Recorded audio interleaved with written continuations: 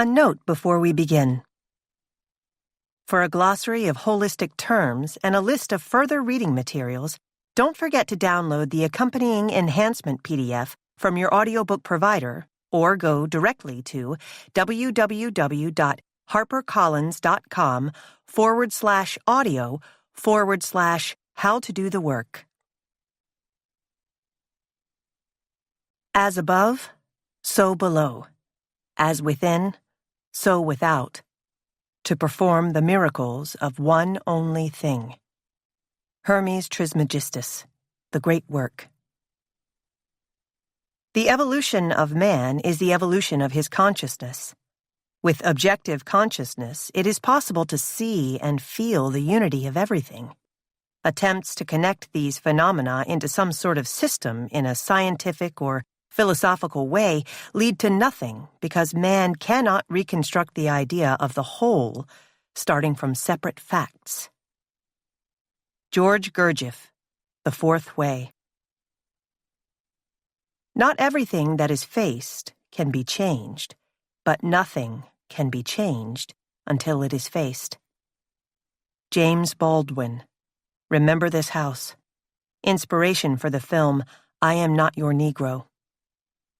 Very truly, I tell you, no one can enter the kingdom of God unless we become illuminated and enlightened to the truth of who we are and where we are going, to the light while we live through love. Jesus, about the great work. A note on doing the work. A long, rich tradition of the work of transcending our human experience has been passed down by different messengers throughout the ages. The ancient Hermetic tradition spoke of mysterious alchemy, while modern mystics, such as George Gurdjieff, urged seekers to engage more deeply in the world by attaining higher levels of consciousness. We see similar language used in the required knowledge for anti-racism training and the necessary dismantling of systemic oppression, as well as in substance use recovery models like 12-step programs. What all of these iterations of the work share, and what this book will foster and continue, is the pursuit of insight into the self and our place in our community. The goal of my work is to provide you with the tools to understand and harness the complex interconnectedness of your mind, body, and soul. This will foster deeper, more authentic, more meaningful relationships with yourself, with others, and within the greater society. What follows is my journey, and I hope that it inspires you to find your own version of the work. Preface. Dark Night of the Soul. Poets and mystics always seem to have their transcendental awakenings somewhere divine, on a mountaintop, while staring off into the open sea, by a babbling brook, next to a burning bush. Mine happened in a log cabin in the middle of the woods, where I found myself sobbing uncontrollably into a bowl of oatmeal.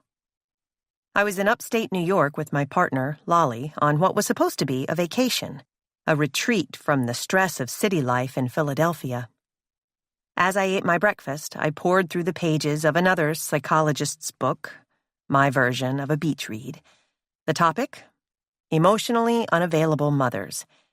As I read it, for professional enrichment, or so I believed, the words activated an unexpected and confusing emotional response. You're burnt out, my partner Lolly offered. You need to take a step back. Try to relax. I brushed her off.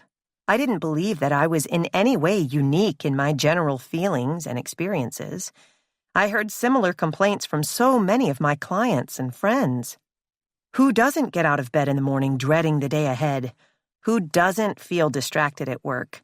Who doesn't feel distanced from the people they love? Who in the world can honestly say that they aren't living each day for their vacation? Isn't this just what happens when you get older? I had recently celebrated my 30th birthday and thought to myself, is this it?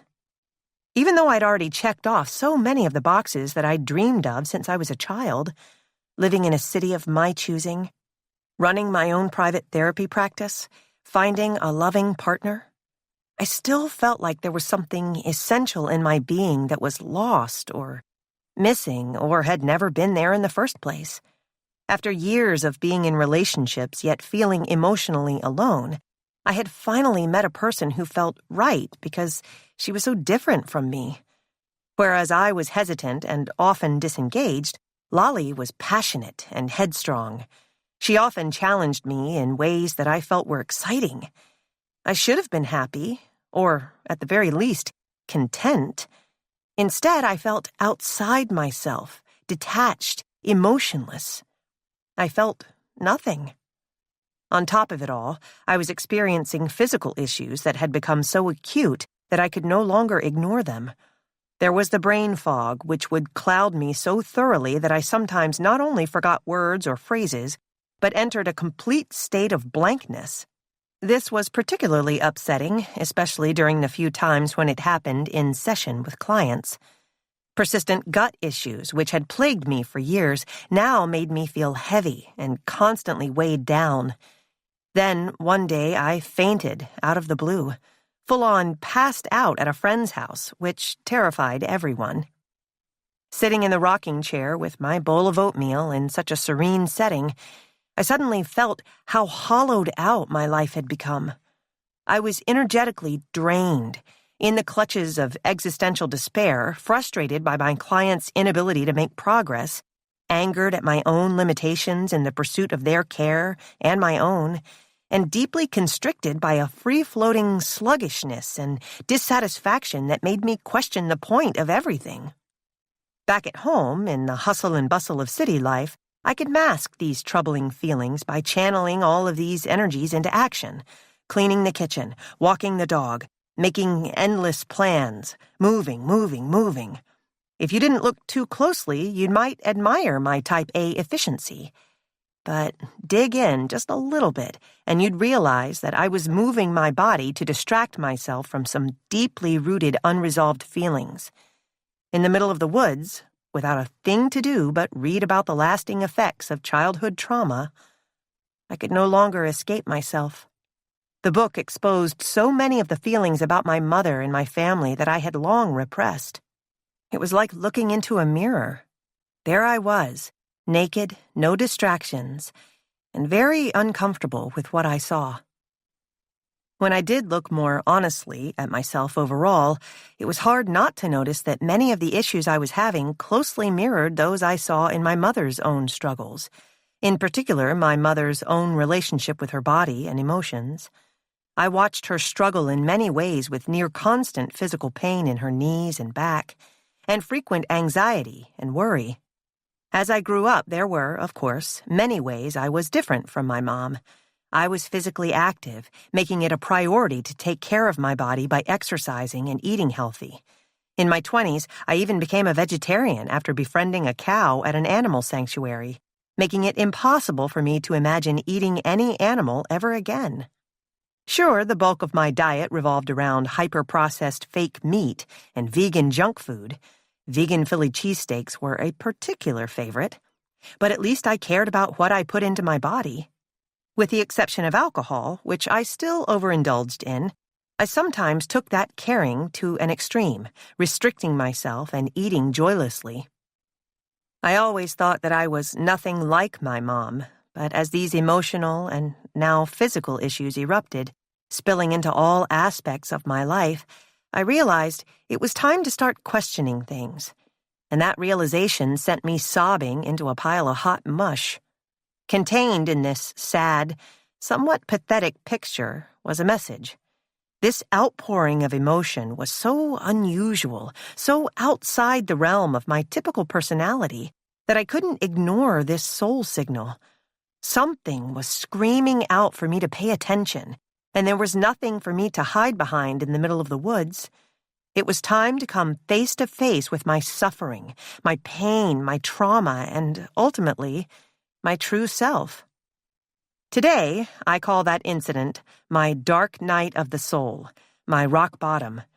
Hitting rock bottom is like a death, and for some of us, it can literally bring us close to death. Death, of course, enables rebirth, and I emerged determined to figure out what was wrong. That painful moment brought the light in, revealing so much of myself that I buried. Suddenly, clarity hit. I need to find change. I had no idea that this insight would lead to a physical, psychological, and spiritual awakening and eventually become an international movement. Initially, I focused on what I felt was most pressing: my body. I assessed myself physically. How was I sick, and where was this sickness manifesting? I knew intuitively that the way back would start with nutrition and movement. I enlisted Lolly, who I call my Energizer Bunny of self-improvement, to help keep me on the path to honestly dealing with how I was mistreating my vessel. She kicked me out of bed in the morning, shoved dumbbells into my hands, and forced us to consciously move our bodies several times a day. We dug into nutrition research and found that many of our ideas about what was healthy were debatable. We began a morning ritual incorporating breath work and meditation, again, every day. Though I participated somewhat begrudgingly at first, and there were missed days, tears, sore muscles, aching souls, and threats of quitting, after many months, a routine took hold. I began to crave this new routine, and I felt stronger physically and mentally than I had in my entire life. As my body began to heal, I began to question so many other truths that I had once felt were self-evident. I learned new ways of thinking about mental wellness. I realized that a disconnect among mind, body, and soul can manifest as sickness and dysregulation. I discovered that our genes are not destiny, and that in order to change, we have to become consciously aware of our thought patterns and habits, which have been shaped by the people we care for, and have been cared for by the most. I discovered a new, wider definition of trauma, one that takes into account the profound spiritual effects that stress and adverse experiences in childhood have on the body's nervous system.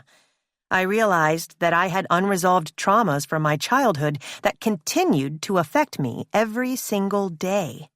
The more I learned, the more I integrated what I was learning into the new daily choices I was consistently making. Over time, I adapted to those changes and began to transform. Once my physiology began to heal, I went deeper, harnessing some of the insights I'd learned in my diverse range of clinical experience and applying them to the knowledge I was building about the integration of the whole person, our physical, psychological, and spiritual selves. I met my inner child, learned how to reparent her, examined the trauma bonds that were holding me hostage, learned how to set boundaries, and began to engage with the world with an emotional maturity that I had never before known was possible, as it had been an entirely unknown state to me.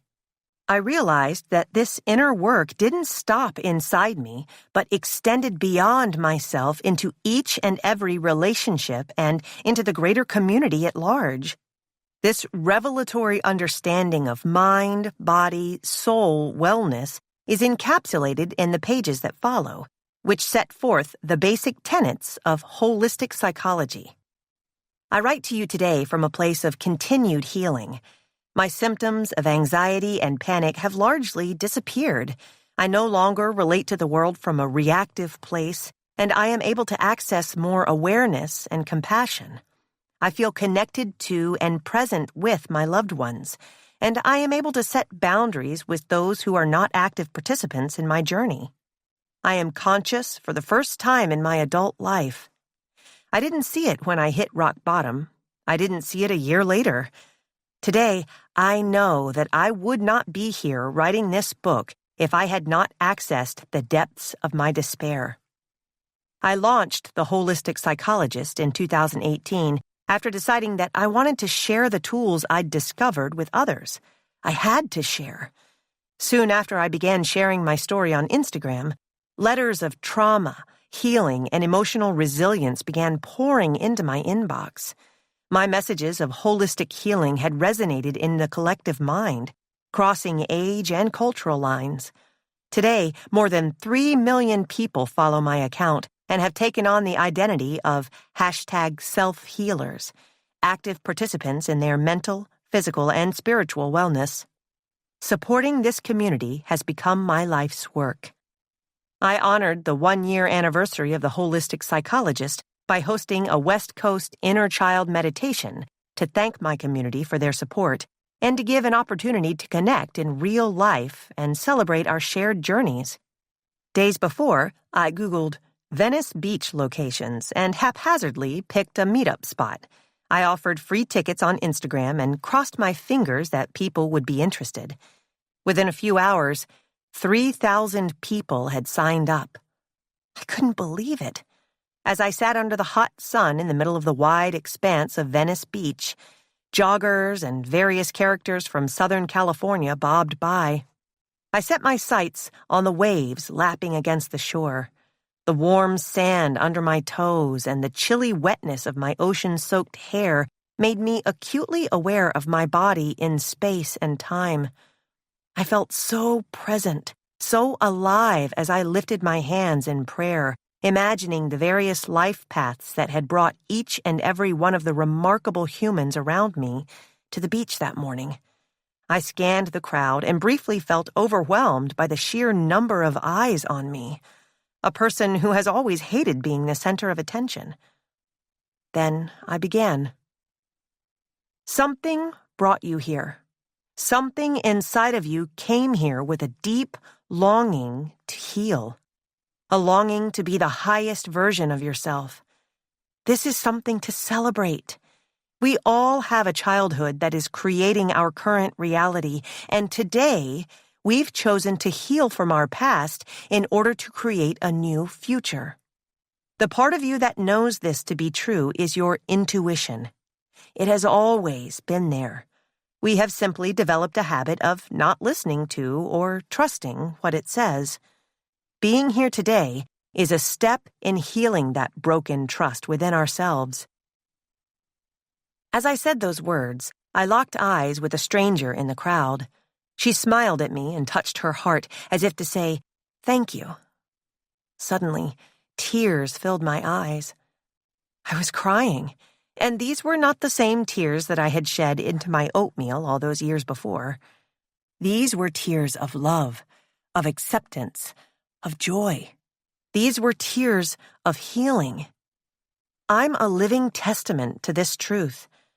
Awakenings are not mystical experiences that are reserved only for monks, mystics, and poets. They are not only for spiritual people. They are for each and every one of us who wants to change, who aches to heal, to thrive, to shine. With your awareness awakened, anything is possible. Introduction.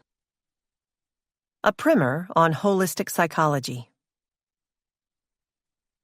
How to do the work is the testament of a revolutionary approach to mental, physical, and spiritual wellness called holistic psychology. It's a movement of empowerment that's committed to the daily practice of creating your own wellness by breaking negative patterns, healing from your past, and creating your conscious self. Holistic psychology focuses on the mind, body, and soul in the service of rebalancing the body and nervous system and healing unresolved emotional wounds. This work gives you the power to transform yourself into the person you've always been at your core. It tells a new, exciting story where physical and psychological symptoms are messages, not lifelong diagnoses that can only be managed. It's a story that gets to the root of chronic pain, stress, fatigue, anxiety, gut dysregulation, and nervous system imbalances that have long been dismissed or ignored by traditional Western medicine. It helps explain why so many of us feel stuck, detached, or lost. It offers practical tools that will enable you to create new habits for yourself, understand the behavior of others, and release the idea that your worth is determined by any person or thing outside yourself. If you commit to doing the work every day, there will come a time when you will look in the mirror and feel awestruck by the person looking back at you.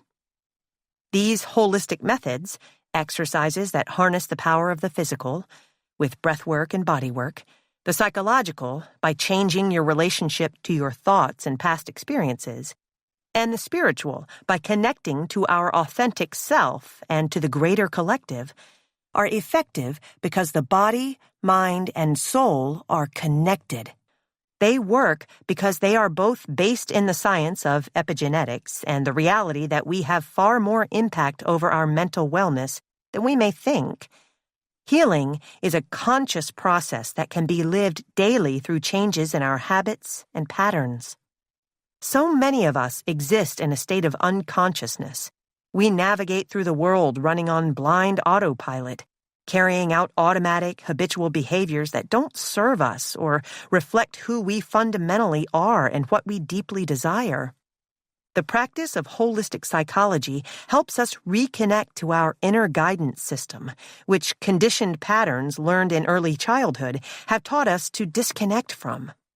Holistic psychology helps us find that intuitive voice, to trust it, and to let go of the personality that has been modeled and shaped by parent figures, friends, teachers, and society at large, allowing us to bring consciousness to our unconscious selves. In these pages, you will find a new paradigm for an integrative approach to healing that incorporates the mind, body, and soul. Please note that I am not advocating for a tearing down of the old model. I'm not suggesting that the tools of conventional psychotherapy and other therapeutic models don't have value. Instead, I'm proposing an approach that embraces aspects of various modalities, from psychology and neuroscience to mindfulness and spirituality practices, in an effort to cultivate what I believe are the most effective and integrative techniques for healing and wellness. I have incorporated lessons and insights from traditional models like cognitive behavioral therapy, CBT, and psychoanalysis, while also bringing in holistic aspects that are, as of this writing, not entirely embraced by mainstream psychology. It's important to understand that the practice of holistic psychology is rooted in freedom, choice, and ultimately empowerment. Some things will resonate, others won't. The objective is to use the tools that work best for you. Just the act of choosing will help you connect more deeply to your intuition and your authentic self. Learning to heal yourself, self-healing, is an act of self-empowerment. Self-healing is not only possible, it is our reality as human beings, because no one outside of us can truly know what is best for each of us in our uniqueness. Problematically, for far too many of us, quality health care, especially mental health care, is out of reach. We live in a world where there are gross inequities in access according to where we live, what we look like, and who we are.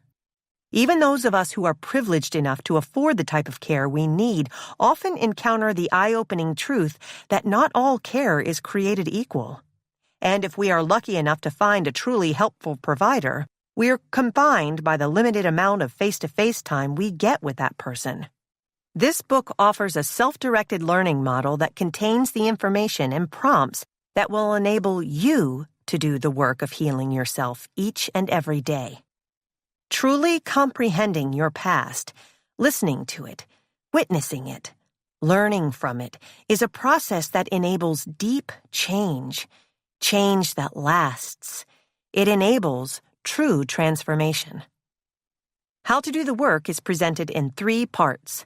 The first part provides the foundation as we become aware of our conscious self, the power of our thoughts, and the influence of stress and childhood trauma on all the systems of our bodies.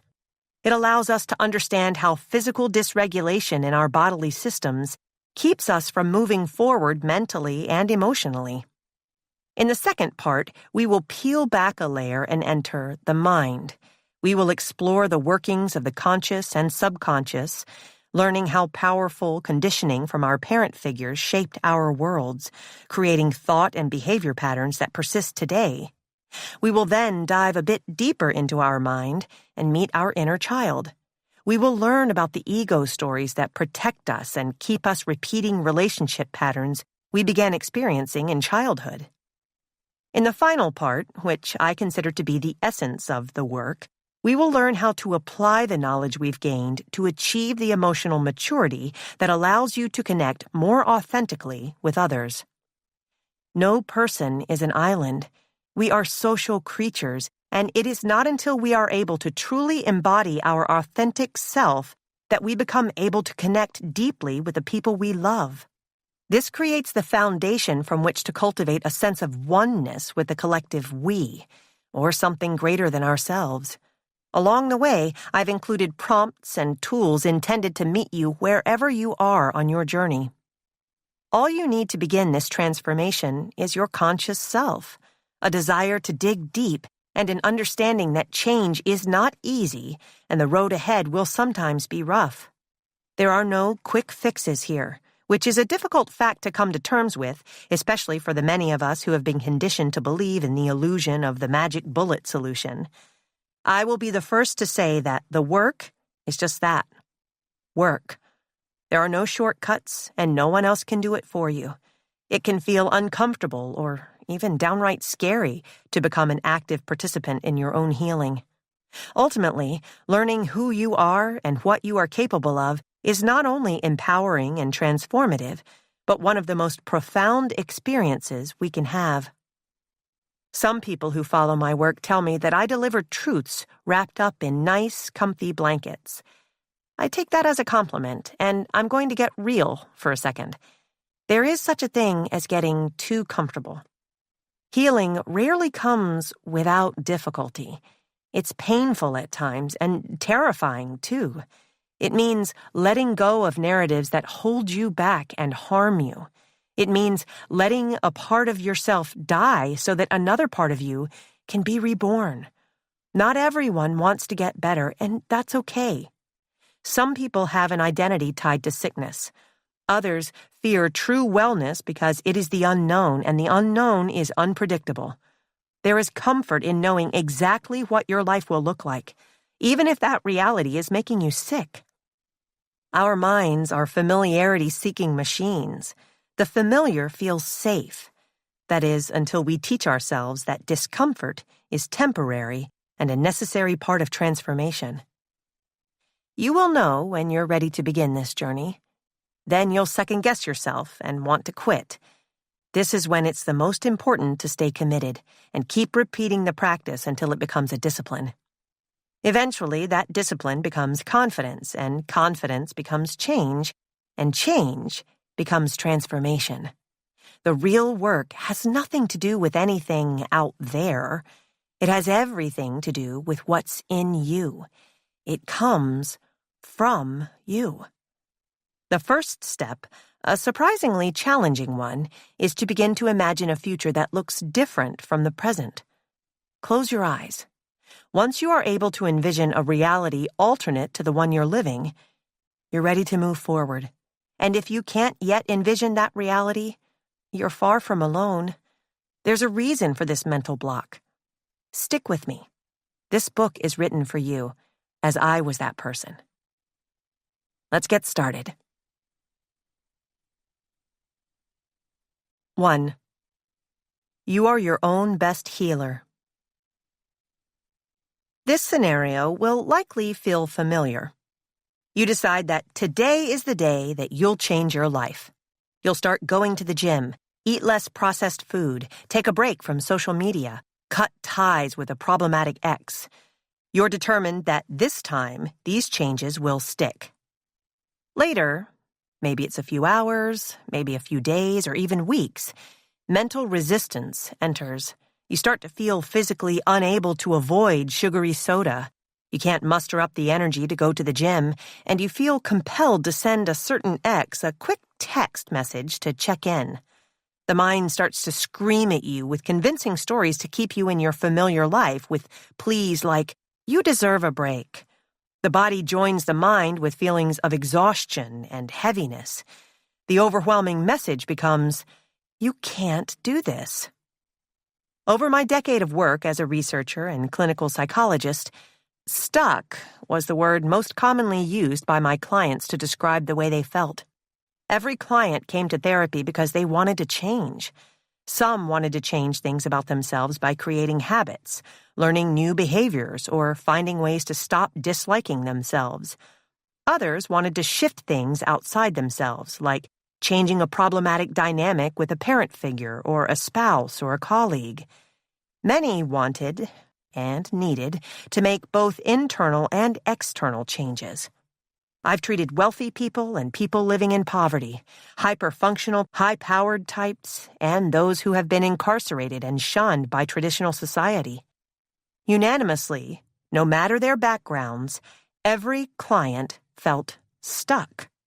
Stuck in bad habits, damaging behaviors, predictable and problematic patterns, and it made them feel lonely, isolated, and hopeless. Almost all of them worried about how this stuckness was perceived by others and often obsessed about the many ways everyone in their lives perceived them.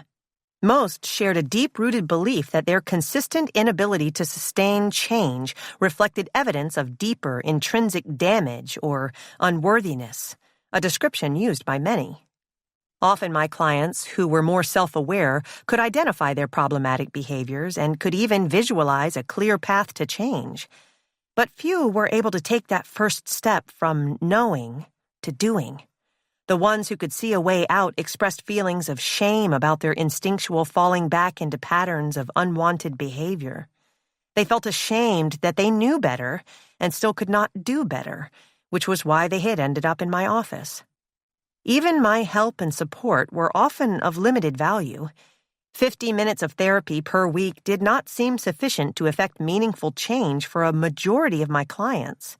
Some became so frustrated by this unfulfilling merry-go-round that they stopped seeking therapy altogether. Although many others benefited from our time together, the improvements were painfully slow to come. A session would seem highly productive, and then the same client would return the next week with stories that reflected the same predictable set of problems. Many clients expressed incredible insight in therapy, piecing together all the patterns that held them back, and would then feel unable to resist the instinctual pull toward the familiar in real life, outside of my therapy office. They could look backward and see the issues, yet they hadn't built the capacity to apply that insight in real time to their present life. I observed similar patterns with people who went through deeply transformative experiences, those who attended intensive retreats or mind-altering ayahuasca ceremonies, and then, over time, slid right back into the old unwanted behaviors that had sent them looking for answers in the first place. Their inability to move forward after experiencing something so seemingly transformative threw many of my clients into crisis. What is wrong with me? Why can't I change? What I came to realize is that therapy and singular transformative experiences, like ayahuasca ceremonies, can take us only so far along the path to healing. To truly actualize change, you have to engage in the work of making new choices every day. In order to achieve mental wellness, you must begin by being an active daily participant in your own healing. The more I looked around, I saw the same frustration, even beyond my practice among my circle of friends. So many of them were taking medication for insomnia, depression, and anxiety. Some hadn't officially been diagnosed with any type of mood disorder, yet they were channeling a lot of the same symptoms into seemingly acceptable expressions, such as hyperachievement, constant traveling, and obsessive social media engagement. These people were the ones who got straight A's, who finished their assignments weeks before they were due, who ran marathons, who landed high-stress jobs and excelled in pressure cooker environments. In many ways, I was one of these people. I knew firsthand the limits of the traditional model of mental health care. I started therapy in my 20s when I was plagued by near-constant panic attacks while dealing with my mother's serious heart condition. Anti-anxiety medication helped me through, but I still felt listless, detached, tired. Older than my years, I was a psychologist, someone who was supposed to help others understand their inner world, yet I continued to be a stranger to and unable to truly help even myself. My path. I was born into a typical middle-class family in Philadelphia. My dad had a stable 9-to-5 job, and my mom kept the home. We ate breakfast at 7 o'clock a.m. every morning and dinner at 5:30 p.m. every evening. The family motto was, "Family is everything," and by all outside estimations, that motto rang true. We were the picture of middle-class normalcy and happiness, an all-American projection that clouded the reality. In fact, we were a sick family. My sister suffered from life-threateningly serious health issues as a child, and my mother struggled with her own phantom pains that confined her to bed for days. Though my family never talked openly about my mother's illness, I was aware. I knew that my mom was suffering. I knew that she was sick. I knew that she was not present because she was in pain. I knew that she was distracted and chronically anxious. Amid all the stress, my emotional world could understandably be forgotten. I was the third and last child, a happy accident, they'd say. My siblings are significantly older than I. My brother could vote by the time I came around, and they never really shared my experiences. As many of you know, even if you live in the same home, you never truly live the same childhood. My parents joked that I was their Christ child. I slept well, hardly caused issues, and more or less kept out of trouble. I was an active kid who was filled with lots of energy and was always on the go. I learned very early on to ease any burden of my existence by being as near to perfect as possible in all of the ways I knew I had excelled. My mother was not particularly expressive with her emotions. We were not really a touchy family, and physical touch was minimal. To my memory, I love yous in childhood were very inconsistent. In fact, the first time I really remember hearing those words expressed openly was when my mother was undergoing heart surgery when I was in my early 20s. Don't get me wrong, I did have an inner knowing that my parents loved me very much. I would learn later that my mom's parents had been cold and detached in their own displays of love and affection. My mom, a wounded child herself, had never been shown the love she craved deeply. As a result, she was unable to express love to her own children, whom she did love deeply. Overall, the family lived in a general state of emotional avoidance, where anything unpleasant was merely ignored. When I started acting out, briefly dropping the Christ child pose, partying before I'd even officially become a teenager, and stumbling home with red eyes and slurring my words, no one said a word to me about my behavior. This avoidance would carry on until someone's repressed emotions would bubble up, overwhelm them, and explode. That happened once when my mom read a personal note of mine, discovered evidence of my drinking, and became hysterical, throwing things, crying, and shrieking, "You're going to kill me! I'm going to have a heart attack and drop dead right this moment!" Growing up, I often felt different from others I met, and for as long as I can remember, I was drawn to understand what made people behave as they did. Not surprisingly, eventually I found myself wanting to be a psychologist. It's not only that I wanted to help people, I wanted to understand them. I wanted to point to research and be able to say, "See, this is why you are the way you are. This is why I am the way I am." That interest led me to Cornell University, where I studied psychology, and then to a PhD program in clinical psychology at the New School for Social Research in New York. Because of the scientist-practitioner model the program followed, I was required to both do research and provide therapy. I was a sponge, eagerly soaking up all the information I possibly could about various approaches to therapy, knowing I wanted to practice in a way that would truly help others to understand themselves and to heal. There I learned cognitive behavioral therapy, CBT, a standardized approach to therapy that is highly prescribed and goal-oriented. During CBT sessions, clients often focus on one issue, maybe depression, anxiety in crowds, or marriage troubles. The objective of this practice is to help a patient identify the flawed thought patterns that underlie their behavior, a process that can help some find relief from consistent problematic feelings.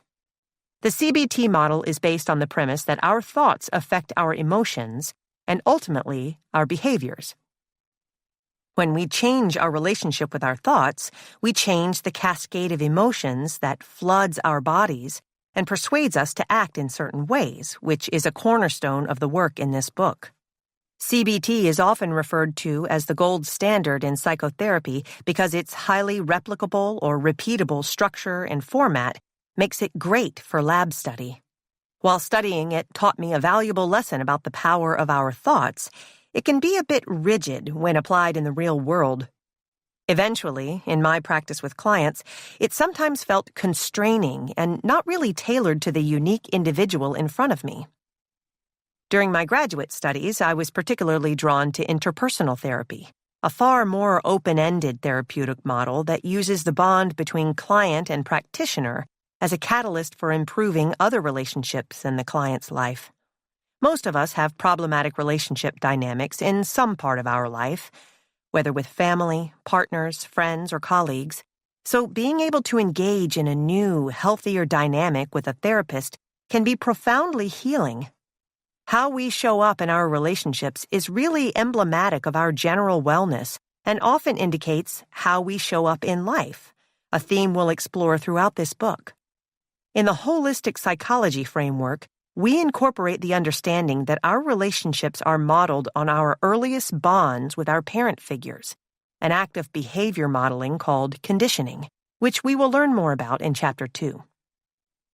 Over the course of my training, I studied psychodynamic approaches, theories of the mind that suggest that people are driven by forces inside them. I studied these models, ones usually associated with the cliché of the couch and the pipe-smoking analyst, at both the New York Psychoanalytic Society and Institute and the Philadelphia School of Psychoanalysis. There I learned about the pull of the subconscious, the deeply embedded part of our psyche that holds our memories and is the source of our drives or automatic instincts or motivations. As I started practicing therapy, the insight I gained into the role of our subconscious was profound. I kept noticing that all of my clients would realize the aspects of their lives they needed to change, using substances as distractions, flying into anger in romantic relationships, reverting to childlike behaviors in familial relationships. Yet every time, they'd return to therapy with a story that reflected the same repeated subconscious cycle. I saw it in myself, too. That realization was instrumental in the creation and evolution of the philosophy of holistic psychology. While I learned these new modalities, I started to research and work in the substance use recovery field. I ran outpatient and inpatient substance treatment groups and facilitated a program to help those with substance abuse issues develop the interpersonal skills to support their recovery processes. This helped me gain perspective into the actual lived experiences of those who struggle to control their substance use. Eventually, these experiences led me to the conclusion that addiction isn't limited to specific substances and experiences such as alcohol, drugs, gambling, and sex. Cycles of human emotions can be addicting too. Emotional addiction is particularly powerful when we habitually seek or avoid certain emotional states as a way to cope with trauma. Studying addiction showed me the inextricable link between our bodies and minds, as well as the central role of the nervous system in mental wellness, a topic that we will discuss in detail later in this book. At various points in my postdoctoral work, I tried to incorporate outside elements into my psychology practice. I felt that mindfulness gave us tremendous opportunities for self-reflection and self-awareness. After conducting and publishing my own research on this topic, I tried to convince my doctoral advisor to let me study the practice of meditation and its effect on addictive behaviors for my dissertation project. I was denied. He didn't believe that mindfulness had therapeutic value. He saw it as a fad, not something worthy of study. Looking back now, I can see that a path was unfolding before me. My inner guide was showing me all that I needed to create a holistic model of healing. I opened my own private practice where I incorporated many aspects of all the modalities that I had studied. Though I was offering an integrative approach to therapy several years in, I started to feel frustrated. My clients were gaining some awareness, but the changes were slow. I could feel their confidence leaving them, and simultaneously, I felt my own confidence waning. I looked around me. really looked as if for the first time. It's not an exaggeration to say that every single one of my clients who came to me for psychological treatment also had underlying physical symptoms. Long out of school, I started to ask new questions. Why did so many of my clients suffer from digestive issues, ranging from irritable bowel syndrome, IBS, to constipation? Why were there such high rates of autoimmune diseases? And why did almost all of us feel panicky and unsafe almost all the time? I can say with certainty that I would not have found my path without the mainstream training I received in school. I brought so much of what I learned in the academic setting into my creation of holistic psychology. But the more I discovered on my own about the mind-body-soul connection, the more clearly I saw the limitations of my traditional training. Mind-body-soul connection. Close your eyes. Picture a lemon. See its glossy yellow skin. Hold it in your hands. Feel its ridges.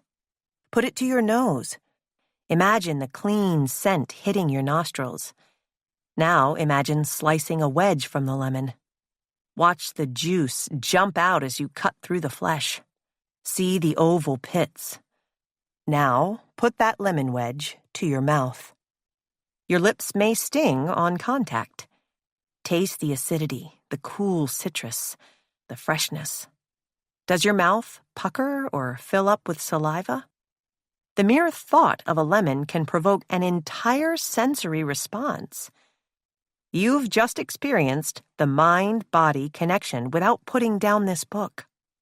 This visualization exercise is a simple but powerful way to show how mind and body are united. Unfortunately, Western medicine is constrained by the belief that the mind and body are separate entities. Clinicians treat the mind, psychology or psychiatry, or the body, every other branch of medicine, and rarely incorporate treatment for both at the same time. This arbitrary separation of mind and body holds medicine back from its potential for healing and sometimes even makes us sicker in the process. Indigenous and Eastern cultures, on the other hand, have fully understood and honored the connections among the mind, body, and soul/spirit, the sense of something higher than ourselves, for thousands of years. They have long used ritual and ceremony to tap into the self in order to connect with ancestors for guidance and clarity, and operated with an inner knowing that a whole person is made up of interconnected parts. Mainstream Western medicine has long deemed this connection unscientific. In the 17th century, the concept of mind-body dualism, a literal disconnection between the mind and body, was birthed by the French philosopher René Descartes. This dichotomy persists 400 years later. We still treat the mind as distinct from the body. If you're sick psychologically, you see one type of doctor, have one set of medical records, and end up in one type of hospital. If your symptoms are deemed physical, the process plays out much differently. As technology advanced in the 19th century, we learned more about human biology and the ways in which things in our environment, viruses, bacteria, can harm us. Medicine became a field of intervention. When symptoms emerge, a physician is there to manage them, either by eradicating them, with surgery, for example, or by treating them, with prescription medicines that come with known and unknown side effects.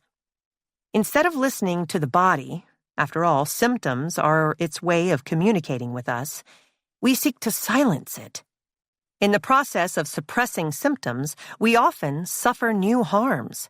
The idea of a whole-person approach to care has been cast aside for a symptom management approach, and it has created a vicious cycle of dependence. It's what I call the Band-Aid model, where we focus on treating individual symptoms as they arise and never look at the underlying causes. Psychiatry once called itself the science or study of the psyche or soul. Today, the focus of psychiatry has become overwhelmingly biological. You're much more likely to be asked about a family history of mental illness and be given a prescription for antidepressants than to be asked about childhood trauma or given guidance about your nutrition and lifestyle. The field has fully embraced the protocol of the Diagnostic and Statistical Manual of Mental Disorders, DSM-5, created by the American Psychiatric Association, which catalogs symptoms as a means to a diagnosis, typically a disorder which is genetic or organic in origin, not environmental or learned. By assigning a genetic cause, we naturally imagine our sickness to be part of who we are. When we become a diagnosis, it decreases incentive to change or try to explore root causes. We identify with the label. This is who I am. Since the turn of the 20th century, we've believed in genetic causes of diagnoses, a theory called genetic determinism. Under this model, our genes, and subsequent health, are determined at birth. We are destined to inherit or be exempt from certain diseases based on the blind luck or misfortune of our DNA.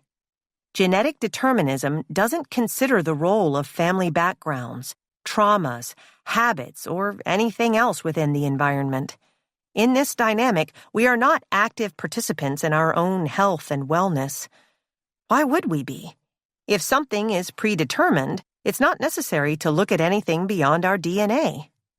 But the more science has learned about the body and its interaction with the environment around it, in its myriad forms, from our nutrition to our relationships to our racially oppressive systems, the more complex the story becomes.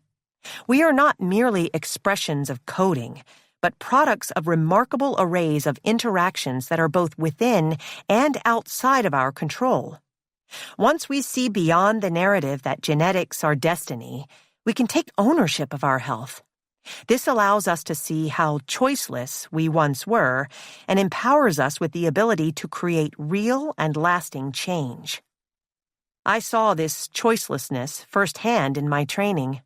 I, too, was taught that psychiatric disorders are genetic, that each of us has been handed down a destiny in our DNA, and there's very little, if anything, we can do about it. My job was to catalog symptoms: insomnia, weight gain, weight loss, anger, irritability, sadness, and offer a diagnosis that I then would attempt to treat by offering a supportive relationship through therapy. If that wasn't enough, I could refer the patient to a psychiatrist who would prescribe psychotropic medication. Those were the options. There were no discussions about the body's role in what we knew as mental illness, and we were never counseled to use words like healing or wellness. The idea of harnessing the power of the body to help heal the mind was dismissed as anti-science, or worse, New Age nonsense. When we don't ask how we can contribute to our own wellness, we become helpless and dependent. The message we learn is this: we are totally at the whim of our bodies, and the only way to feel okay is to put our health into the hands of clinicians who have the magic bullets that can make us better, who have all the answers, who can save us. But the reality is that we get sicker and sicker. As I started to question the status quo, I came to this realization. We find ourselves unable to change because we are not being told the whole truth about our human existence. The power to transform. There is an awakening going on right this moment. No longer do we need to accept the narrative of faulty genes as our fate.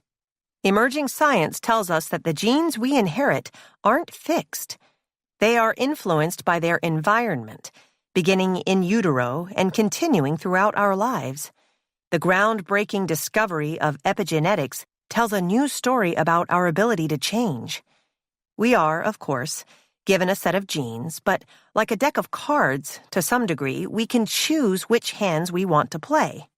We can make choices about our sleep, nutrition, relationships, and the ways we move our body that all alter gene expression. Biologist Bruce Lipton has been spreading the gospel about the role of epigenetics for years and calls its influence the new biology. Along the way, he has been a powerful critic of genetic determinism as a gross distortion of the truth of our biology.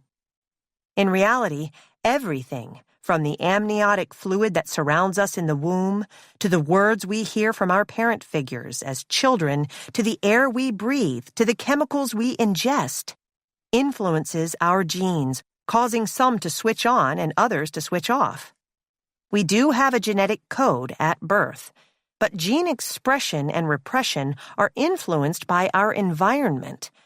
In other words, our life experiences alter us at the cellular level. The science of epigenetics has shifted us away from the disease management model to a new paradigm that recognizes the impact of our daily environment on our health. The result is a radically new perspective. We can be active participants in our own well-being. This goes for our physical health and risk for developing diseases such as diabetes and cancer, as well as for our mental and emotional health. Epigenetic factors play a significant role in the development of psychiatric conditions. This is shown in identical twin studies where one twin develops a serious mental illness, such as schizophrenia or bipolar disorder, and the other does not. Studies of stress, as early as in the womb, and its connection to the development of mental illnesses later in life also show the profound ways in which our environment affects every part of the body, including its most powerful organ, the brain. Addiction and trauma specialist Dr. Gabor Mate, for example, has written extensively about the deep imprints emotional stress leaves on the structure of the brain, causing many common physical and psychological illnesses. The idea that genetics are not destiny was a profound realization for me personally. I believed that because my family was sick, I was destined to be sick too. The epigenetic perspective gave me the tools to reframe my perception of my own body. I may have inherited certain propensities from my family, but that didn't mean I had to become them. Studies have shown that the influence of epigenetics transcends generations. Our ancestors' lived experiences shaped their DNA, which in turn shapes ours. That means our lives don't end with us, but are passed down, the good and the bad, the trauma and the joy. In studies of mice in lab settings, not only did those that were exposed to extreme diets or stress display changes in their heart and metabolism, but so did their offspring and their offspring's offspring, and so forth. There is evidence that this applies to humans, too. Studies show that the children of trauma survivors, including those who endure ongoing systemic racism, have shown health issues similar to those of their parents, as well as increased rates of many diseases. If the genes we inherited were adversely affected by the experiences of generations before us, how do we stop the cycle? Some environmental factors are out of our control. We cannot choose the circumstances of our childhoods, let alone the circumstances of our great-grandparents' childhoods. But many factors are within our control. We can provide ourselves with the nurturing we may not have received as children. We can learn to give ourselves secure bonds and the ability to create a sense of safety. We can change what we eat, how often we exercise, our state of consciousness, and the thoughts and beliefs we express. As Dr. Lipton put it, this is really what the whole new biology is all about. Take us away from, you are the victim of life, to introducing the fact that we are the creators of our life. We are not only our genetic wiring. Once we understand this, the more inadequate the traditional deterministic approach of recircuiting faulty wiring through interventions such as medicine and surgery seems. We can, and should, help heal our bodies and our minds to create wellness for ourselves. The placebo effect. The more I learned about epigenetics, the more I began studying the literature of healing and transformation. I learned about the power of belief and the placebo effect, which is a term that describes the power of an inert substance, such as a sugar pill, to improve symptoms of illness. I've been obsessed throughout my life with stories of spontaneous remission and people overcoming the most debilitating illnesses, seemingly impossible without medical intervention. Even still, these stories always seemed radical. They seemed more like miracles than anything scientifically valid. The mind can create real, measurable changes in the body, and the placebo effect is mainstream science's recognition of this fact.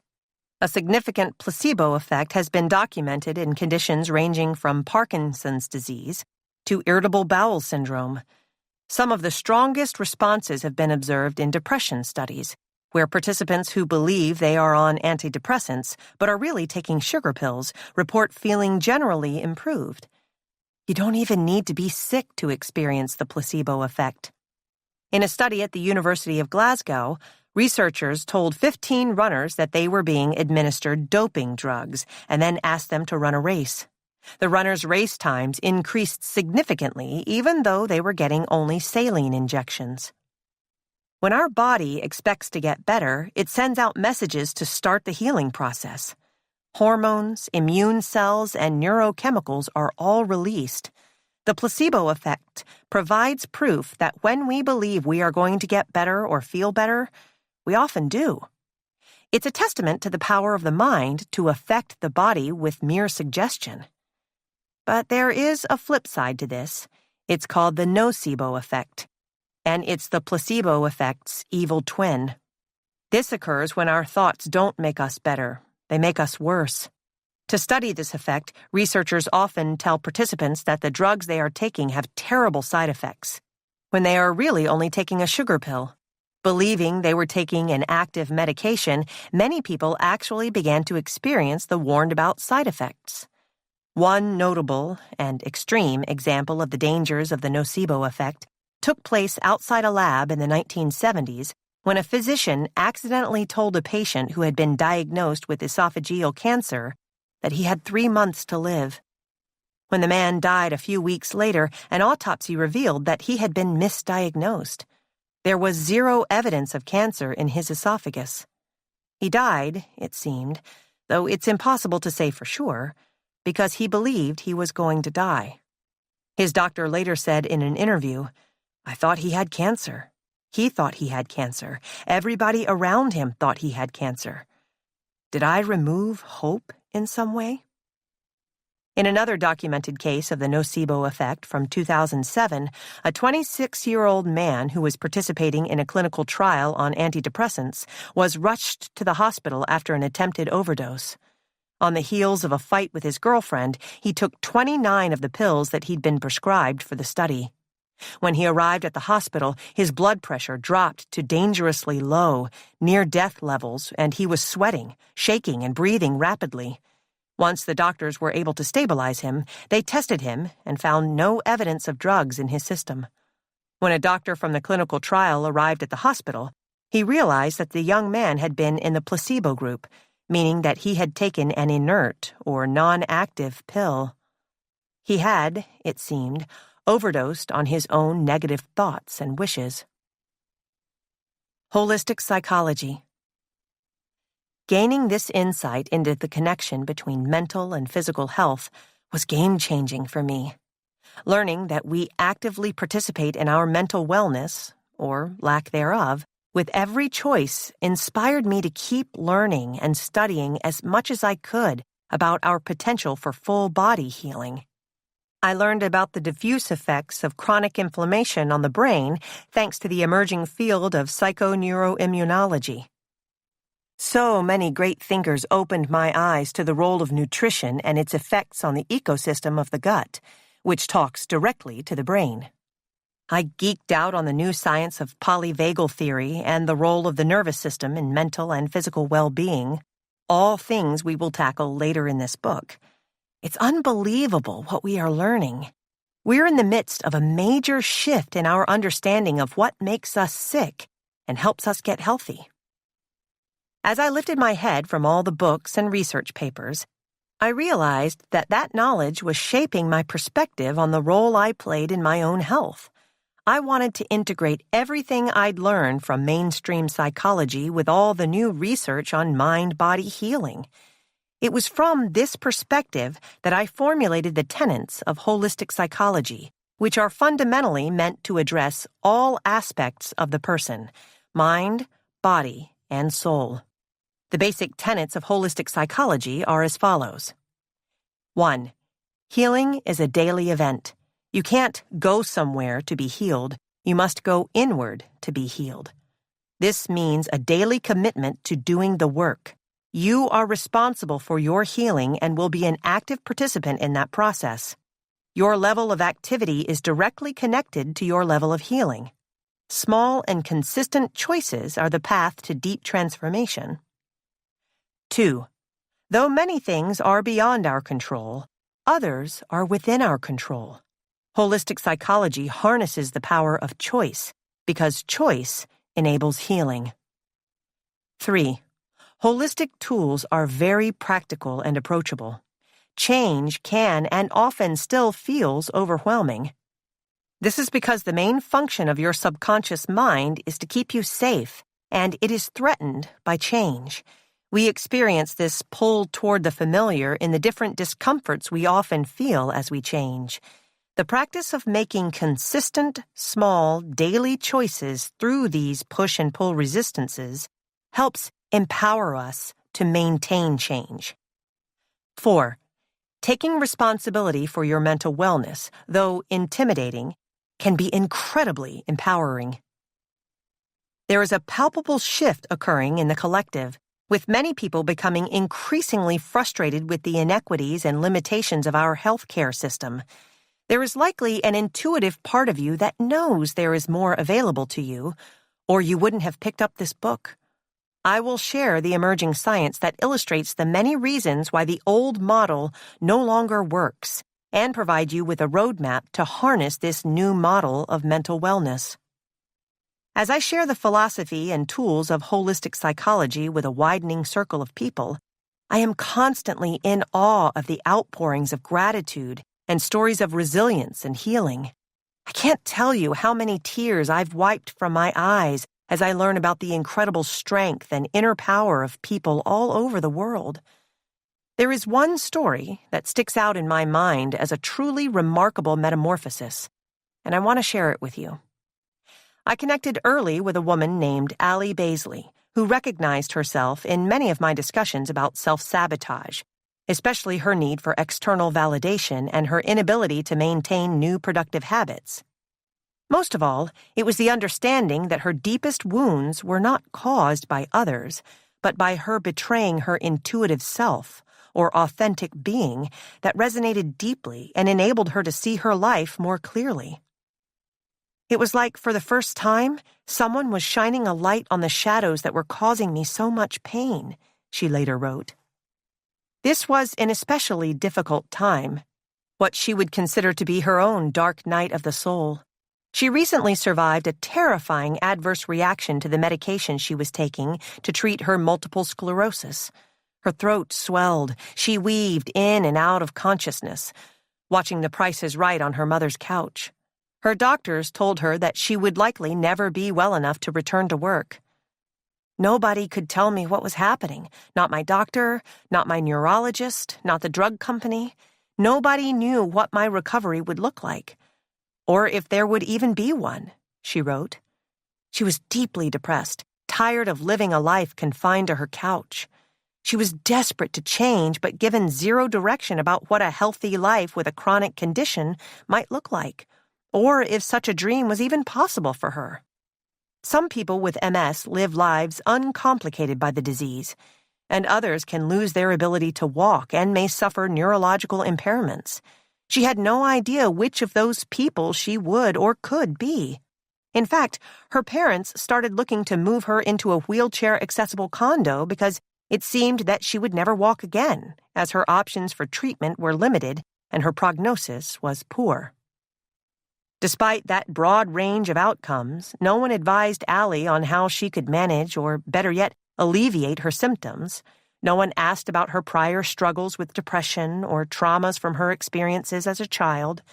No one even asked her how she could take part in her own healing, because that was not a part of the vocabulary of care used by mainstream medicine. Allie had to investigate those things herself. During that low point, Allie was scrolling through social media on her phone when she saw my post on self-betrayal. She read about how to heal self-betrayal by rebuilding the trust you have with yourself, and was inspired to take a meaningful step forward. She decided to make and keep one small daily promise to support her health. The smaller and more sustainable, the better. She promised herself to drink 1 glass of water every morning before her coffee. At first, she felt silly. How can 1 glass of water change my life? Still, she set a reminder on her phone at 6:45 a.m. to drink that water and followed up dutifully. A week in, she resisted the urge to make other changes and instead focused on that daily win of drinking her water. She paused after drinking her water to congratulate herself and reflect on how proud she was that she stuck to it. OMG, she would say to herself. Look at you go. 30 days later, Allie added journaling to her morning ritual and began to follow my prompts for an exercise that I call Future Self Journaling. You can grab the whole guide for free at yourholisticpsychologist.com. And created for my own healing. This practice enables you to consciously create new neural pathways in the brain that will lead to new desired thoughts, feelings, and behaviors. Before Future Self-Journaling, Allie always wanted to have a journaling practice but could never maintain it. It was only when she combined journaling with the glass of water, a practice that was already integrated into the rituals of her life, that she kept that promise to herself. Soon into the practice, she discovered that it felt safer to be kinder to her future self than to her current self, and her writing reflected that softer approach. The more she wrote about herself in a kinder way, the more she began to notice the constant chatter of negative self-talk running through her head all day long. The more she started to trust herself, the quieter the chatter became, and the more her daily acts of self-care and self-love started to extend out into the rest of her life. Allie calls what followed a rebirth. She discovered the work of Dr. Terry Walls and her namesake protocol, a nutrition and lifestyle program that helps treat symptoms of MS. She began to set boundaries. She began to practice daily meditation, yoga, and journaling. She began to interact with her environment on a whole different level. And of course, she still drank that daily glass of water. Every single day. I feel more at home within myself today than I have in the past 14 years, she wrote in a blog post. The dreams that have lived with me my whole life have been reignited. Today, Allie's MS has been in remission for over a year. Once confined to a couch, she now can not only walk upstairs, but has started cycling and even running, 2 activities she thought that her MS had forever stolen from her. Allie's story shows us the power of choice. She learned that even when faced with a grim diagnosis, she had within her the power to make beneficial changes. This acceptance of choice in our health and well-being is the first takeaway that I hope stays with you as you continue forward on your own journey. Do the work. See if you are stuck.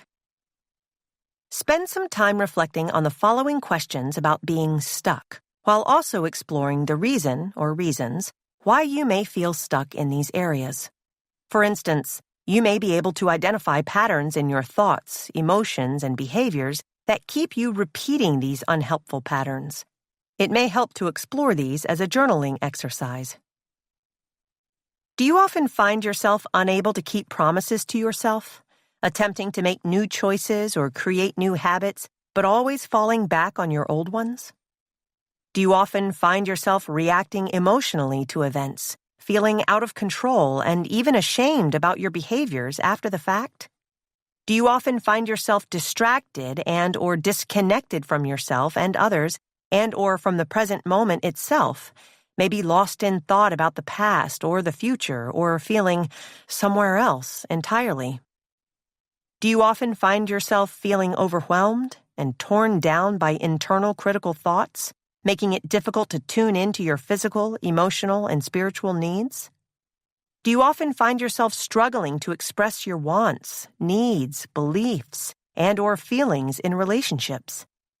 Do you often find yourself feeling overwhelmed or unable to cope with stress or any or all of your feelings?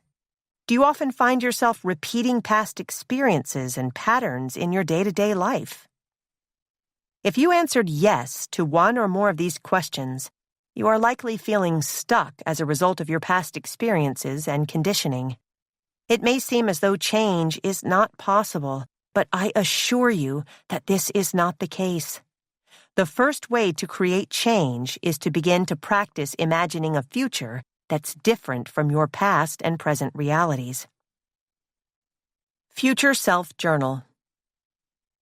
Future Self-Journaling, FSJ, is a daily practice aimed at helping you break out of your subconscious autopilot, or the daily conditioned habits that are keeping you stuck repeating your past.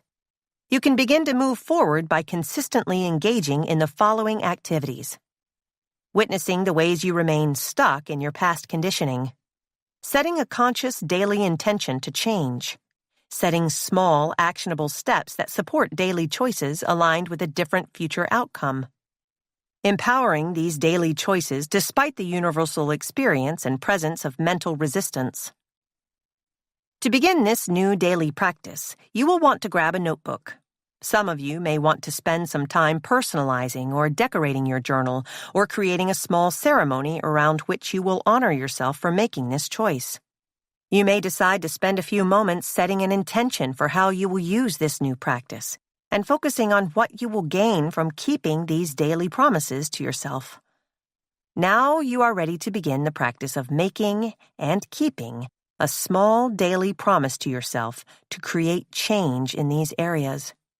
If you are someone like myself, or Allie, or the million other people who are struggling with self-betrayal as a result of their past experiences, know that you are not alone.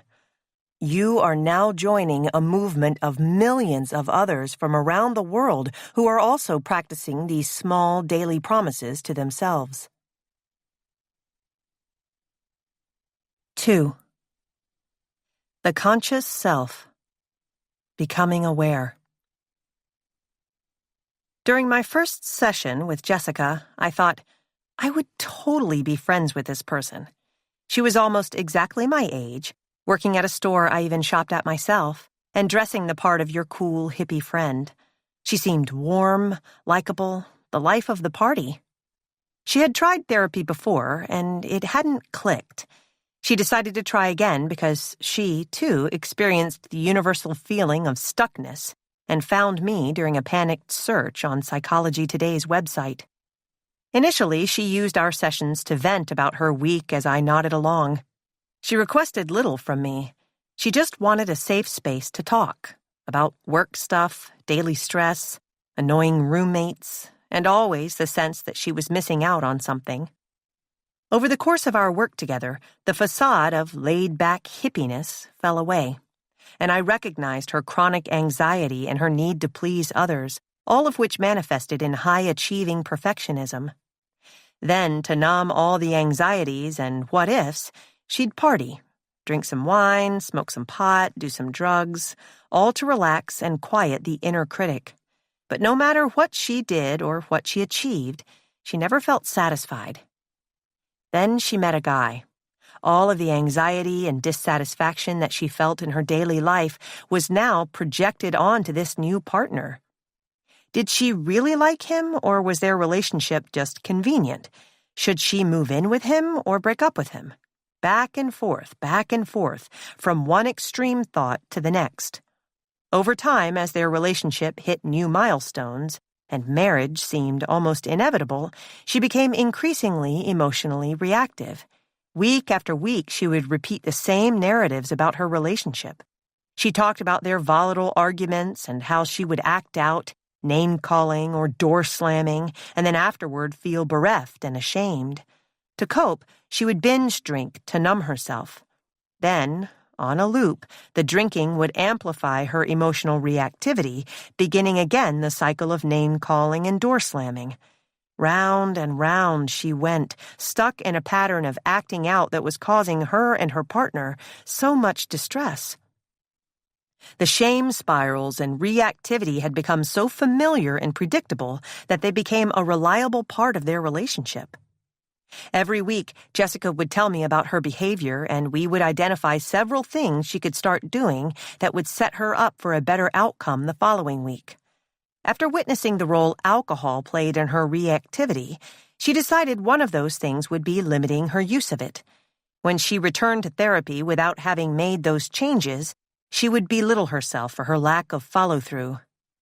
"As usual," she would say, "I haven't stuck with anything I said I would." 2 years into our weekly therapy sessions, she got so frustrated that she angrily blurted out, "Maybe I should take a break from therapy. I just come here repeating myself over and over again." It wasn't the first time I heard this frustration expressed.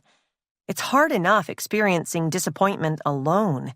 It's even harder to have a witness to your perceived failures. It's understandable how clients can begin to see me, or any other therapist, as a disapproving parent figure. The trouble was, she couldn't move forward.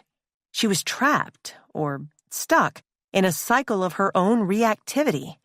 Every thought that crossed her mind became a belief, a communication expressed by her core self.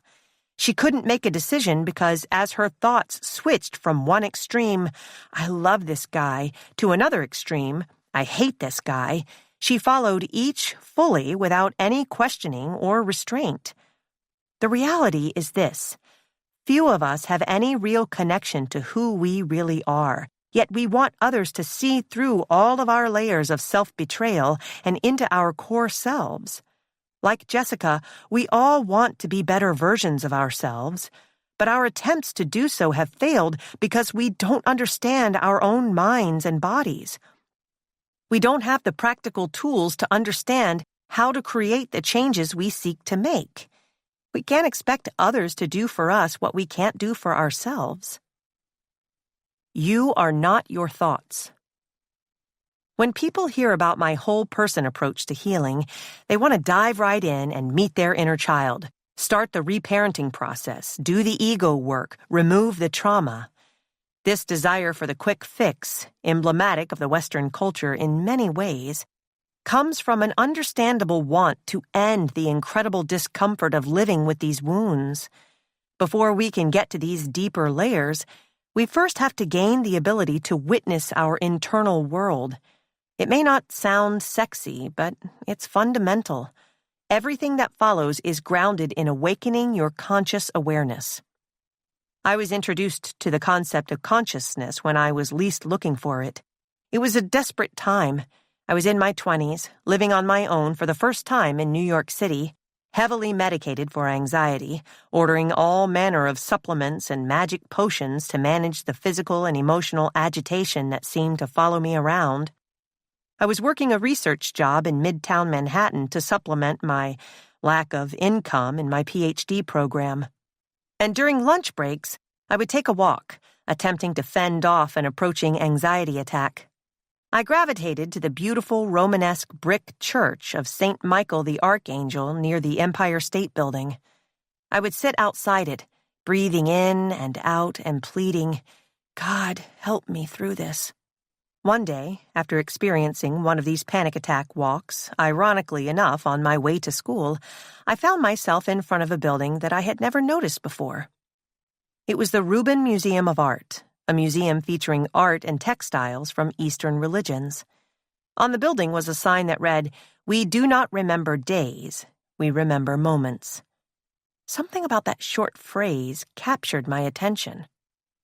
When I got home, I Googled the quote, the source of which turned out to be the 20th century Italian poet Cesare Pavese, which led me to an abundance of literature on the power of the present moment. Intrigued, I dove down a rabbit hole of personal research, one stream of inquiry spilling into the next, which eventually led me to the concept of consciousness. It's a word we all know.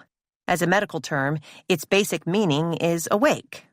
For our purposes, however, it means something much more expansive, a state of open awareness that not only allows us to witness ourselves and the life around us, but also empowers choice. Touch your forehead. Right behind your fingers in the most forward part of your skull is the prefrontal cortex, the seat of the conscious mind. This is where we plan for the future and engage in sophisticated reasoning and complex multitasking. Our conscious mind is not constrained by the burdens of the past. It is forward-thinking and constructive. It makes us uniquely human. Though the rest of the animal kingdom is undoubtedly alive and present, other animals do not seem to share our ability to think about thought, something called metacognition. Even though consciousness makes us human, most of us are so immersed in our inner world, so unconscious, even asleep, that we aren't aware that there's a script continually running through our minds. We believe that script is the true us, the self. But that chatter is just our thoughts. We practice thoughts all day long. You might have stopped at this paragraph and thought, you don't practice thoughts. But we do. We practice thoughts from the moment our eyes open in the morning until we close them at night. You've practiced thoughts so consistently and for so long that the act of practicing is beyond your awareness. You practice thoughts in your dream states and in your subconscious. You may label these thoughts as you, but they are not you. You are the thinker of your thoughts, not the thoughts themselves. Thoughts are electrochemical responses that happen thanks to the firing of neurons in the brain. Thoughts serve a purpose. They allow us to problem solve, create, and form connections. There is, however, such a thing as relying too much on our thoughts. When we're in the monkey mind, as the Buddha first described it, we never stop thinking. Our thoughts jumble together. There is no space to breathe and examine them. Let's return to Jessica. Her indecisiveness, one day feeling negative, the next feeling positive, was a product of her monkey mind. Some days her thoughts revolved around how lucky she was to have such a great guy in her life, and she fully believed it. And when she fully believed it, it manifested itself in her behavior, moving in with her boyfriend, agreeing to marry him. But on other days, when she wanted him to get the hell away, she believed those thoughts, too, and picked fights, slammed doors, and threw things. The seesawing made her distrust herself, and as a result, she began to numb herself with drugs and alcohol as a way to further disconnect from her conscious self. Jessica could not move forward because her thinking mind trapped her in a state of reactivity. It was impossible for her to get any clarity about what she wanted because she wasn't tapped into her intuition. We all have an intuition, a psychological and spiritual concept that refers to an innate and unconscious wisdom. It's the evolutionarily driven gut instinct that helped keep us alive throughout human history and still speaks to us. It's that feeling of the hair on the back of our neck standing up when we walk down a dark alley alone. It's the deep belly feeling of distrust we get when we encounter someone we have no logical reason to doubt. It's that spine tingle we get when we meet someone we know is special. This is your intuitive self speaking from your soul through your physiology. Typically, as children, we are in touch with this spiritual self-knowledge and have strong instincts. As we grow older and fall under the influence of others, we tend to become disconnected from our intuition. Our sixth sense gets muddied. It's not lost, just buried. The conscious self and the subconscious self.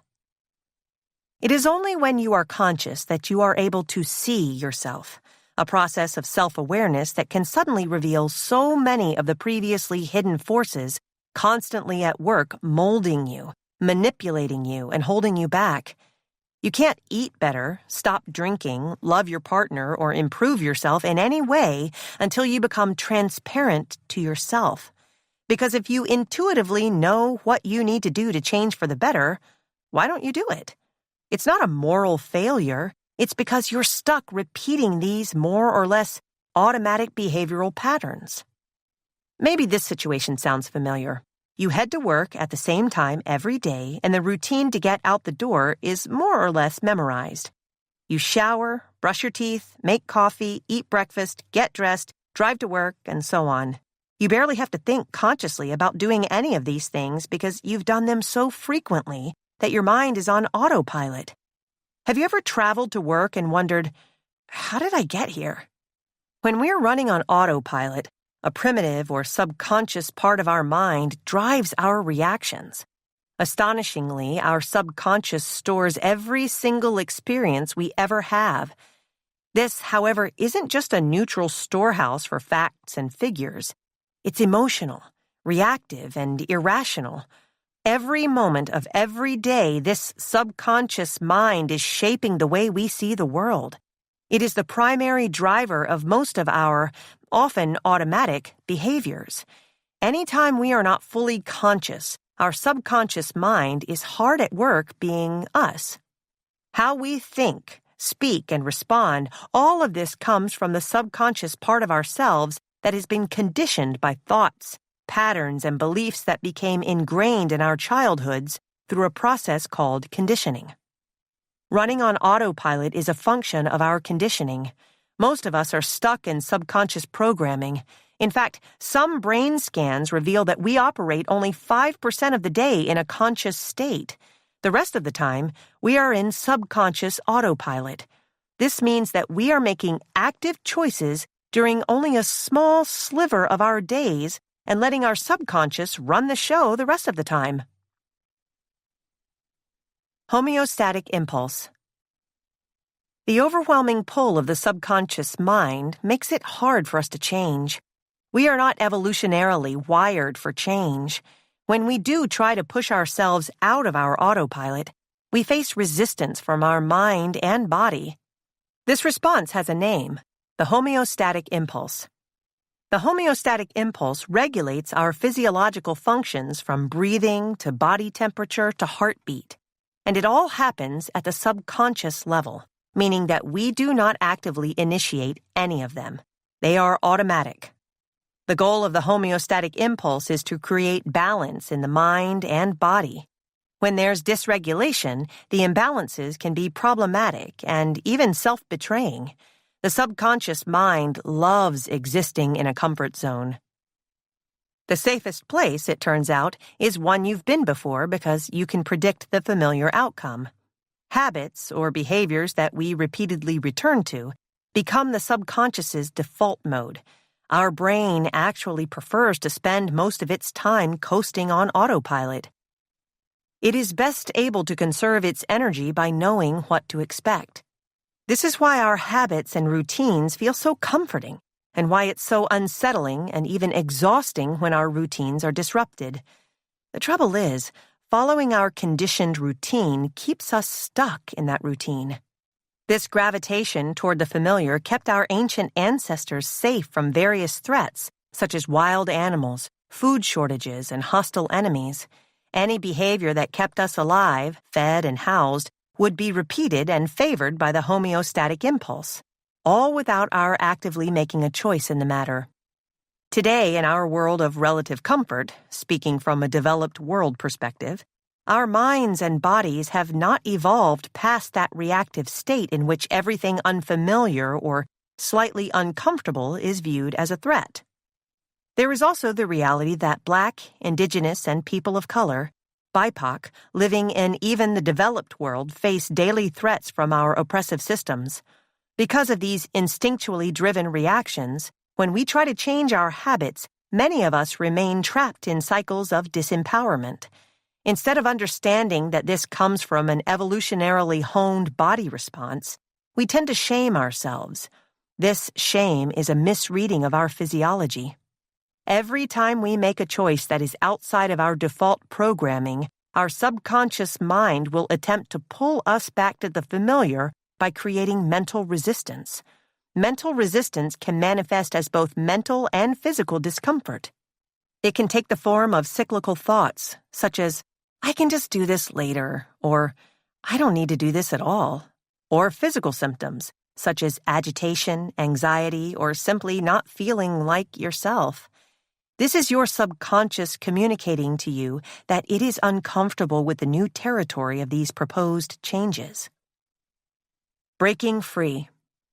As Jessica's wedding day loomed, her anxiety bloomed and was channeled into planning various details about the wedding. She wasn't anywhere near a bridezilla, but would share with me that she felt out of control, making it seem as though her big day was actually a burden. She and I remained consistent with our work together, trying to harness her powers to witness and awaken her consciousness. It was around that time, a few years into our sessions, that I finally learned about a devastating loss she suffered, brought into our session when she reported she had recently become upset over thoughts of the father-daughter dance she would not have. When she was in her early 20s, Jessica's father, a rock in her life and a beloved member of her larger community, passed away suddenly. This kind of tragedy would devastate anyone, but Jessica's decision to not even mention his death until 5 years into our relationship showed me how deeply she had repressed the loss. It was worth exploring whether her possibly unresolved feelings were emerging in these daily cycles of reactivity, through her patterns of anger at her partner and overall consistent daily stress. Because Jessica had never faced her grief head-on, the feelings felt too big and scary to handle, so she stuffed them away in order to carry on with her life. She was stuck in a loop. Her body became acclimated to the loop, making her feel more comfortable when avoiding her own deeper feelings rather than facing them. I mentioned to her that it was unusual that her father had not come up sooner in our conversations and asked her why she thought she didn't tell me about such a pivotal and traumatic event. She expressed surprise that she hadn't yet mentioned him and uncertainty about the effects of this loss. That was how far she buried her grief. As she began to plan her wedding, her father became a more frequent topic. His obvious absence made it impossible for her to continue denying his place in her life. Still, she rarely showed any emotion in relation to his loss. She remained composed, almost numb, when discussing him. As the wedding neared, we began to talk about him more and more, and at the same time we worked on cultivating her awareness of the many ways that her past grief was filtering her view of the present. She was able to witness how she was doubling down on surface stressors as a way to distract herself from the unacknowledged pain of her father's death. Together, we explored the importance of cultivating the power of her conscious awareness to break those automatic reactions. We worked on grounding her attention back into the present moment before diving into a knee-jerk overreaction about the wedding cake or seating arrangements. We explored how she could best use practices of breathwork and meditation. What was most impactful for Jessica was physical movement, especially yoga. For many people, physical movement is useful in honing the attention muscle that is so key to consciousness. Yoga, which is considered a top-down practice, meaning that the brain sets the intentions that the body follows, can be an especially powerful means of helping the mind settle into the present moment by focusing our attention as we practice channeling our breath and challenging our body. The attentional control she developed through her yoga practice helped her to begin to take a second before reacting. This helped her create a space for her to begin to consciously witness more fully what was going on for her. It was from this foundation of consciousness that she would create future change. Yoga was so transformative for Jessica that she decided to train as an instructor. In doing so, she followed a rigorous program that forced her to confront many of the default states of reactivity she had been living in. Once she allowed space for self-witnessing and was able to sit with the discomfort of the sometimes overwhelming feelings activated in challenging physical poses, our therapy started to click. The more engaged she became with her yoga practice, the more she started to live in the present moment. She began to switch out of autopilot mode and see a glimmer of herself instead of merely jumping from one feeling to the next. As she became more present, she was able to pause and witness her thoughts and behaviors for what they were, transitory states that could be managed. Her attention muscle helped her develop more awareness of her thoughts. Then she learned how to sit through the discomfort of witnessing them, building a sense of resilience and empowerment. That became a catalyst for her inner transformation. The more Jessica trained in her yoga practice, the more conscious she grew. In fact, part of what was happening was that she was literally changing her brain at the physical level. When we develop our attention muscle, a process called neuroplasticity takes place. Neuroplasticity is a concept introduced in the last 50 years when researchers discovered that our brains remain structurally and physiologically changeable throughout life, despite previous beliefs that the possibilities for change ended in our 20s. The brain is remarkably able to reorganize itself and grow new connections between neurons. Research shows that practices like yoga and meditation that help us to focus our attention on the present moment are especially powerful in restructuring the brain. When new neural pathways are forged, we are able to break free of our default patterns and live more actively in a conscious state. In fact, functional MRI, fMRI, brain scans confirm this, showing tangible evidence that consistent consciousness practices actually thicken the prefrontal lobes, the area where our conscious awareness actually lives. Other forms of compassion-based meditation, or just closing your eyes and thinking about someone you love, help strengthen an area called the limbic system, which is the emotional center of the brain. All of this work helps to rewire our brain, disrupt our default thought patterns, and wake us up out of our subconscious-driven autopilot.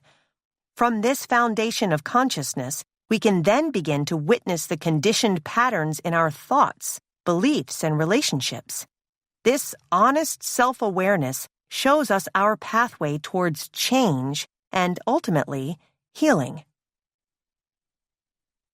The power of belief. In 1979, the Harvard psychologist Ellen Langer recruited 2 groups of elderly men from nursing homes in the Boston area to live for a week in a monastery in New Hampshire and take part in a groundbreaking study on the power of belief and its effect on aging. The first group of men were told to live as if the clock turned back 20 years overnight. They were asked to try to actually live as younger versions of themselves. The second group would remain in the present time period, but were urged to reminisce about the past. Everything in the first group's area of the monastery, which had been decorated for the study, supported the participants' transformations back to their younger selves. The furniture was mid-century modern. Past issues of Life magazine and Saturday Evening Post were scattered around the living quarters. The men watched Ed Sullivan on a black-and-white television, listened to the vintage radio, and screened 1950s movies such as Anatomy of a Murder. They were encouraged to discuss events from that past time, the launch of the first U.S. satellite, Fidel Castro's rise in Cuba, and their fears about escalating Cold War tensions. All mirrors were removed, replaced by photographs of the men 20 years earlier. The study lasted only 1 week, and the changes the men experienced were astounding. Both groups showed vast improvements on every measure, from the physical to the cognitive and emotional. All of the men were more flexible, they stooped less physically, and many of their fingers, riddled with arthritis, were more dexterous and even appeared healthier. Independent onlookers who, unaware of the study, were asked to compare before photos to after photos taken a week later, estimated that the after photos had been taken at least 2 years prior to the before photos. The changes ran deeper than the physical and were most profound for those who embodied their younger selves. 63% of them demonstrated measurably higher intelligence scores after a week, compared to 44% in the other group. Across the board, all of the men in the first group reported improvements in all 5 senses, from an ability to taste more flavors in food to better hearing and vision. I'm sharing this study to show the incredible power of our thoughts, which can influence us in many ways. That these remarkable changes happened in an older population who are typically more resistant to change is evidence of the potential for similar transformation in your own life. Instead of fixating on related negative thoughts, as studies show we do 70% of the time, I want you to try to witness your body's sensations when you're feeling threatened. In other words, I want you to become conscious. Do you see yourself growing defensive, with tightened shoulders and jaw muscles when you FaceTime with your mother? Do you withdraw, disconnecting from, or becoming hyper-aware of your body's sensations when you walk into an unfamiliar environment? Witness without judgment. Just observe. The path forward is to learn yourself. Learn how to spend time alone, to sit still, to really hear your intuition and witness your entire self. Even, and especially, the darkest parts you'd most like to keep hidden. There is tremendous freedom in not believing every thought we have and understanding that we are the thinker of our thoughts, not the thoughts themselves. Our minds are powerful tools, and if we do not become consciously aware of the disconnection between our authentic selves and our thoughts, we give our thoughts too much control in our daily lives. To begin this work, we must be in an environment that we consider safe and supportive. We cannot become conscious in a hostile environment, especially not at first. We need to be in a place where it will be okay to let down some of our defenses, take chances, and let ourselves go. For those of us who are living in unsafe physical environments, especially those under our current oppressive systems, our safest places can be found in short, quiet moments within ourselves. It's time to try a few exercises that will help you access this consciousness. It will be helpful to use these prompts for a few minutes every day. Why? Because to effect change, you will need to create a routine that you stick to, a small daily promise to yourself that you can practice keeping for yourself during your healing journey. You'll notice that as you begin this practice, there may be a lot of discomfort. This is because the mind is screaming, "Hey, wait! This is uncomfortable! We want to operate on our familiar programming." This may manifest as some form of agitation. It may be helpful to try to practice breathing through this, and try not to judge the experience. If the discomfort becomes too intense, empower yourself to stop, and most importantly, acknowledge yourself for identifying your limit. Rest, of course, and know you can return to practice the next day. Remember, this may feel awkward and silly at first. Stick with it. This consciousness-building exercise sets the foundation for the work that follows. Do the work. Build consciousness. 1. Find 1 to 2 minutes in your day when you can practice being focused on and truly present in whatever you're doing. This could be while you are doing the dishes, folding laundry, or taking a bath. It could mean stopping on your walk to look up at the clouds or taking a moment to really smell the aromas of your workspace throughout the day. Make a conscious choice to witness the entirety of your experience in that moment. Say to yourself, "I am in this present moment." Your mind may respond with a steady stream of mental resistance because it's being jolted out of its conditioning and it's being watched. All sorts of thoughts may come up in your mind. This is okay. Just practice witnessing them. 2. Ground yourself in the moment. Our senses allow us to leave the monkey mind and find a deeper connection to the present moment. Let's say you've chosen to do this exercise while doing dishes. Feel the soap on your hands. See how the soap bubbles over your hands. Feel the slickness of the dishes in the sink. Smell the scent of the air. This will enable you to stay in this moment without your mind commanding you out of it. Doing this will become more and more comfortable with practice. 3. After practicing this for 1 to 2 minutes, acknowledge that you gave yourself this time. This will allow your mind and body to understand how it feels and give you a moment to thank yourself for the time you took to do the work. 4. Repeat this exercise at least once a day. As you get more comfortable, you'll begin to notice more moments when you can repeat the practice. FSJ, Consciousness Building. I will now join you on this journey, sharing with each of you the same future self journaling prompts I used each day to begin to create new habits in my daily life. Early in my journey, I began to practice keeping a small daily promise of creating one new experience of consciousness in my day. Each day in my notebook, I copied similar versions of the following statements, giving myself a consistent daily reminder of my intention to change. This helped me make new choices consistently throughout my day, helping me to create new habits over time. To help you with this process, you may want to use the following example, or create a similar one of your own. Today, I am practicing being conscious to myself and my daily patterns. I am grateful for an opportunity to create change in my life. Today, I am conscious and aware whenever I choose. Change in this area allows me to feel more aware of myself and my patterns. Today, I am practicing when I bring my attention back to the present moment. The goal from here is to practice making this new choice throughout each day. To help me remember my consciously set intention, I set reminders for myself on my phone for random times throughout the day. Yes, technology can sometimes be our friend. Each time my reminder went off, I checked in with myself, noticing where my attention was. I discovered very quickly that it wasn't in the current moment. Not at all. I found I loved to spend time rehashing past stressful experiences in my mind.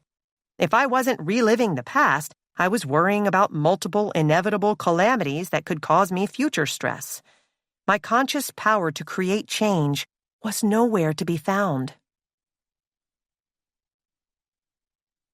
3. A new theory of trauma. I met Christine during the early days of sharing my healing journey on social media. Like Allie, Christine connected with my posts about the concept of self-betrayal, or the consistent denial of our authentic wants and needs leading to destructive or self-harming behaviors. Christine readily admitted that she was a self-help addict. There wasn't a wellness fad she hadn't tried. She would buy the books, go to the seminars, even try the week-long workshops in around-the-world places. All to the same end: disappointment. No matter what she did, she ended up in the same place she started. She would throw herself fully into a practice or experience in the beginning and find herself straying after a few weeks.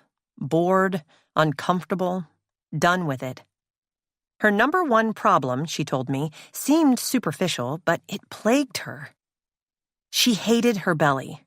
Her tummy chub, as she called it, bothered her since early adolescence. Though she had never been overweight, she constantly felt that her stomach was gross, as though it were an alien part of her body that didn't belong. When she started to explore her nutrition, she discovered that she often could not remember what she consumed in a day. Sometimes she would forget that she was eating even as the food hit her mouth. She described nights of completely zoning out while eating a pan of brownies. It was only after coming back up for air that she realized she was so unconscious of the food she ate that she barely registered flavor or taste. This type of experience is typical of someone experiencing a state of dissociation, a coping mechanism of physical and mental disconnection from our environment in response to consistent stress or overwhelm. A person is physically there, yet mentally gone. It's a protective response to an event or situation that feels too big or threatening for the conscious mind to attend to. Dissociation is a very common stress response for those who are living with childhood trauma. Psychiatrist Pierre Janet, who coined the term, described it as a splitting off of the self. I describe it to my clients as the feeling of departing in a spaceship, a kind of metaphysical detachment of the self from the body. Christine's food dissociation showed me that she was attempting to escape something that had nothing to do with eating. Over time, Christine began to talk about her past. She came to realize her family had not provided a trusting or supportive environment, and that her mom often bullied her and enlisted her siblings to pile on. In the absence of safe, secure relationships, she kept a terrible secret that tortured her. A close friend of the family, a man in his 40s, had begun sexually abusing her when she was 9 years old. The man had convinced Christine that what he was doing to her was a secret and that if she told anyone, she would get into trouble, a common strategy used by sexual predators. The abuse went on for several years. Her family even teased her about the man's clear preference for Christine. "You're his favorite," her mother would say. Her siblings would get annoyed when he brought her gifts or took her on special outings. "You're such a suck-up." Christine knew intuitively that what was happening was wrong, but she learned to reject her intuition and believe her perpetrator. She coped by disengaging, mentally leaving as her body endured the abuse. Repeatedly disconnecting from her intuition, she eventually learned that she could not trust herself, instead looking to the thoughts, beliefs, and opinions of others. Her dissociative behavior became a default coping strategy, and in adulthood, that meant leaving the present moment when she was experiencing uncomfortable feelings. Witnessing this pattern in adulthood helped her better understand that this was a learned behavior from childhood, where she left the present moment in order to emotionally cope. Trauma, a misunderstood concept. Trauma, as the majority of mental health professionals understand it, is the result of a deeply catastrophic event, like severe abuse or neglect. Such events are life-altering, splintering a person's world into a before and an after, as Christine's sexual abuse did. The Centers for Disease Control and Prevention provides a scale called the Adverse Childhood Experiences, ACEs, test, which mental health professionals use to assess the level of trauma in their clients' lives. The ACEs questionnaire includes 10 questions that cover various types of childhood trauma, including physical, verbal, and sexual abuse, as well as experiences of witnessing such abuse or of having an incarcerated family member. Every yes answer to the 10 questions results in 1 point. Research has shown that the higher the score, the greater the chances of negative life outcomes, from higher rates of substance abuse and suicide to increased risk of developing chronic illnesses. The ACEs framework is important because it clearly maps out how traumas sustained in childhood leave lasting imprints on our bodies and minds. The ACEs shows that what happens in childhood, especially when it was a highly negative experience, stays with us for a lifetime. When I took the ACEs, I scored a 1. Worldwide, nearly 70% of people score at least 1. That result reflected the same message I received during my training, that the word trauma applied only to someone like Christine, who experienced extreme abuse. I would never have thought of my own childhood as traumatic in any way. I came from what I viewed as a normal family. My dad worked hard and came home every night at the same time. We never went without food. My parents weren't drinkers. They were still married. There was no extreme verbal abuse and no physical abuse at all. Yet I had almost no memories from childhood. The milestones that typically make up a person's existence, first kiss, prom, holidays, all of those were blank for me. I also struggled with facial recognition. I could barely ever register a familial resemblance. Babies, to me, were not spitting images of their parents at all. To me, they were babies. When I watched docudramas, I could never tell the difference between the person being interviewed and the actor in a reenactment scene. I didn't realize any of that was unusual until I shared the blankness with others, who would get annoyed when I couldn't remember a shared memory or make fun of me when I had a hard time recognizing someone from my past whom I should have had no problem identifying. Some people couldn't believe it. "You must be lying. How could you forget?" It became a joke with my friends. Nicole has the worst memory. I should add that I did remember emotions. I still had feeling memories or impressions of the past. I just didn't connect those feelings with concrete experiences. I can feel what it was like to lie in bed at age 6 and cycle through the list of ways that my world could shatter. My parents could die. Someone could break into the house. We could all die in a fire. The list went on and on. This anxiety state is a feeling memory and an expression of my family's fear-driven refrain. It's always something. That something could be a pissed-off neighbor, an overdue bill, a snowstorm, or a fight with another family member. If it happened to one of us, it happened to all of us. We were united in a cycle of outrage and anxiety. Unlike the rest of my family, though, who struggled to cope with living in such a highly fearful state, I never appeared overwhelmed. They called me the aloof one, the laid-back, chill child who was easy and go with the flow. It appeared like nothing ever bothered me. That aloofness was a coping strategy, my mind's protection from the stress. I would detach, distance myself, get into my spaceship. I was so disengaged from myself, so far away on that spaceship, that ultimately I stored very few memories from my childhood and retained barely any recollections from my 20s. Just because my mind wasn't present to what was unfolding around me doesn't mean that my body doesn't remember. Dr. Bessel van der Kolk, a trauma expert and the author of the groundbreaking book, The Body Keeps the Score, Brain, Mind, and Body in the Healing of Trauma, describes dissociation as a process of simultaneously knowing and not knowing, and says that traumatized people who disengage simultaneously remember too little and too much. Trauma lodges itself in the body in diffuse ways, which we will discuss in more detail in the next chapter, and its most profound impact may be in the way it affects the nervous system's fight-or-flight stress response. It was only later in my life, after years of offering therapy to people such as Christine, that I started to find commonalities among people who experienced childhood trauma.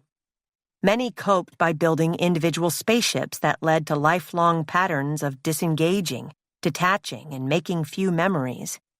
This discovery posed the questions. If nothing traumatic, as I once understood it, had ever happened to me, why couldn't I remember most of my childhood? Why did I have such a hard time connecting with and taking care of myself emotionally? Why did I consistently betray myself? How could Christine and I express the same trauma responses when our childhood experiences were so different? Little did I know then that what I suffered was a form of spiritual trauma, and I was living the consequences of that trauma in my everyday life, just as Christine was. Widening the definition of trauma. I have treated people all over the ACEs spectrum, from those who had perfect families with trauma scores of 0 to those who had ACEs scores close to 10. With more traumatic experiences than many of us could imagine, let alone survive. Though their histories differed drastically, the dynamics followed a similar script. Many were functional perfectionists, overachievers, or addicted to different substances or behaviors. There was a lot of anxiety, depression, lack of confidence, low self-worth, and an obsession with being viewed a certain way. There were problematic relationship patterns. And of course, there was the stuckness, the inability to move forward from patterns of behavior that seemed ingrained. The patterns were telling a story, one that would shed light onto how pervasive trauma in childhood truly is. The reality is that there are many people who cannot point to several moments, or even one moment, that broke their life apart. Many might not be able to admit that any part of their childhood was damaging. That doesn't mean that there wasn't trauma present. I've yet to meet a person who has not experienced some level of trauma in their life. I believe that our understanding of trauma should be widened to include a diverse range of overwhelming experiences, or, as the neurologist Robert Scare defined it, any negative life event that occurs in a state of relative helplessness. The ACEs framework, though useful, does not tell the full story of trauma. It does not take into account the range of emotional and spiritual traumas, which are an outgrowth of consistently denying or repressing the needs of the authentic self that so many of us have experienced. In fact, the ACEs assessment, surprisingly, doesn't even take into account the myriad ways that the outside environment, really society at large, can traumatize us. There is not one question in the ACEs test about overt racism, such as discrimination and abuse, which are obvious forms of racial trauma, let alone any reference to the subtler, more pervasive and harmful forms of bigotry and bias that exist in the infrastructure of society. When you live in a world that is unsupportive and outright threatening, in the education system, prison system, healthcare system, and most workplaces, you are existing in an almost constant state of trauma. Marginalized groups, especially BIPOC, are navigating systemic oppression, discriminatory laws, and a prejudicial framework that may place them squarely into a state of relative helplessness, the essence of SCARE's definition of trauma. In other words, traumatic experiences aren't always obvious. Our perception of the trauma is just as valid as the trauma itself. This is especially true in childhood, when we are most helpless and dependent. Trauma occurred when we consistently betrayed ourselves for love, were consistently treated in a way that made us feel unworthy or unacceptable, resulting in a severed connection to our authentic self. Trauma creates the fundamental belief that we must betray who we are in order to survive. Childhood conditioning. A parent figure's role is to be a guide. A loving parental relationship provides a secure base for a child to return to as they venture out into life, with all the ups and downs associated with this great transition. A guide is largely non-judgmental, allowing the child to exist as they are. A guide is more likely to observe and act from a state of awareness and wisdom. This allows the child to experience the natural consequences of their actions without intervention and laying the foundation for them to build self-trust.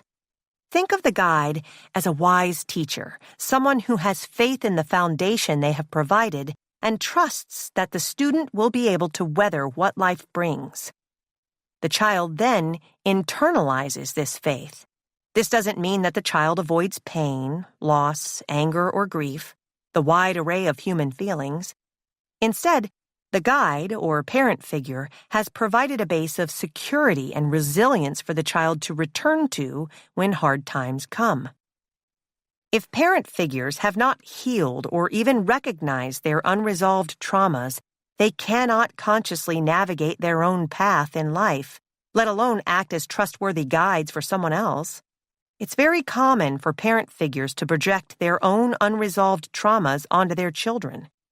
When even well-meaning parent figures react under the influence of their own unconscious wounds, they, instead of offering guidance, may attempt to control, micromanage, or coerce a child to follow their will. Some of these attempts may be well-intentioned. Parent figures may consciously or unconsciously want to keep the child safe and protected from the world so that the child will not experience the pain that they themselves have. In the process, they may negate the child's wants and needs. Even when this can seem intentional, these reactions often stem from their own deep-rooted pain, which may not be visible on the surface. Many of us were raised by parent figures who had difficulty navigating their emotions as a result of their own unresolved childhood pain. They may have projected this pain onto us directly when they urged us not to cry, or, indirectly, when they withdrew in response to our displays of emotion. According to Lindsay Gibson, a psychotherapist and the author of Adult Children of Emotionally Immature Parents, How to Heal from Distant, Rejecting, or Self-Involved Parents. This lack of emotional connection in childhood leaves a gaping hole where true security might have been. The loneliness of feeling unseen by others is as fundamental a pain as physical injury. This emotional loneliness continues into adulthood when we repeat these patterns of emotional avoidance, shutdown, and shaming. I imagine it may be becoming easier to see how trauma is intergenerational. passed down from one parent figure to the next, to the next, to the next, to us. Central to this process is the concept of conditioning, in which beliefs and behaviors are unconsciously imprinted onto us. Anyone who's ever spent time with a young child knows that children mimic others' behaviors, whether influenced by a friend or classmate or cartoon character. They do as they see. This is how conditioning works. We learn what is modeled to us by others, especially our primary parent figures. Our attachments in our earliest years set the groundwork for our subconscious beliefs. We learn what a relationship looks like from watching those closest to us in relationships. We learn how to feel about our bodies by observing how our parents feel about their bodies. We learn whether or not to prioritize self-care. We learn spending habits, worldviews, and beliefs about ourselves, others, and the world. We stored these beliefs as well as countless other messages in our subconscious. We are constantly looking to our parent figures for guidance and as mirrors. The way they engage with their reality is likely how we will engage with ours. We inherit their ways of seeing and interacting. We inherit their beliefs, habits, and even their coping strategies. Just as you learn how to witness yourself consciously, the work is to consciously observe your loved ones and your bonds to them. It took me a long time to come to the conclusion that there was unresolved trauma from my childhood. I was not willing to admit it to myself for a long time. I would have fought you tooth and nail if you suggested that my childhood was less than perfect. This didn't come just from an idealization of my past. It also came from a culturally ingrained protection of the family unit. Admitting publicly that everything was not all rosy would have been deeply disrespectful. We were one big, happy Italian family. How dare you suggest otherwise? For years, I remained resistant. I had denied my own reality for so long that it would take a lot of work for me to shift my perspective and start to see the past through the lens of childhood wounding.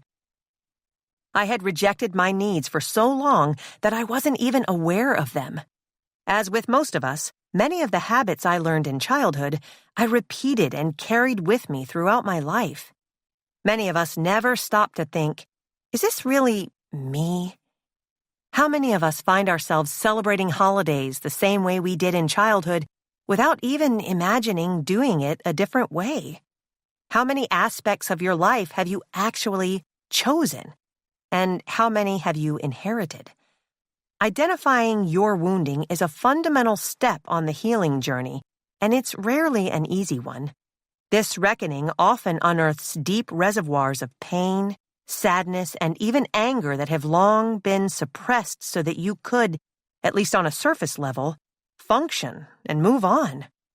As you dive deeper into this work, it is important to keep in mind that sometimes old scars will be opened and an outpouring of feelings will come with the process of healing wounds from childhood. Just remember, this, too, can be a moment of witnessing. Begin to practice being kind to yourself and your loved ones, regardless of what comes up. How a parent figure treated you as a child is not a reflection of who you are, or even who they are. You do not need to be a reflection of their unprocessed trauma. What follows is a new framework for understanding childhood trauma, with archetypes I've developed based on the common dynamics I've observed in my extensive clinical practice, as well as within the self-healer community. These are by no means hard and fast categories. You might identify with one dynamic strongly, or several of them may resonate. You don't have to fit into a box. I just want to help you think about your primary relationships and the conditioning you've experienced. The first step to healing is awareness. The archetypes of childhood trauma. Having a parent who denies your reality. A typical example of reality denial occurs when a child, feeling uncomfortable around a relative, tells his mother and is met with a response like, "Oh, she's just trying to be nice. You'd better be polite." We saw this to an extreme degree with Christine and her family's view of the man abusing her. When a parent figure denies a child's reality, they are unconsciously teaching the child to reject their intuition, their gut feeling. The more we learn to distrust ourselves, the deeper this intuitive voice withdraws, becoming harder and harder to hear. This results in lost intuition and internal conflict. We learn that our judgment cannot be trusted and look to others to shape our reality. Denying a child's reality can take on subtle forms. A child might confide in their parent figure that their friends didn't want to sit with them at the school lunch table.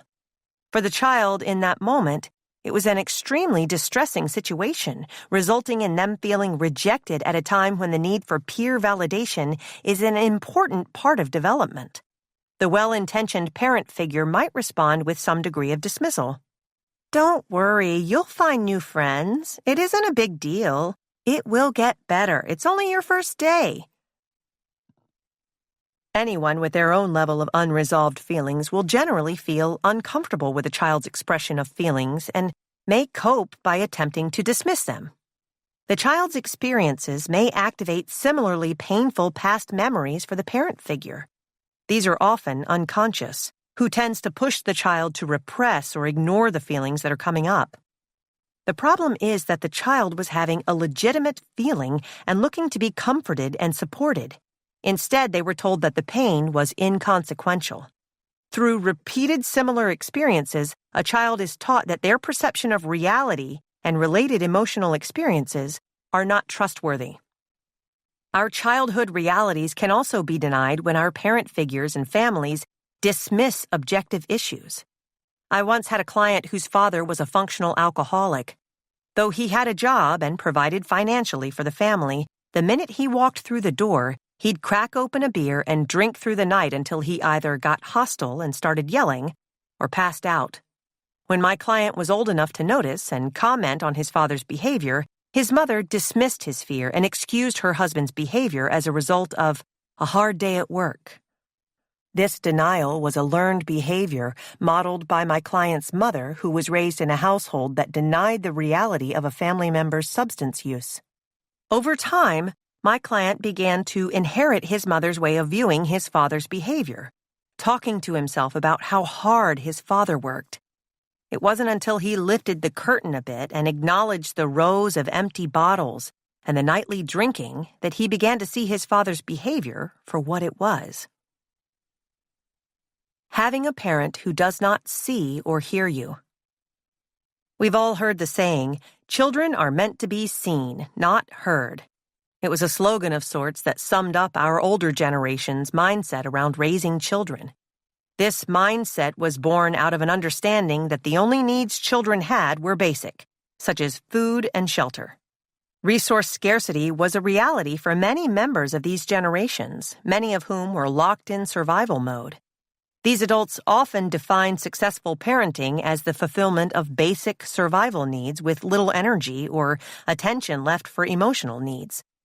The effects of this survival-based parenting style have been passed down through inherited trauma, and we are living with its long-term consequences.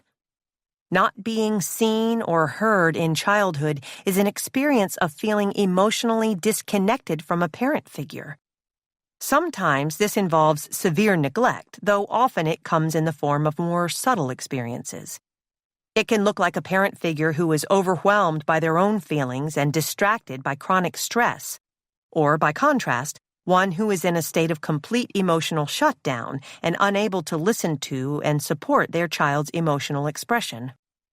Another version of this looks like a parent figure operating on autopilot, running from task to task, distracted in their own mind, and unable to truly see their child in front of them. This prevents any deeper emotional connection with their child because mentally the parent figure is simply not there. It is painful not to be heard. It is upsetting to be ignored. It is confusing to learn that we must hide our true selves in order to be loved. Being acknowledged is one of the deepest human needs. If your childhood thoughts or ideas are not heard, your mind feels dismissed. If your childhood self-expression is not seen, your soul feels diminished. This lack of acknowledgement can also take the form of your future being spoken for or predetermined before your passions and life's path can be fully known. Experiences such as these make it hard for us to learn how to trust our inclinations and follow our intuitive needs. For parent figures reading this, it's important to remind yourself that children exceed us in their connection to their intuition and their core self. As adults, we easily get lost in our own steady stream of thoughts. Children are still highly intuitive. Their world is in flux, still being formed. In providing a secure and open space for your children to explore, you will also learn about yourself and the possibilities that each of us contains when we are free to express our authentic selves. Having a parent who vicariously lives through you or molds and shapes you. This type of parent figure is typically known as a stage parent, someone who is overzealous and pushes their child to become an actress or a singer to fulfill the parent figure's own needs for fame, achievement, or attention. Though this archetype is most often associated with performance, and unfairly with mothers, this kind of behavior isn't limited to the stage. It's easy to vilify stage parents, as they are often portrayed in popular culture as outright abusive. Often the push to make a child succeed comes from a very natural parental instinct, pride. Unfortunately, pride turns sour when the motivation to push a child to succeed originates from an unprocessed trauma. Parent figures who live out their lives through their children carry a deep-seated, painful belief that they are a failure or in some way inadequate, and often project this core belief onto their children. Let's say a father wanted to be a basketball player and broke his leg before he was able to make his college team.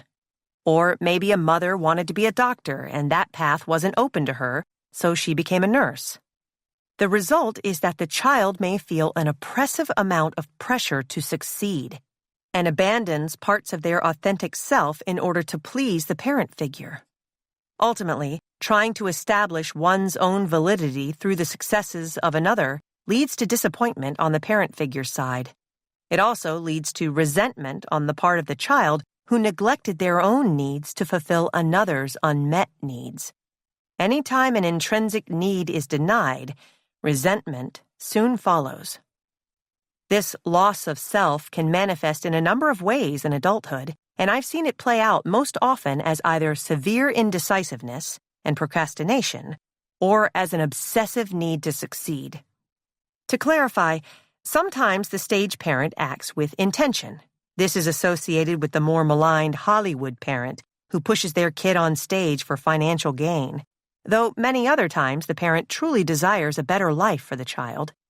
Molding and shaping takes many forms and occurs when a parent figure consistently projects their own wants, needs, or desires onto their child, such as telling their child to avoid certain friends or focus on certain classes in school. It can be something as subtle as telling a child, "You're going to be an amazing mother one day." This is often a completely unconscious process. Parent figures who are doing this likely don't see that they are engaging in possibly problematic behavior. In fact, many see it as an act of love, and for them it often is.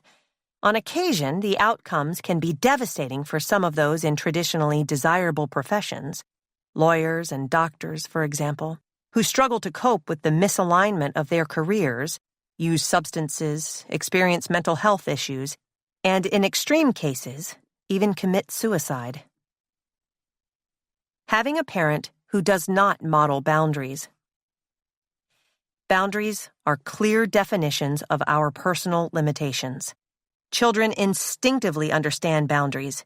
They respond to them and can clearly state their own boundaries and follow through with maintaining them, regardless of others' reaction to them. Just watch how a toddler almost instinctively shakes their head no in response to something they don't like. Some adults, however, have fewer boundaries and typically have a difficult time maintaining the ones they do have. Many of us grew up in homes raised by parent figures who did not fully understand how to use or maintain their own boundaries, making them unable to model appropriate limits for us. In my therapy practice, I heard frequent historical reports of a parent figure's reading of a childhood diary. This violation of private space often resulted in a shaming confrontation for the child and sometimes even punishment based on what was read, as happened to me. These experiences teach us as children that loved ones can and do cross one's boundaries. In instances of frequent boundary crossings, children may internalize a belief that such boundary crossings are part of closeness, and maybe even love, allowing them in future partnerships. A child may do the opposite, becoming highly secretive and protective with their personal details. Another common boundary crossing occurs when one parent figure complains to a child about the other parent figure. Several of my clients told me that personal details about parental relationships, such as infidelity or financial issues, were told to them in childhood. The parent figure, unable to appreciate that the child is not a peer, may be seeking emotional comfort from their child. In such instances, a child may feel overwhelmed by these personal details and have their own conflicted feelings about hearing the negative comments about another loved parent figure. Having a parent who is overly focused on appearance. As we know, the need for outside validation doesn't just stop once we grow up. Instead, the impulse to be liked and admired follows us through our lives. Parent figures may project this need onto their children in a number of ways. Sometimes it can be obvious. The parent figure who comments on a child's weight or obsesses about the child looking presentable at all times. The parent figure who is overly concerned with minor details, such as how a child wears her hair. Children learn quickly that some parts of their physical appearances are acceptable and some are not. This begins a lifelong practice of believing that receiving love is conditional on one's outward appearance. The same imprinting happens when our parent figures are overly fixated on how they look, modeling behaviors such as obsessive dieting, paying extreme attention to grooming, or excessive exercising. It can take the form of deeming certain foods bad or fattening. It can also take the form of commenting about the body or appearance of friends, family, or public figures. Direct statements don't necessarily have to be made to the child because, as we know, a child is a sponge who notices when one's core beliefs are overly image-focused. This can also be observed on a larger scale when parent figures behave a certain way outside versus inside the home, training the child to see that humans can have pseudo-selves. An example of this is family members who are constantly bickering or yelling inside the home, but once in public speak and act lovingly, or at least politely, upholding personae that are, in fact, masks. Children learn quickly that they must shift who they are depending on where they are, just as they saw modeled, in order to survive and be loved. Having a parent who cannot regulate their emotions.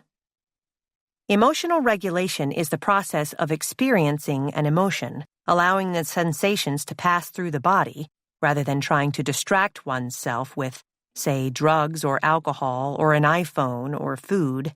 Identifying it, I am angry right now, or I am sad, and breathing through it until it eventually passes. The practice of emotional regulation enables us to remain centered and calm through the various stresses that life brings and return to a physiological baseline. Most of us did not have parent figures who were able to identify, let alone regulate, their feelings. Instead, when they were emotionally flooded or experiencing many intense feelings at once, they didn't know what to do. Some may have projected the overwhelming emotional energy outward, screaming, slamming doors, and throwing things or storming off. For others, the emotions project inward, resulting in some kind of withdrawal. This looks like parents using the silent treatment or icing someone out. Icing behavior takes place when a parent figure becomes emotionally distant or withdraws love from a child, usually as a result of feeling emotionally overwhelmed. Not being able to control their own feelings about a particular experience, the parent figure shuts down and shuts out their children. Many self-healers resonate with this experience. Some of them identify with the phenomenon of a parent who used the silent treatment as a punishment. In our healing circles, people have spoken about parent figures who disengaged, those who stopped speaking to them, those who deployed other family members to reject them. When we have loved ones who shut down instead of managing their feelings, we are modeled an overall lack of emotional regulation and often do not develop coping skills that enable us to build emotional resilience of our own. Coping with our traumas. "You're a pig. You're white trash. You're an embarrassment to the family," my mother once shockingly yelled at me. That terrible moment was one of the rare examples of my mother's eruptions after years of suppressing her emotions. It happened after my sister's wedding. I was the maid of honor and allowed to bring 3 of my closest friends from college to the reception. One of those close friends happened to be my secret girlfriend, Katie. No one, not even our friends, knew that Katie and I were dating. We weren't ashamed, exactly. It was just my first same-sex relationship, and I didn't feel the need to proclaim it to the world, let alone to a family who never talked deeply about anything. The morning of the reception, my friends and I began to drink heavily. I remember sobbing while watching the father-daughter dance, which on the surface I'm sure appeared odd to my friends and family, as I couldn't have cared less about wedding traditions. Below the surface, it stung with a deeper sense of loss, knowing that I would not be able to give my dad this ritual. There was no way that I was ever going to have a traditional wedding. The night went downhill from there, and the sadder I became, the more I withdrew into myself. Katie was also drunk and was upset by my distanced behavior. Every time she tried to dance with me, I brushed her off. Then she tried to kiss me, and I gave her the look of, "Cut it out." She got angry and stormed off. A scene followed, and it became obvious to everyone in the wedding hall that there was something romantic between us. I was enough in denial to believe that we got away with it. No one mentioned Katie that night or the next day. It was only a month or so later, after I returned to Cornell University in upstate New York, that my mom appeared unannounced. She drove up with my father from Philadelphia that day, and once I answered the door, she flew through it and yelled those painful words. She continued yelling as I tried to get her out of my apartment. The scene became loud enough that a neighbor came out to see if I needed help. I got her out of my apartment building and back into the car with my father, who sat with his head down, not saying a word. I found myself very caught off guard, as my mom rarely, if ever, showed this degree of emotion, making this outburst destabilizing for us all. When I returned to my childhood home months later for summer break, my mom acted as if I didn't exist, as if she could walk right through me because I was invisible, a ghost. If we passed in the hallway, she would walk by with her head up and her gaze focused past me. My father played along with my mother's silence, though he still spoke to me. This was the trauma of my childhood fully realized. I was so unworthy, so unlovable. I didn't exist. It was almost a relief to become the physical manifestation of what I so feared. It was what I was training for my whole life. It was my spaceship in action. The emotional withdrawal continued for weeks, until one day, out of the blue, my mom started speaking to me again and acted as though nothing had ever happened between us. We never spoke about my sexual orientation again, and she fully accepted my future girlfriends as if she had no history of behaving any other way. In fact, we never spoke about that interaction again. After years of repression, her body had ejected all her feelings all at once, resulting in an outsized, destructive outpouring of emotion. When the dust eventually settled, it was as if she could hardly believe that she'd had that reaction, that she was capable of such emotional expression. In and out of romantic relationships as a young adult, I kept finding myself in the push-pull dynamic of emotional reactivity and emotional withdrawal. I often picked relationships where I could remain emotionally distanced, removed, often emotionally unavailable. When I continued to feel my emotional needs and deep desires for connection unmet, I would react, calling or texting too often, throwing tantrums and picking fights. If I eventually did get an emotional reaction I, on some level, craved, I would then detach and dissociate, feeling overwhelmed. I'd become the ghost I learned to be as a child. I blamed them when the relationship inevitably turned south. Looking back, the reality was that I was stuck in conditioned patterns that were all coping strategies, or ways to manage and control my inner turmoil. In 1984, two groundbreaking psychologists who studied stress and emotion, the late UC Berkeley professor Richard Lazarus and UC San Francisco professor Susan Folkman, presented a theory of coping which they defined as constantly changing cognitive behavior efforts to manage specific external and internal demands that exceed the resources of a person. In other words, coping is a learned strategy to manage the profound unease in the body and mind that stress generates. Lazarus and Folkman outlined adaptive and maladaptive coping strategies. Adaptive coping is an action we take to help us return to feelings of safety, such as facing a problem head-on or redirecting negative thoughts. The key here is being active.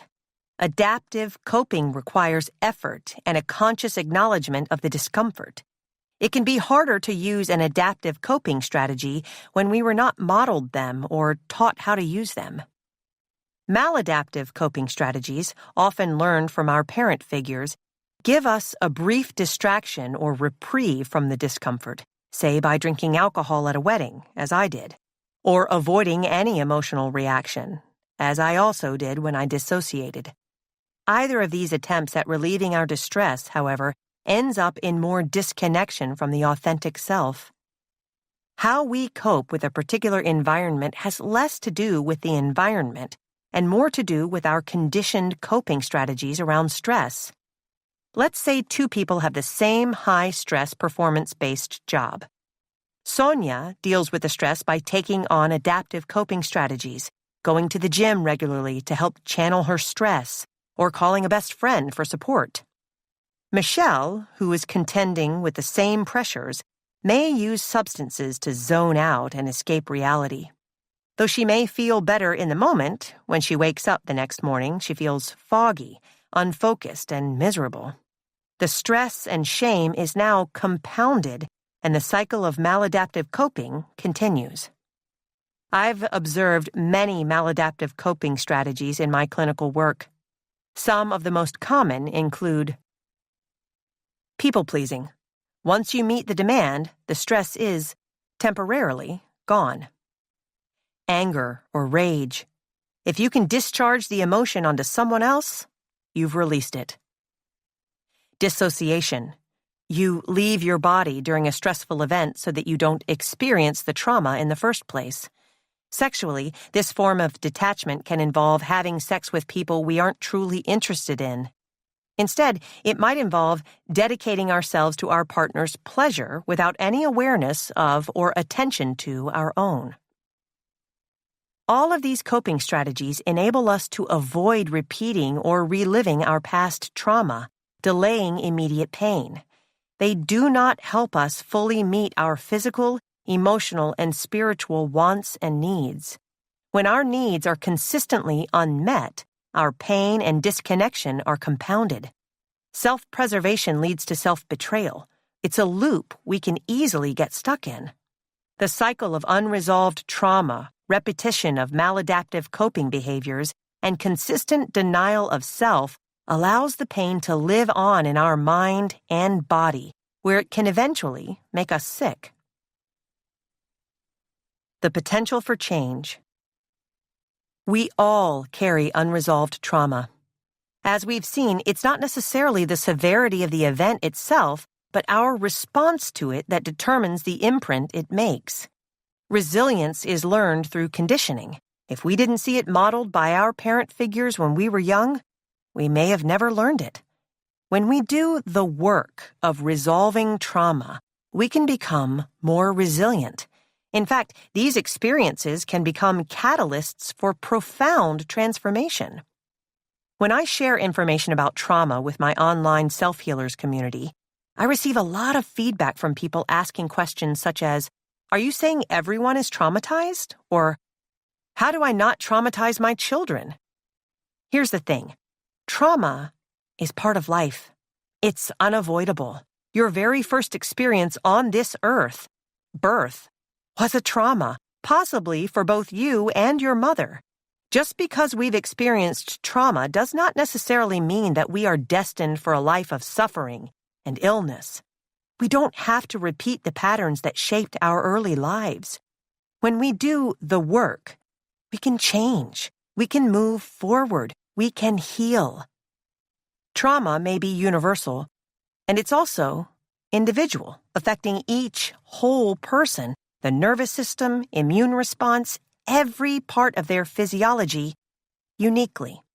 The first step toward healing in mind and body is knowing what you're dealing with, identifying the unresolved trauma. The next step is understanding the long-term effects of this trauma and how your learned coping strategies are keeping you stuck. Do the work. Identify your childhood wounds. To gain awareness of your personal childhood wounds or suppressed emotions, take some time to reflect and write using the prompts that follow. You need to respond only to the experiences that resonate with you. Many people with unresolved trauma, including myself, don't have many memories, making some of these questions difficult to answer. Explore whatever does come to mind. Having a parent who denies your reality. Remember a time in childhood when you went to your parent figure or figures with an idea, feeling, or experience, and they responded in an invalidating way. For example, their response could have been some version of, "It didn't happen that way. It's not a big deal. You should just forget about it." Spend some time connecting with your child's self, exploring what you may have felt when your parent figure or figures responded in those ways. To help you reflect, feel free to use this journal prompt. In childhood, when my parent figure or figures blank, I felt blank. Having a parent who does not see or hear you. Remember a time in childhood where you wanted to be acknowledged by your parent figure or figures, and they seemed distracted, busy, or otherwise made you feel unacknowledged. Spend some time noting the past circumstances that led to you feeling unseen or unheard. Then reflect upon and write about the ways you may have tried to get their attention. Did you perform, act out, or become withdrawn? To help you reflect, feel free to use this journal prompt. In childhood, when my parent figure or figures blank, I felt blank. To cope, I blank. Having a parent who vicariously lives through you or molds and shapes you. Do you remember a time in childhood when you got messages about who you were or weren't? Did you have parent figure or figures who said, "You're so sensitive like your mother," or "You need to get straight A's to make the family proud"? Were you as impassioned and committed to those goals as they were? Or did you feel as though you were going through the motions just to please them? Spend some time noting the different messages you may have received about yourself in childhood, also noting the different ways you may have been influenced by your parent figures' directly or indirectly expressed wishes. To help you reflect, feel free to use these journal prompts. In my childhood, I received the following messages about myself. I was aware that my parent figure or figures wished the following of me. Having a parent who does not model boundaries. Spend some time thinking back to your experiences with personal limits and their violations in childhood, as well as about the different sorts of limits, or lack thereof, modeled by your parent figure or figures overall. To help you reflect, feel free to use these journal prompts. In your childhood, did you feel free to say no? Or did your parent figure or figures tell you to behave a certain way? Did your parent figure or figures set clear limits on their time, energy, and resources in their relationships? Did your parent figure or figures respect your privacy, or did they invade it? Examples of privacy violation include transgressions such as reading a diary, listening to phone calls, or other snooping behavior. Did your parent figure or figures allow you to have conversations, interactions, and experiences with people in your life without inserting themselves into them? Having a parent who is overly focused on appearance. In childhood, many of us received direct and indirect messages about our appearance. A parent figure or figures may have even commented directly on certain aspects of your appearance with statements such as, "You should wear your hair down. Your thighs are getting bigger. Do you really think it's a good idea to have seconds?" Or, "You'd look a lot better if you didn't wear clothes like that." Sometimes such statements may also be directed at others. Your parent figure or figures may have commented on aspects of other people's appearances, highlighting some qualities positively and others negatively. Your parents' attention to or rituals around their own physical appearance also modeled beliefs and values about what is acceptable and what is not. To help you reflect, feel free to use this journal prompt. What are the messages you received regarding appearance?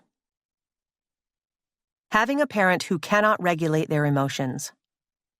One of the most important aspects of your emotional health is how you regulate and process your emotions. In childhood, you learn emotional regulation by watching how your parent figure or figures express their feelings, or don't, and by the way they respond when you express yours. Spend some time reflecting on how emotions were handled in your childhood. To help you reflect, feel free to use these journal prompts. When your parent figure or figures had strong feelings, such as anger or sadness, how did they respond? For example, did they slam doors, vent, scream, or give the silent treatment? Did your parent figure or figures have a specific coping strategy? For example, did they overspend when shopping, use substances, avoid certain or all emotions entirely? When your parent figure or figures had strong feelings, how did they communicate with you or those around you? For example, did they resort to name-calling, blaming, shaming, or the silent treatment? After strong feeling, did your parent figure or figures take time to explain or help you process your own feelings around what happened? In childhood, I received the following messages about feelings in general, or my feelings in particular. 4. Trauma body. The breaking point for me, at least physically, came the day I fainted, passed out cold. I'd been experiencing symptoms of dysregulation for years. Like a game of whack-a-mole, I tried to fix each problem individually when the symptoms became uncomfortable. The dissociation, I thought, was a function of my personality. I have a bad memory. The anxiety was a result of both my genes and my current circumstances, I rationalized to myself. I'm living in New York City on my own. My mom is sick. So I went to a psychiatrist for medication to get me through the rough patches. The headaches were also genetically inherited. The brain fog came from working too hard. I had no clue why I was so constipated, again seeing a similar pattern in my mom and sister and not bothering to think too hard about it. Instead, I downed bottles of brewer's yeast and prune juice and numerous over-the-counter medications. It was all individual issues with individual treatments. Nothing was connected. Around that time, I moved from New York City to Philadelphia to pursue postdoctoral psychodynamic work at the Philadelphia School of Psychoanalysis. Since I was physically closer to my family, I saw them more frequently than I had in years. At the same time, I was seeing my own analyst once or at times twice a week to augment my own psychotherapy work and begin to pick at the scabs of childhood traumas that I had long forgotten. Therapy gave me insight into how problematic my family dynamics were, how my family othered anyone outside the family unit and worked so hard to present a face of harmony and unity to the world, and in reality lived in a feedback loop of anxiety and fear. I saw my mother's difficulty showing true affection and love, which came from the scarcity, not just material but also emotional and spiritual, created by her parent figures, who never expressed love themselves. I saw my own protective mechanisms, the disengagement, the perfectionism, the numbing, as conditioned trauma responses that my mother passed on to me from her own deep-rooted pain. The realizations were stark and upsetting. I didn't have any place to put them. So I started seeking chaos with Lolly, picking fights, pushing her away, and then freaking out when she left. It was the same pattern I repeated for years with my other romantic partners, cycling between emotional disconnection and the inevitable panic that resulted when the distance became too overwhelming. Then I started to faint. The first time was at a housewarming party at my childhood friend Amanda's apartment. That it happened at the house of a person who was linked to my childhood is not lost on me. It was a warm summer day. She had a pool at her apartment complex, which she was psyched to show off, and as we walked around it, I started to feel uncomfortable. The sun's heat felt strong against the back of my neck. I began to sweat.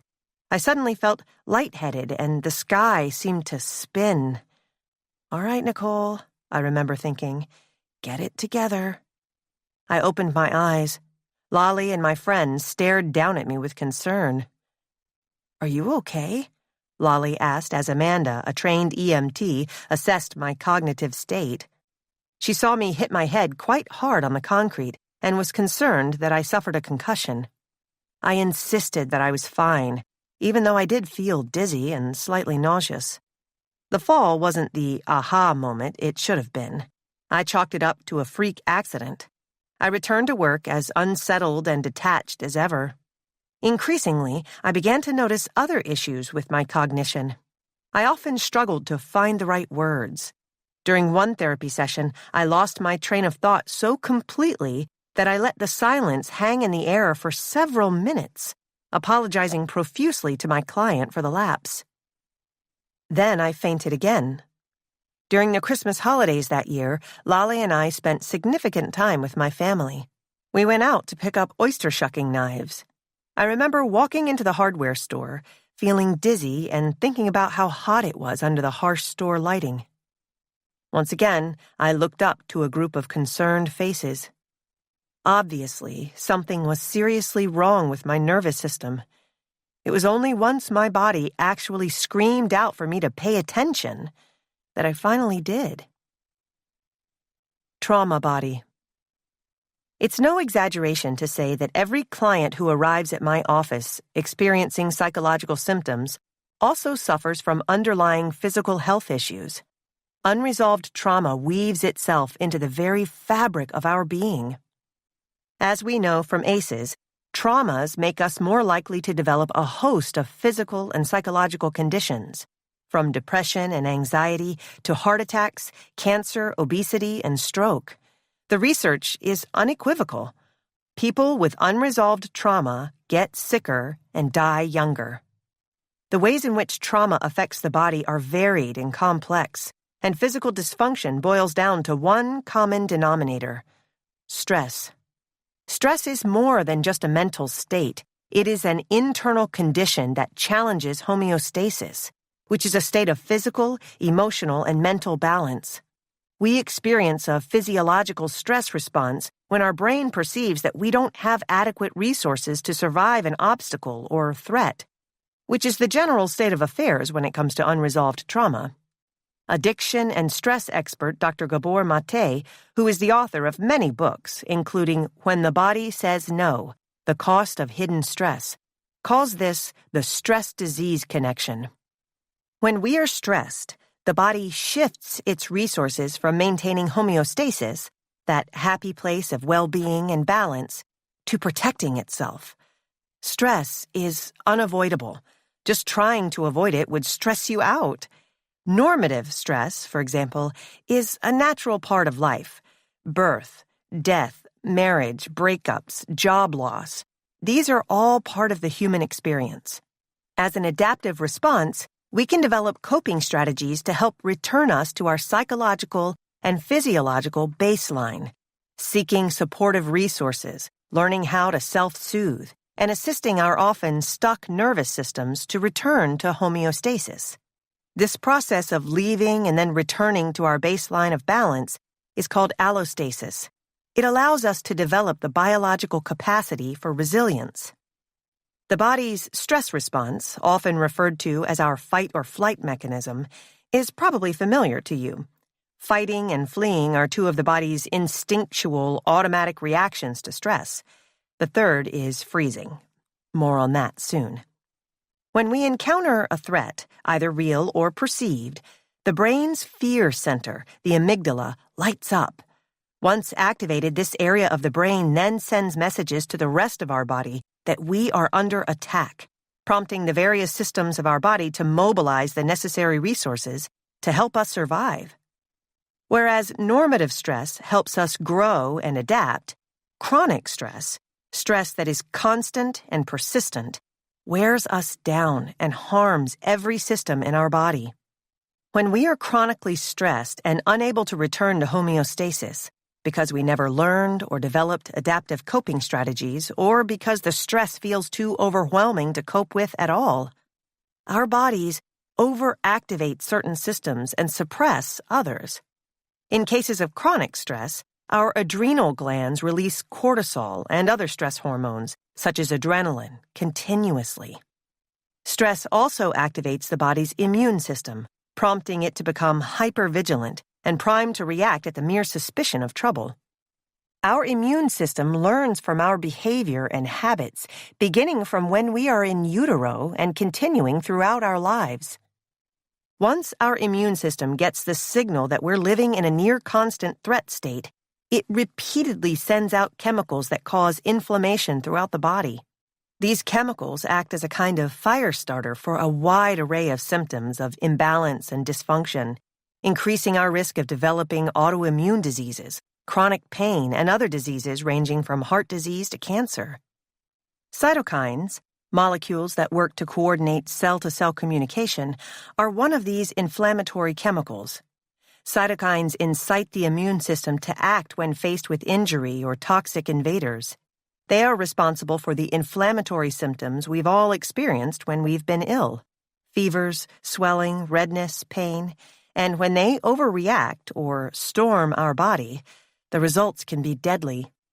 If the immune system is constantly misdirecting its inflammatory chemicals, like the cytokines, the body's ability to respond to real illness is diminished. At the same time, inflammation occurs all over the body and may even affect the brain.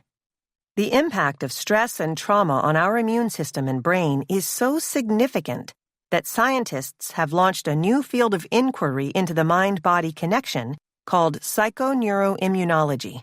Inflammation in the brain has been identified in various forms of psychological dysfunction and mental illness, from depression and anxiety to outright psychosis. Given these possibly devastating consequences, it is critical to address an overactive fight-or-flight response. If left immobilized or stuck in this response, our immune system will continue to activate a full-body inflammatory reaction. As long as the trauma is not resolved, wrote Dr. Bessel van der Kolk in The Body Keeps the Score, Brain, Mind, and Body in the Healing of Trauma, the stress hormones that the body secretes to protect itself keep circulating. The body must also devote excessive energy to suppressing the inner chaos of trauma, or the activated fight-or-flight response, which further pushes us into a state of dysregulation. It's a vicious cycle, a physiological loop repeated over and over again. Stress affects every system of the body, including the gut. It's no coincidence that gastrointestinal, GI, problems are one of the issues most commonly cited by people dealing with anxiety. When we're stressed or frightened or anxious, our body has trouble digesting food and can either hold on to it for too long, resulting in constipation, or release it too quickly, resulting in irritable bowel syndrome, IBS, or diarrhea. Stress affects our food choices and the makeup of the microbiome in our gut, which is constantly communicating with our brain, something we will discuss in detail in Chapter 5. In these cases, your body is denied essential nutrients, either because it isn't breaking down the food you eat fast enough, or it's discharging it before it begins to process it. Without a well-functioning digestive system, we become sicker in all areas of our body. The stress-disease connection is especially damaging for oppressed populations. Oppressive environments enforce a near-perpetual trauma state in individuals, inducing stress responses that are chronic and unending. It's no wonder that there has been a documented connection between oppression and higher rates of physical illness and psychological distress. Research shows that BIPOC experience higher rates of depression and anxiety and are more likely to develop hypertension, artery calcifications, lower back pain, and cancer. In one sobering study, a group of Black women was followed for 6 years after completing a survey about the level of discrimination they faced in their daily lives. Those who reported more incidents were at greater risk of developing breast cancer than those who reported fewer. We are at the very beginning of our understanding of the broad effects of systemic oppression. Thankfully, there is a growing body of literature devoted to investigating its fallout. There are several books that I feel are essential reading, which I have included in the suggested further reading section at the end of the book. In the end, all studies confirm this fact. Racism, bias, and bigotry make their way into the body's cells, changing the body in fundamental and destructive ways that are passed down through generations. The effects of racism exist in blood and bones. Introduction to polyvagal theory. As we've seen, unresolved trauma, coupled with poor coping strategies, affects the body physiologically. Stress alters your reality. There is no part of your universe that stress does not mold. The smell of freshly cut grass might transport you to a childhood trauma. A stranger's face might make you feel defensive or afraid without any cause. Hearing a sitcom jingle from your childhood could suddenly make you feel sick to your stomach. If you are a BIPOC in America, simply walking down the street or watching the news of daily violence against people who look like you can activate your trauma response. Some of you never feel safe. You may always feel like the sky is about to fall. During the time I started having fainting episodes a few years after my move to Philadelphia, I understood that I was stressed out, though still felt confused about why I was passing out. There was no stress that I could identify that seemed threatening enough to warrant such a strong response in my body. Why was my body in a state of heightened activation without there being any immediate threat? Later, when I started researching psychiatrist Dr. Stephen Porges's polyvagal theory, which offers revolutionary insights into trauma and the body's stress response, I discovered why, seemingly out of nowhere, I began to faint. Polyvagal theory helped me understand just how it is that trauma lives in the body and continues to shape our world. The term polyvagal refers to the vagus nerve, which connects the brain and the gut. The vagus nerve has many branches of sensory fibers that run throughout the rest of the body, from the brain stem to the heart, lungs, genitals, you name it, connecting every major organ to the brain. The location and function of these nerves help us understand why the body reacts so swiftly when we're stressed, why our hearts race when we run into an ex, why feelings of panic make us feel short of breath, and why I started fainting, or losing consciousness, out of the blue. When we are in a state of homeostasis, the vagus nerve acts as a neutral brake, keeping us calm and open, helping us be our most social selves.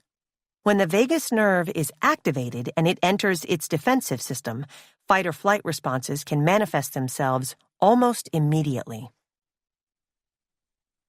Social engagement. Most of the people I treat live in a near-constant fight-or-flight mode. This stress response is an automatic function of something called the autonomic nervous system, the part of the nervous system that regulates involuntary functions, including heartbeat, breathing, and digestion. The autonomic nervous system is all about properly allocating our body's resources. It constantly scans our environment for cues. Should I be careful here? Is this a dangerous situation? Is this person a friend or foe? Am I properly hydrated and fed to deal with any threats?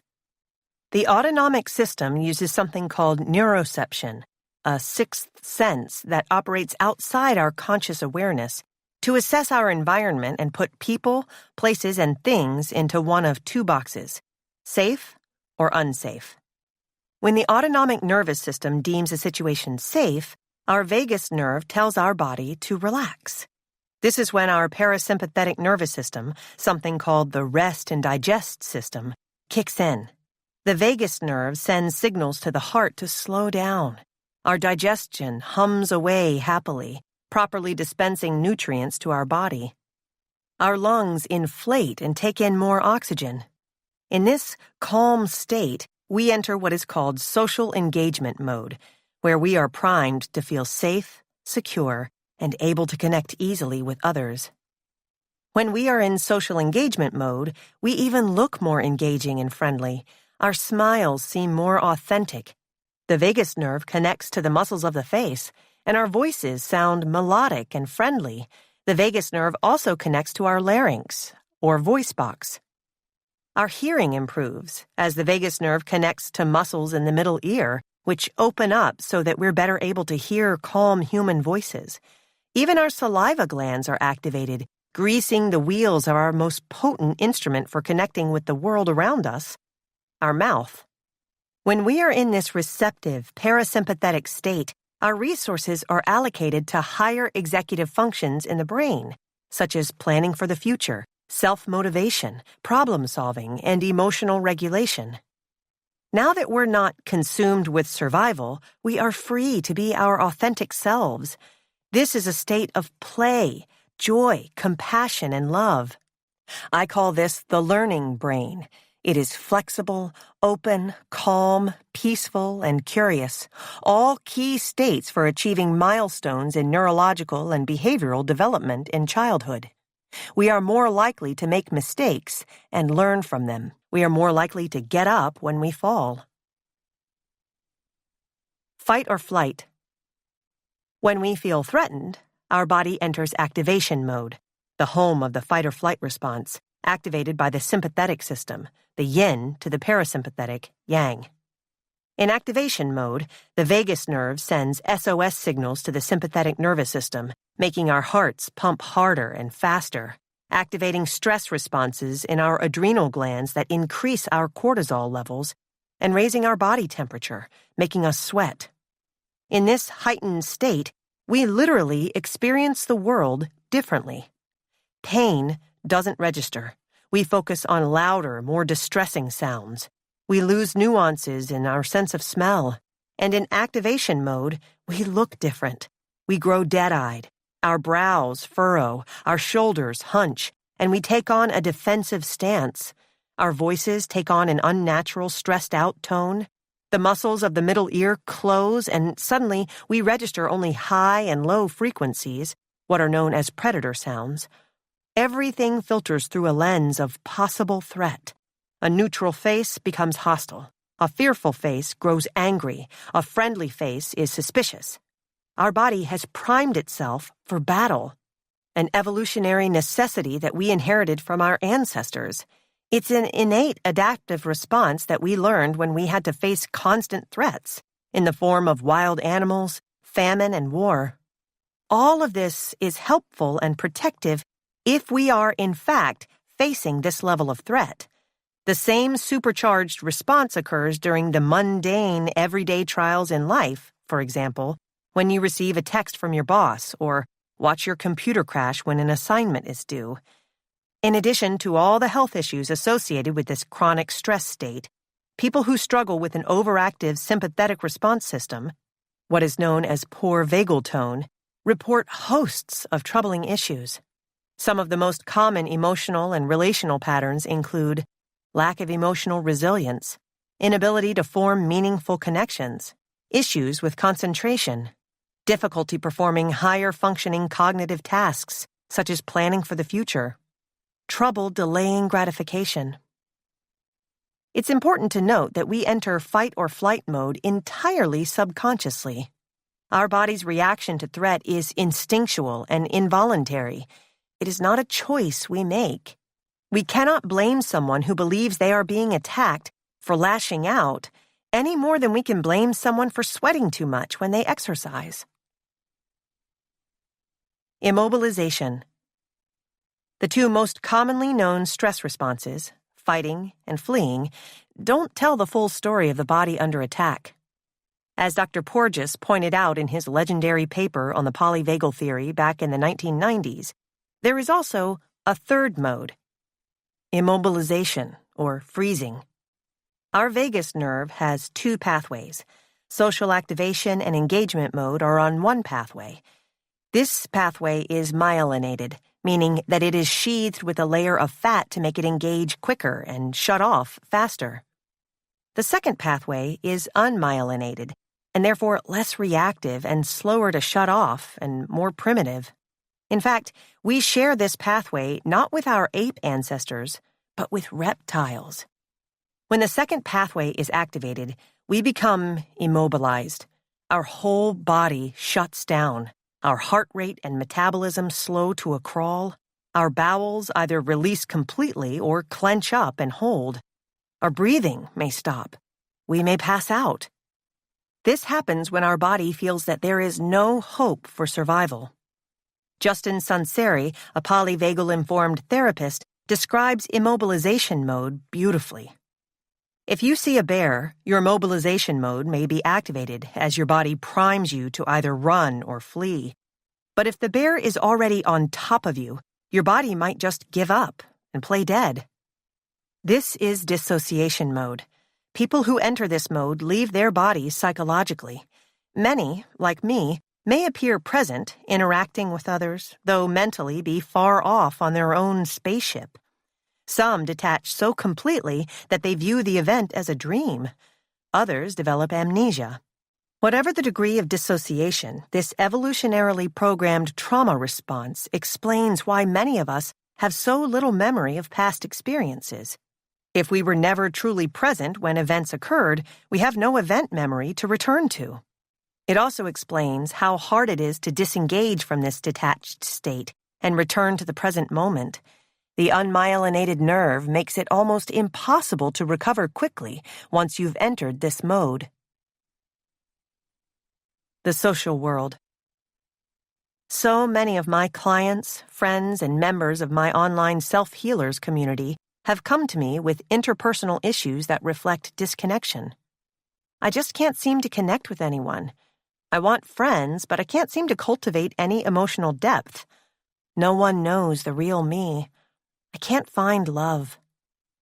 Once I dove into the polyvagal literature, I realized that the inability to form true intimacy with others is usually not about some defect in personality, but a product of our vagal tone, a measure of our nervous system's response to our environment. When we have poor vagal tone, we have higher sensitivity to perceived threats in our environment, which overactivates the body's stress response and leads to reduced emotional and attentional regulation overall. Those of you who experience the discomfort of social anxiety might recognize this disconnect. Imagine walking into a party filled with strangers. You might have obsessed over what to wear to the party, planning every detail, every possible conversation topic, or you may have felt totally neutral about the party. No warning signs that you might feel uncomfortable and act accordingly. Either way, none of it matters once you actually walk into the room. Suddenly, all eyes are on you. Your face grows hot and red when you hear laughter, which you're certain is about your outfit or your hair. Someone brushes past you and you feel claustrophobic. All the strangers seem to be leering, even if you know rationally that this is not a hostile place, that no one is looking at or judging you. And if they are, who cares? It's nearly impossible to shake the feeling once you're trapped in it. That's because your subconscious perceives a threat, using your nervous system's sixth sense of neuroception, in a non-threatening environment, the party, and has activated your body, putting you into a state of fight, argue with anyone and everyone, flight, leave the party, or freeze. Don't say a word. The social world has become a space filled with threat. Unfortunately, this kind of nervous system dysregulation is self-confirming. While it is activated, anything that doesn't confirm your suspicions, a friendly face, will be ignored by your neuroception in favor of things that do. The stray laugh you felt was directed at you. Social cues that would be seen as friendly when you were in social engagement mode, such as a pause in the conversation for you to enter, eye contact, a smile, will be either misinterpreted or ignored. We are interpersonal creatures. We require connection to survive.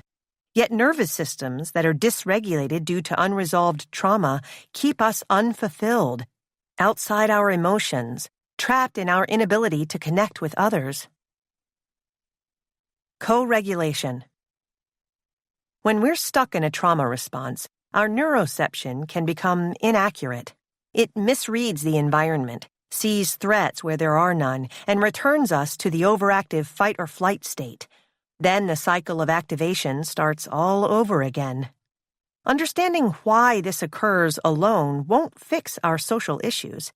The trouble is that our nervous system states are feedback loops.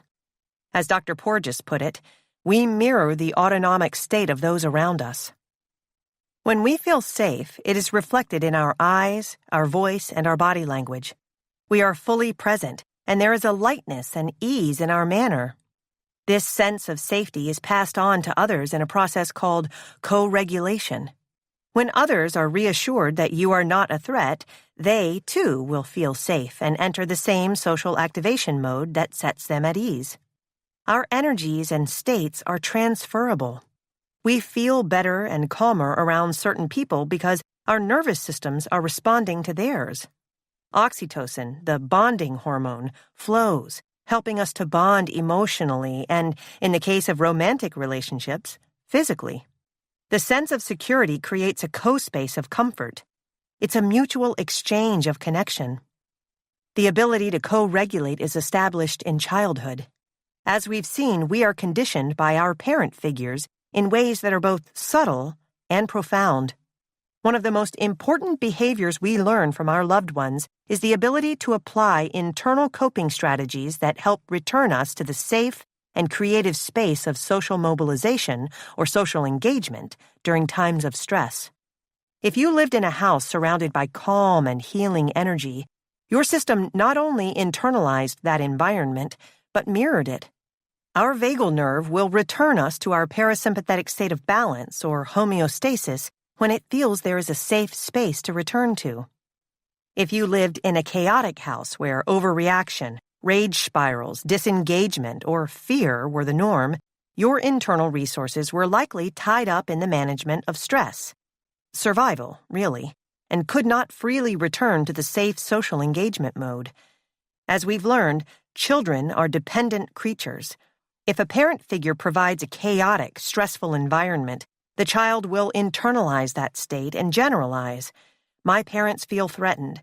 I am threatened because they are not attuned to my needs. The world is a threatening place.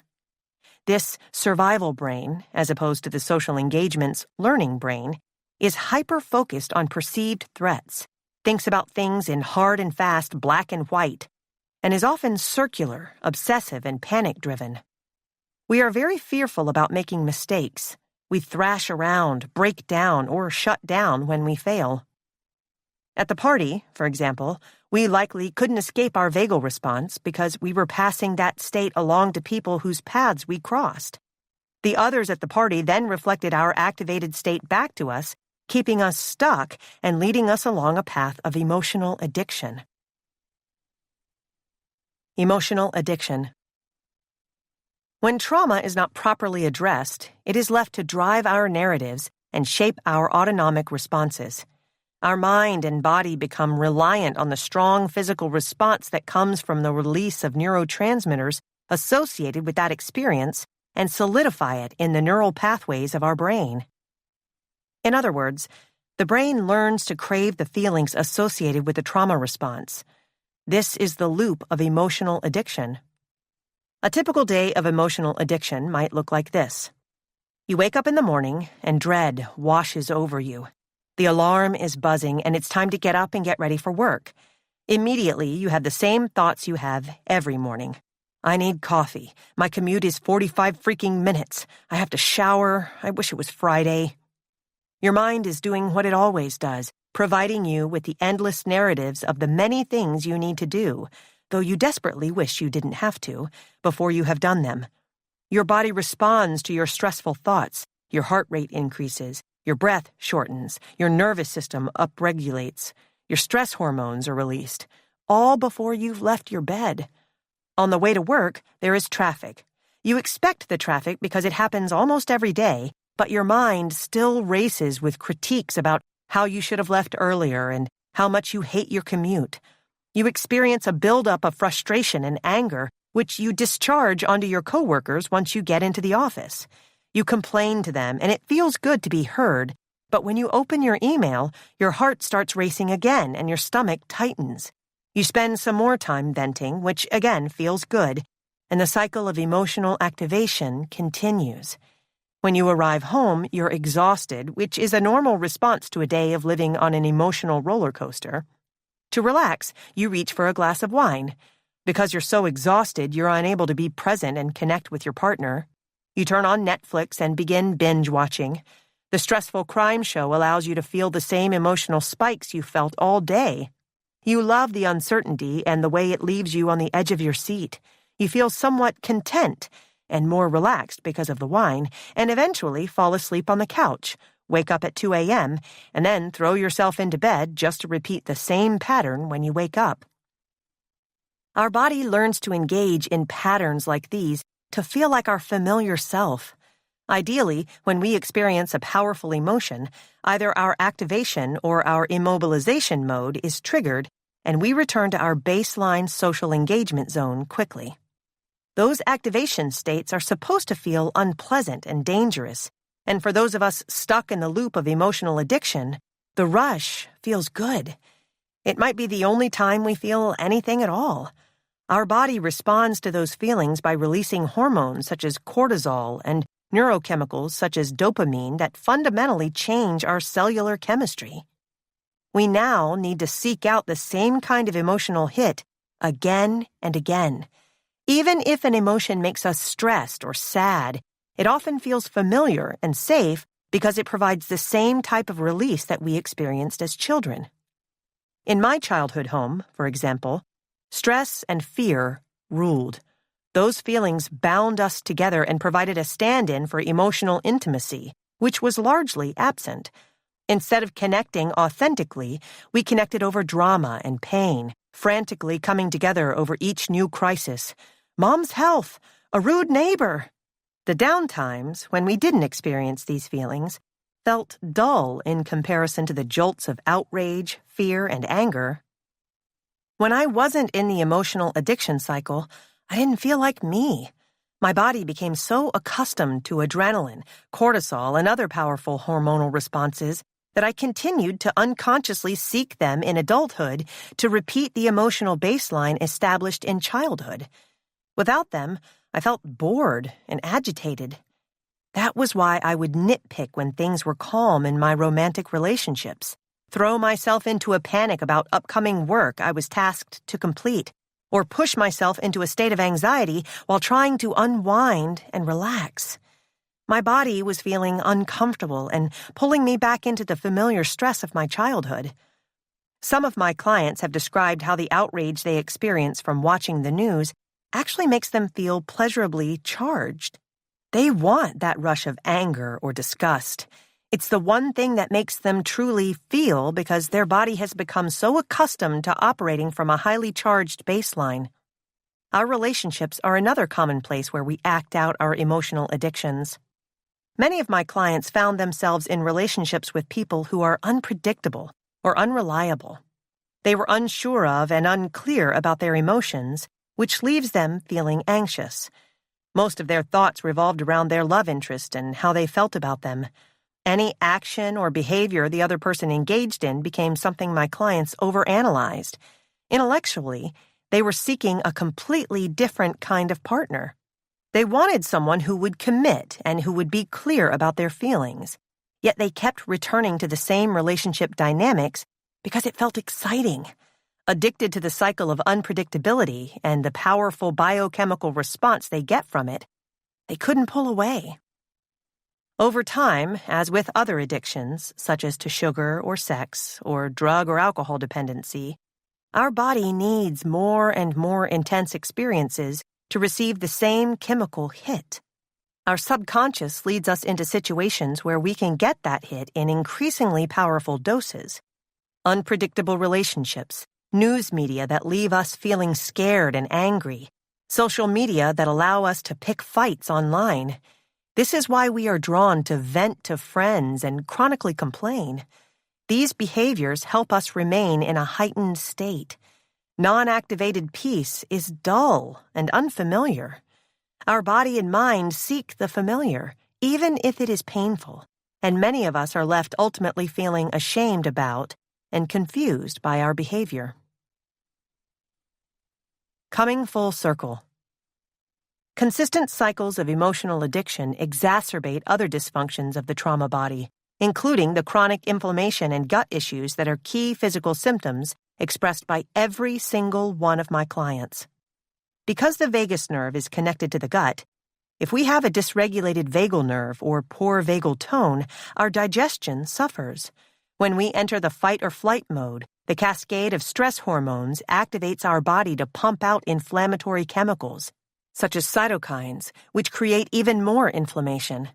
Our nervous system, and our unconscious addiction to keeping it in a highly activated state, is at the heart of many of our psychological and physical symptoms.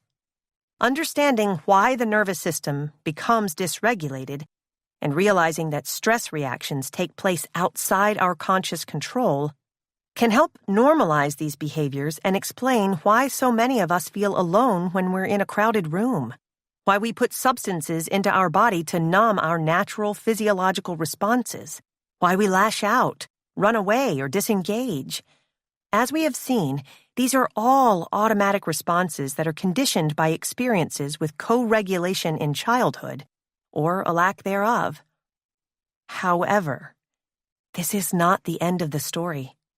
As we will see in the next chapter, there are ways to improve our vagal tone and help manage our nervous system responses. Learning how to harness the power of the vagus nerve was the most impactful and empowering discovery of my early healing journey, and I hope the tools that follow help you to do the same. Do the work. Assess your nervous system dysregulation. Step 1. Witness yourself.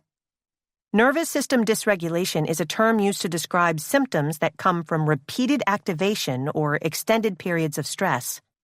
Ideally, when you face a stressful situation head-on, your nervous system becomes activated and then returns to a baseline state of balance, which allows your body to rest and digest. If your nervous system cannot regulate itself, however, you cannot recover from stress, and you may have the following symptoms. Possible psychological plus emotional symptoms. Activation symptoms: shame, guilt, mood swings, fear, panic, aggression, anxiety, rage, terror, confusion, self-blame, overwhelm. Shutdown symptoms: inability to connect to people or experiences, feeling spacey and numb, inability to think clearly, fear of speaking up or being seen. Possible physical symptoms: hypervigilance symptoms, insomnia, nightmares, jumpiness, easy to startle, fear of loud sounds, trembling, shaking, racing heart, migraines, digestion issues, autoimmune disorders. Tension symptoms: teeth grinding, migraines, muscle tension or aches, exhaustion, chronic fatigue. Possible social symptoms: attachment symptoms, push-pull or avoidant relationship patterns, consistent fear of abandonment, often resulting in clinginess or the inability to be alone. Emotional symptoms: boundarylessness or overly rigid absolute boundaries without flexibility, social anxiety, irritability, social withdrawal. For a week, spend some time tuning into your body each day You can use the consciousness-building exercise to help you do this. Witness and note when you are experiencing any of the above symptoms of nervous system activation. Step 2. Restore balance to your nervous system. Achieving an awareness of your state of nervous system activation will be an important part of your healing journey. Incorporating the following practices daily will help you regulate your nervous system. Over time, this practice will help give you the ability to engage with yourself, others, and the world in new ways. Choose one of these practices to focus on each day and practice only to the degree of intensity or effort that feels comfortable. Those of you who are already keeping a journal or notepad for this work may want to note how your body feels and responds to each practice. Find your ground in the present moment. Find a smell, a taste, or a visual in your current environment. Practice actively focusing your full attention on those sensory experiences. Do a visualization meditation. Close your eyes and take a deep breath. Picture a white light coming from your heart. Repeat the words, "I am safe and I am at peace," as you place your hands on your heart. Do this 3 times throughout the day. First thing in the morning or right before bed is a great time for this. Be conscious about your consumption of information. When you consume information, your nervous system consumes it too. Be mindful of how you feel in your body as you consume various kinds of information. Do you feel replenished and restored, or depleted and fearful? Disconnecting from media that activates anxious feelings can be helpful. Find nature and witness it. Go outside and just experience any small aspect of the natural environment that is accessible to you. Notice the colors of flowers. Sit under trees. Place your bare feet onto grass or into water. Let the wind blow on your skin. Nature is a natural balancer of our nervous system and gives us a reset. As you begin to use these new tools to help restore balance to your nervous system, remember that small, consistent practice is key. Many of you have been living a lifetime in a dysregulated body, so healing, which will happen, will take time. FSJ, Restoring Balance. Here is an example of the future self-journaling prompts I used each day to begin to create a new experience of nervous system balance in my daily life. To help you with this process, you may want to use the following example, or create a similar one of your own. Today, I am practicing restoring balance to my nervous system. I am grateful for an opportunity to create calm in my life. Today, I am bringing one moment of much-needed calm to my body. Change in this area allows me to feel more peace. Today, I am practicing when I find safety in the present moment / do one visualization meditation / am conscious about my information consumption / spend 1 minute witnessing nature. 5. Mind-body healing practices. The insights I gained into the nervous system and polyvagal theory allowed me to shed something that had long been holding me back: shame. I now understood that so many of the aspects of myself I was struggling with, my behavior, my cyclical thoughts, my emotional explosions, my detached relationships, had a physiological basis. They were the reactive impulses of a dysregulated body. I wasn't bad. I wasn't damaged. In fact, those habits and behaviors were learned responses that my body used to keep me alive. They were survival mechanisms. Applying qualifiers like good or bad, I now realized grossly oversimplified the wildly intricate interplay between mind and body. Though there were aspects of my being that were outside my conscious control, that didn't necessarily mean that I was at the whim of my body. It did not mean that because I lived with unresolved trauma and struggled with inflammation and poor vagal tone, I could never change. In fact, just the opposite was true. If my body could learn dysregulated ways of coping, it could also learn healthy routes to recovering. Thanks to epigenetics, we know that our genes are not fixed. Thanks to neuroplasticity, we know that the brain can form new pathways. Thanks to the conscious mind, we know the power of our thoughts to affect change. Thanks to polyvagal theory, we know that the nervous system affects all other systems of the body. As I started to shed layer after layer of ignorance about the connections among my mind, body, and soul, for the first time really witnessing myself, I began to comprehend the potential within to heal. We can unlearn and relearn as adults, even if we've endured significant trauma in our past. We can harness the power of our bodies to heal our minds and the power of our minds to heal our bodies. Do you remember Allie, the remarkable woman whose self-healing journey we encountered in Chapter 1? Her story taught me so much about the incredible power of all of us to change. Allie's transformation started with the dark night of the soul she experienced after being diagnosed with multiple sclerosis and having an adverse reaction to new medication. She was left with the shock and uncertainty of a chronic diagnosis and an aching desire for a better life.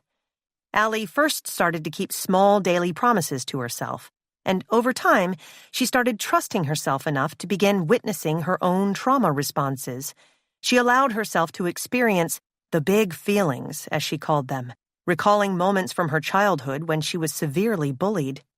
She started to note her body's responses to that fear and sadness, and held space for those emotions without judgment or reproach. Allie began to listen to her body, and it pushed her to harness the power of her nervous system response in the most empowering and joyous ways possible. She listened to her intuition, and it told her to sing.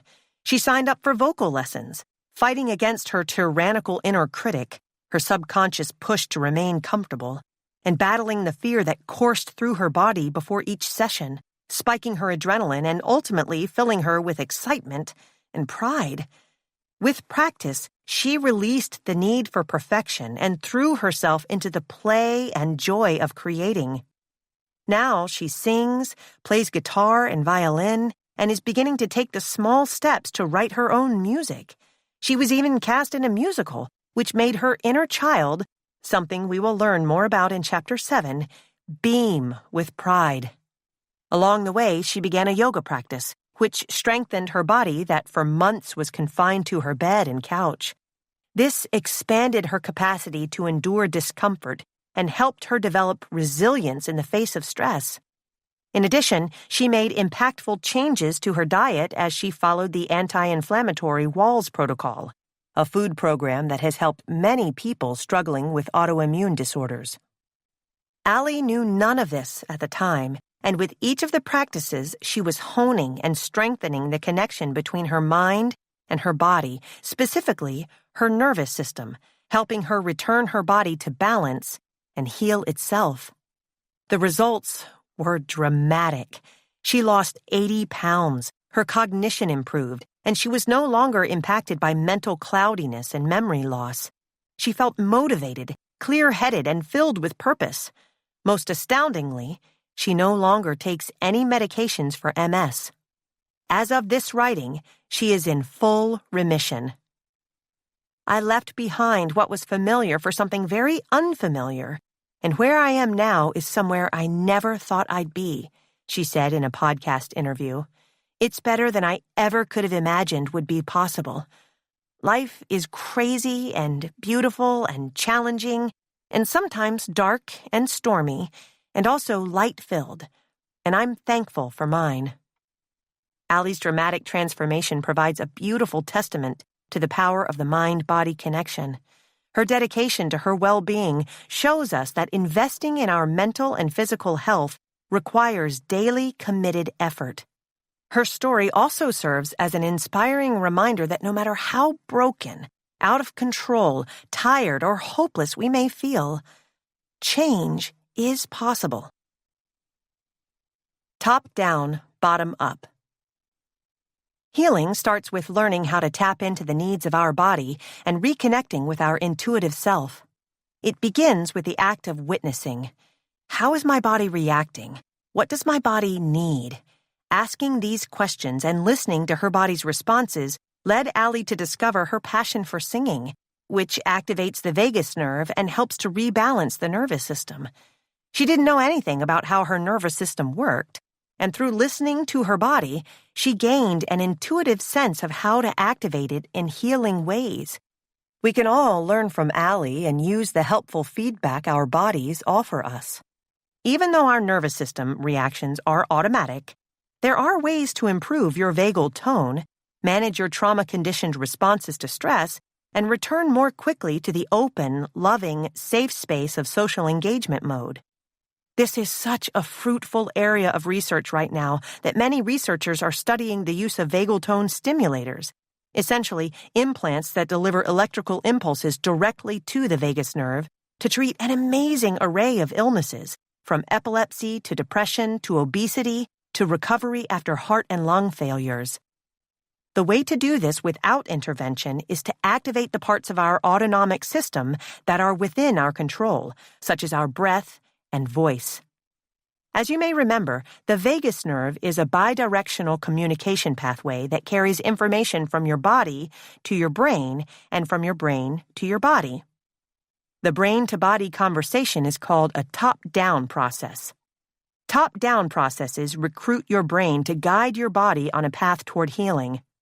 An example of a top-down practice is meditation, which, in the act of training your attention, helps regulate your autonomic nervous system responses. A similar, though opposite reaction happens with bottom-up processes, wherein you use the power of your body to affect your mind. Most exercises that engage the polyvagal nerve that we discuss here employ bottom-up processes, such as breath work, cold therapy, and the physical aspects of yoga. Though many bottom-up and top-down processes are out of our control, we can consciously choose specific interventions that actively decrease our psychological stress, slow the sympathetic responses in our nervous system, and even strengthen our musculoskeletal and cardiovascular systems. In addition, when we activate, challenge, and tone our vagus nerve in a safe and controlled environment, we build tolerance and learn how to live with discomfort, which is key to building resilience, the ability to recover quickly from hardship. As you begin to work on toning your vagus nerve, it may be helpful to know that you will undoubtedly experience uncomfortable internal pushback. It's never beneficial to flood ourselves with discomfort. Easing our way into it can bring us closer to healing. It's important that this work be done in a safe, stable place, where the stress and challenge to our bodies and minds are under our control. That way, we can push ourselves within safe confines, which prepares us to deal with stresses outside our control. What follows are some of the most effective, practical ways we can harness the healing power of our bodies to regain balance and build resilience. All of these practices are important tools for strengthening the mind-body connection and promoting healthy vagal tone. These are foundational steps on the path to holistic healing. Healing the gut. Most of the clients I've worked with express complicated feelings surrounding food and often live with chronic gut and digestive issues. For these clients, it is helpful to gain an awareness of the effects of their nutrition on their body and thus their mental state. Very few of us meet the nutritional demands of our body. Instead, we tend to eat based on how we feel: sad, bored, happy, lonely, excited. Or, on the flip side, we make food choices out of necessity, habit, or obligation. All of this input around food disconnects us from the actual needs of our body. This isn't hardwired, but learned. When we're babies, we're driven by our essential needs. When we're hungry, we cry. When we're full, we turn away. Babies are very clear about their likes and dislikes, much to the distress of worried parents around the world. They are driven by their bodies. As we grow older and are modeled other reasons to eat and drink, we stop listening to these innate needs. Chronic and overwhelming stress we experience in childhood can make it harder for our bodies to rest and digest properly. This is confirmed by repeated studies on the role of trauma and the development of GI issues in adulthood. If we listen to our body closely enough, we can relearn what was lost, because our body speaks loudly through messages sent between our gut and our brain. We just have to pay attention. We have around 500 million neurons in our gut, which can talk directly with the brain via a pathway known as the gut-brain axis, one of the most studied examples of the mind-body connection. The gut-brain axis is the highway that enables the exchange of a range of information, including how hungry we are, what kinds of nutrients we need, how quickly food is passing through our stomach, and even when the muscles in our esophagus contract. Our friend, the vagus nerve, is one of the key messengers that facilitate the sending of these signals back and forth between our gut and brain.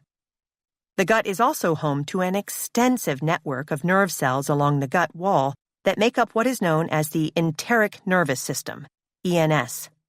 This is a mesh-like system of nerve cells that is so complex that researchers often refer to it as our second brain. Like the neurons found in our actual brain, these cells are constantly in communication with various regions of the body, signaling the release of hormones and sending chemical messages all throughout our body. The ENS gathers information from the microbiome, the diverse array of bacteria, fungi, and other microbes that live inside our gut. Gut microbes make neurotransmitters as they break down the food we eat, sending these microbial messages to our brain. Those microbes influence our reality. Just think about when we have to speak in front of a group of people and we say, "I feel sick to my stomach." This is not a metaphor. Our emotional state actually does make our stomach feel sick. In fact, 90% of the neurotransmitter serotonin, commonly referred to as the happy hormone, though it is also involved in sleep, memory, and learning, is made in our gut. This finding has led to the theory that a group of antidepressants called selective serotonin reuptake inhibitors, SSRIs, such as Prozac, actually act on the serotonin produced below the neck in the ENS. This profound insight overturned an older belief that these neurochemicals were made only in the brain. When we were sick psychologically, we thought the root cause must be identified and treated above the neck. We now know that the brain is only one small part of a larger interconnected network. In a trauma state, physical dysregulation in both the nervous system and the gut impairs our digestion, working against our ability to properly absorb nutrients from our food. When our body is stressed, we cannot enter the parasympathetic state that sends messages of calmness and security to our body. Without these necessary messages, we either expel our food or hold on to it, resulting in symptoms such as diarrhea and constipation. Our body's dysregulation is likely mirrored in the gut, where an imbalanced microbiome also hinders the extraction of nutrients from our food. Over time, our bodies become chronically deprived of the nutrients they need, and no matter how healthy or plentiful our diet is, we can often end up undernourished and hungry. If our diet isn't so healthy, things get worse.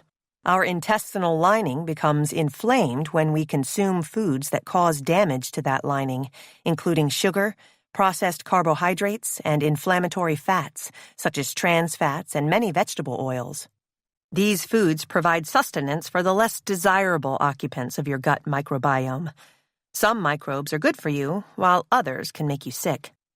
This collection of microbes lays the groundwork for a condition called gut dysbiosis, in which the balance of your inner ecosystem favors the bad bugs. When dysbiosis occurs, a condition called leaky gut typically follows. Leaky gut is just what it sounds like, a gut lining that instead of acting as a barrier, has become permeable, allowing bacteria to leak out of it and into our body's circulatory systems.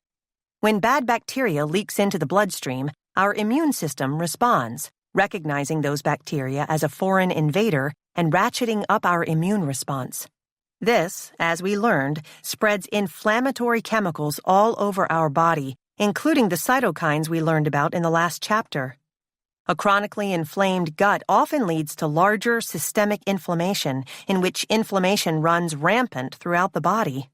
This can make us feel sick, lethargic, and even, in some cases, psychologically ill.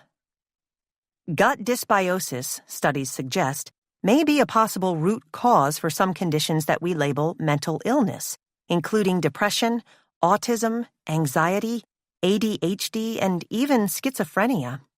Several animal studies have shown a direct link between a decline in the health of our microbiome as a result of poor diet and environmental influences such as stress and toxic chemicals, and a sharp rise in the symptoms associated with anxiety and depression in humans.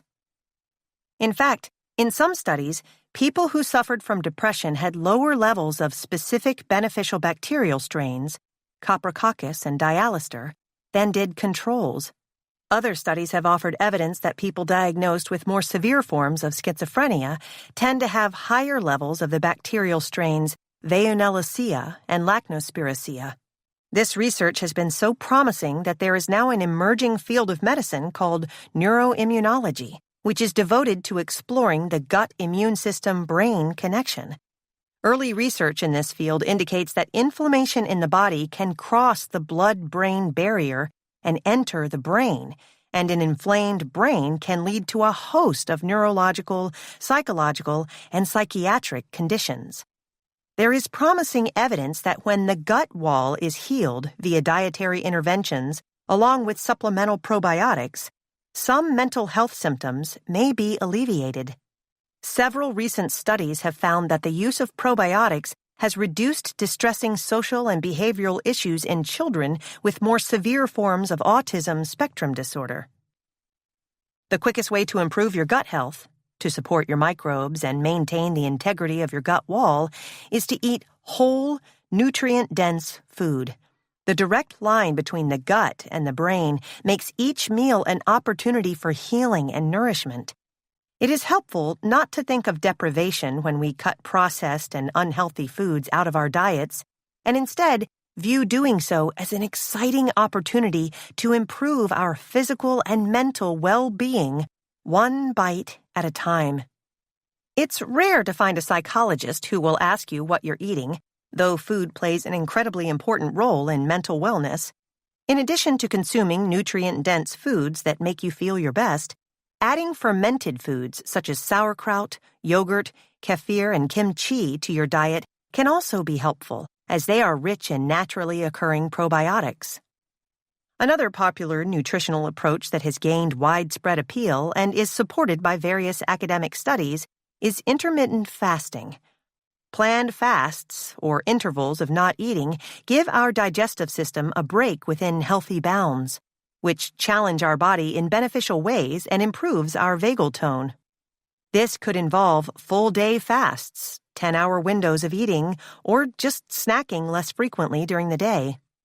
Fasting gives our digestive system a rest, freeing up the energy that would be devoted to digestion for use elsewhere. It can also help to increase our insulin sensitivity and regulate our blood sugar, keeping us from becoming a sugar burner who is always hungry and looking for the next sugar fix. Until I changed my nutrition, I was a notorious sugar burner. My girlfriends always knew to pack snacks for any outing, or else the day would end poorly for both of us. I ran on hit after hit of sugar and was constantly ravenous. Studies have shown that intermittent fasting increases mental acuity, learning, and alertness.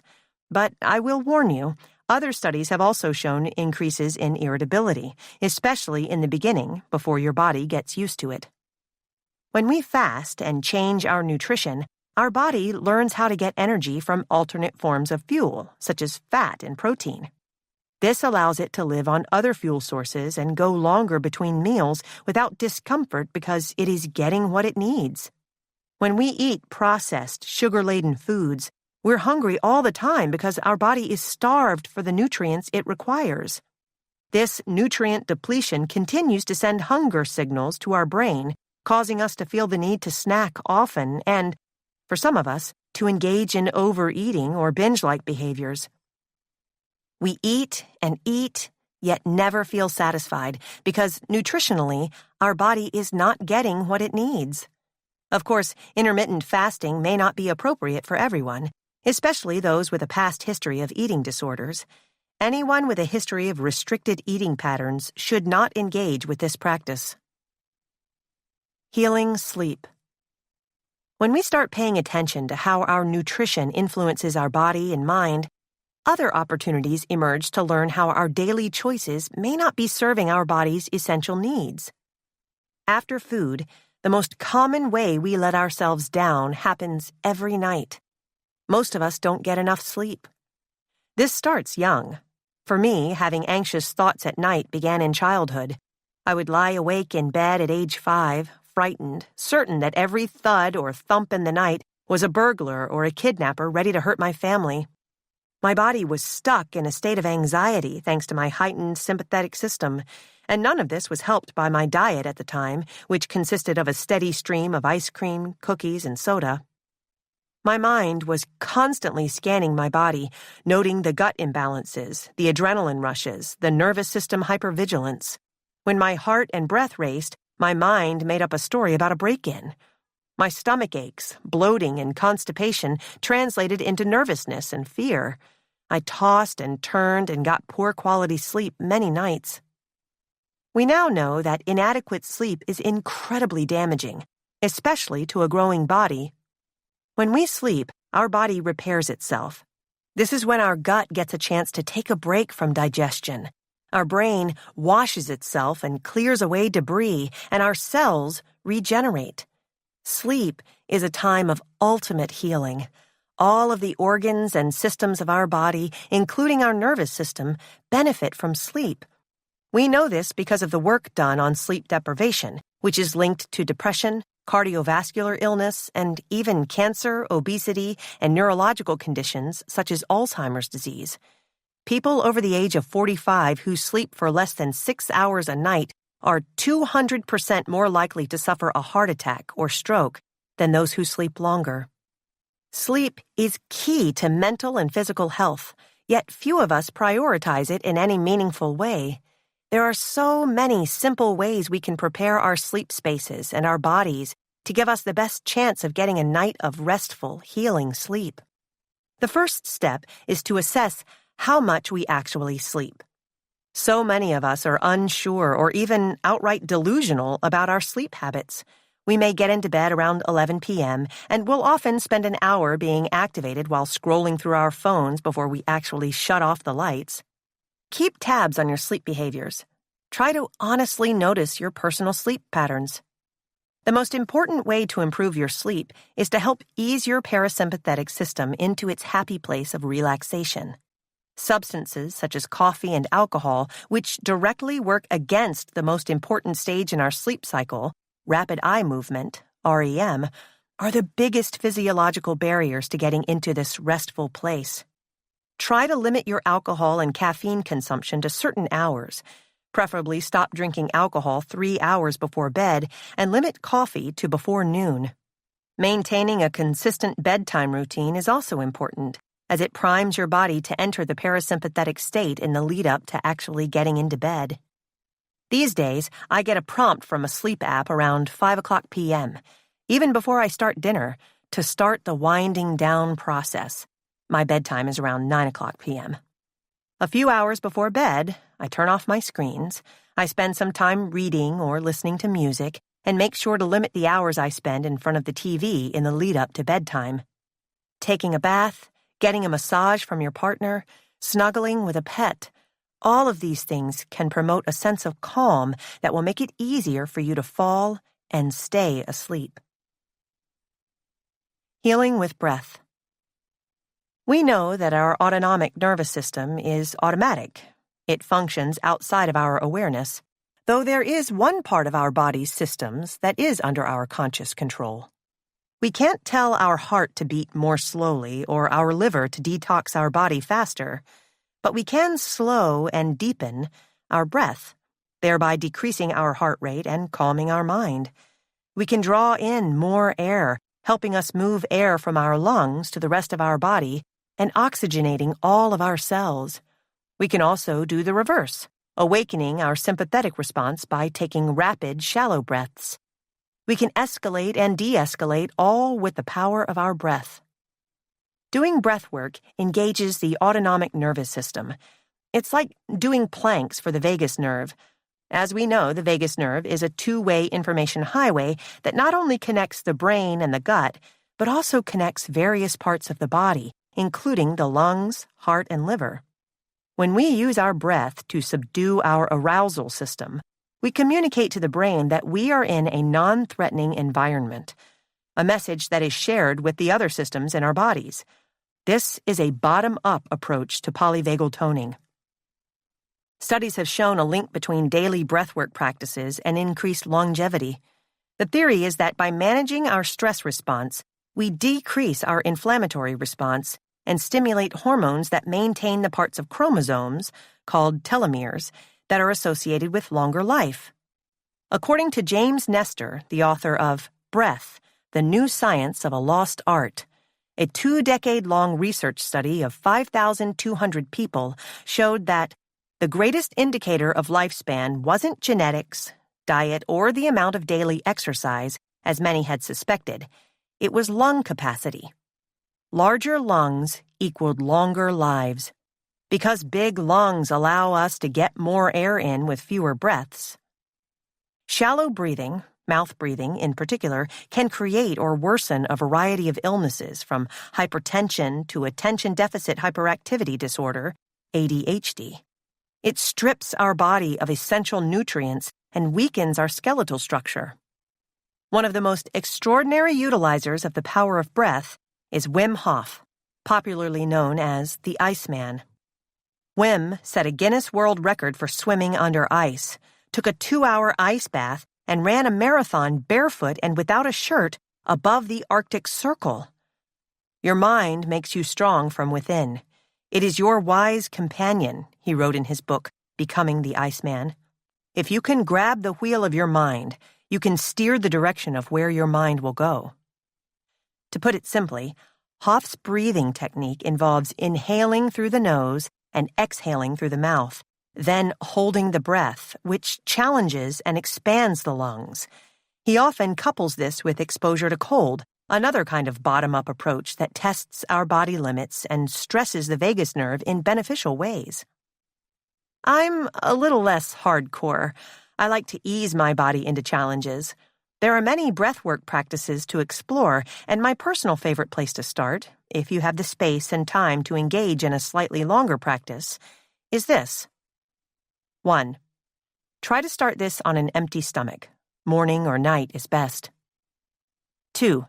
Sit or lie down in a comfortable place with few distractions. 3. Take in a deep breath from the lowest part of your stomach. 4. When you can't take in any more air, stop and hold your breath for 2 to 3 seconds. 5. Exhale nice and slowly without any force. Take 1 cycle of regular breathing, in and out. 6. Repeat 10 times. I do this every morning, a few moments after waking to start the day. Most days I practice for 5 minutes, which sounds short, but is deceptively challenging when you're new to the practice. As a beginner, this exercise should take no more than 1 minute, max. Over time, you can add more reps. It took me years of daily practice to get to this point. Initially, I had a hard time breathing from my belly and found it nearly excruciating to sit still for even a few minutes. Over time and with consistent practice, I cultivated my ability to consistently use deep belly breathing throughout the day instead of my regular shallow chest breaths. Over time, as my nervous system reset, I found that I was generally calmer and more at peace, which in turn enabled me to breathe more deeply. Today, with consistent practice, I am able to intentionally use deep breathing as a tool to calm my body when I'm emotionally activated and need it most. Healing with movement. Any activity, running, swimming, hiking, where mind and body are linked in a safe place helps us widen the window, as Dr. Porges wrote, of stress tolerance. Exercises that challenge your mind and body reduce your risk of developing cardiovascular disease and dementia, and may even slow the aging process. Physical exercise deepens sleep and improves mood by releasing neurochemicals in the brain, including dopamine, serotonin, and norepinephrine, which all make you feel happier and less stressed. In general, cardiovascular exercise, which increases oxygen and blood circulation all over the body, creates measurable changes in the brain, increasing the size and health of the organ while stimulating new neuronal pathways and strengthening existing ones. An ultimate window-widening exercise, given its direct activation of the vagus nerve, is yoga. Dr. Porges is also a huge advocate of yoga. He's written extensively about its benefits on vagal tone in academic journals. Yoga engages both the mind and body by combining the regulatory power of our breath with movement. As we advance in the practice, increasingly challenging poses begin to test our body's physical limits, further stressing our system and offering an opportunity to reconnect with the calming power of our breath. Regular yoga practice has been shown to have more diffuse effects on the body, likely because of the strengthening of the vagal response over time, including reducing inflammation levels and regulating blood pressure. It does not seem to matter what kind of practice we engage in, Kundalini, Hatha, Ashtanga, even a hot yoga hybrid.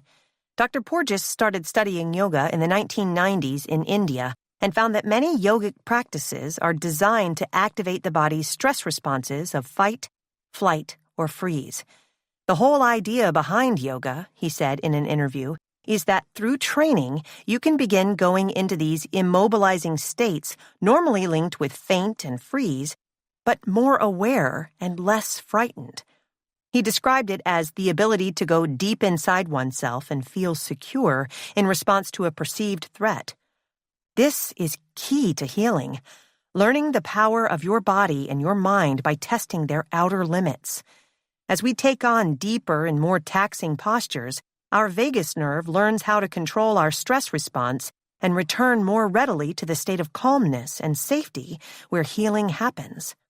We learn how to bounce back faster or become more resilient in the face of controlled physical and mental adversity. In one study, people who were practicing yoga for 6 years or longer could keep their hands in ice water for twice the time of controls who never practiced it.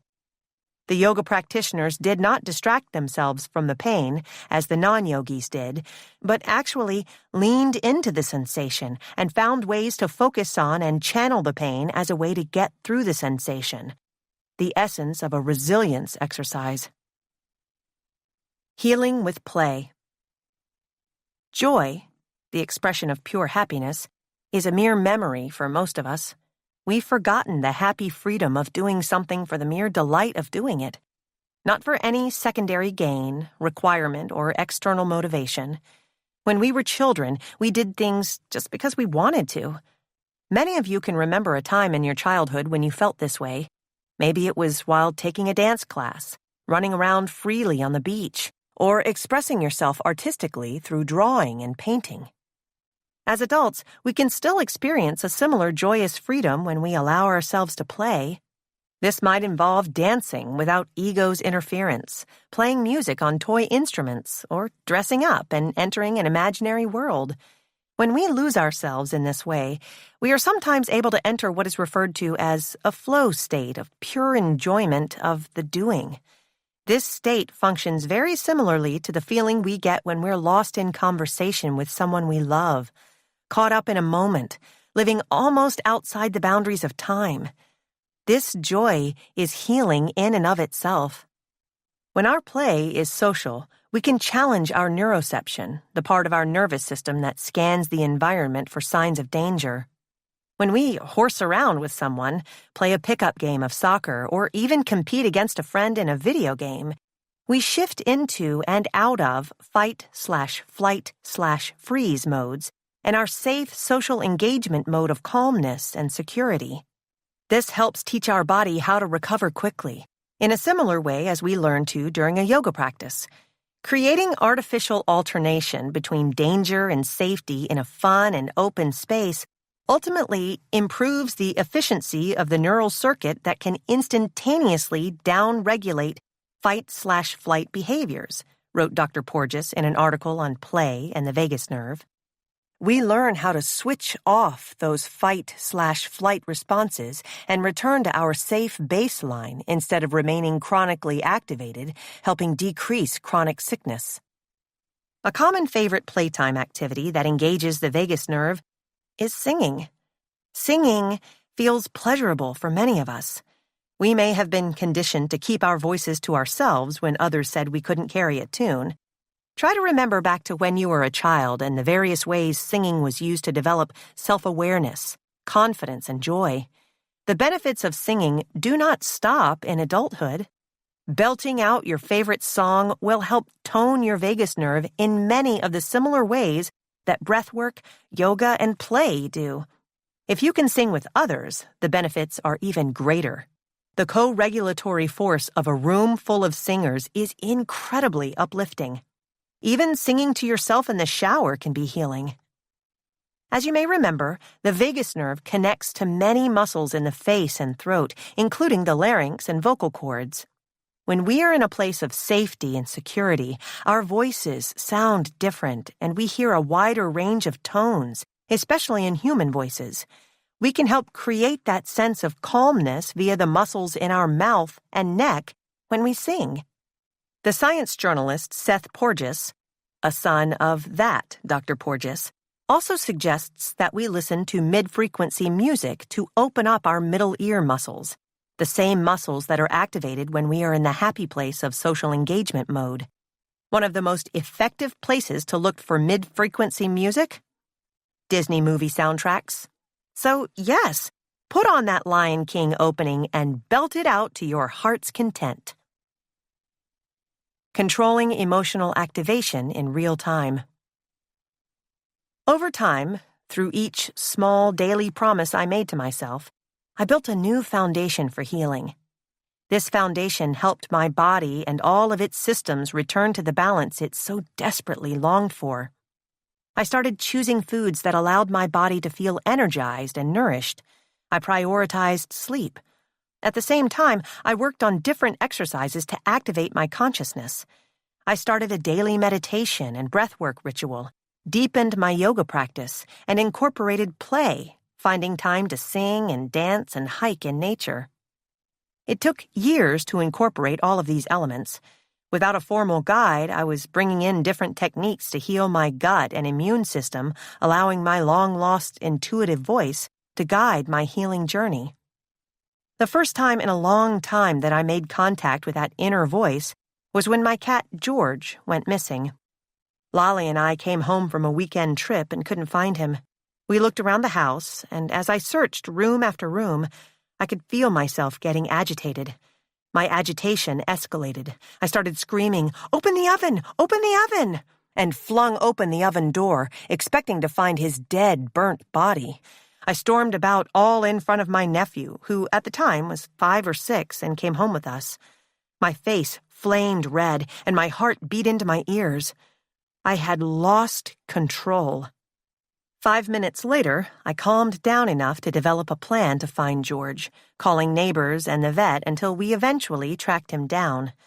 I apologized to Lolly after it was all over, saying effectively, "I'm sorry I lost my shit." She responded, "I understand. I really don't think you even meant it." The idea that I hadn't meant to behave the way I had touched something inside me. There was a part of me, the authentic part of me, that knew she was right. While I had been going through the freakout, I could sense on some level that I wasn't truly frantic. It was as though I had been playing a role, acting out the family dynamics of my conditioning, freaking out just as I had been trained to. The authentic part of myself, though, knew it wasn't real. My heart rate really had risen, of course, and my adrenal glands produced cortisol, as those systems were activated by my sympathetic response. And yet a small part of me agreed with Lolly, knowing deep down that I didn't really mean it. That signaled to me that there was something deeper going on, and I started to pay more attention to what was setting me off and how my body reacted when it lost control. Fast forward several years into doing the work. This time, our cat, Clark, went missing. I really do have adventurous cats. Clark, a very dog-like cat, must have gone out and gotten lost.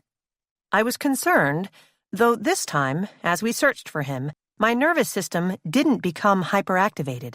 I remained calm and focused. While it took almost 3 weeks, we eventually found him too. And that time I didn't kick and scream and hurt the ones I loved in the process. Today, I am embodied.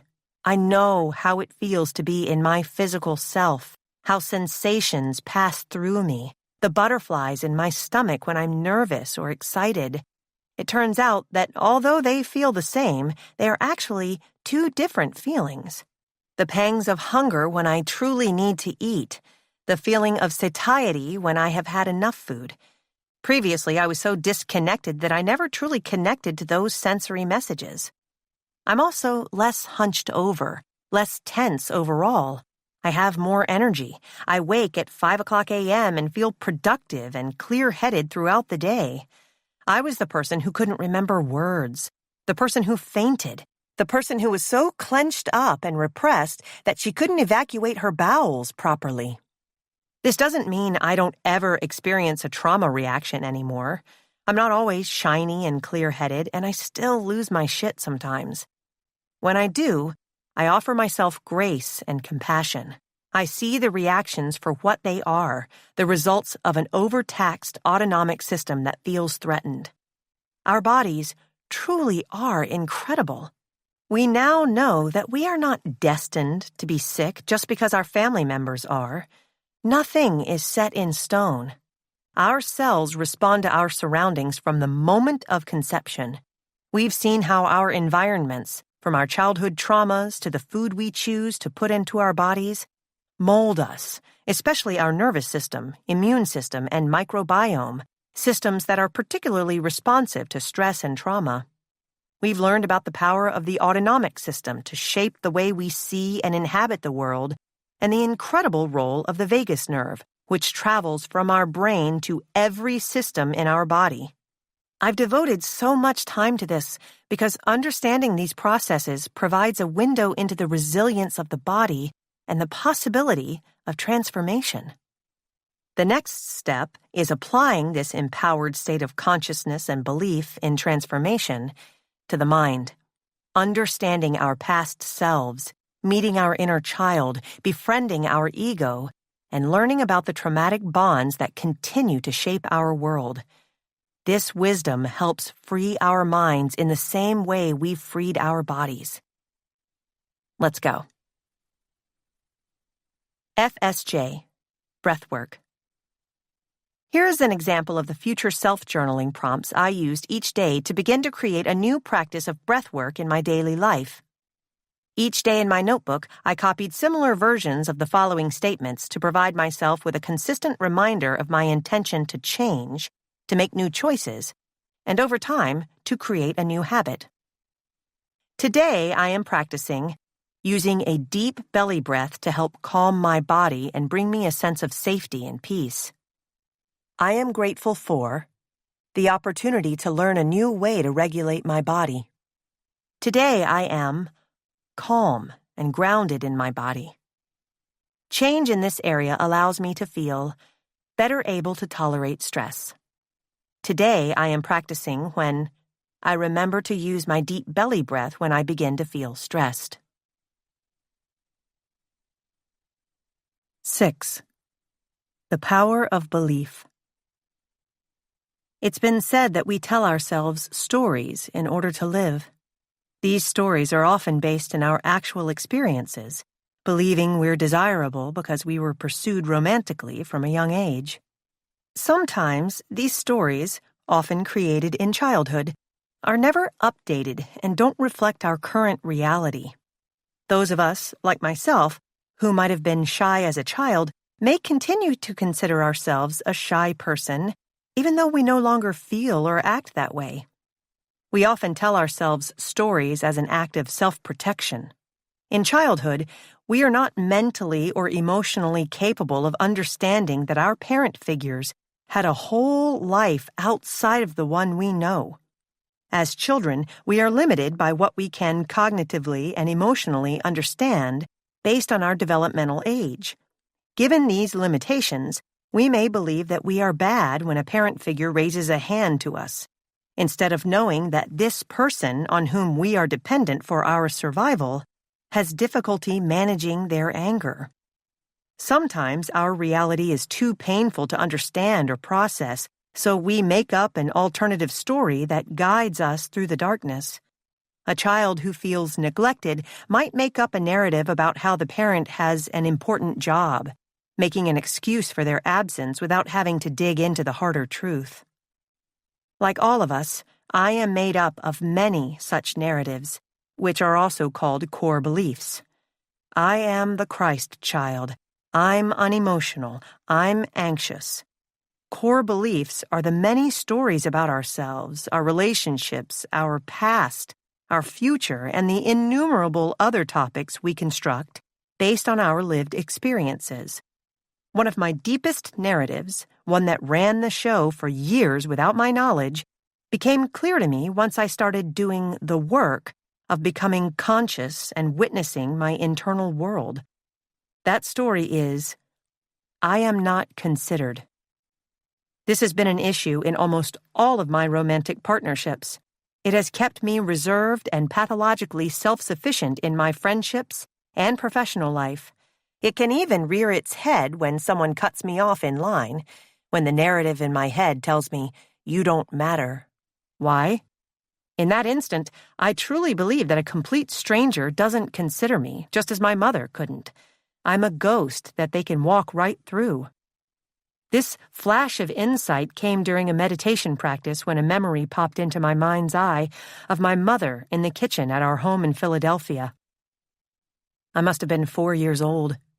My dad came home from work at the same time every night.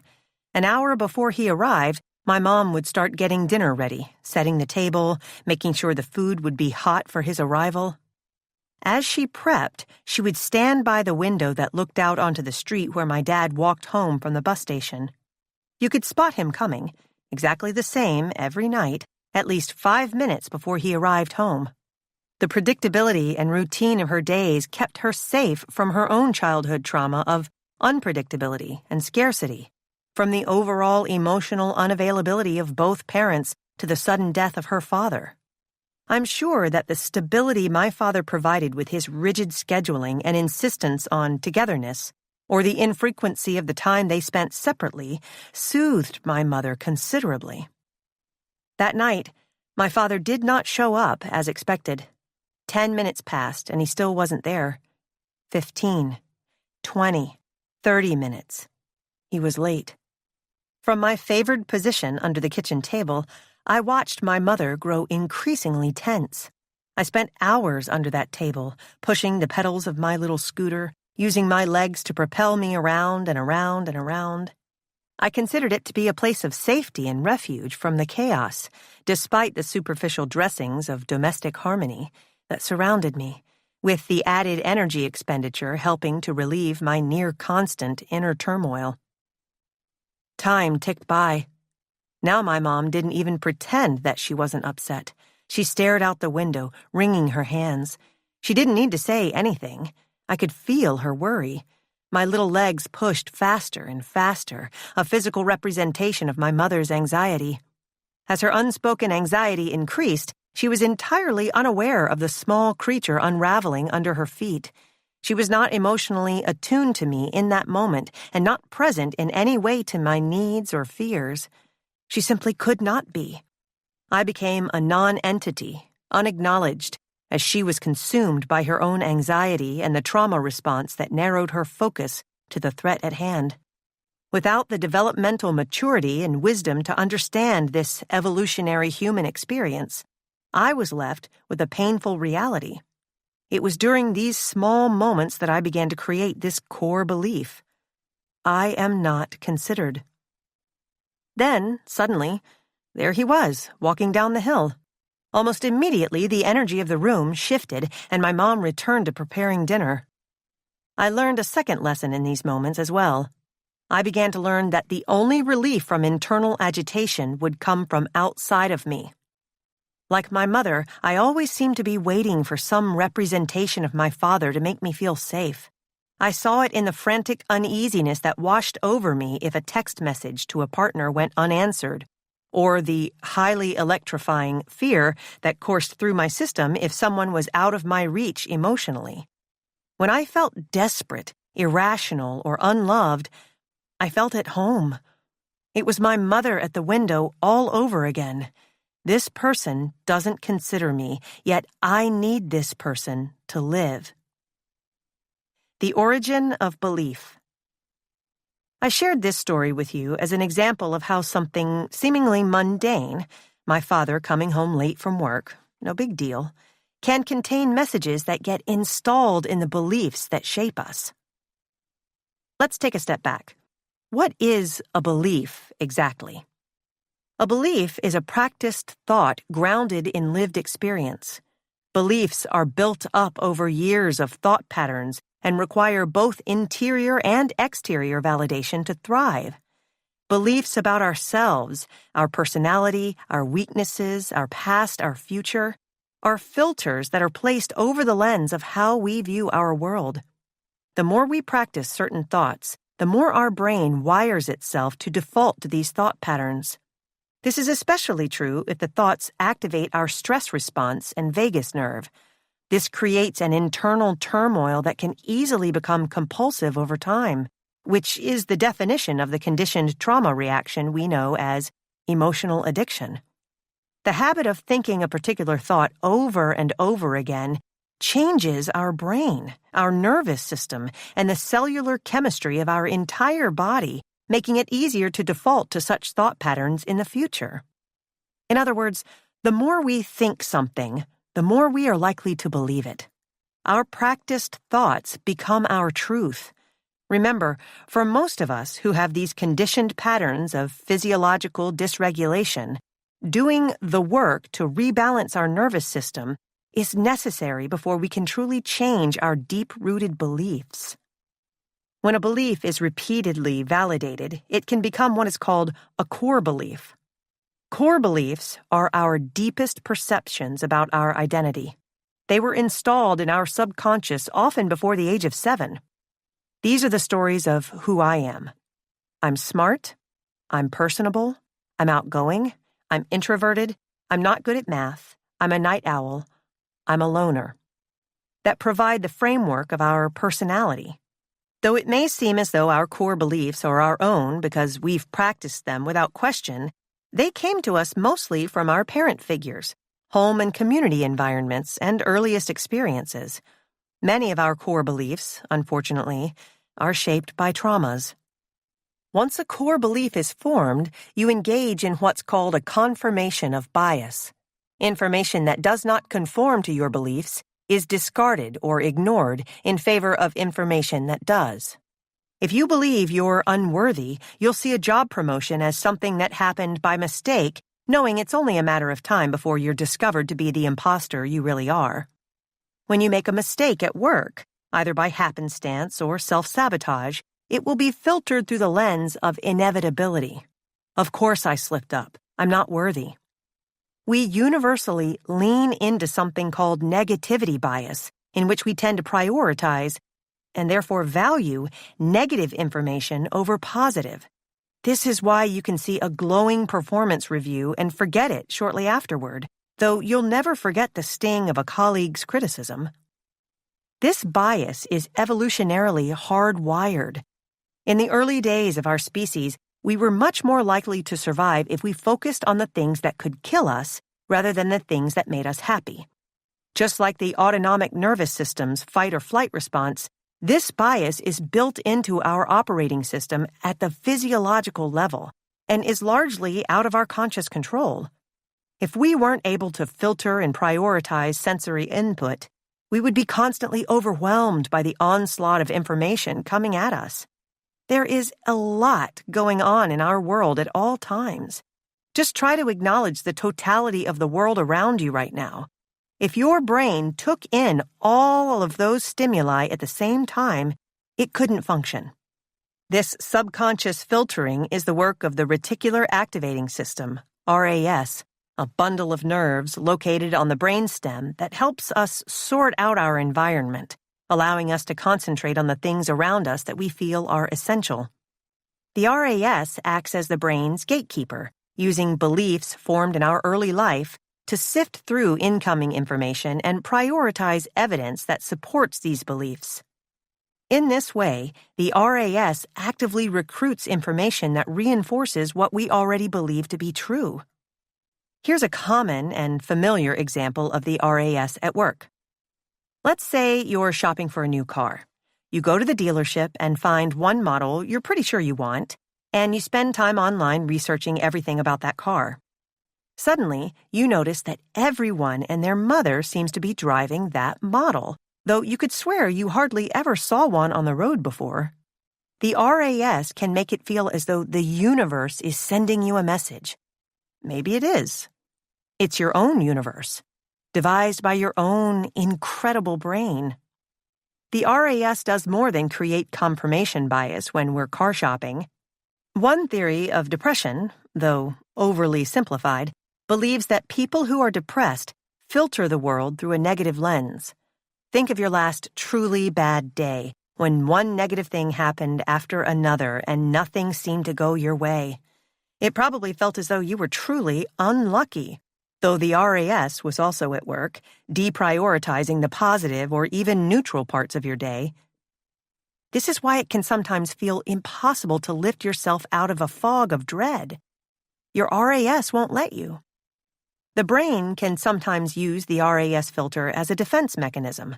I have met many people who claim that their childhoods were rosy and perfect and refuse to acknowledge any negativity or hardship, despite evidence to the contrary. An idealized view of our childhood becomes a core belief that may come from self-preservation. In real life, no childhood is perfect. Allowing ourselves to honestly witness the entirety of our past and current experiences is fundamental to our healing. Just as we learned in Chapter 2 that we are not our thoughts, we are also not our core beliefs. This is often harder to accept as our core beliefs are so ingrained, such a part of our identities that they are hard to part with.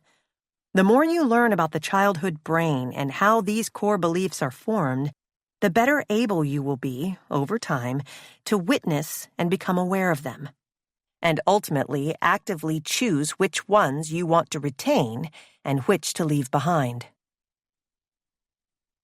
Wired for survival. It may be hard to remember this when you're sitting next to a crying baby on an airplane or pleading with a tantrum-throwing toddler, though early childhood is a moment of pure spiritual essence. The childlike wonder, the play, the truth-telling, these are expressions of the authentic self, or what I consider to be the soul.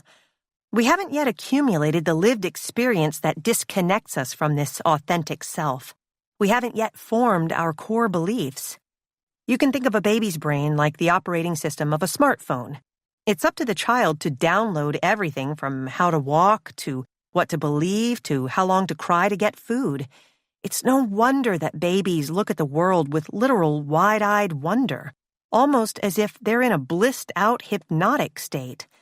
They are living in a constant state of receptivity and learning. Infancy is a time of endless invention. We learn language, movement, social interaction, and cause and effect, all in service to our survival. Neurons, the building blocks of our brains, are communicating with one another through synchronized electrical impulses called brainwaves. These brainwaves give rise to everything that makes us our human self, our behaviors, our emotions, our thoughts, even the mechanics of our bodies. It's a beautiful symphony, a unique song never before played, all going on in a newborn's mind. We now know it's also a time when our core beliefs about ourselves and our place in the world are formed. This starts the moment we exit our mother's womb. Once we emerge into the world, the neural pathways in our brains are hyperstimulated, forming and honing as we try to make sense of the strange new world and our place in it. This can be a frightening time because We are in a state of complete dependency, and the unknown is terrifying. This fact is no different for children. Though our brains are not yet mature enough to fully grasp the implications of this dependency, we can still feel the fear that is inherent in our vulnerability. This is impacted by our environment, in both the immediate sense, what is or isn't available in terms of basic necessities, such as food, shelter, and love, and the macro sense, such as living in a developing country or under systemic oppression or during a pandemic. During this time of intense need, all of these factors shape our sense of security and comfort, or lack thereof, and leave lasting imprints on our body, mind, and soul. The most significant imprinting comes from the people we are most bonded to, our parent figures. Emerging neuroscience supports the overwhelming effect parent figures have on their babies' brains. One study found that when adults and babies look into each other's eyes, their brain waves actually sync, creating a joint networked state that connects the two people in a silent language of communication. Without our parent figures, we will starve, not just physically, but emotionally too. Our main objective is to receive love. If we are loved, it's likely we will be safe, fed, and generally cared for. This state is the most beneficial mode for brain development in childhood. It's the social engagement mode, which we learned about in Chapter 4. It's a state of peace where we feel safe and secure to play, take chances, and learn. This safe state is essential for achieving milestones in neurological and behavioral development. This learning brain allows us to feel secure enough to take chances, to be more likely to get back up when we fall. We look to our parent figures for clues about how to connect, how to navigate the world, and how to cope with stress, which is called co-regulation. You saw this in action in my kitchen window story. Co-regulation is not only a learning experience for the mind, it's also a learning experience for the body. This is when our parent figures teach us how to moderate our emotional reactions and return to the social engagement mode baseline. When we don't learn this regulation or don't feel safe enough to attempt to learn it, we enter a state of fight/flight/freeze activation in which our neuroception scans the environment and sees threats everywhere.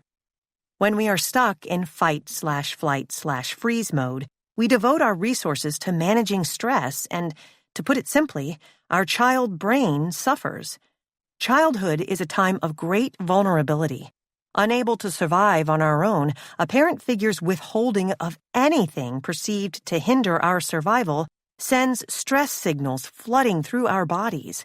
The resulting survival brain, as I call it, is hyper-focused on perceived threats, sees the world in black and white, and is often obsessive, panic-driven, and prone to circular reasoning. We can break down or shut down when faced with stress. This is especially true between conception and age 2, when an infant brain functions on the slowest brainwave cycle with the highest amplitudes, called the delta state. As adults, by contrast, we enter delta state only when we are in deep sleep. The delta state is a learning and encoding mode. There is no capacity for critical thinking as the spongy newborn brain is fully devoted to absorption. The brain develops further from around ages 2 to 4 as the brain waves shift to the theta state, the same state that is documented when adults enter hypnosis. In the theta state, children focus inward. They are connected to their imaginations at the deepest levels and often have trouble distinguishing dreams from reality. Though toddlers do develop critical thinking skills around this time, they are still absorbed in an egocentric state, a stage of development when they cannot see any perspective but their own. This is not the definition of egocentric that we see associated with self-centered people in adulthood. Egocentrism in childhood is a developmental stage in which there's an inability to understand the difference between the self and others. In egocentrism, the belief is that everything is happening to us because of us. As a result of our brain's development, we are literally unable to view the world from another's perspective, even when the other is our parent figure, sibling, or other close relative. As children, when any of our physical, emotional, or spiritual needs are consistently unmet, we inaccurately assume responsibility for this neglect, often internalizing false beliefs. No one is helping me because I'm bad, and then generalizing them more broadly. The world is a bad place. This egocentric thinking can be seen as we try to make sense of emotionally painful experiences with our parent figures. A child, after being yelled at by dad after a stressful day at his office, is unable to understand that they are not the cause of his anger. It is not until the next stage of cognitive and emotional development, around age 5, that our analytical mind takes over. Though there may still be trouble discerning what is real and what is imaginary, this is when children begin to use rational thought and to understand the consequences of cause and effect. When I don't listen, I have to take a time out. This stage is followed by the beta state, the lowest amplitude and fastest waves, which we begin to enter at age 7. This is when a critical, logical, engaged thinker is becoming more present. This is the adult mind in progress. By then, however, we have already amassed the core beliefs and subconscious programming that will continue running our daily lives as adults. Childhood interrupted. As our brains develop, our needs expand from the basics of shelter, food, and love to broader, more complicated and nuanced requirements for physical, emotional, and spiritual wholeness. Spiritually, our individual souls have 3 basic needs. 1. To be seen. 2. To be heard. 3. To uniquely express our most authentic selves. Few people, let alone stressed parents, have the tools to meet all of these needs all of the time. Even the most fully realized families have limitations. When children's emotional needs are not adequately or consistently met, they often develop a subconscious core belief that they are not worthy of having these needs met. When they are emotionally denied, they overcompensate, exaggerating some parts of themselves and denying others based on what they perceive to be validated or considered worthy by their parent figures. A parent figure who is feeling overwhelmed by and uncomfortable with their own emotions, when seeing their child distressed, might say, "You're too sensitive." The child, whose main objective is to receive love, will suppress or hide their perceived sensitivities in an attempt to continue to do so. If this pattern continues, the child might toughen up or detach, ignoring their authentic self and presenting a false self, which emerges from a core belief that parts of their identity are unacceptable. I see this a lot with my male clients and friends. For some who grew up with the model of toxic hypermasculinity, where men are discouraged or shamed for expressing emotion, even acknowledging that they have an emotional world may be challenging. In cases like these, we're fighting not just the conditioning of our parent figures and family unit, but society at large. Often, these small, consistent messages become internalized as core beliefs. Some of you, when helping your mom take care of your siblings, might have been told, "You're so helpful. You're going to be such a great mother yourself someday." Heard consistently enough, your core belief may then become, "I need to care for others in order to be loved." Over time, you may find yourself feeling selfish for caring for yourself or even acknowledging your own needs. Alternatively, you may have been consistently told, "I wish you could be more like your brother."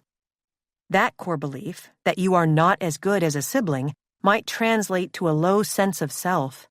It might make you more likely to compare yourself with others, never believing that you are good enough as you are.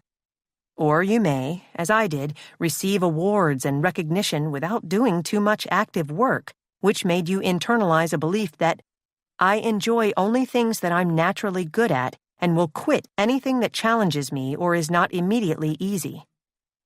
This used to be a central part of my core belief. I wanted to play only if I was going to win. It's important to point out that though parent figures do create the bulk of our core belief system, our beliefs are also influenced by the wider environment. Our educational system, which lacks the ability to tailor its approach to individual children, engages in a one-way model of teaching that forces them to adapt to the larger institution in order to achieve and be validated. The pressure is compounded by our peers who validate certain behaviors, styles, or parts of our appearance. We are often placed into categories such as nerd, slut, or jock that create narratives around identity that we unconsciously internalize. A young girl who finds herself struggling with math in a culture that believes women underperform compared to men at hard sciences may internalize an inaccurate truth about herself. Once we've internalized the belief that we aren't pretty, thin, or smart enough, our RAS will continue to look to find a source of information in our society to confirm this. Even in adulthood, we tend to see the world through the filters applied by the core beliefs, often negative, that we developed during these sponge years of childhood. Continuing to strengthen these core beliefs at the expense of a more accurate, complete, and updated narrative results in increasing disconnection from our authentic selves. This is one reason why nearly every adult is desperate to be seen, heard, and externally validated. Our need for validation may manifest itself as codependency, chronic people-pleasing, and martyrdom. Or, on the other side of the spectrum, it may manifest itself as anxiety, rage, and hostility. The more disconnected we are, the more depressed, lost, confused, stuck, and hopeless we feel. The more stuck and hopeless we feel, the more we project our emotions onto the people around us. Our beliefs are incredibly powerful and continue to shape our daily experiences through our subconscious minds. These beliefs, especially the core ones, weren't formed overnight. They won't change overnight. With dedication and persistence, they can be changed. To truly change, you have to learn who you really are. And a part of this includes meeting your inner child. Do the work. Do a core beliefs inventory. Spend some time reflecting on and journaling about your core beliefs. If you feel intimidated by the word belief or are unsure of what yours are, it's okay. Remember, a belief is simply a practiced thought. You hold core beliefs about yourself, others, the world around you, the future, and many other topics. Begin to pay attention to and notice the themes and narratives that run through your mind all day. Notice and write down any and all themes that arise. To help you reflect, feel free to use the following journal prompts, adding any other areas or themes that you notice. While witnessing my thoughts throughout the day, I am noticing themes about myself, about others or my relationships, about my past, about my present, about my future. FSJ, Creating a New Belief. Now that you understand that beliefs are just practiced thoughts, it shouldn't come as too much of a surprise to learn that in order to create a new belief, you will have to begin to practice a new thought.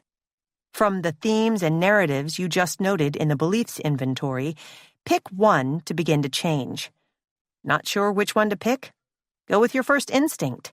If you're still unsure, think about the one that would have the most impact on your life if you believed differently. Once you identify the belief you'd like to change, think about what you'd prefer to think. This could be as simple as noting the opposite of your currently held belief. For example, if you find an "I'm not good enough" theme in your thoughts, as many of us do, you will want to believe that I'm enough. This will be your new daily affirmation, or mantra. Now, you will want to practice this new thought a lot. Some of you may want to write this new affirmation or mantra somewhere, anywhere, or everywhere. Each time it catches your eye, recite this new thought to yourself. Others may resonate more with a particular time of the day when they will practice this new thought, such as during a morning or evening routine. Don't worry if you find it difficult to accept this new thought as true. In fact, don't even think for 1 second that you will think this new thought is true. You won't, not for a long time at least. Practice anyway. Over time, you will retrain your brain to begin to consider the very small possibility that this new thought may someday hold even the tiniest bit of truth. Try not to obsess over when that day will come, and one day you just may find that glimmer. I know I did. 7. Meet your inner child. The first thing anyone would notice about Anthony was his thick New York accent, one that reminded me of my time spent riding the subway around Brooklyn. Anthony was the black sheep of his big Catholic Italian family, even though he tried his best to follow along with the crowd. He was taught a general sense of right and wrong, with some wrongdoings warranting you a trip straight to hell. Even as a young boy, Anthony felt he was different or bad in a way his brothers were not. His badness started before he was even school age, when he was molested by a neighbor, another child himself, who was practicing the abuse he suffered in his own home. Anthony saw the sexual abuse as a likely message from God, telling him that he was an evil person, especially because it happened with another boy. He became convinced of his inherent badness when his father started acting physically, verbally, and emotionally abusive when drinking. These instances of abuse often came as a reaction to Anthony's somewhat more mild-mannered and emotional nature, qualities that separated him from his brothers. To escape the increasing discomfort of his home life, as a young teenager he began spending more time with older neighborhood boys. Eventually, one of these older boys began another round of sexual abuse, with Anthony believing that it was he who asked for it and enjoyed the encounters he had with that predator. Anthony knew intuitively that the abuse was wrong, that it was not something he wanted, and that he was suffering. When he got up the courage to tell a close family member, he was dismissed as a troublemaker. Meanwhile, his father's physical abuse and drinking escalated to the point that Anthony was removed from his home and sent to live with a relative. Following his removal from his father's home, Anthony fell into a dark depression and began secretly drinking himself. Soon after, he began acting out sexually, obsessively collecting pornography VHS tapes and stacks of pornography magazines. He eventually began isolating himself from others and living within his own sexual fantasies. He continued to attend weekly church services with his relative's family, where continuous messages that sex and sexuality were sinful and against God's will were blasted from the pulpit. This made him feel even more ashamed about his frequent and ever-insatiable sexual thoughts, urges, and behaviors. Not feeling safe enough to share his growing compulsions and fetishes with anyone else, he continued to view his secrecy as further indication of his sinfulness. Healing, he had learned, could come only through prayer, repentance, and self-inflicted punishment, though by that time he had already deemed himself unfixable. He decided that going away to college, away from the judging eyes of his church and family, would provide the only possible relief from his endless pain. He used the move as an opportunity to flee the existence and experiences he had come from, entirely unaware that he was only relocating the abused and shamed child within. Based on appearances alone, Anthony seemed perfect. He was an attractive, physically fit man working as a hyper-successful stockbroker on Wall Street. This allowed him to live in luxury, surrounding himself with the finest things. In addition to those things, he lived a shadow existence that kept him cut off from his close friends. To relieve the stress of his high-pressure, demanding job, he began drinking more heavily in private, not wanting others to see yet another one of his bad habits. During those times of secret and isolated drinking, he began to look outside of his pornography collection in the hope of finding the sexual experiences that would finally fulfill his deeply felt insatiability. He would cruise online platforms that catered to unique sexual fantasies, picking up women with whom he'd have meaningless and sometimes physically aggressive consensual sex. Immediately after the release, he would be filled with an overwhelming self-loathing. He felt that the shame of these encounters would swallow him up, and he'd stare up at the ceiling and beg for forgiveness and peace. One of Anthony's core beliefs was, "I'm a highly sexual bad person," and he continued to strengthen that narrative. After years of living a hidden life, he suffered a breakdown, which culminated in his cutting his remaining ties with friends and family members. He confined himself to his house for months, drew the blinds, and shut himself off from a world he was never equipped to handle. He entered into a deep fog of unrelenting depression, losing hope that he would ever be normal. Eventually, he emerged from the womb of his home, ready to start addressing his deep inner conflicts.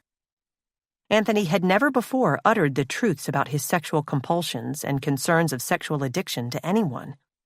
Prior to his breakdown and isolation, the thought of doing so had been nothing short of debilitating. With the help of a supportive trauma therapist, he began to speak of his hidden sexual compulsions and concerns about being sexually addicted for the first time. It was as if a dam broke inside him. He now understood that he had been groomed and victimized by his abusers, and that he did not bring the abuse on himself. He had unveiled his secret, yet he was still living with so much pain. That was when he decided it was time to meet his inner child. Attachment theory. Before we introduce the concept of the inner child, it's important to provide some context about the importance of our earliest childhood bonds. To put it simply, our relationship with our primary parent figures is the foundation of the dynamics of all the relationships we have in adulthood. We call these relationships attachments. In 1952, psychoanalyst John Bowlby presented a theory of attachment after studying children and their relationship with their mothers at a London clinic. The children would display a variety of social releasers, such as crying or smiling, to get parent figures' attention. He came to the conclusion that their intense reactions emerged from a survival instinct.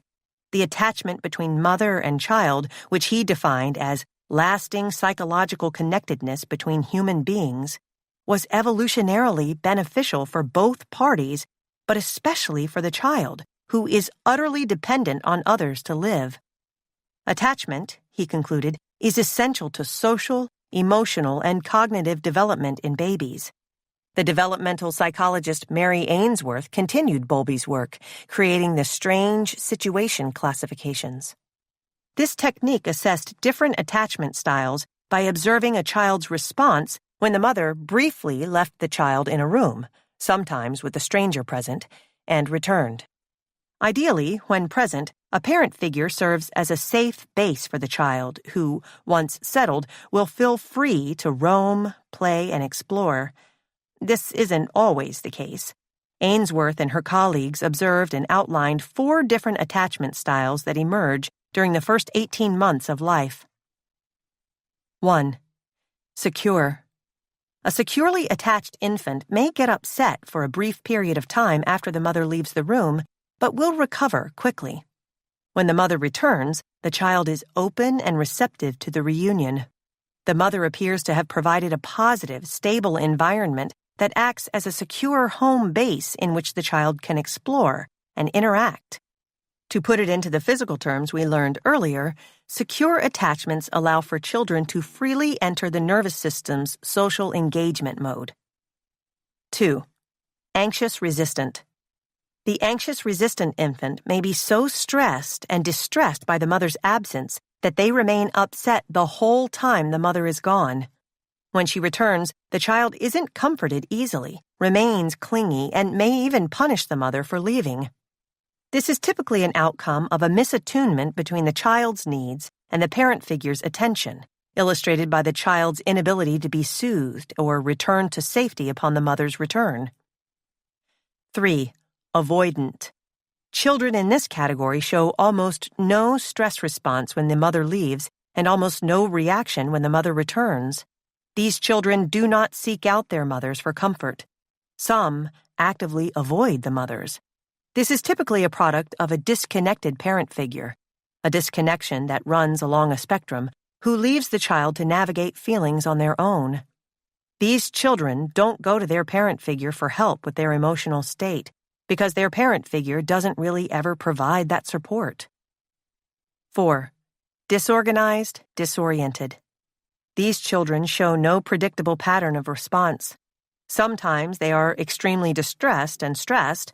Other times they show no reaction at all. This is the rarest attachment style of the 4 and is typically associated with the childhood traumas found on the ACEs, such as severe abuse and neglect. The child's world is so unpredictable that their body doesn't know how to react or find safety. The safer and more secure the bond between a child and their immediate parent figures, the safer and more secure the child feels in the world at large. Research has shown, time and again, that people who had secure attachments in infancy tend to have secure attachments in adulthood, showing the remarkable lifelong effects of our parental bonds. Brain scans have supported this conclusion, showing that children who had secure attachments at 15 months had a larger volume of gray matter, the part of the brain that contains cells and nerve fibers, than those who did not, suggesting that they had healthier brain function. The inability to form secure attachments in childhood, moreover, has been linked to social anxiety, conduct disorders, and other psychological diagnoses. In recent years, some researchers and clinicians have expanded the idea of attachment theory beyond the immediate parent figure to the larger family unit. One example of this is family systems theory, developed by Dr. Murray Bowen, which extends attachment theory to the entire family unit, including siblings and close relatives. This is an important addition, in my opinion, because it extends our networks of existence from us as individuals, outward from our immediate environments, to our greater communities and worlds at large. Even though I'm not one to rely on labels, I do think it's helpful to understand which attachment style most resonates with you. What you will hear from marriage and couples counselors around the world is that our attachments live on within us, especially in our romantic bonds.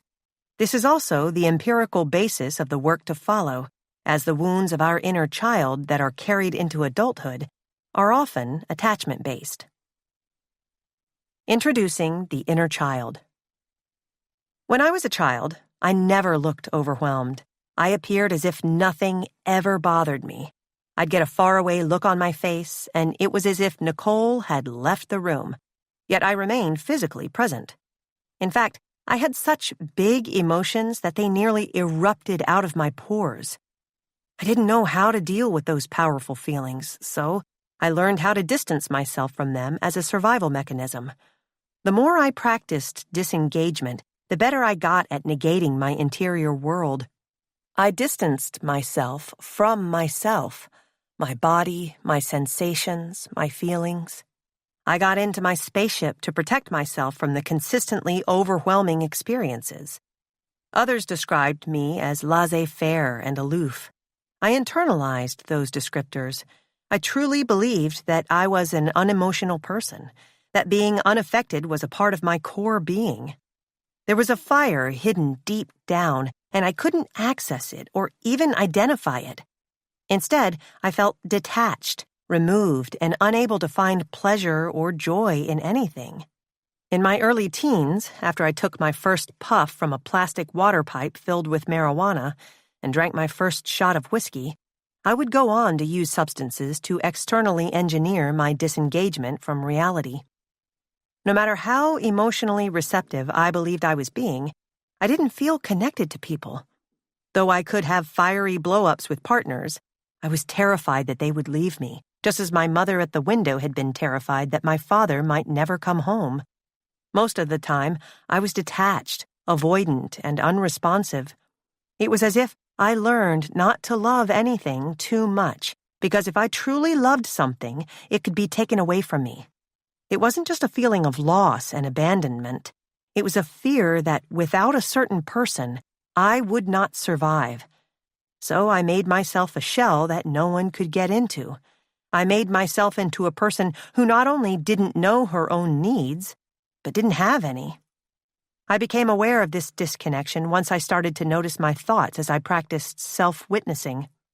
Along the way, I kept running into recurrent narratives, over and over, the familiar theme that no one considers me, the same thing I felt when hiding under the kitchen table throughout my childhood.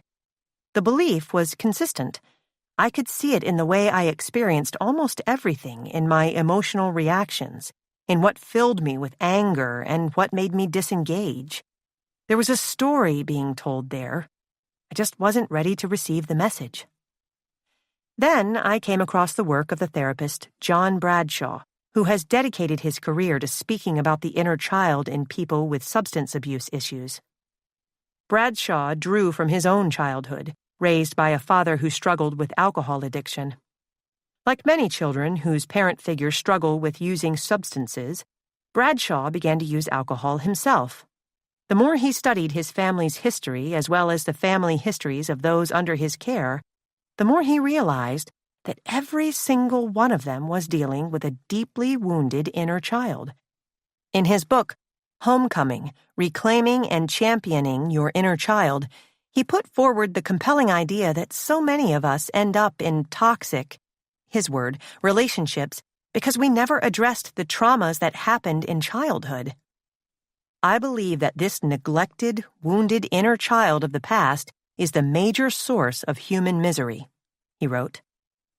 In my own extensive training and practice, I've observed patterns similar to those Bradshaw notes and came to understand we all have a childlike part of ourselves. This childlike part is free, filled with wonder and awe, and connected to the inner wisdom of our authentic self. It can be accessed only when we are safely in the social connection zone of our nervous system, able to feel spontaneous and open. It is playful and uninhibited, or so fully present in the moment that time doesn't seem to exist. This same inner childlike part of each of us, when not acknowledged, can run rampant in our adult life, often reacting impulsively and selfishly. These reactions emerge from a core wound that the inner child must live with as a response to childhood trauma. Inner child wounds are the consistently unmet emotional, physical, and spiritual needs from our childhood expressed through our subconscious that continue to impact our present self. It's nearly impossible to fulfill all the needs of another human, especially when both people are dealing with their own unresolved traumas. The majority of us feel unseen, unheard, and unloved, and we carry this pain with us throughout our lives. Even those we call narcissists aren't truly living in a state of extreme self-love, not at all. In fact, they are big children who are reacting to an inner child wound that is deeply painful. Our romantic partners tend to activate our wounds at the most intense levels, though we can be emotionally activated by anyone in our lives who touches our wounds. We may argue loudly with partners or friends, slamming doors or stomping around, essentially throwing a tantrum. We may literally grab our toys and leave the sandbox, refusing to share in success at work, feeling resentful about splitting a restaurant bill when you had less to eat. The inner child is a petrified part of our psyche that formed when we were limited in our emotional coping abilities. This is why many of us act like children when we are threatened or upset. The reality is that many of us are stuck in this childlike state. We are emotionally illiterate because we are little children in adult bodies. There are common personality archetypes that typically describe our inner child states. Many of us will resonate with more than one, but they are helpful in identifying the variations in our inner child reactions. The 7 types I've seen most commonly run the gamut from the caretaker, whose self-worth comes from taking care of others, to the life of the party, who appears to be confident and happy, but needs constant external validation to feel whole. What these archetypes have in common is that they all emerge from the inner child's need to be seen, heard, and loved. These archetypal narratives were created by those unmet needs. The 7 inner child archetypes. The caretaker typically comes from codependent dynamics, gains a sense of identity and self-worth through neglecting their own needs, believes that the only way to receive love is to cater to others and ignore their own needs. The overachiever feels seen, heard, and valued through success and achievement, uses external validation as a way to cope with low self-worth, believes that the only way to receive love is through achievement. The underachiever keeps themselves small, unseen, and beneath their potential due to fear of criticism or shame about failure. takes themselves out of the emotional game before it's even played, believes that the only way to receive love is to stay invisible. The rescuer/protector ferociously attempts to rescue those around them in an attempt to heal from their own vulnerability, especially in childhood, views others as helpless, incapable, and dependent, and derives their love and self-worth from being in a position of power, believes that the only way to receive love is to help others by focusing on their wants and needs and helping them solve their problems. The life of the party. This is the always happy and cheerful comedic person who never shows pain, weakness, or vulnerability. It's likely that this inner child was shamed for their emotional state, believes that the only way to feel okay and receive love is to make sure that everyone around them is happy. The yes person drops everything and neglects all needs in the service of others, was likely modeled self-sacrifice in childhood and engaged in deep codependency patterns, much as the caretaker did, believes that the only way to receive love is to be both good and selfless. The hero worshiper needs to have a person or guru to follow, likely emerges from an inner child wound made by a caretaker who was perceived as superhuman, without faults, believes that the only way to receive love is to reject their own needs and desires and view others as a model to learn how to live. Childhood fantasies. One common defense against the pain of unmet childhood needs is idealization. Sometimes that manifests itself as a rosy RAS filter, where we look around and block out anything negative, arriving at impossibly optimistic conclusions. I have the perfect family. My childhood was only happy. When we cannot reasonably conclude that our family is perfect, we start to engage in alternative, imaginative ways of coping. One such way is engaging in hero-based fantasies, or the dream that life could change if only someone or something would swoop in and save us.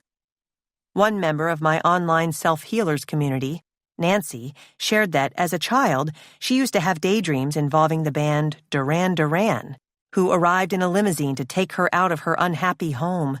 She spent long hours thinking about how it would happen, how good she would feel, and how the escape would change her life and make her into the person she longed to be, a loved human.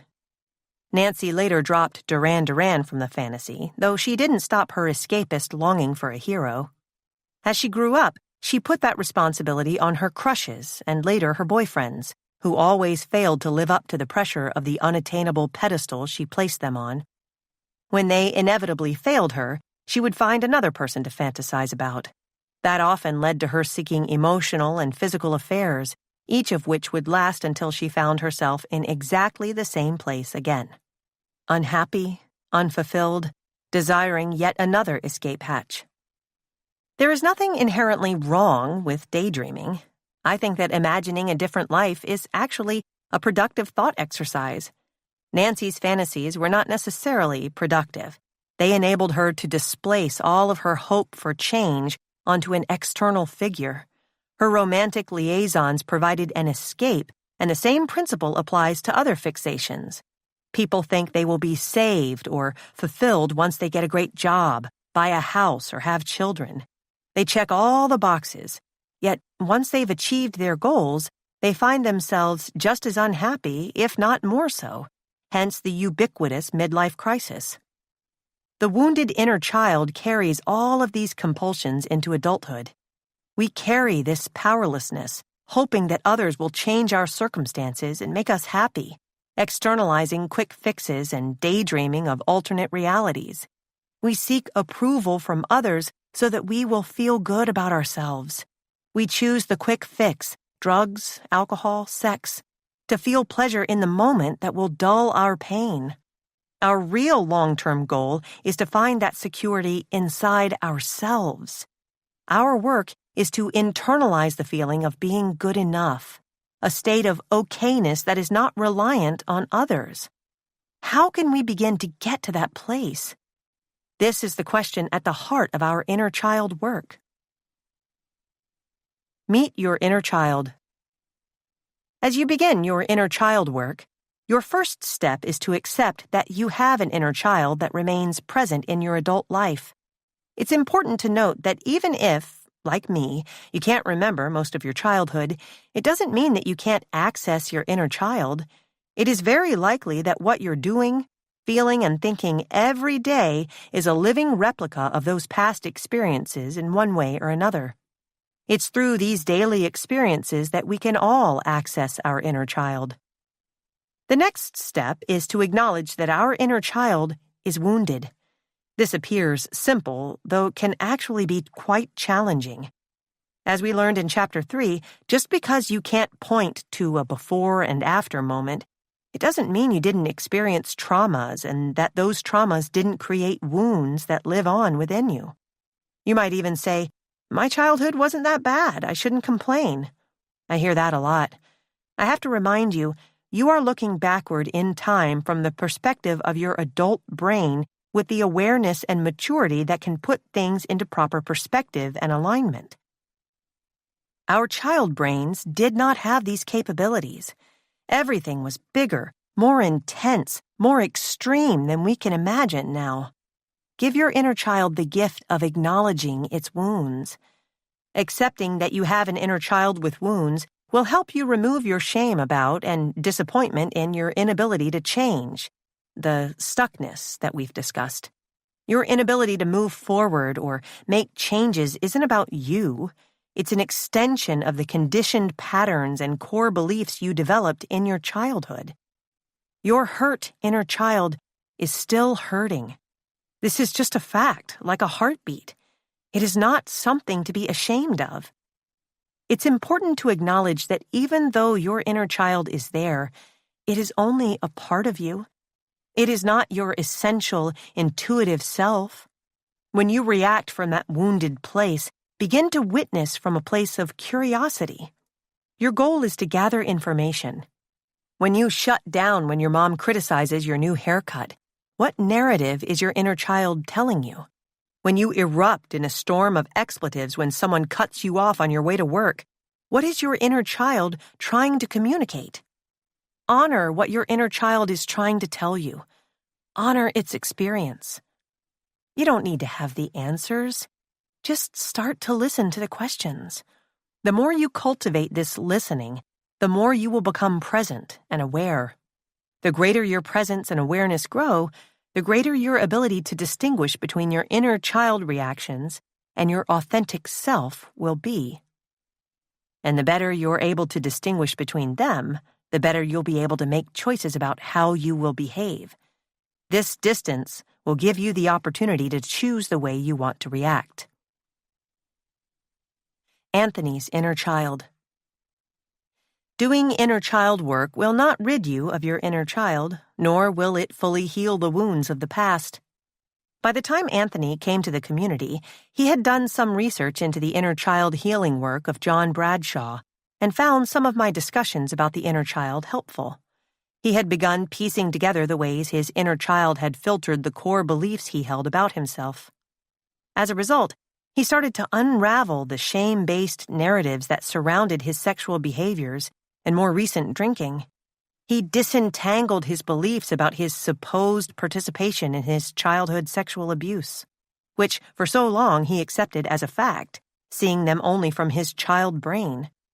Once he applied the logic of the wise inner parent figure, he saw from an adult perspective the reality of that experience.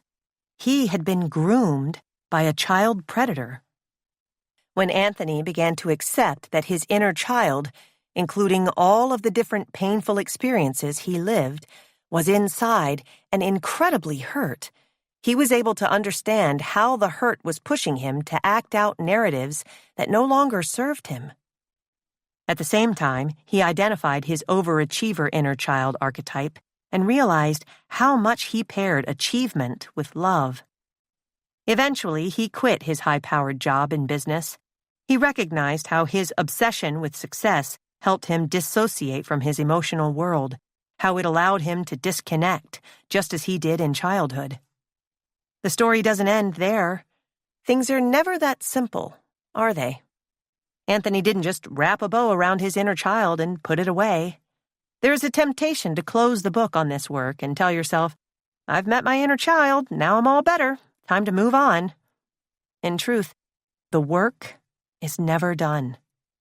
The true shift for Anthony happened when he settled into accepting that his inner child will always be there, cultivating an ongoing dialogue between his present self and his inner child. Speaking more openly about his sexual compulsions and substance use, he came to identify the vicious cycle of shame and coping behaviors, numbing himself with substances or acting out sexually. His inner child had been repeating for years. When he was very young, Anthony remembered, one day he came home and shared an instance of schoolyard bullying with his dad, who had asked why he appeared upset. Not only had his father suggested that he was making a big deal out of nothing, he seemed to wince when Anthony described how he had reacted earlier that day by crying in front of his peers. It was through this interaction that Anthony realized that his father was ashamed of him and his emotions. It was a gut punch, his first painful experience with shame. That memory kept coming up in his own therapy, though he couldn't figure out how to get past it. It was only once he started to acknowledge his inner child that he realized that the interaction created an inner wound, which had only been deepened by the abuse he later suffered. In that father-son moment after a particularly difficult day at school, he learned that he should never be open or honest or show weakness, or he would be shamed by those he loved the most. After having even his sexual abuse denied and minimized by those closest to him, he began to hide more and more parts of himself away from the eyes of those around him. To cope with his deep-rooted shame, he began to numb his accumulating pain in secret, looking for whatever could relieve his discomfort for the moment.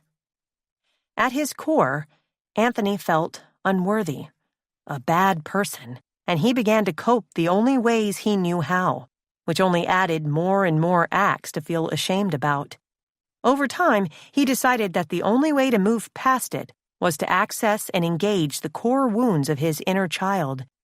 He has learned that when his shame is activated, his best strategy is to give whatever part of him needs a voice a safe place to express itself, thus helping to break the continued expression of shame and problematic coping. Like Anthony and myself, I'd love for you to begin to rebuild your connection to your inner child.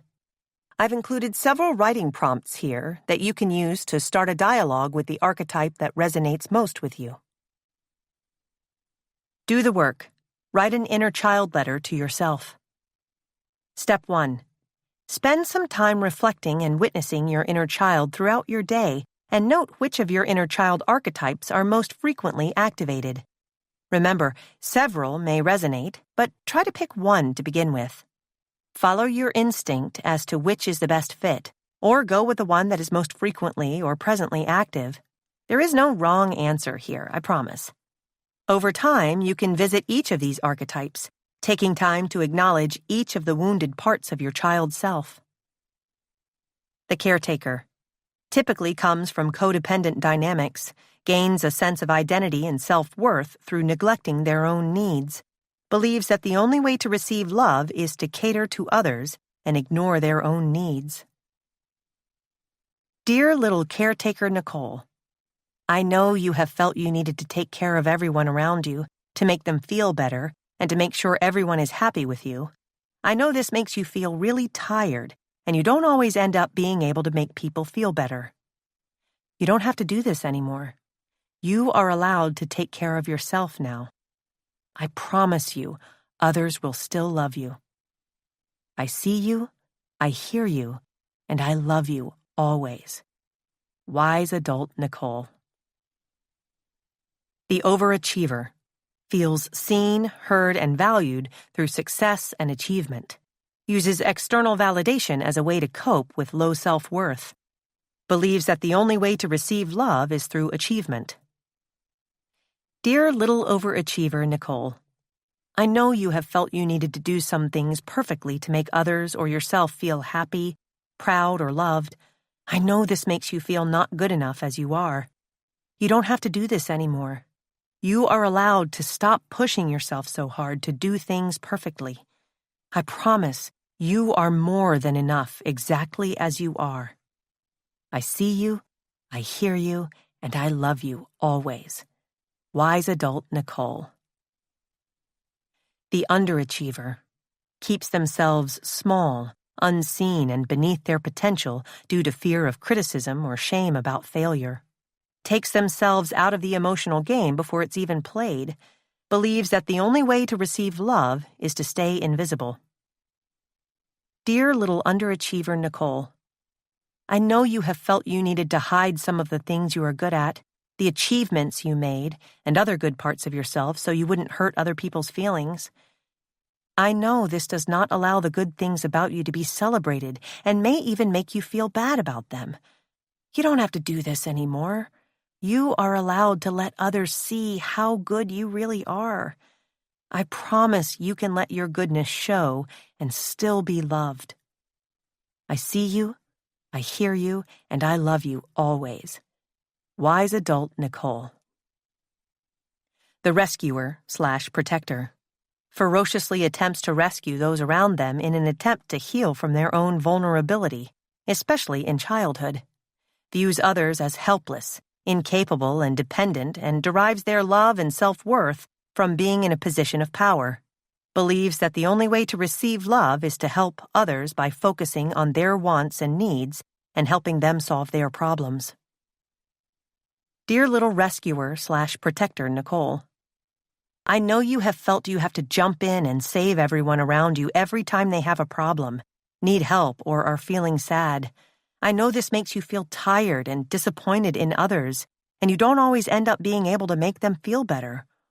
You don't have to do this anymore. You are allowed to take a break in solving other people's problems. I promise you can begin to focus on yourself and still be loved. I see you, I hear you, and I love you always. Wise adult Nicole. The life of the party. This is the always happy and cheerful comedic person who never shows pain, weakness, or vulnerability. It's likely that this inner child was shamed for their emotional state. They believe that the only way to feel okay and receive love is to make sure everyone around them is happy. Dear little life of the party Nicole, I know you have felt you have to always be happy, cheer others up, or be strong. I know this makes you scared to let others see you feeling sad, angry, or afraid, and you feel bad when you feel these ways. You don't have to do this anymore. You are allowed to feel any way you feel. I promise you are safe to feel all of your emotions and still be loved. I see you, I hear you, and I love you always. Wise adult Nicole. The yes person drops everything and neglects all needs in the service of others. Was likely modeled self-sacrifice in childhood and engaged in deep codependency patterns, much as the caretaker did. Believes that the only way to receive love is to be both good and selfless. Dear little yes person Nicole, I know you have felt that you have to say yes whenever someone asks you to do something for them, such as hang out, loan your favorite shirt, or do a favor. I know this makes you feel like a bad person if you really want to say no. You don't have to do this anymore. You are allowed to say yes or no based on how you feel and what you want to do. I promise you can say no and still be loved. I see you, I hear you, and I love you always. Wise adult Nicole. The hero worshiper needs to have a person or guru to follow. Likely emerges from an inner child wound made by a caretaker who is perceived as superhuman, without faults. Believes that the only way to receive love is to reject their own needs and desires and view others as a model to learn how to live. Dear little hero worshiper Nicole, I know you have felt that other people know more than you do and have always looked to others to help you make decisions. I know this makes you feel that you are not smart enough and you don't trust yourself to make your own choices. You don't have to do this anymore. You are able to think about things and make decisions without looking to others for answers. I promise you can trust yourself and still be loved. I see you, I hear you, and I love you always. Wise Adult Nicole. Inner Child Guided Meditation. Those of you who are interested in a guided inner child meditation can visit my website, yourholisticspsychologist.com. 8. Ego Stories. I've always wanted to be laid back and stress-free, someone whom others would describe as a hippie at heart. In some ways, I am that person. Then there were always the damn dishes. At the mere sight of a pile of used silverware or dirty pots and pans in the sink, I'd basically lose it. I'm talking blind rage. In the past, I sometimes became so reactive that I'd have a tantrum, slamming my hands on the countertop, yelling, stomping my foot. A full-body stress reaction would follow. My vagus nerve would activate my nervous system stress response, sending fight/flight/freeze messages to my body. Physiologically, I'd react as though a bear had just jumped on me in the woods, thrashing around to save myself from the attack of the dirty dishes. Sometimes it would go a different way. I wouldn't throw things or get angry. Instead, I'd become as quiet as a stone and stew, immersing myself in a state of internal agitation that would linger for hours. I'd become avoidant and distant, prompting my partner to crowd me with questions. "Are you okay?" "Yeah," I'd respond, deadpan. "Are you sure?" "Yeah, I'm fine." Either way, fight or freeze, the end result would be the same, a fight with my partner. I'm sure many of you are thinking, gosh, that seems like an overreaction to dirty dishes. Though some of you may have the same one, I'm sure. The reality is that I could not regulate my emotional state because the dishes touched something deep inside me that I was not yet aware of. It was my subconscious mind communicating with me, whether or not I wanted to listen. Meet the ego. It's only now, looking back, that I know that those dishes in the sink communicated a narrative. My partner doesn't consider me. Remember, this is one of my core beliefs about myself.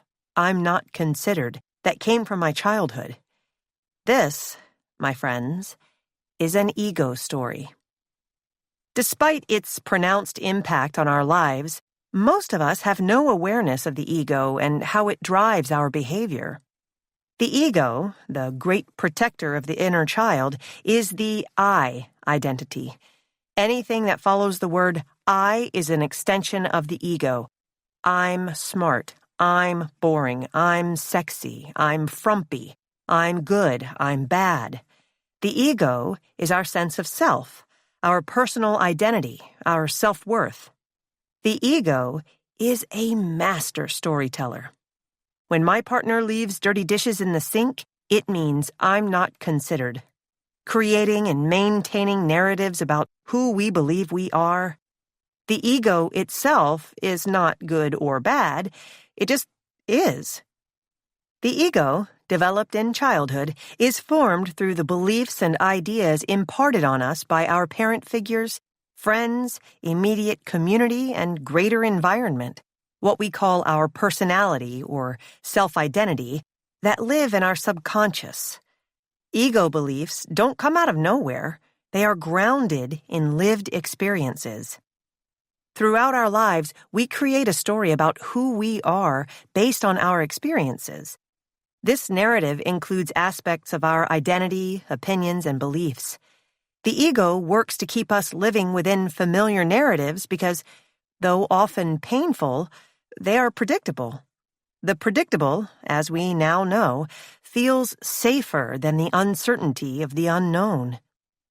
The ego, attached to its ideas, opinions, and beliefs, runs as an endless stream of thoughts keeping us locked in our identity. The ego's core objective is to protect our identity at all times and at whatever cost.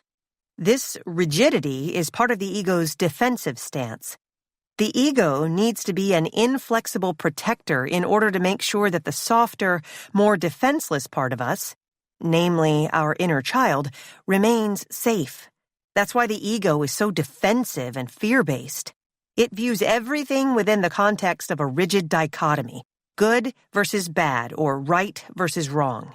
It is staunchly attached to its opinions and believes that we are our opinions. The ego interprets any disagreement or criticism as a direct threat to our very existence.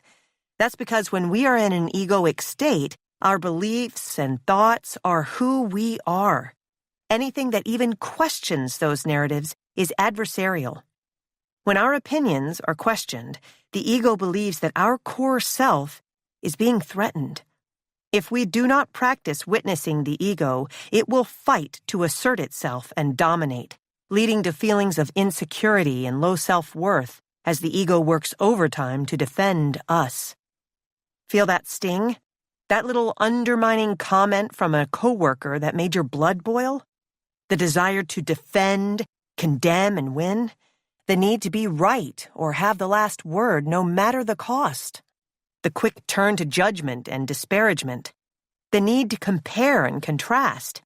The feeling that you aren't, fill in the blank, enough? This is the ego in its reactive state. When our ego is activated, everything is personal, as in the egocentric state in childhood when everything was about us. Everything that happens to you, it assumes, happens because of you. It's why so many people are obsessed with pleasing or impressing others, and it's a significant part of the reason we feel stuck. It can go something like this. 1. I feel anger when I am emotionally activated. 2. I feel emotionally activated when my partner doesn't respond to my texts fast enough. 3. My partner's not answering my texts fast enough means that I am not worthy of consideration, which makes me angry. 4. When I am angry, I yell or scream at or ice out those I love. My ego feels the core wound of unworthiness and projects it outward, preferring to dump the emotion onto others rather than experience the painful emotion of unworthiness. 5. Conclusion. I am a worthless and angry person. While this, of course, isn't the truth, the more we listen to our ego, the more these narratives become our reality. Let's say you want to start journaling and your ego says, "This is a waste of time. You have so many other more important things to do," as a way to save you from the fear of failure or the fear of what you might uncover. Or you take yourself out of the running for a job promotion, even though you're overqualified, in order to protect yourself from the possible sting of rejection. The more shame we carry, the more the ego wants to avoid future situations where we could experience more shame or any deeper pain. The ego, in an attempt to make sure you're never hurt again, puts up barriers, because in every opportunity for positive change, there is also the chance of the pain of failure. Ego activation. The ego is hypervigilant, always acting as a bodyguard.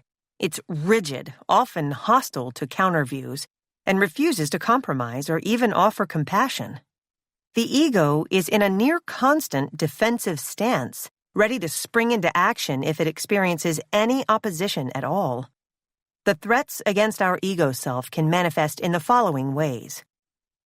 All hands on deck, or strong emotional reactivity, acting out of a protective wound.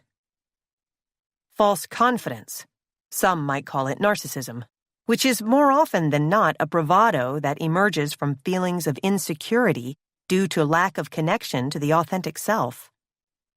Lack of nuance in thinking. Everything is right or wrong. There are no gray areas. Extreme competition. A belief that other people's success undermines or conflicts with your own. These reactions occur when there is a fusion among your opinions, thoughts, beliefs, and selfhood. This is why ego stories take on a life-or-death quality.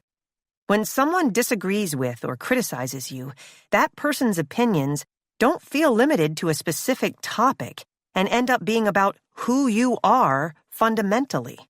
When a belief is threatened, as when someone hates a movie you like, it's a silly example, but one that can get us riled up if we're reacting egoically.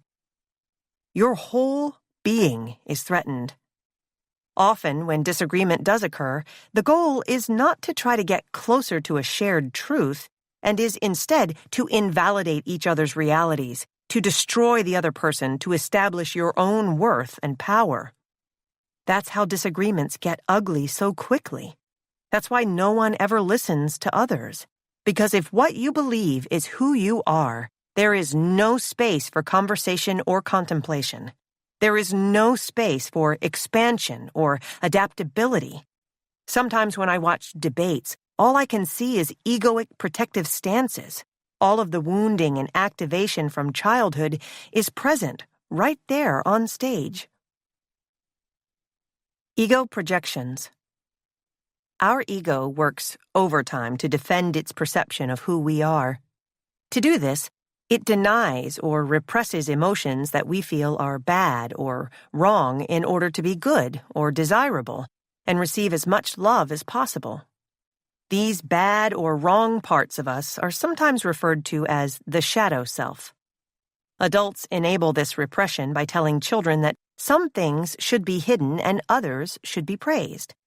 Out of our vast dependency as children, we learn that to maintain our connections, our lifelines, we must appear acceptable. This is a survival mechanism, an evolutionarily advantageous part of maturing and understanding how to interact with the world. When we consistently repress any part of our authentic self in order to receive love, and the act of repression becomes an ego story, we become who we believe we should be. This process, as we know, is unconscious. The more we deny parts of our shadow self, the more shame we feel, and the more disconnected we become from our intuition. This shame and disconnect are projected onto others. Suddenly, we throw the faults and criticisms we feel about ourselves onto other people. The more disconnected from and ashamed of ourselves we become, the more we see the same in others. In order to continue to feel valued, safe, and as though we're a good person, we tell ourselves, we aren't like them. In reality, at our core, we have exactly the same faults. Let's say you're standing in line to get coffee. A woman cuts in front of you. You're outraged. This woman is an entitled, arrogant jerk. She's self-obsessed and rude. She's a bad person. She is nothing like me. This is an ego story. None of us has the gift to see inside other people's minds. We cannot know what the woman who cut in front of us is thinking. Yet we easily conjure up a tale, painted almost entirely by our past experiences. Our ego projection is unconsciously recreating patterns without ever directly interacting with another person. Maybe a parent figure told us that we were arrogant when we asserted ourselves, so we began repressing our own needs and policing the needs of others around us. Ego stories come naturally to us because uncertainty is frightening. When we don't know why a person is behaving in a way that makes us upset, angry, or uncomfortable, our ego goes into hyperdrive to try to figure out why and keep us safe by insisting that we would never do something so terrible. If that bad person did that bad thing, then since I'm a good person, I would never do it. This is why judging others is so addictive. It relieves us from the ego's internal struggle with shame. When we identify the faults of others, we can ignore our own and even convince ourselves that we are superior. None of this is actually wrong or bad. This is egoic speak. It's just part of being human. How to do the work with your ego. Now that we've learned about the role of the ego, it's time to start the process of doing ego work. The goal of this work is to become aware and conscious instead of deferring to our ego's reaction of our world. The work begins with simply witnessing. When we exist on autopilot, our ego holds the reins. So actively engaging the conscious mind helps loosen our ego's hold on our daily existence. Once we become aware and conscious, we can view our ego's thought patterns and fears and try to view its tantrums and defenses without judgment. Our ego's defensiveness and vulnerability are similar to those of our inner child. Both need to be seen and heard without judgment. Our ego needs space to settle. It needs room to relax and soften. Step 1. Allow your ego to introduce itself. The goal here is to see your ego as separate from you and practice being a neutral witness. You can start the act of separation with this short prompt. It takes about 1 or 2 minutes. 1. Find a quiet place with no distraction, perhaps where you have previously worked on consciousness exercises. 2. Close your eyes and take 1 deep, exaggerated breath. 3. Repeat the following affirmation. I am safe, and I choose a new way to experience myself as separate from my ego. I will warn you, this first step, though fast and seemingly simple, is often the hardest. The ego does not like to be witnessed, so engaging with it on the initial observation level can be very uncomfortable. You might feel sensations in your body that are like irritability or even nausea. Your ego might tell you stories about how you shouldn't practice this work because it's too silly. This is all a normal part of the process. Keep going. Getting through this discomfort takes work, so be patient with yourself. Step 2. Have a friendly encounter with your ego. Now I want you to start paying attention to what you say after you use the phrase, I am. When you hear these words spoken or witness yourself thinking them, use them as a cue to start noticing the patterns that follow. For example, I'm always late. I'm horrible at remembering things. I'm always attracting losers. No judgment, no exasperation, no disappointment. Just take mental notes, or even better, jot your thoughts down on a notepad or write them in your phone. Notice how often you speak about yourself. How many conversations do you steer away to talking about you? Do you avoid discussing your emotions? How negative are the words that follow the phrase, I am? This is your ego speaking. You've been repeating these narratives for so long that you may not even notice them, realize their repetitiveness, or question their truths. This step will pull you out of the comfort of those familiar patterns. Before you became aware of your ego reactions, you unconsciously lived out your patterns, conditioning, and childhood wounds. Ego work gives you an opportunity to choose a new narrative. The more you can repeat these practices, the better. I still do them anytime I feel activated. Repetition will prime new pathways in the brain and allow witnessing to come more easily with time. Step 3. Name your ego. This may sound silly, but naming your ego is a powerful act of separating from it. Once we can view it and name it, we can disentangle our intuitive self from the ego reaction, or at least get one step closer to accomplishing this. I call my ego Jessica. I watch Jessica come and go. Sometimes she'll disappear for a few hours and then come roaring back with reckless abandon. I notice that certain things make Jessica extra touchy, and that's fine. Sometimes when I feel activated and I can tell that my ego is starting to take over the reins of my mind and I want to throw a tantrum or say something snarky, I'll own it. Jessica is acting up again, I'll say. It's unbelievably helpful to say those words out loud and helps give me a moment to take a breath and make a choice about whether I want to indulge Jessica or keep her in check. I've received messages from people with the most hilarious names for their egos. What is yours? Step 4. Meet the activated ego. As we expand our level of conscious awareness, we can see that we are not our ego stories. Thoughts happen to us. They don't mean anything about who we are. They're simply our ego attempting to defend our identity and protect us from pain. In this self-witnessing ego state, we can accept and even tolerate attacks on our ego's sense of safety. The next time you're out in the world and you feel emotionally activated, take note of the experience. This is an extension of the first step. Next, keep track of all the times you feel uncomfortable or angry. What was said on the surface? What part activated an ego story? Here's an example. Your sister says, "You look tired." You respond sarcastically, "Of course I look tired. I've been working 60 hours a week and raising a child. Must be nice to have tons of free time. Don't worry, next time I see you, I'll look perfect."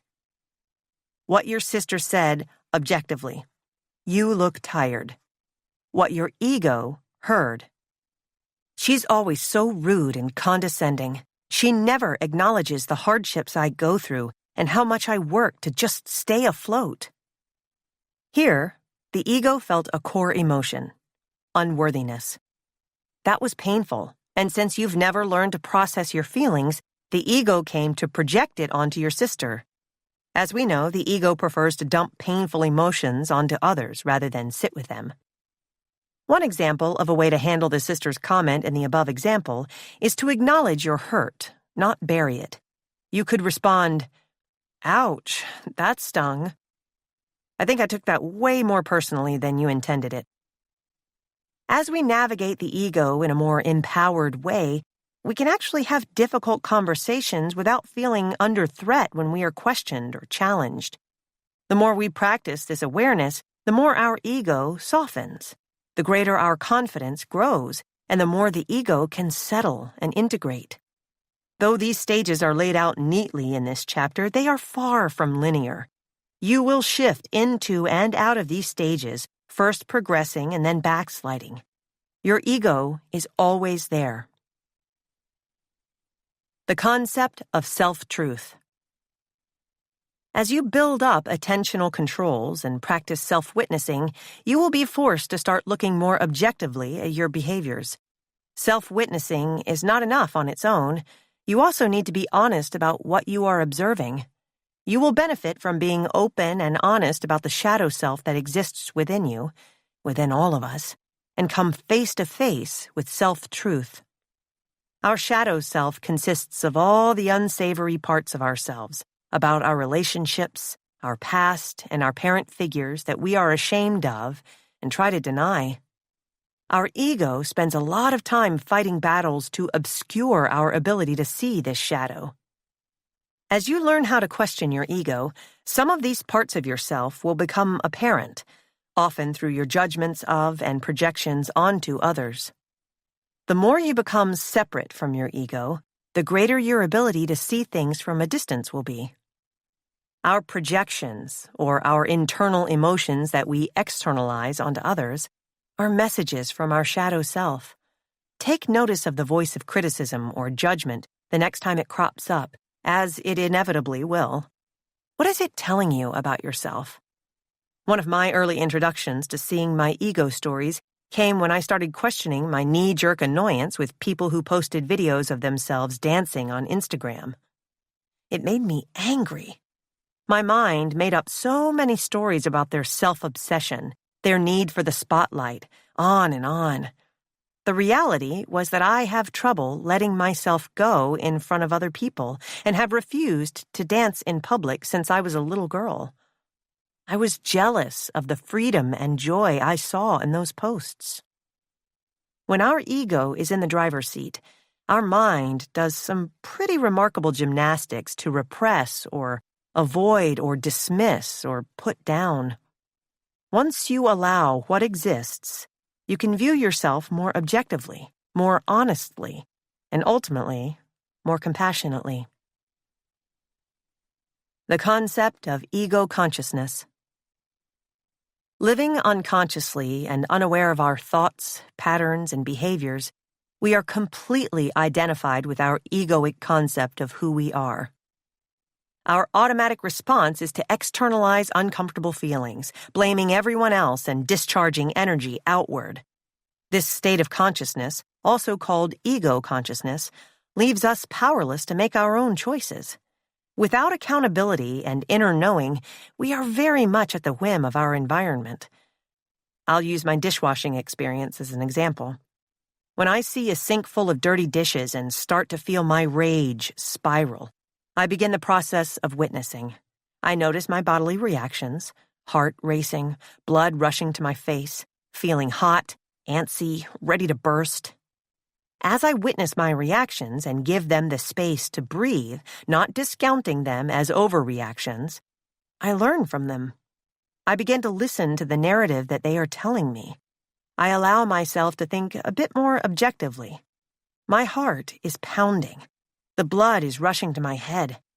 I feel agitated. I'm seeing this from more of a distance, as a kind of insight into my internal world without immediately entering the rage or disconnection spiral.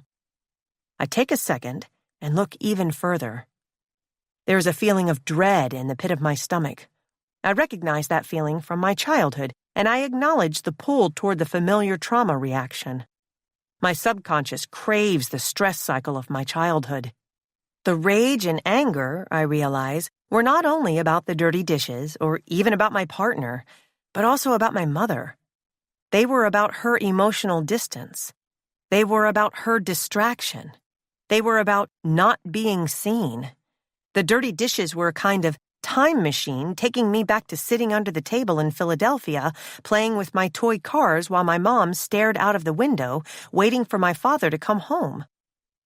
They took me back to all of the times and places when I was not seen or heard, when I felt forgotten or ignored, when my mother was so fearful herself she was unable to offer me comfort or safety.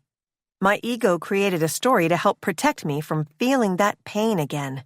So acting egoically meant pushing the other person farther and farther away from me as dramatically and even aggressively as possible.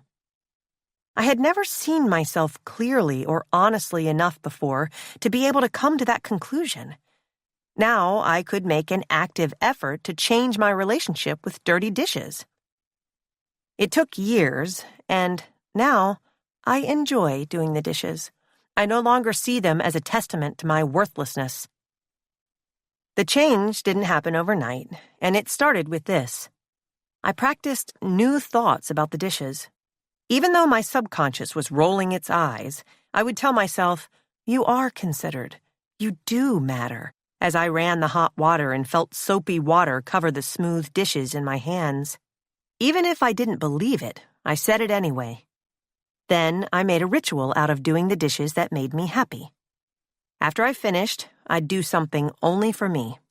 Maybe I'd take a half hour and read alone in my room, or I'd take a walk with my dog. Over time, and with more practicing of these thoughts, my subconscious quieted and the thoughts became beliefs. I still deal with emotional activation, as we will likely always, and over time, lots and lots of time, I channeled my emotional activation into considered, intentional action. I am no longer the victim of circumstances. I have no control over whether or not others will wash their own dishes, and I can intervene and change the narrative. I don't have to rely on anything external to adjust the way I feel. I feel empowered by those dirty dishes because they give me the choice to take the time and honor myself when I wash them. After years of doing ego work, I am still activated, especially when I've gone long periods when my ego has appeared to be in hibernation, or when my physical and emotional resources are low from life's stress and the lack of sleep that so often accompanies these times. Like all aspects of the work, this process is continual. You're never done. The mere practice is transformative. The more ego awareness we have, the more we find grace, humor, and empathy in ourselves and ultimately in the people around us. The ultimate goal, really the final step in your ego work, is to cultivate empowerment consciousness, or an understanding and acceptance of your ego. Through practice, this state of consciousness will create a space of awareness that will allow you to make choices beyond knee-jerk ego reactivity. These consistent new choices will pave the path toward your future transformations. Contrary to popular belief, your goal is not ego death. Your ego will always be with you, even when you feel you've mastered it, which is in and of itself an ego statement. In fact, it will often show up and surprise you when you least expect it to. To be clear, even with the cultivation of empowerment consciousness, there are many of us who do not have the privilege to effect structural or objective change in our oppressive living environments. Many of us continue to live in poverty or under constant daily threats of racism, where escape is not an option. We cannot ego work our way out of systemically oppressed environments. We can, however, empower ourselves with the tools to survive despite and amid our surroundings. My hope is that while we continue to work toward long overdue structural systemic change, we can all empower ourselves with choice, however small, whenever possible. Do the work. Meet your shadow. To meet your shadow self, take some time reflecting and writing using these prompts. When you have feelings of jealousy, ask yourself, what do I feel the other person has that I feel I am lacking? How often do you give others advice, and why do you give it? There will be clear patterns. How do you speak about yourself to others? This will help you understand your self-narratives and limiting beliefs. How do you speak about others when they are not around? This will help you understand your relationship narratives and attachment or spiritual trauma. Anytime our ego or story about the self is threatened, we can become emotionally reactive, arguing our points, criticizing others, and throwing tantrums or detaching. Usually whatever you typically do when you're upset. As you begin to explore and identify the deeper beliefs driving these reactions, you must realize that they will not go away overnight. As you have been learning throughout this book, our ego stories, as well as our shadow self, are stored deep in our subconscious, directing our reactions daily and cannot be changed immediately. As you begin this work, you will continue to be aware of your ego, its related reactions, and even your compulsion to react in those old ways.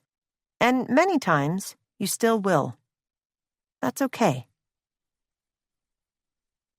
FSJ. Changing ego consciousness to empowerment consciousness.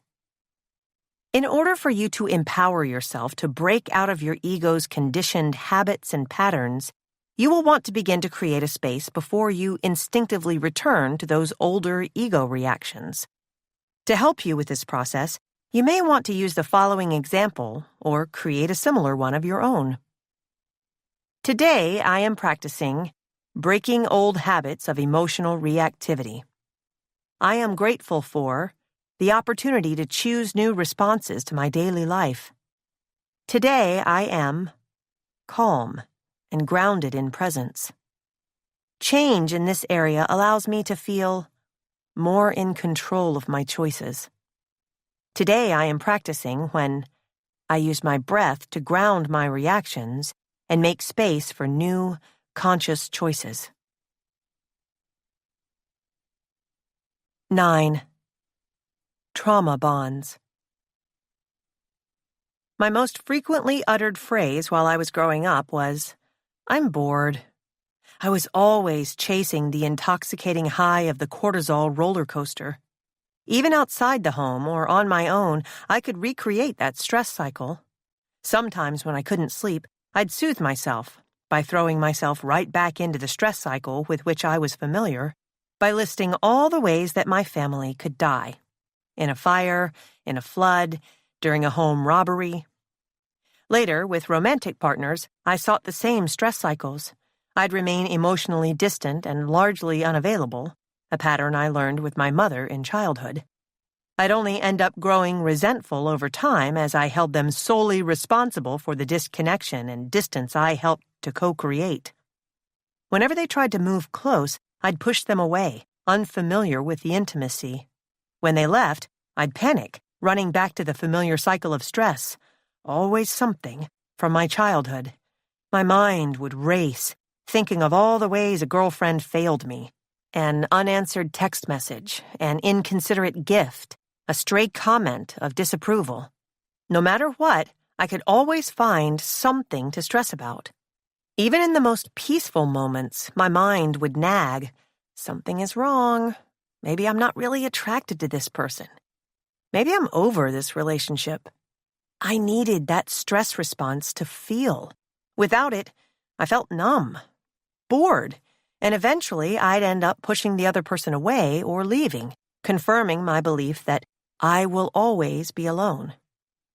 Looking back, I first became attracted to my girlfriend Sarah exactly because she gave me that roller coaster feeling of uncertainty. I could never really know where I stood with her, and that discomfort felt exciting and familiar to my dysregulated nervous system. Several years into our relationship, when I started to suspect that Sarah was cheating on me with a mutual friend, the ping of my intuition felt that something was off. I confronted her. After she denied my allegations, I allowed her to wave me off and call me paranoid because I didn't have enough faith in my intuitive voice to follow it as a guide. When I later found out that it was true that she was cheating on me with that friend, it was as though a boulder crashed down onto my inner child. It wasn't the infidelity that hurt the most. It was her denial of my reality. One of the wounds from my childhood when everything was swept under the rug, including my sexuality. Having never developed a trust in my own reality, I found myself believing hers. Retrospectively, I can see how I participated in the disconnection that led to our relationship's ending. I know now how dissociated I was then. I know that I was playing the part of the aggrieved party, and the truth is that I wasn't at all present. The whole time I was pointing my finger at her, I kept myself at an emotional distance that left a crater-sized hole in our relationship.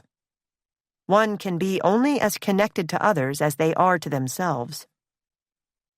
When that relationship inevitably erupted, I moved out to a 3-bedroom apartment which I shared with a woman several years older than me.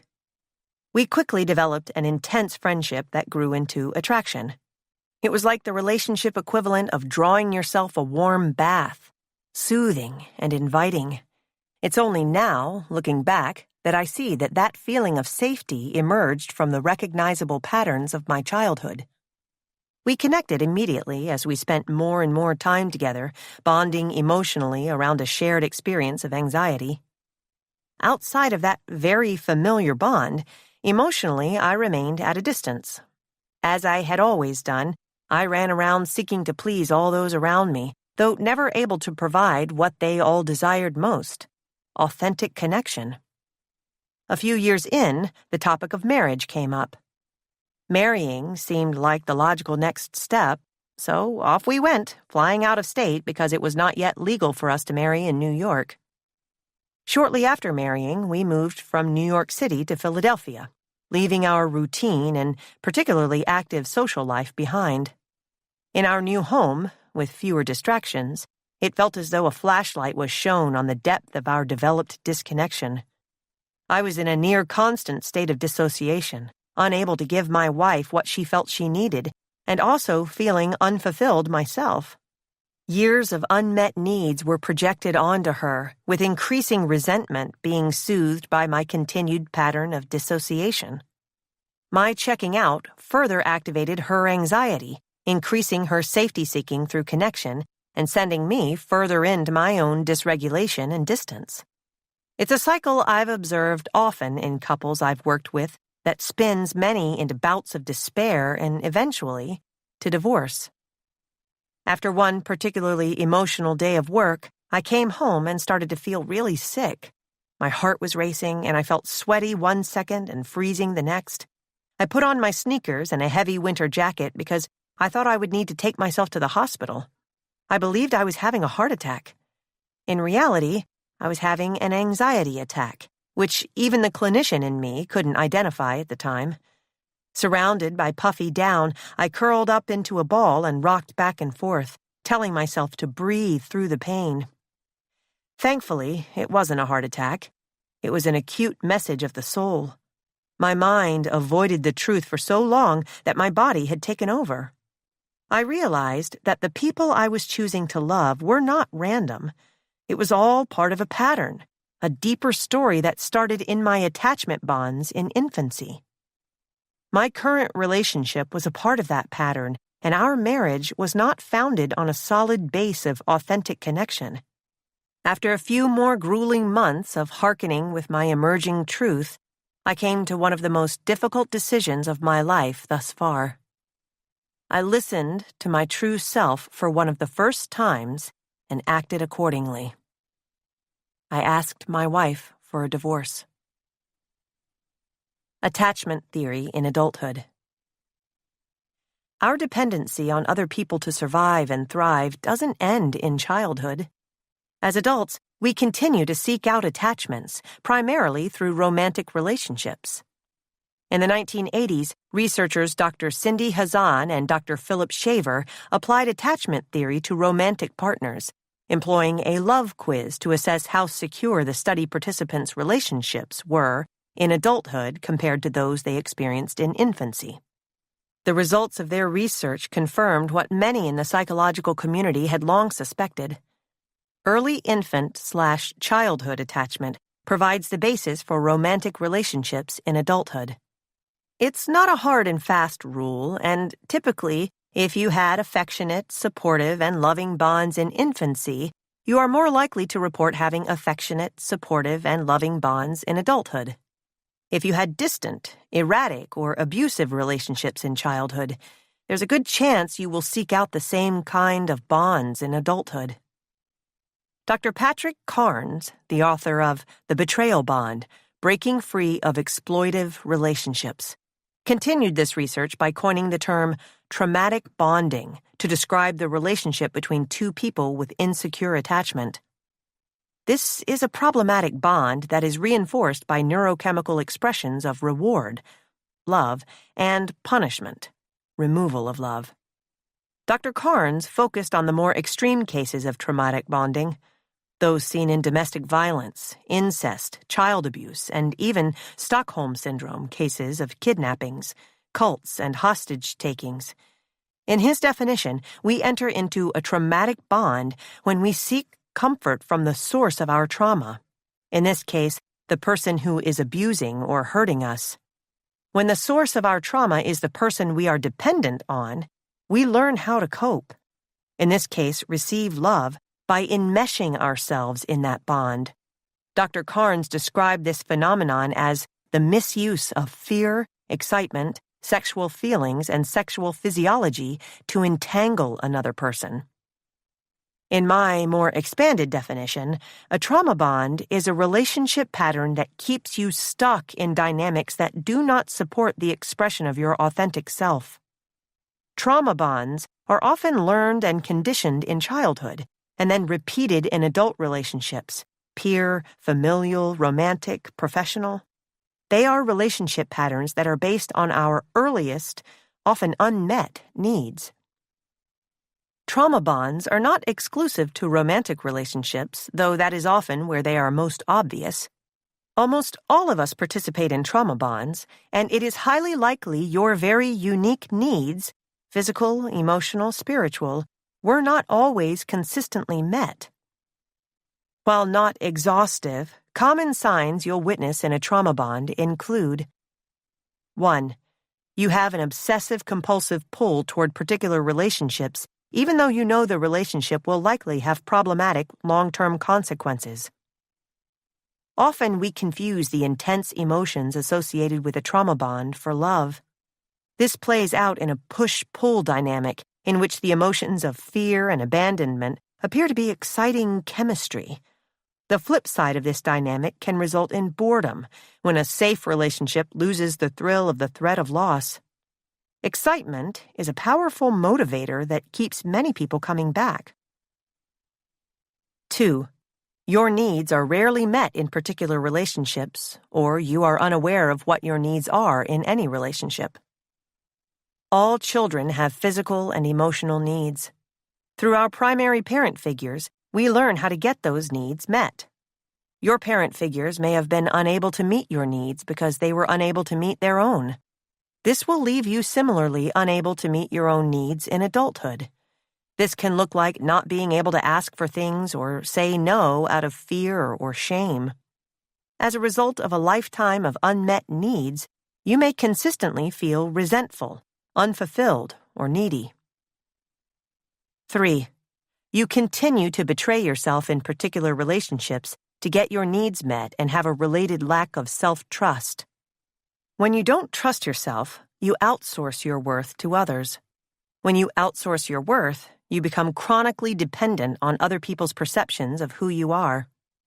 Rather than making decisions or choices based on your own inner knowing, you make them through someone else's perspective, allowing another person to validate or invalidate your reality. This becomes a vicious cycle that leaves you feeling constantly destabilized. Some people describe it as feeling crazy, and continues your disconnection from the inner guidance of your authentic self.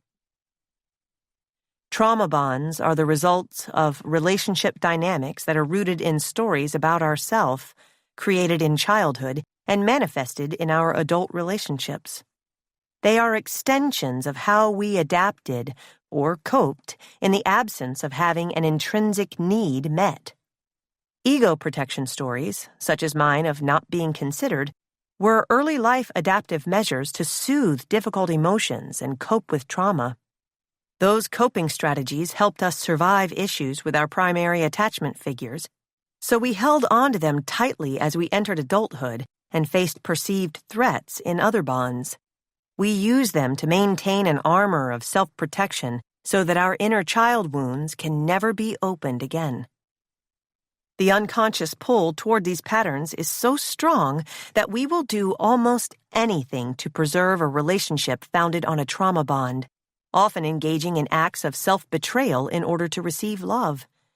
It is the same betrayal we learned in childhood when we were told that certain parts of us were bad or unworthy of love, so we repressed or ignored those aspects of our authentic self. The goal is always to receive love, because bonds equal survival. Love equals life. Shame, addiction, and trauma bonds. For people who have experienced trauma, it's easy to confuse the feeling of mental and physical activation for authentic connection. When stress responses are identified as our homeostatic home by the subconscious, we may confuse signals of threat and stress for sexual attraction and chemistry. Eventually, we develop an emotional addiction to this heightened state that keeps us stuck in cycles in which we end up in the same relationship dynamics as always, with the same or different partners. This traumatic bonding is an addiction, as real and consuming as any other addiction that takes us on a similar biochemical roller coaster. For many of us, our particular cycle of closeness and rejection began in infancy as part of our earliest relationships, so we are compelled to find adult relationships that mirror that conditioned cycle. In childhood, this can look like a parent figure who is inconsistent in expressing love, showing attention at one moment and complete lack of interest at another. We crave love, so our child brains learn how to adapt. If our parent figures gave us attention when we misbehaved, even negative attention, we may have purposefully acted out in order to receive more attention. This may not seem as though we're getting our needs met, though we're receiving attention and being seen, core needs in childhood. Our childhood attempts to have our physical, emotional, and spiritual needs met by our parent figures, however incomplete, impersonal, or even self-betraying they may be, form the basis of how we meet those same needs in our adult relationships. We gravitate toward familiar dynamics regardless of the outcome. It's no wonder, then, that children born into environments filled with stress and chaos will seek similar environments as adults. When we exist in a state of fear, of physical harm, sexual abuse, or abandonment, our body is altered on molecular, neurochemical, and physiological levels. The feeling we get from the release of stress hormones and our nervous system response can become addictive if we were conditioned to associate them with the experience of love. This becomes homeostasis right down to the firing and wiring of our neural pathways in our brain. We are always subconsciously seeking to relive our past because we are creatures of comfort who love to be able to predict the future, even if that future is certain to be painful, miserable, or even terrifying. It's safer than the unknown. Sexual chemistry has powerful physiological effects, too. When a romantic relationship is built on extreme highs and lows, it often has corresponding sexual highs and lows that can make us feel extremely alive. The hormones released during sex are potent. Oxytocin increases the feeling of bonding and acts as a pain reliever, momentarily numbing whatever emotional and physical hurt exists. Dopamine improves our mood, and estrogens give women an overall boost. It's no wonder we want more of that rush, especially when it's intertwined with the conditioned dynamics of our childhood. It can be incredibly hard to keep your head above water when the waves are so powerful. This is why issues often emerge after the sex-infused honeymoon period in the early phases of our romantic relationships. Once we progress past that stage, we often complain of boredom or begin to create our own stress by hyper-focusing on what we perceive to be our partner's faults. When we are conditioned to associate love with a trauma response, we feel dull and numb without it. I've lived this cycle. If there was peace in my relationships, if there wasn't some impending crisis, I'd feel irritated and restless, and I'd make sure to initiate some stress. Addicted to my past, I made it my future. Then I'd feel ashamed for making the same mistakes over and over again. The shame emerges from the feeling that we should know better. And yet our illogical and ever-powerful subconscious keeps us from taking the better, more rational path. I've worked with so many clients who found themselves stuck in the attraction/shame cycle that is inherent in trauma bonds. We are often aware that we have this history and are engaging in these patterns. This is typically not lost on us. The red flags are almost always apparent. Even when they're not, many of us have friends and family members who see them and kindly, and sometimes not so kindly, well-intentionally try to warn us about them. When we are engaged in trauma bonding, we are not reacting from our rational mind. We are pulled in by the subconscious wounds of our past, living in autopilot patterns that are rooted in the familiar. As long as you are unaware of these conditioned patterns, even if you do find the perfect, whatever that means for you, partner with zero red flags, you'll still feel as though the relationship is missing something essential. There will be no connection because you're still trapped in the trauma bond state and no amount of good sense can knock you out of it. I share all of this to help you understand that trauma bonds are not something to feel ashamed of. There is a cascade of physiological responses running through your body, working to keep you in the exact place you are in. The advice, just leave, or you should know better, is not helpful and does not come from a space of understanding the dynamics of trauma. Trauma bonding is a process that has to be unlearned. It takes time and dedication. It takes work. Trauma bond archetypes. As with every other possibility for growth in this book, the first step in breaking trauma bond patterns is witnessing them. We're now going to revisit the childhood traumas I introduced in Chapter 3 from the perspective of their effects on our adult relationships. Keep in mind that this is not a neat checklist. Many people identify with several of these archetypes. A few don't see themselves in them at all. our trauma reactions might not match up neatly with this list. Nothing in life ever does. The goal here is to give yourself the permission to go back and ask yourself, what happened way back when? How did it hurt me? And how do I now cope in my relationships? Having a parent who denies your reality. Anytime a child was told that what they were thinking, feeling, or experiencing was not valid, a void is created in the self. Those of us with this wound often continue to deny our own reality to maintain harmony. Such a person doesn't acknowledge their own needs or may be pathologically easygoing. These people can be martyrs, the ones who act selflessly to their own detriment. They are typically conflict avoidant and follow the mantra, if you're okay, I'm okay. Those with reality-denying wounds can even be confused about their own reality, having been disconnected from and distrustful of their intuition for so long. They continue to outsource their decisions and needs to everyone around them.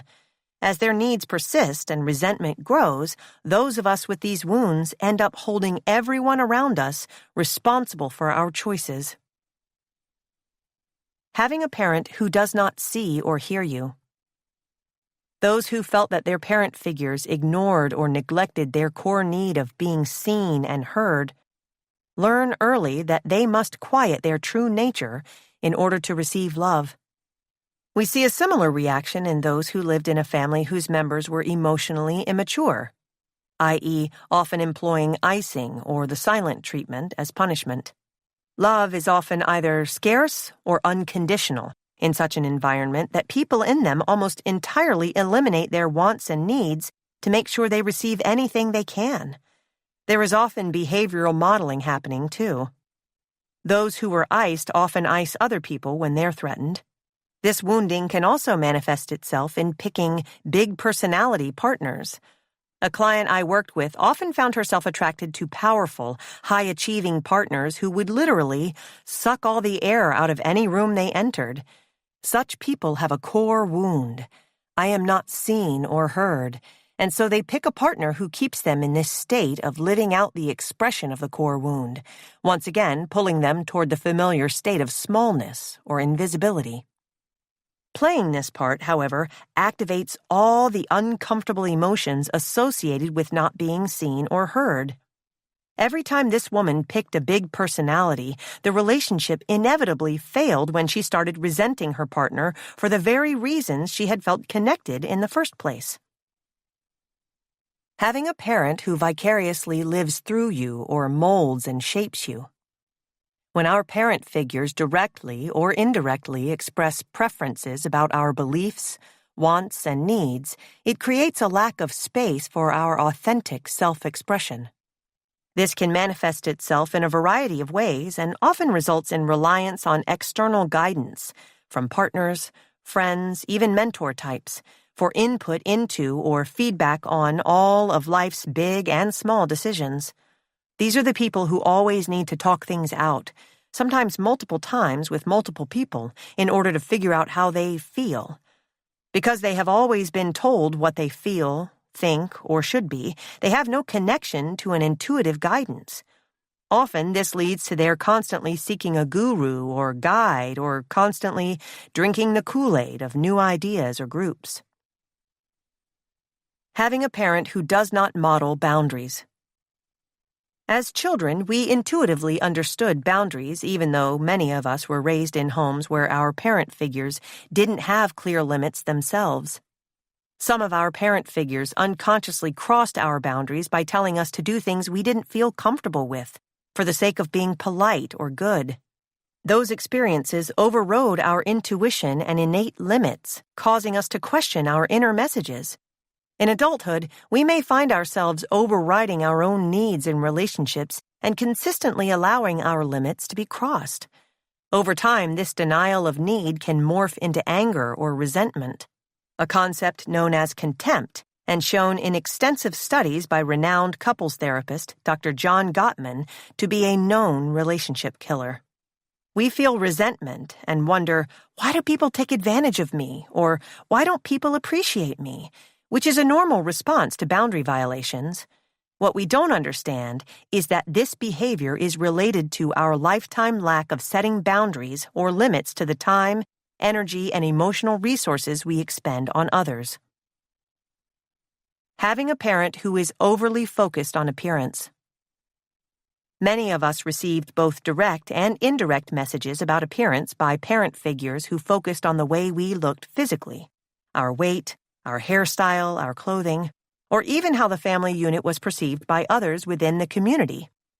As adults, we can develop a habit of comparing ourselves to others to see if we measure up on superficial levels, not understanding that emotional wellness goes far deeper than surface appearance.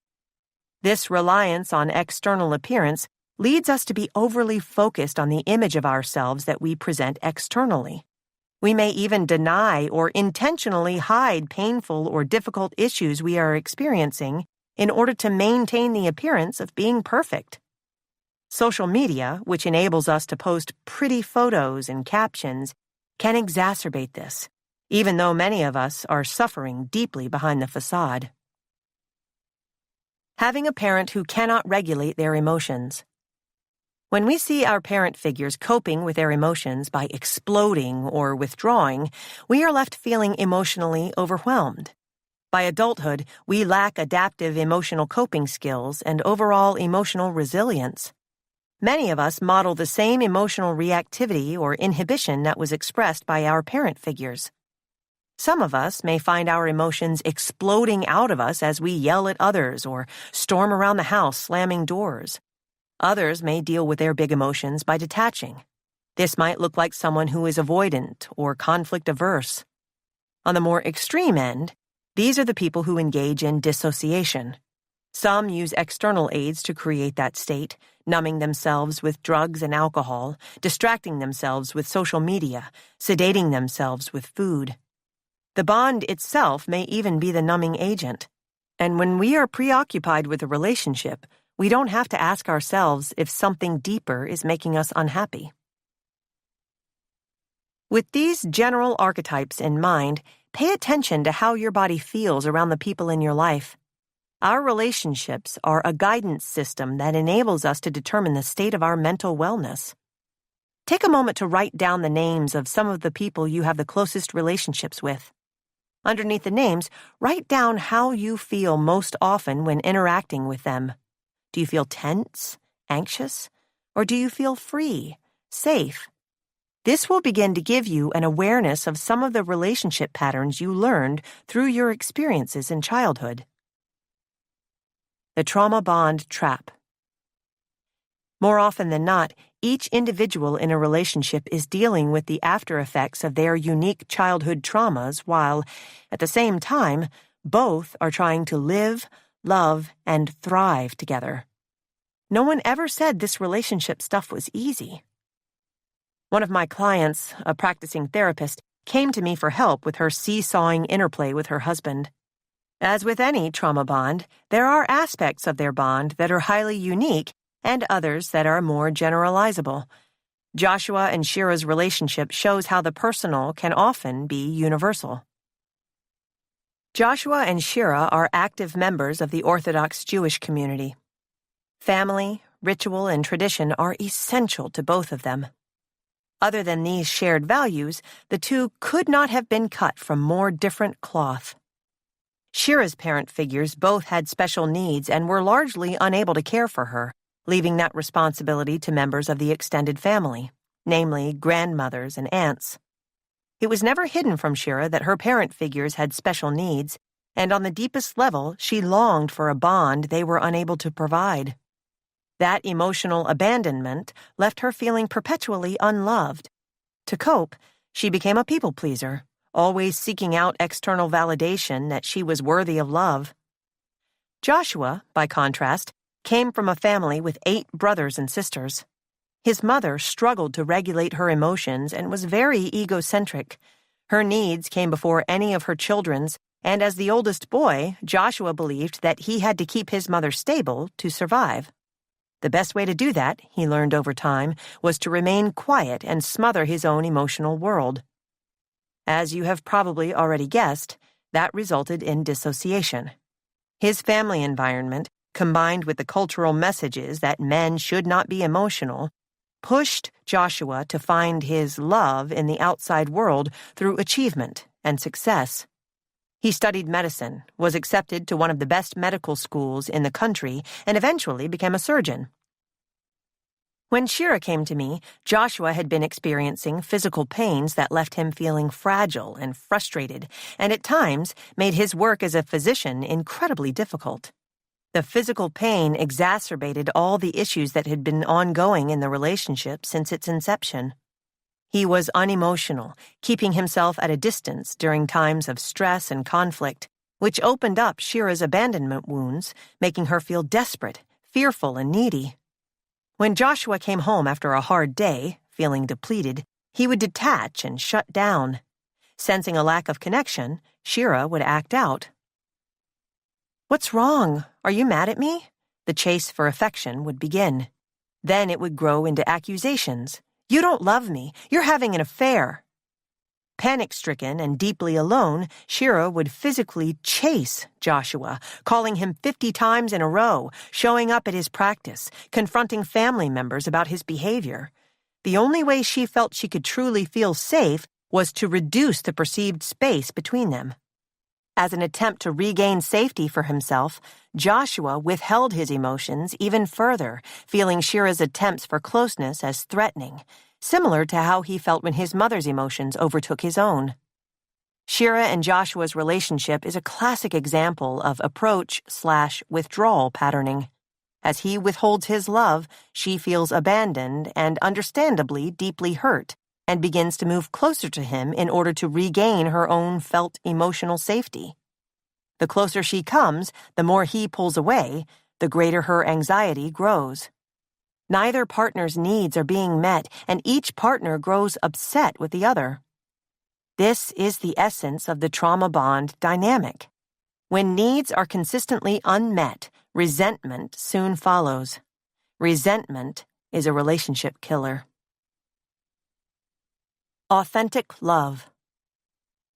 Just because you are participating in trauma bonds, it doesn't mean that your relationship is doomed. Far from it. Trauma bonds are teachers, outlining the relationship patterns we've always carried and the areas that we can begin to work on changing. Luckily, there is nothing determined about these patterns. Like everything else we've learned so far, once you are aware of them, the process of change can begin. I wouldn't say that Joshua and Shira have fully healed their trauma bonds, though I will say that they both agreed to do the work on both themselves and their relationship, accepting the role that their childhoods have had on it. When the push-pull trauma bond trap emerges, Shira has learned ways to compassionately cope with her understandable emotional reactivity and engaging in breathwork and meditation to try to separate herself from her instinctual urges to react. Meanwhile, Joshua has learned to express himself when he starts to emotionally detach, beginning to tell his wife, "I'm feeling myself pull away," or "I'm feeling overwhelmed by this situation." It might not sound like a lot to an outsider, and for Shira, just hearing her partner verbalize the experience of his inner world helped her feel more emotionally connected, deactivating her nervous system from the understandable threat of abandonment. When she hears him express himself, she gets the connection she craves, allowing her to then feel just safe enough to practice giving him the space he needs emotionally. Lolly and I also started out in a trauma bond. We connected in the aftermath of my divorce after I had finally decided I was ready to date casually again. I was instantly drawn to her self-confidence. She seemed extremely self-assured, and that energy was intensely attractive. Even the most secure-appearing people have wounds. Lolly has her own history of trauma, as she dealt with a heightened emotional childhood environment, like Joshua did. To cope, she assumed avoidant attachment, which attaches a lot of fear to romantic bonds. Essentially, "I'm scared you'll leave me. I'm scared you'll stay." One day, she would be engaged and passionate. The next day, when conflict arose, she'd flee. Of course, that activated the hell out of me emotionally, and it also kept me bound to her, as the roller coaster of our early relationship so closely mirrored the stress and chaos of my childhood. When things were bad, I would feel all those emotions storm through me and ride the wave of anxiety until things were good again, at which point I was waiting for the other shoe to drop. Before either of us knew it, we began to collude in various ways to make sure things went south. It was a stress train we were both addicted to, neither of us aware of our dynamics. Lolly always wanted to be an agent of change. She never wanted to stagnate and believed that relationships should constantly evolve in order to thrive. She wanted to grow and expand as opposed to being comfortable with the status quo. I had been looking to grow myself, learning from my newly gained awareness about my past relationship patterns. Meeting Lolly coincided with a period in my life when, now living in my home city of Philly, I was spending more time with my family. Given the frequency with which I was seeing them, many of the patterns of the past were coming to the surface, whether or not I wanted to actively admit it. Once Lolly began to spend more time with all of us, she gently began to share her observations. She noticed that in the lead-up to seeing my family, I would grow anxious and withdrawn, and then afterward, I would remain in a heightened emotional state, ready to fight and remain on edge for days. That would put her on edge, too, as I discharged my emotional energy onto her. I didn't see it at first. In fact, I was actively hostile to these observations in the beginning. Over time, with a deeper awareness and access to self-truth, I began to see all those, now obvious, conditioned responses. She helped me see the light. Instead of pushing me away or punishing me, she became an instigator of positive change. Our desire for growth extended out further as we dove deeper into the work. We both committed to showing up every day and doing the work together.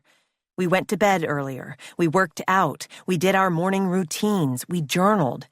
We changed our nutrition and detoxed our chemical-ridden bodies.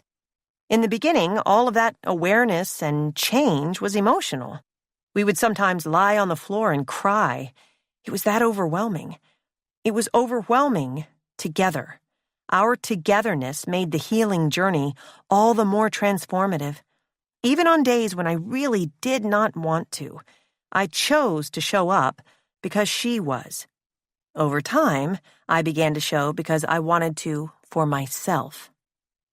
For a relationship to thrive, it can't be used as a means to fill the voids or wounds caused by a parent figure.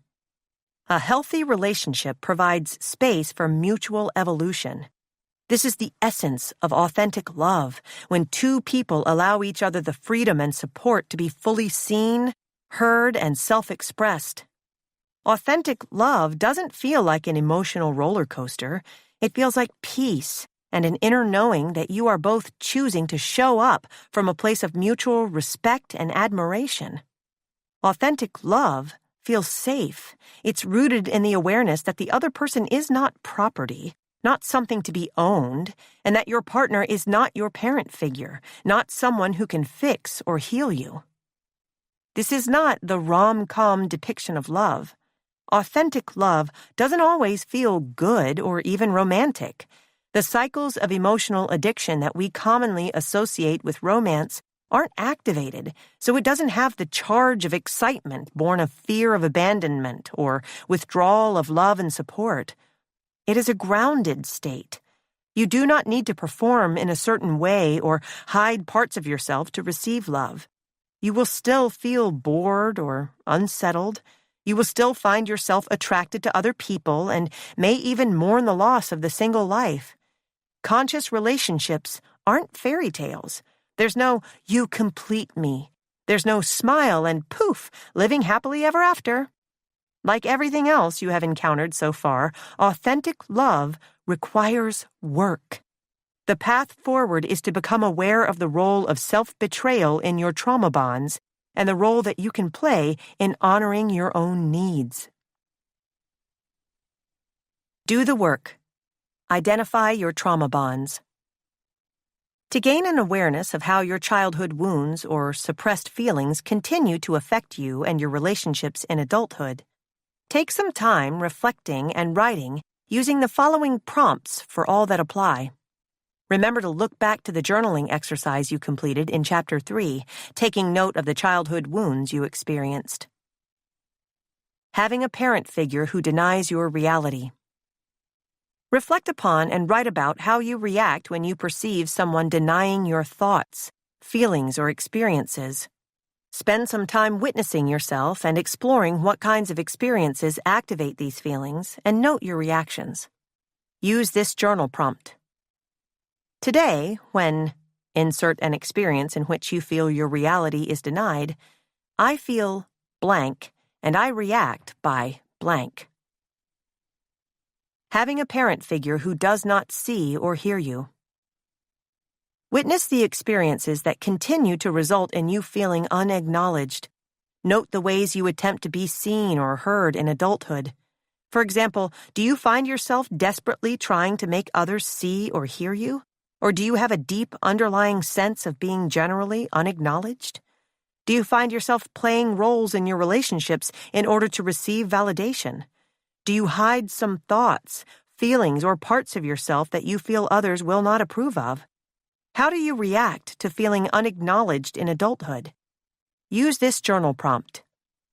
Today, when insert an experience in which you feel unseen and unheard, I feel blank and I react by blank. Having a parent figure who vicariously lives through you or molds and shapes you. Witness the moments, relationships, or experiences in which you find yourself going through certain motions without a real passion or personal purpose behind them. Do you have feelings of shame, confusion, or lack of fulfillment? These often reflect living outside our true nature and purpose. Spend some time noting the different ways you continue to make choices based on external factors, such as the expressed wishes of others, received accolades, or imagined fears. E.g., they'll stop loving me if I change. Notice how you continue to receive, rely on, and change based on messages you receive from others about who you are or aren't. Note the many ways you continue to express only the parts of yourself you deem acceptable, as well as repress the parts of yourself you deem unacceptable based on these messages. Don't worry if you are not yet sure of who you actually are, as many of us don't know because from a young age, we've been told who we are. Use these journal prompts. Today, I continue to make daily choices based more on external factors / live for others in the following ways. Today, I continue to receive the following messages that shape my current behaviors. Having a parent figure who does not model boundaries. Spend some time witnessing, not judging or critiquing, yourself in relationships with others, friends, family, romantic partners. The following journal prompts will enable you to gain awareness of your boundaries in those relationships. You might not have any boundaries at all. I know at one time I didn't. As we become more aware, we can make new choices about the boundaries we have and how we respond to the boundaries of other people. Remember, this is a practice. It will take time to become comfortable with and confident in speaking your limits. Do you feel free to say no, or do you have guilt about or fear of doing so? Do you feel free to declare your limits and your true feelings about situations?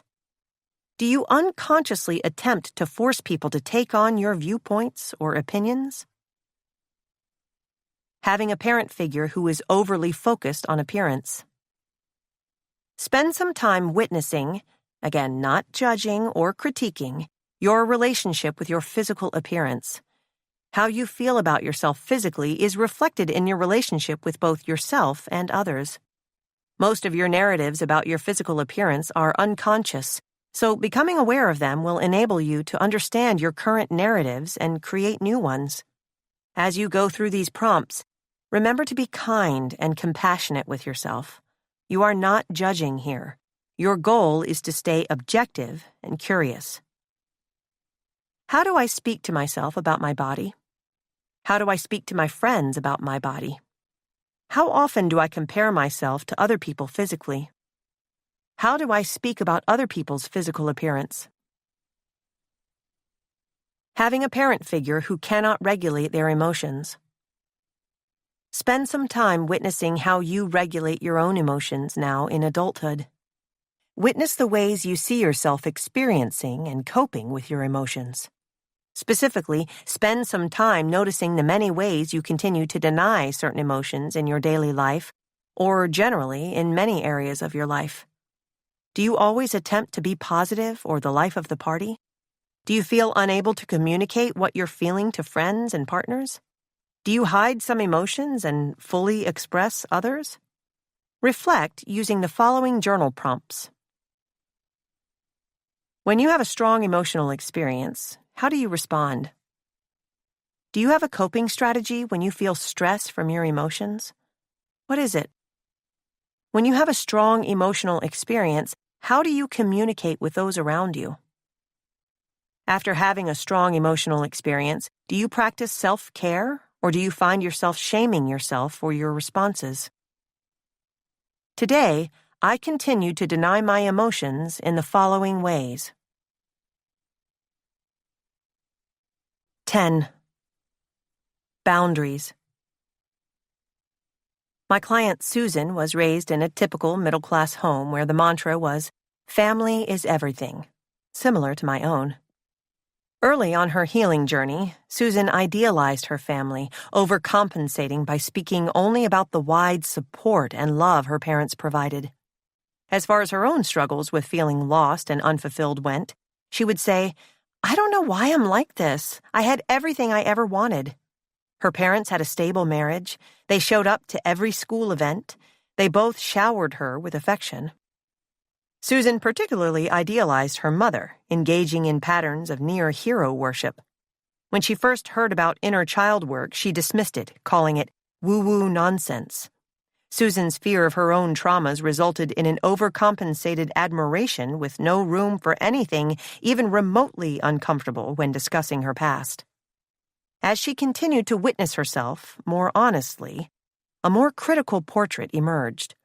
Her mother could often be overbearing and controlling. There was a lot of unconscious molding and shaping going on in her childhood, and her mother wanted Susan to live the life that she herself could never have. The dynamic seemed to intensify once Susan left the codependent nest. Her mother called several times a day, using guilt as a weapon if Susan did not pick up or return her calls fast enough to satisfy her. What really bothered Susan was how often her mother arrived at her home unannounced. She would just show up and expect Susan to drop everything for her. That made Susan feel desperately angry and sparked memories of her childhood, when her mother would barge into her room and read her diaries. Yet Susan never complained, not even when that more obvious transgression occurred. Susan, who fit the inner child archetype of the caretaker, always tried to appease her mother. She took on the maternal role in life, offering all others the patience and boundless love that had not been present in her own mother/child dynamic. Interestingly, Susan began her healing journey after years of feeling desperately unable to connect with others. She often thought of and described herself as a doormat for her friends. She was a mere sounding board for all of the stresses and issues of those around her, something I refer to as emotional dumping, which we will talk about later in this chapter.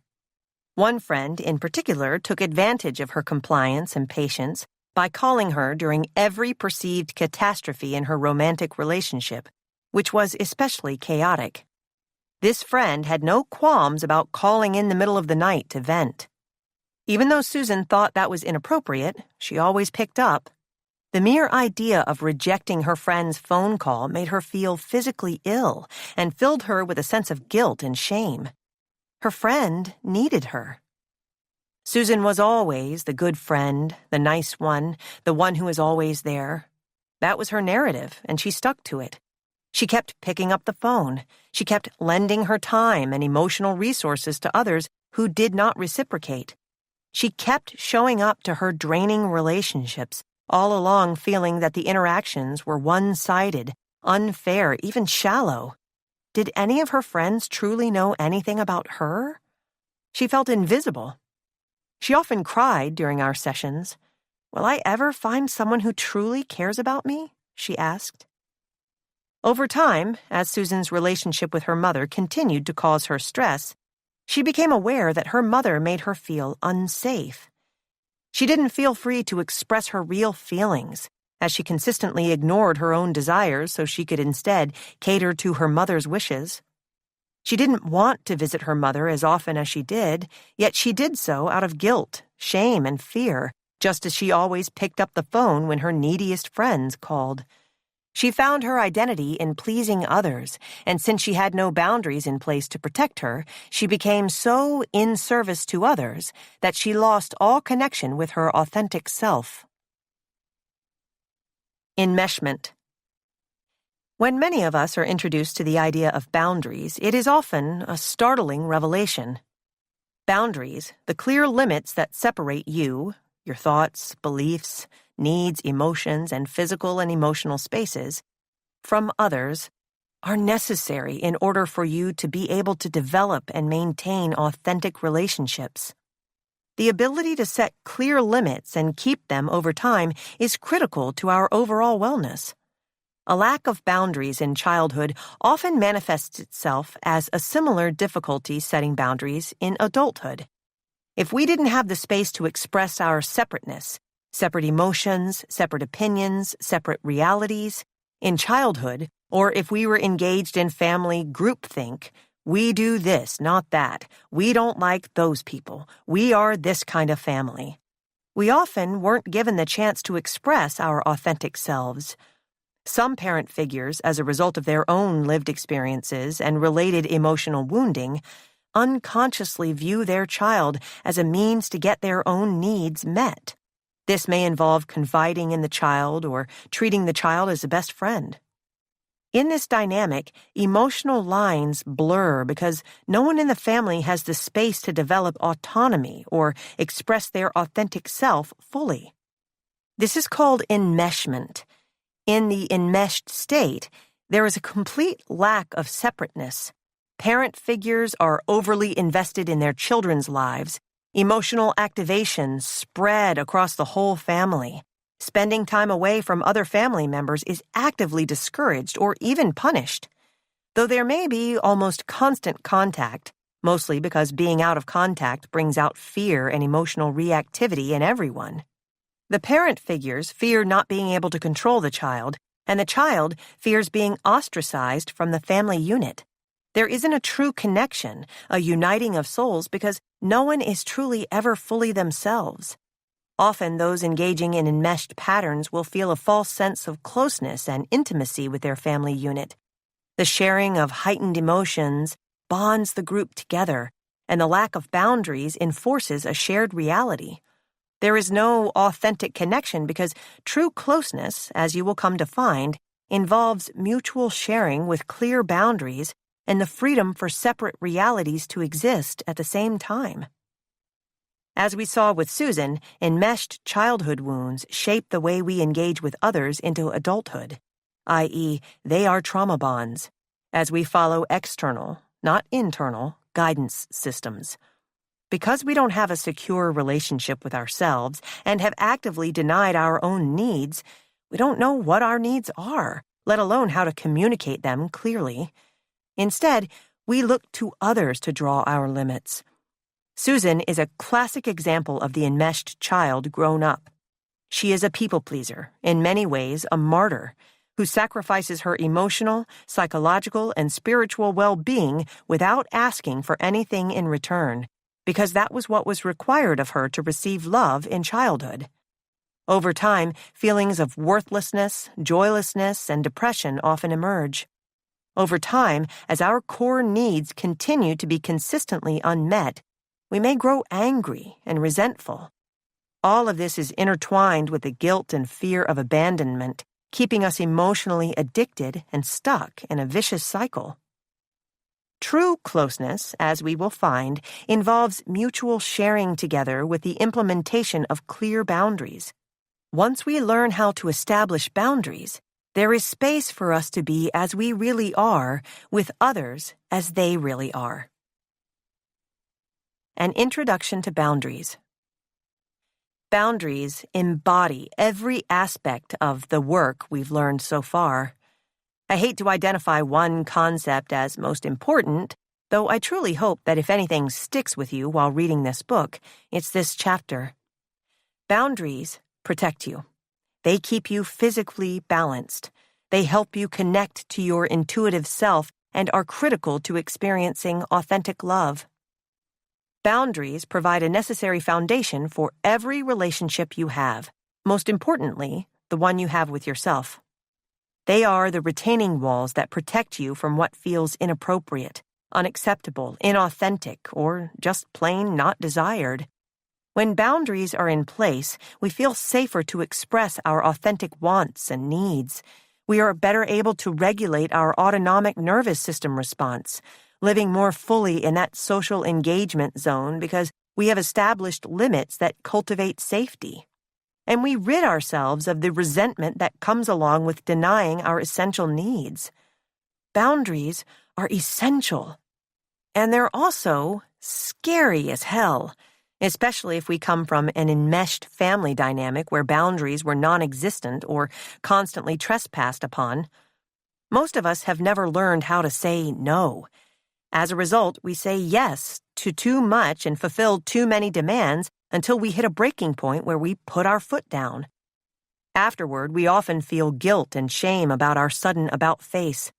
So we apologize, wave away our own needs, or over-explain. If you see yourself in any of these practices, there is a high likelihood that you would benefit from some new boundaries in your life. The first barrier to boundary work is the notion of niceness, a character trait that needs a reassessment. In his book, Not Nice, stop people-pleasing, staying silent and feeling guilty, and start speaking up, saying no, asking boldly, and unapologetically being yourself. Self-confidence expert Dr. Aziz Ghazipura argued that niceness is based on the following inaccurate formula. If I please others, then others will like me, love me, shower me with approval and everything else I want. He referred to this phenomenon as the niceness cage, wherein the compulsion to be valued locks us in a trap of our own making. The reality is that being not nice, i.e. being true to your authentic self, enables us to assert our own value. It's not about being mean or arrogant or inconsiderate. It's about knowing what you want, what your limits are, and then communicating that. Learning to say no and not being so compliant all the time is an important part of reclaiming yourself. Learning to say no is often the kindest thing you can do for yourself and those you love. Though many of us struggle with permeable or non-existent boundaries, quite a few of us exist on the other extreme. We create too rigid boundaries. We don't allow for any interconnectedness, walling ourselves off with moats of emotional withdrawal to stay separate from others. We uphold strict rules of conduct and behavior for those who do make it past the wall. If a boundary was repeatedly violated in childhood by a primary attachment figure, we may continue to feel unsafe in most other relationships. For some, the wall we build is a form of protection after living in an enmeshed childhood experience. When we withdraw out of self-preservation, we make free and spontaneous connections with other humans impossible, keeping us and others more controlled and therefore, or so we assume, safer. In doing so, we repress our intuitive voice and end up in the same lonely, inauthentic place as those who live with no boundaries at all. Spend some time witnessing different aspects of your life and use this self-diagnostic tool to help you identify where your boundaries fall within the 3 categories: rigid, loose, and flexible. Rigid. Has few intimate/close relationships. Has a chronic fear of rejection. Overall has difficulty asking for help. Is fiercely private. Loose. Engages in compulsive people-pleasing. Defines self-worth by the opinions of others. has a general inability to say no, consistently overshares private information, is a chronic fixer/helper/saver/rescuer. Flexible. Is aware of and values own thoughts, opinions, and beliefs. Knows how to communicate needs to others. Shares personal information appropriately. Is consistently able to say no when needed and accepts others doing the same. Is able to regulate emotions, allowing others to express themselves. With all kinds of boundaries, it's key to understand this. The boundary is not for others. It's for you. It is not an ultimatum to make another person behave a certain way. An ultimatum is a statement that assigns a consequence to someone else's behavior as a means of trying to effect a change in it. A boundary, rather, is a personal limit that is expressed so that your need will directly be met. It is an action we take for ourselves regardless of how the other person reacts. That the other person may change in some way is a secondary gain. An important aspect of setting boundaries is allowing others to have their own limits and boundaries and respecting and honoring theirs while you maintain your own. When our needs aren't being met or are being actively infringed upon, we cannot point a finger at another person and say, "You have to change." A better question to ask is, what do I need to do to make sure that my needs are better met? Types of boundaries. Since boundaries apply to the wide array of the human experience, of body, mind, and soul, there is a need for different boundaries to reflect that range. The first is a physical boundary. Loose physical boundaries can result in a hyper-focus on image, seeing your worth and how you look, what your body can do, how others view you sexually. On the other end of the spectrum, you can almost become bodiless, a floating mind without any connection to your body and wholly disconnected from your physical needs. If we have too rigid physical boundaries in place, we may feel overwhelmed by our bodies and want to restrain or confine our sensations, denying our needs and sexual desires as acts of repression. Honoring your body's wants and needs can look like outlining your personal space and describing your preferred level of physical contact. It can include setting boundaries around what you will and will not discuss, your comfort with verbal commentary on your body or sexuality, for example. It may also include the awareness and execution of your own self-care needs, such as your required number of hours for sleep, what you eat, how you move your body. The second type of boundary is a resource boundary. When we are too free with our resources, we are always on call, much as Susan was with her friends. Those with too few resource boundaries in place are endlessly giving and generous to a fault, which makes for unequal, draining exchanges with friends, partners, and family members. When we give and give, it's typically out of a belief that the more selfless we are, the more love we will receive, and that our time should be given away freely. This is not an accurate reflection of reality. Time is one of the most precious of our resources. Yet most of the people I've encountered who struggle with resource boundaries can't say no when asked to devote time or energy to things they don't really care about. There is also the flip side to this, those who have too rigid boundaries around their resources. Having a rigid resource boundary around time can involve adhering to a predetermined schedule every day. Going to the gym at a certain time is a common one, no matter what the external situation or their internal state may be. Even in the face of a family emergency, those with rigid resource boundaries will engage in their scheduled activity, no matter how dire the circumstances around them are. I used to have this rigidness around planning. I would even painstakingly plan my TV consumption. Ultimately, a lack of flexibility around how we expend our resources can be confining and doesn't serve the varying needs of the authentic self. Then there is the mental/emotional boundary, one that is often crossed in families with enmeshment issues. When we have loose mental/emotional boundaries, There is often a feeling that we are responsible for the mental/emotional states around us and an internalized need to save others or keep everyone happy. It is impossible to always make another human happy, so this boundarylessness is often detrimental to our own resources and exhausting. Always meeting the needs of others is an unattainable goal and ultimately results in a neglect of our own needs. In an enmeshed family, we also develop loose mental/emotional boundaries, which result in a tendency to engage in groupthink. This happens when there is a group conceptualization of our thoughts and beliefs, which is particularly salient in religious households, where it's understood that everyone will follow the same practices and beliefs. The message, both direct and indirect, received by all family members is one of conformity, accompanied by a fear of being ostracized for noncompliance. In those of us with too rigid mental/emotional boundaries, there is often a complete lack of interest in anyone else's worldview. If we are stubborn and adamant about our own beliefs or emotions, we remain separate from the people around us, making true connection impossible.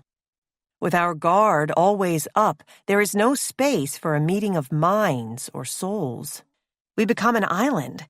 Such extreme rigidness is uncommon, I should add, but is seen in lesser degrees in small acts, like when we insist that we get exactly half of something, even when we do not actually want the thing in any way. Mental/emotional boundaries enable us to separate ourselves and our emotional world while allowing others to have their own separate emotional world. With boundaries in place, we can more easily access our intuitive voice and better regulate our emotional states. In this place of emotional safety, we feel more comfortable sharing our thoughts, opinions, and beliefs with others. We don't feel compelled to please or agree with others all the time. Emotional dumping and oversharing.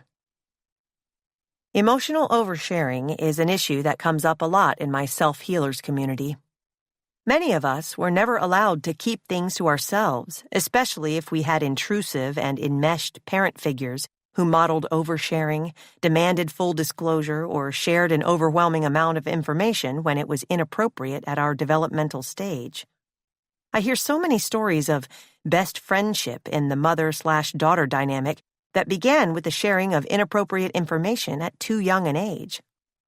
Olivia, a self-healer who struggles with a compulsion to overshare, says that this dynamic with her mother started when she was only 6, and her mother told her about having sent a friend to remove her father from a strip club. It was too much information too soon. Her mother's boundarylessness shaped Olivia's boundary use with others, and she noticed she often found herself oversharing in times of stress or discomfort. She described herself as an air filler who would just talk and talk if she felt any discomfort in the other person. It was an automatic reaction, and sometimes she would say things that she would later regret. It is beneficial for us to put up boundaries around our internal world. We then allow moments of quiet in conversations without rushing to fill the silence with our own stream of consciousness. There are things that we can decide to keep private. When we have proper boundaries in place, we have a choice about when and to whom we direct our emotional energy. Choice is pivotal. It's the understanding that your thoughts, feelings, and beliefs are your own, and you can decide if you want to share them with everyone or with no one. Another common outcome of mental/emotional and resource boundarylessness is emotional dumping, the spilling of emotional issues onto a person without being empathetic to their emotional state. I'm sure you can think of at least one person in your life who does this. Maybe it's you. Some people call it venting, though that's not accurate. Venting has positive associations. It revolves around one singular topic, helps with stress release, and is often geared toward a productive outcome. Emotional dumping, by contrast, involves the airing of negative, circular, and obsessive thoughts. People who are prone to emotional dumping are often caught in the loop of emotional addiction. Their heightened emotional state reinforces the behavior, even when it is not reinforced by those around them. It is a human instinct and often emotionally helpful to share with others and reach out to others for help and guidance. Emotional dumping is not about reaching out for help. It is a repetitive and obsessive coping strategy that leaves no room for anyone else's needs, let alone guidance. Emotional dumping is a coping skill born of boundarylessness on both sides. The emotional dumper has loose mental/emotional boundaries, and the people on the receiving end, if they find themselves in this situation regularly, also don't have sufficient boundaries to end it. Sometimes people emotionally dump in an attempt to escape an emotion that they don't believe they can bear alone. However, it can be harmful to unload negative emotional energy on another human. There can be times when emotional dumping feels like a punishment, as when someone consistently dumps doom and gloom even when learning good news about another person. Like when you tell a friend about a job promotion or a recent vacation and they immediately steer the conversation back to their problems at home or even your issues with your spouse. Though it may feel aggressive and even weaponized, it's not necessarily intentional. Often emotional dumpers feel comfortable, or in familiar homeostasis only when discussing topics that allow themselves to feel depressed. When faced with the unfamiliar positive, they turn the conversation back to the more distressing baseline where their entire system feels at home. Emotional dumping need not be one-sided. A relationship can be built around emotional dumping as the main form of connection. An example of mutual emotional dumping is when a relationship revolves around a central shared conflict. Two people might bond over their bitter divorces and share detail after detail of the horrible things about their partners, even if their marriages ended years before. The two people are locked in an emotionally addictive cycle of autonomic activation. How to set boundaries. The first step in using boundaries is to define them, to examine your life and notice where boundaries are lacking. If you don't have boundaries, it can be hard to decide where to set them.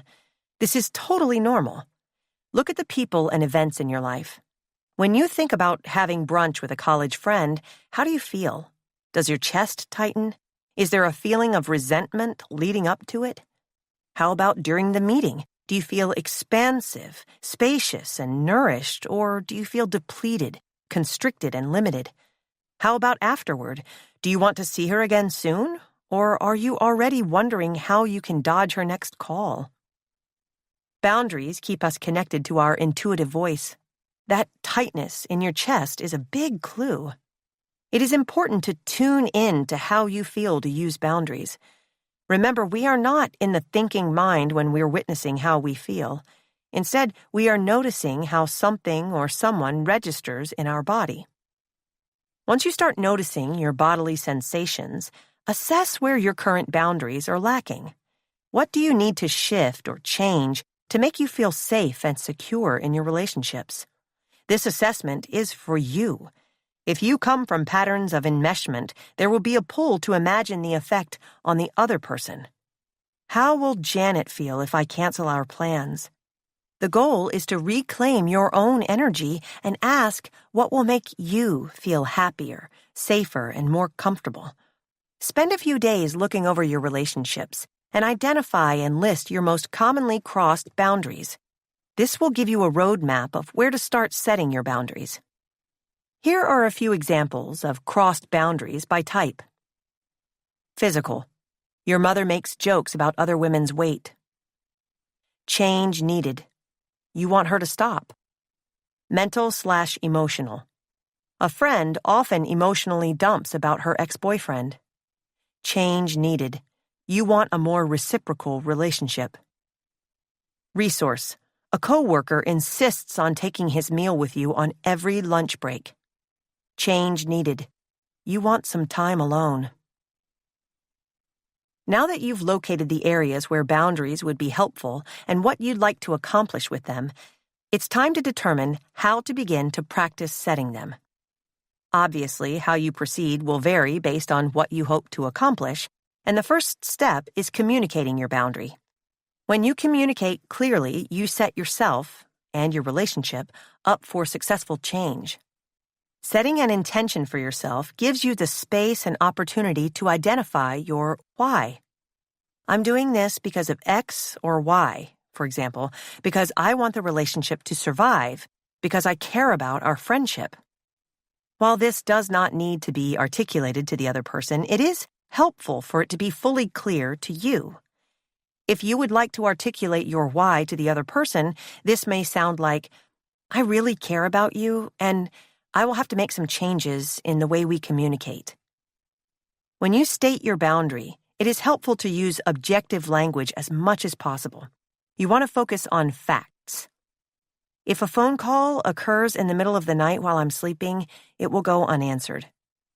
It's best to avoid you language as much as possible, as it can activate the defensiveness of the other person's ego. Try to be confident and respectful, as hard as this may be. Remind yourself you are doing nothing wrong. You are respecting yourself and your relationship. To help you get started, I've included an example of a boundary setting template that can be adapted to fit your needs. I am making some changes so that, insert your intention for your new boundary, and hope you can understand that this is important to me. I imagine, insert your understanding of their behavior. When you, insert problematic behavior, I often feel, insert your feelings. And I understand that is something you may not be aware of. In the future, insert what you would or would not like to happen again. If, insert original problematic behavior, happens again, I will, insert how you will respond differently to meet your own needs. Keep in mind that timing is key. It is helpful to communicate a boundary at a time when both parties are as emotionally settled as possible. When we're activated, we're in no state to receive anything challenging. Remember, even our middle ear muscles close off when our vagus nerve is fired up. To the best of your ability, try to find a time that's as emotionally neutral as possible for both people to share your new boundary. As you begin to think about creating new boundaries, it is helpful to focus on how you will continue to respond differently in the future, instead of becoming consumed with how the other person will feel. Many boundaries are erased before they're even articulated. We start envisioning how our boundaries will hurt others or how they will fire back and hurt us. We beat ourselves up. We tell ourselves that we're ungrateful or selfish, what I call the feel-bads, without doing the holistic work that comes beforehand, rebalancing our dysregulated nervous system, acknowledging the wounds of our inner child, and understanding our trauma bond patterns. These feel-bads can easily prevent us from taking concerted action that would ultimately help maintain and strengthen our bonds. Sometimes it's not realistic to have an active conversation about the boundary, and you can communicate your new limit without having a preemptive conversation. This is especially relevant in less intimate relations, such as having lunch with a coworker. Here are some prompts to establish a boundary with a mere sentence. I wish I could. Now isn't a good time. I'm not comfortable with that. This isn't doable for me. Wow, thanks for the offer/invite, though that isn't something I can do right now. I will have to get back to you on that. For me, setting boundaries started professionally. It felt safer for me to say no via an email to a stranger than to my partner or family members. I started setting time boundaries around how much emotional energy I would expend on certain activities, such as scrolling through social media or with certain people. Especially if you are new to boundary setting, I suggest you start small. Practice on the periphery or in less stressful emotional entanglements, such as having lunch with a coworker. These are great places to begin to practice boundary setting. Because there's not as much history or baggage associated with more casual relationships, they're great places to flex your boundary-making muscles and get used to saying no. The more you practice, the better you'll get. Over time, you will learn that boundary setting will go one of two ways. The other person will be offended, or won't. Imagine all the worst-case scenarios. Are they really that bad? In action, trust me, they often aren't. The discomfort we face while setting boundaries will save us years of anger and resentment. The relationship that emerges after a boundary is set might not look anything like the way it did before, and it will be stronger, more honest, and ultimately more sustainable. Boundaries are essential to all healthy relationships. Think of them as an act of service. The third step may seem simple, though it's often the hardest one. Maintain your new boundary. Once you've set a boundary, it's important to remain present and calm, resisting the urge to defend or over-explain yourself, regardless of the reaction you are receiving from the other person or persons. You may feel stress as a result of someone's reaction or the reaction from a greater unit, your family, work, etc. It's very important that once you set a boundary, you keep it set. When we begin to change how we show up in relationships, it is helpful to remember that the longer the relationship has existed, the more expectations have been enacted and solidified over time. It can be helpful to accept the fact that the other person's expectations of you will be disrupted, sometimes abruptly, from their perspective. On top of this, the receiver of a new boundary, especially one with abandonment wounds, will likely react defensively or even offensively. Much of this maintenance involves quieting an inner voice, those feel-bads that sneaks up on us, telling us that I have no right to set boundaries. I am being selfish or rude or mean. As you set your boundary and keep it in place, you might encounter confusion, pushback, snarky remarks. "You've changed" is a common one, or even rage. At the same time, you'll likely feel fear, doubt, and a pull to return to the familiar, that pesky homeostatic impulse at work. Once you've decided to start honoring and keeping yourself and feel a bit safer, don't look back. There is no going back to old patterns if you truly need and want change. If you put up a boundary and take it down when someone freaks out, all you are doing is reinforcing that person's ability to walk all over your limits with their behavior. It's classic negative reinforcement. They'll continue that behavior anytime they're faced with opposition in your relationship. If I scream and yell enough, everything will go back to normal. Expectation and compassion.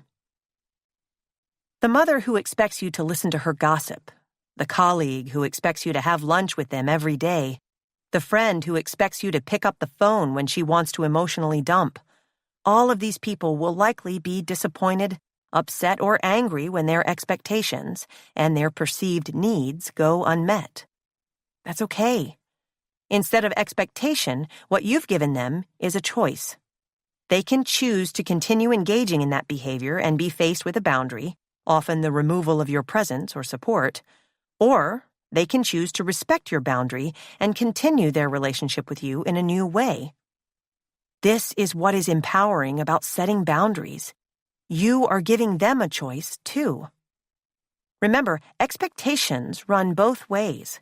Often the internal work around boundaries involves navigating our own expectations and acknowledging what certain people are and aren't capable of.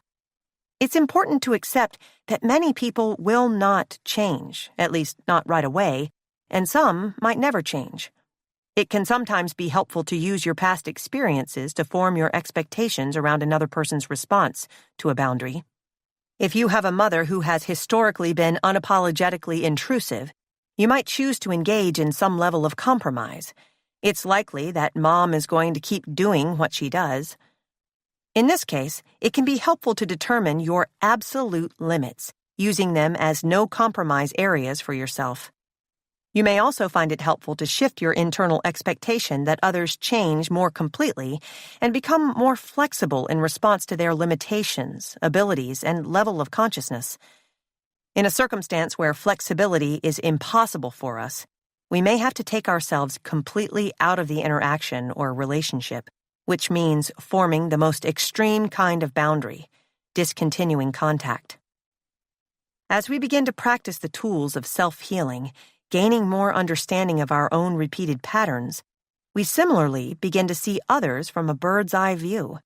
When we do so, we often find that compassion emerges for other people in our relationships, even those with whom we may have chosen to cut contact. I'll return to the example above about the mother who often makes mean-spirited jokes about other women's weight. The fellow self-healer Zoe, whose mother does this, believed for a very long time that it was meant to cut her down, as she has often struggled with her weight. After beginning her own healing journey, she took a step back when I asked her, "What is it about heavier women that makes your mom so reactive?" A light bulb flashed behind Zoe's eyes. The woman who my father left her for is a heavier person. A few moments passed. My mom has a core abandonment wound that was activated by my father's infidelities. But the wound is truly the abandonment she felt as a child when her father died suddenly. Aha! Suddenly, those jokes weren't about cutting her daughter down. They were the expressions of a deeply wounded child dealing with the loss of a parent figure. Even though Zoe still refused to participate in her mother's comments, she set a new boundary and ended any and all conversations when her mother started to discuss weight. She now felt sympathy for her mother and love for the inner child inside her who felt so unlovable, so worthless that she needed to disparage others to feel better about herself. When we understand other people's limitations, when we see pain and fear where we once saw cruelty, this is healing. The ultimate boundary. Boundary work came into my life organically. It wasn't as if I decided, now that I've worked on my body and mind, it's time to do people work. Instead, as I started to explore my past and present selves, my need for self-protection became apparent. I started the process on the periphery by witnessing my inner experiences around my friends and colleagues. I don't really ever feel excited when this person texts me, or I feel drained after I have lunch with that person. I started to spend less and less time within several of those relationships. I noticed the effect of my boundarylessness on others. With one friend, I routinely emotionally dumped, just chewed her ear off about the latest drama or issue in my life. That uncomfortable awareness hit me in the face. I knew hardly as much about her as she knew about me. It didn't feel great to see myself as I truly was, yet it was instrumental in saving our relationship. Today, we continue to be friends as I've actively worked on changing our interpersonal dynamic. The unfolding of my boundary journey eventually led me to my enmeshed family unit. It took time, and I became ready to pose the question, can I create a relationship structure that is healthy with my family? It started with food. In a big Italian family, meals are the primary source of bonding and an expression of love. There's guilt if you don't take a second helping and disapproving looks if you decline a particular meal when you're being careful about what you're putting into your body. As Lolly and I began to drastically change our nutrition, I decided to set a new boundary for myself around food and my family. I wouldn't eat anything I didn't want to eat. If there was pushback, I would remain steadfast. I wouldn't expect anyone else to change their habits or make special meals for me, and I would honor my new personal choice. Then I began practicing time limit boundaries, using similar techniques from my professional life. I set a timer for myself on holidays. I'll spend 2 hours with my family on Christmas Eve, and I won't go to Christmas Day dinner. When my parents called to invite me, I made a conscious effort to take a minute or two before calling them back. The texts and calls inevitably rolled in. "Are you okay? Are you okay?" "I'm okay," I would respond. "I just need some space." A couple of days later, the frantic calls and texts would start up again. In response, I set a boundary that I wouldn't call or text back until I actively wanted to. That was the start of separating myself from the enmeshment of my family by validating my own reality. I could have my own wants, needs, and desires, and they didn't have to match theirs. I then negotiated a boundary with my sister, which was harder because I'm closest with her. Our boundary surrounded our interactions, which all revolved around my mother. Her medication management, her doctor visits, her mental health. I decided to first put a limit on how available I was for doctor's appointments. Then I put a boundary into place on the phone. No more hour-long chats about Mom. None of those steps was easy. Delivering that new and unexpected message of no jolted my inner child, whose patterns and conditioning around enmeshment are so bound up with my core identity. The voices in my head gave me all the reasons why I should let that boundary go. You're a bad daughter/sister/aunt. I knew that I was working on preserving our relationship, and without my intervention, things would remain exactly as they were.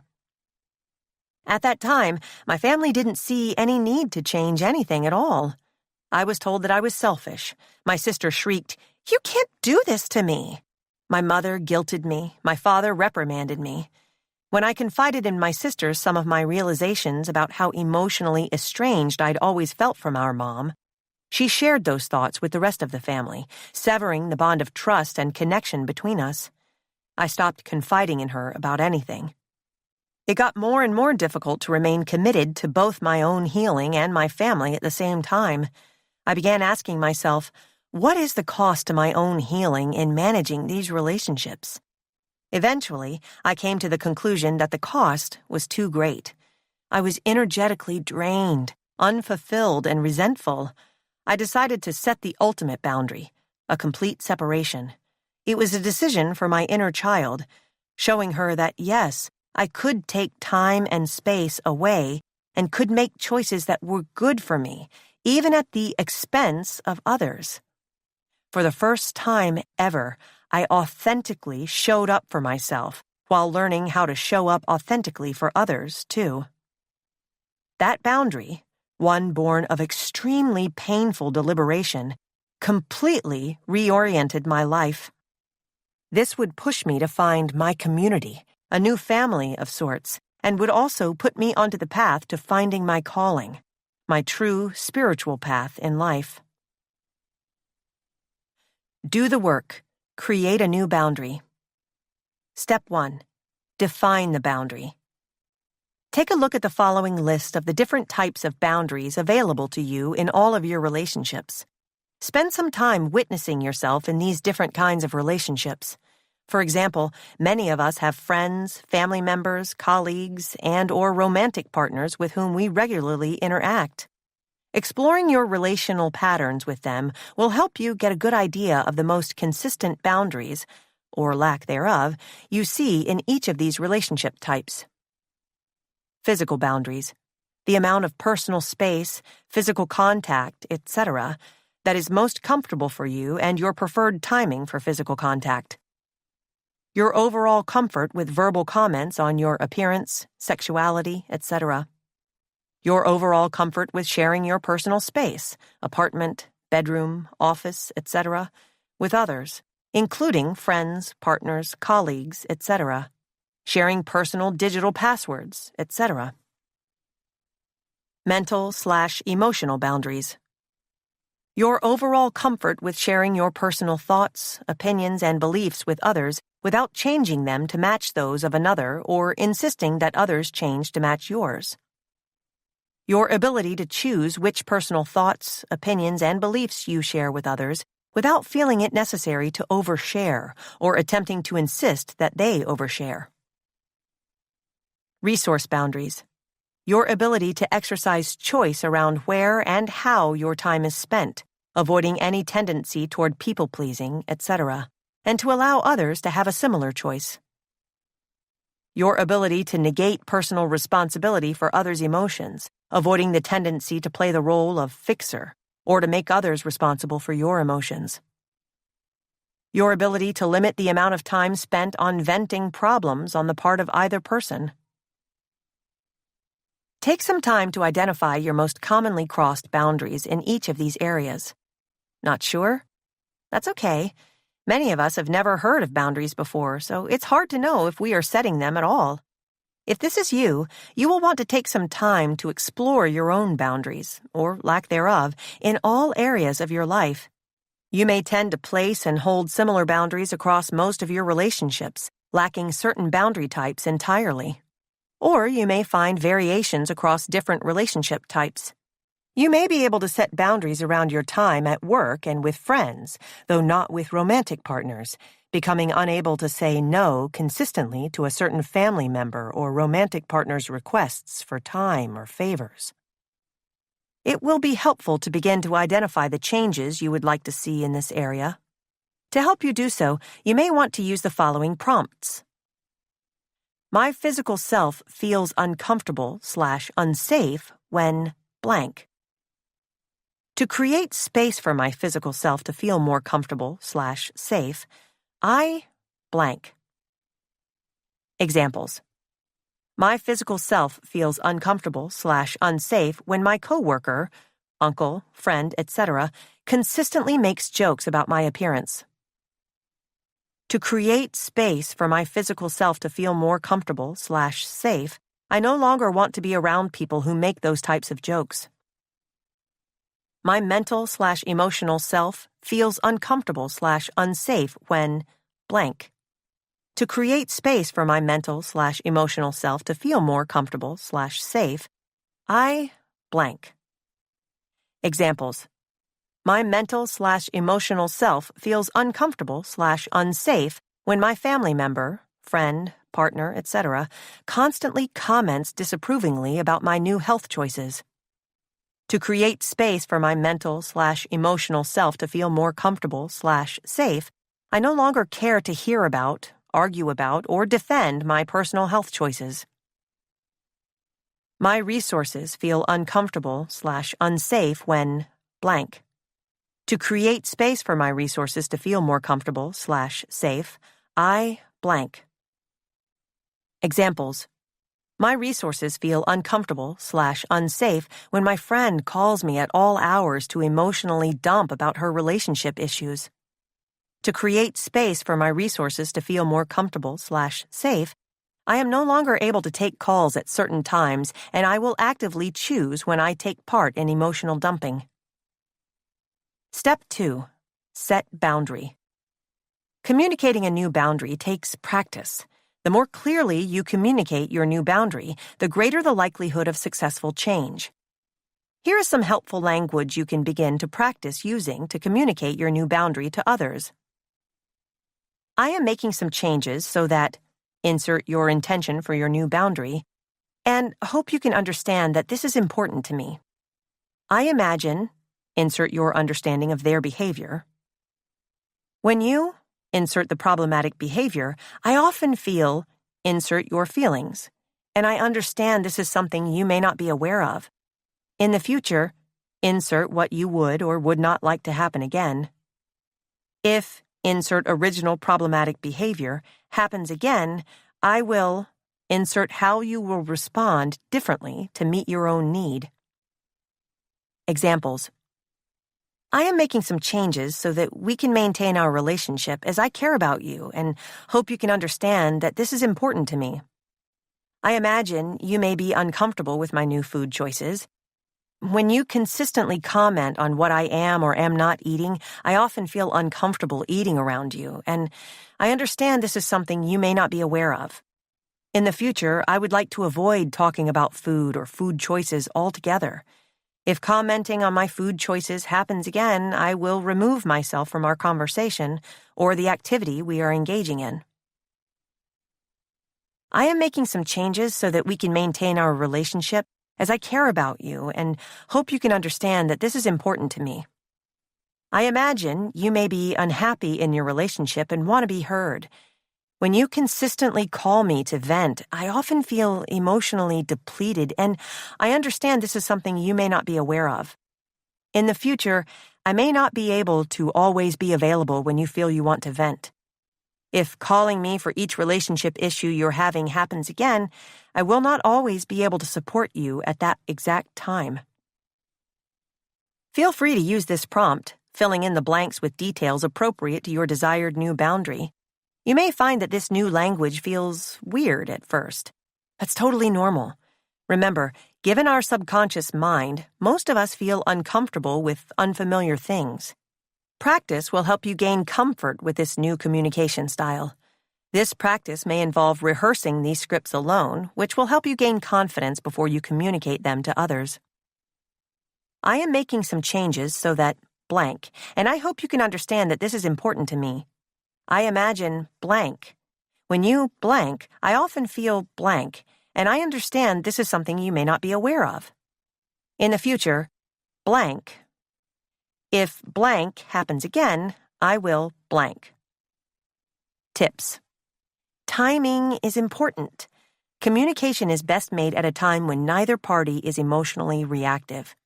Trying to communicate a new boundary when you're in the middle of a conflict is not helpful. Find an emotionally neutral time. Don't forget the deep belly breaths you learned in Chapter 5. They can help calm any nervous system reaction you may be experiencing and will help bring your body back to calm. When communicating, try to focus on how you will begin to respond differently in the future instead of focusing on the other person's reaction or change.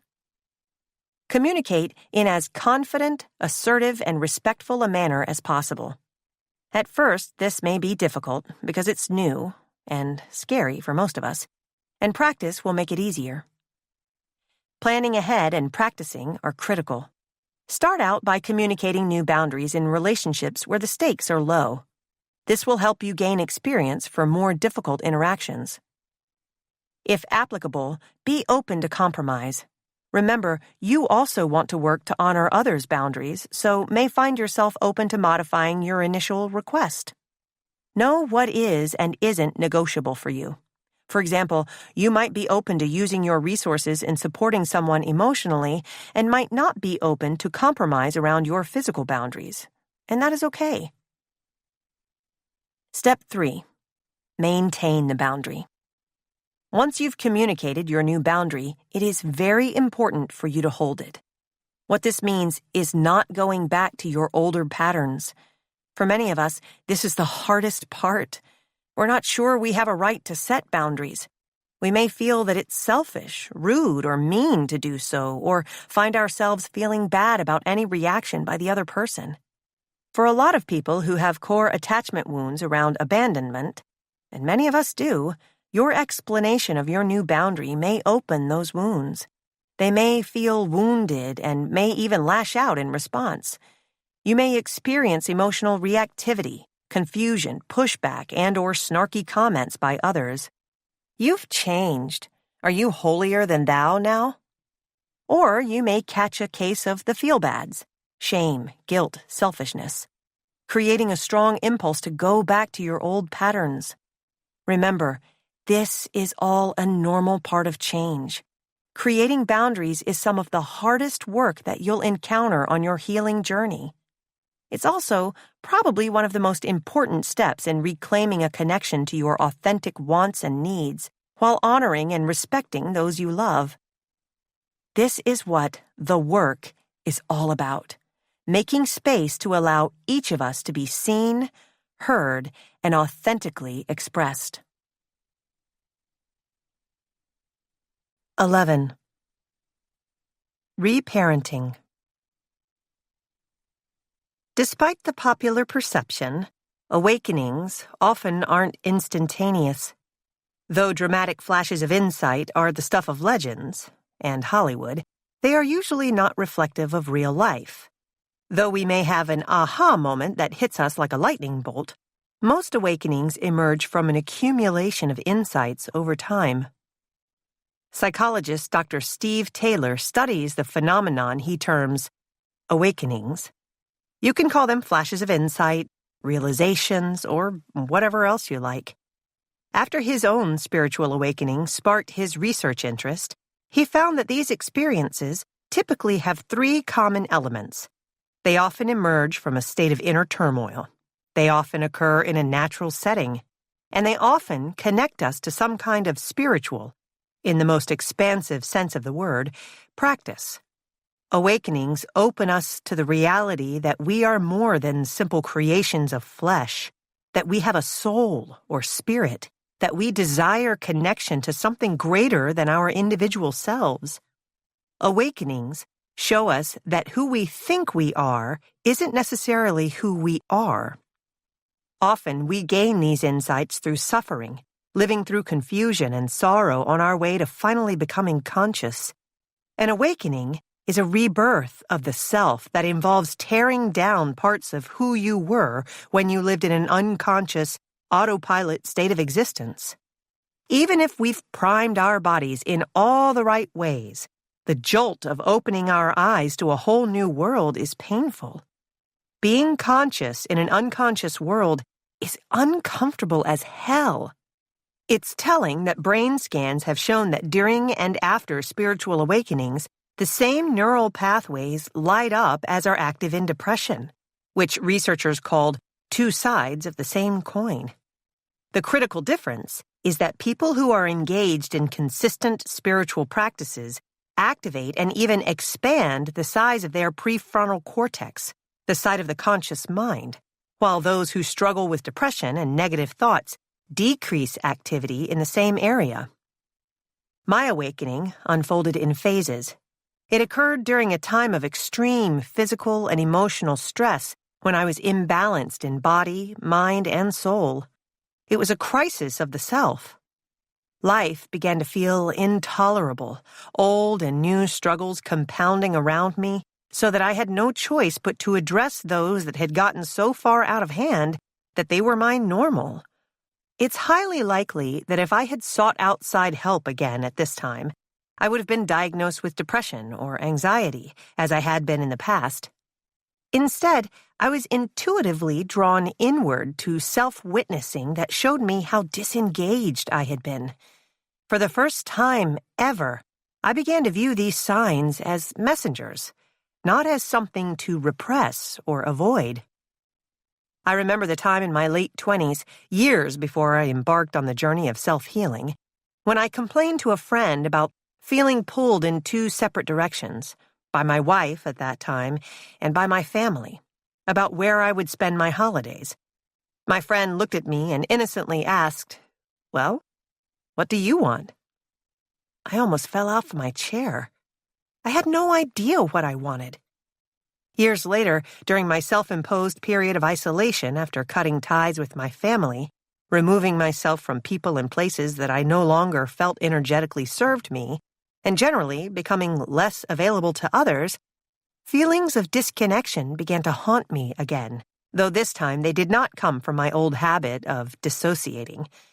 I felt as though I had abandoned most everyone I had known from my past and imagined that some might now hate me. I was lonely, terribly lonely. I thought to myself, will I ever find my people? I didn't know it at the time, but I was in the midst of a spiritual transformation. A spiritual transformation! Those words coming from the brain of a data-obsessed psychologist who considered herself, at the very least, an agnostic. My God was science. I shunned the idea of spirituality. It just wasn't part of my awareness at the time. Before I could fully connect with others, I had to understand my own emotional, physical, and spiritual needs and, for the first time in my life, work on meeting them. It's a painful process, a shedding of old skin, becoming aware of yourself in a way you've never been before. You have to see yourself to love yourself, and you have to love yourself in order to give yourself what you weren't able to get from others. An introduction to reparenting. Children's healthy development is dependent on their intrinsic needs being met. When we are in a state of dependence, we rely on our parent figures and the family unit as a whole to provide us with physical, emotional, and spiritual nourishment. We deeply desire to be seen, heard, and authentically expressed, to simply just be us. When we experience our parent figures engage in supportive behaviors, we learn that it's safe to express our needs and reach out to other people for help. Most parent figures never learned how to meet their own needs, let alone another person's, passing on their own unresolved traumas and conditioned coping strategies. Even well-intentioned parent figures don't always give us what serves us. Meeting all of someone's varied and unique needs all the time is almost impossible. That said, if we lived with an emotionally immature parent figure, our needs were likely routinely unmet or dismissed. Emotional immaturity results from a lack of emotional resilience, the ability to process emotions, communicate boundaries, and return our nervous system to balance. An emotionally immature parent figure may throw tantrums, acting selfishly or defensively, and often the whole family unit ends up revolving around their moods. Like psychotherapist Lindsay Gibson wrote in one of my favorite books on the subject, Adult Children of Emotionally Immature Parents: How to Heal from Distant, Rejecting, or Self-Involved Parents. Understanding your parent figure's level of emotional maturity, or lack thereof, frees us from emotional loneliness as we realize that their negativity wasn't about us, but about them. I've repeatedly observed the various outcomes of living with emotionally immature parent figures who can't identify their own needs, who betray themselves to receive love and validation, who live in a state of resentment because they believe others should just know what they need. Their adult children often live from that protected and familiar space of their ego, with all of its stories, and often have an intense need to be right, rejecting other people's opinions and making others feel just as small and insignificant as they once did. Others create avatars of themselves, always wearing a mask, fearful that they may scare people away if they show their true face. Some avoid any type of intimacy, and some cling to it desperately. The manifestations run the gamut, but the way we heal these wounds is to give ourselves all the things we didn't get as children. The way we move forward is to have the awareness that we can become the wise parent to ourselves that we did not have as a child. This is a process called reparenting, and it enables you to relearn how to meet the unmet needs of your inner child through daily, dedicated, and conscious action. Concepts similar to reparenting have existed in the psychodynamic field for decades. They have emerged from the mainstream therapy model that a secure relationship with a therapist can provide a grounding for healthier relationships in life. Psychoanalysis is built upon this framework with the concept of transference, or the transfer of feelings from our childhood onto a therapist, being an integral part of the therapeutic process. Though it may be incredibly helpful to have that support, if we have the means, access, and privilege to do so, of course, no one can figure out and know your wants and needs and how to meet them better than you. No one but you can and will have to show up each and every day to take care of those ever-changing needs. These are efforts that must come from you. And in the process of harnessing your own power, you will create a deeper, more authentic connection to yourself.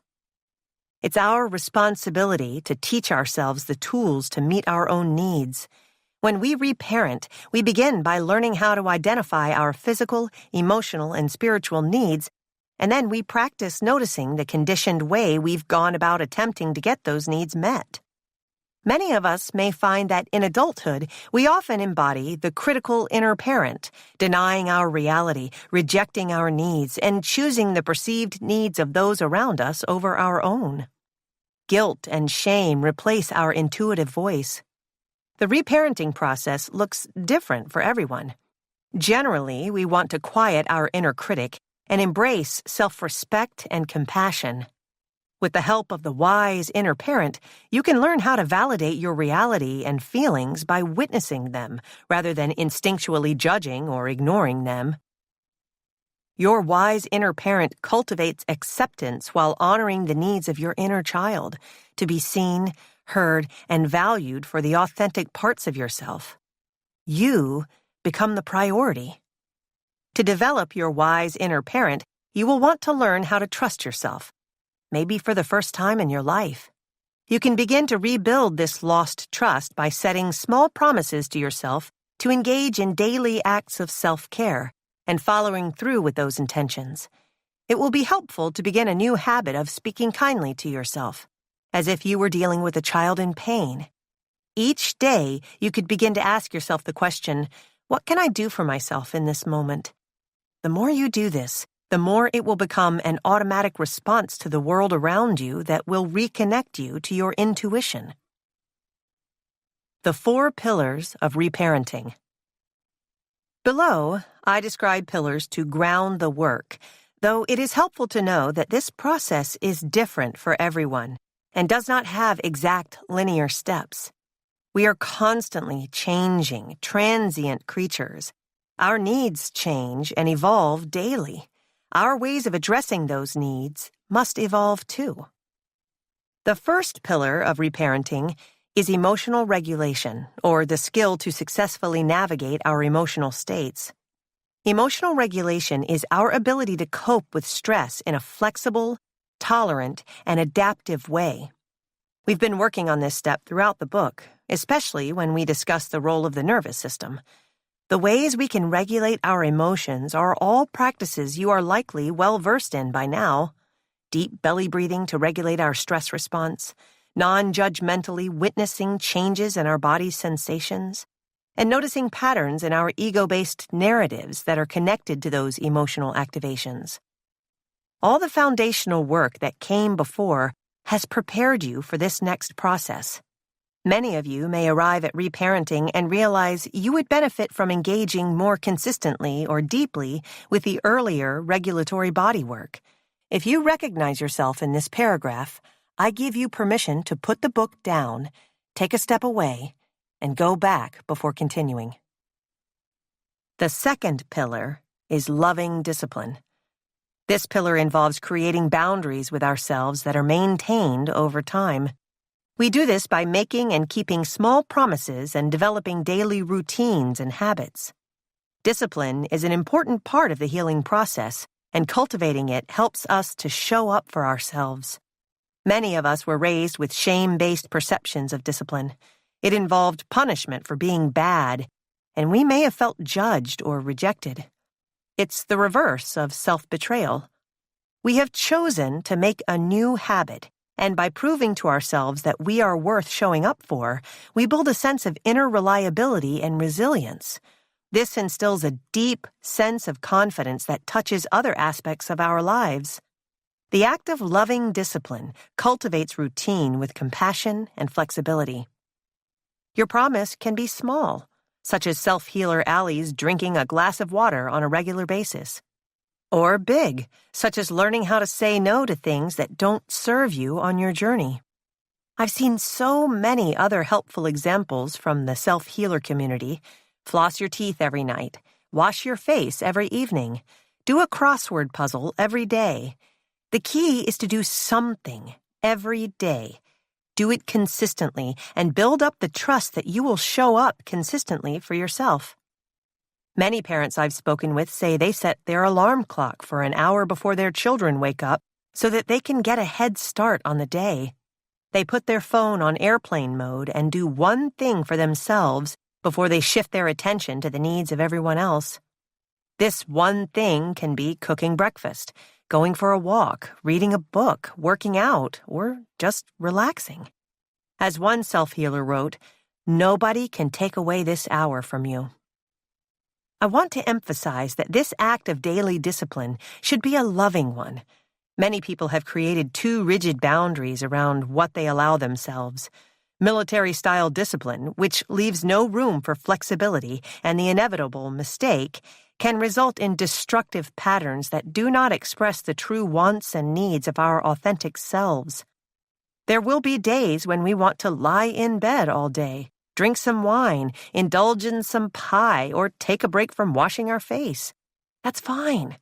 If we've developed confidence over time, we know that we can take a break, and the ritual will always be there to return to when we so choose. We will not fall apart if we take a day to rest. The third pillar goes hand in hand with loving discipline: self-care. The phrase itself has gotten a bad rap in recent memory, as it's been commodified and used as an example of self-indulgence. True self-care, supporting your needs and valuing your worth, is not indulgent at all, and it's fundamental to holistic wellness.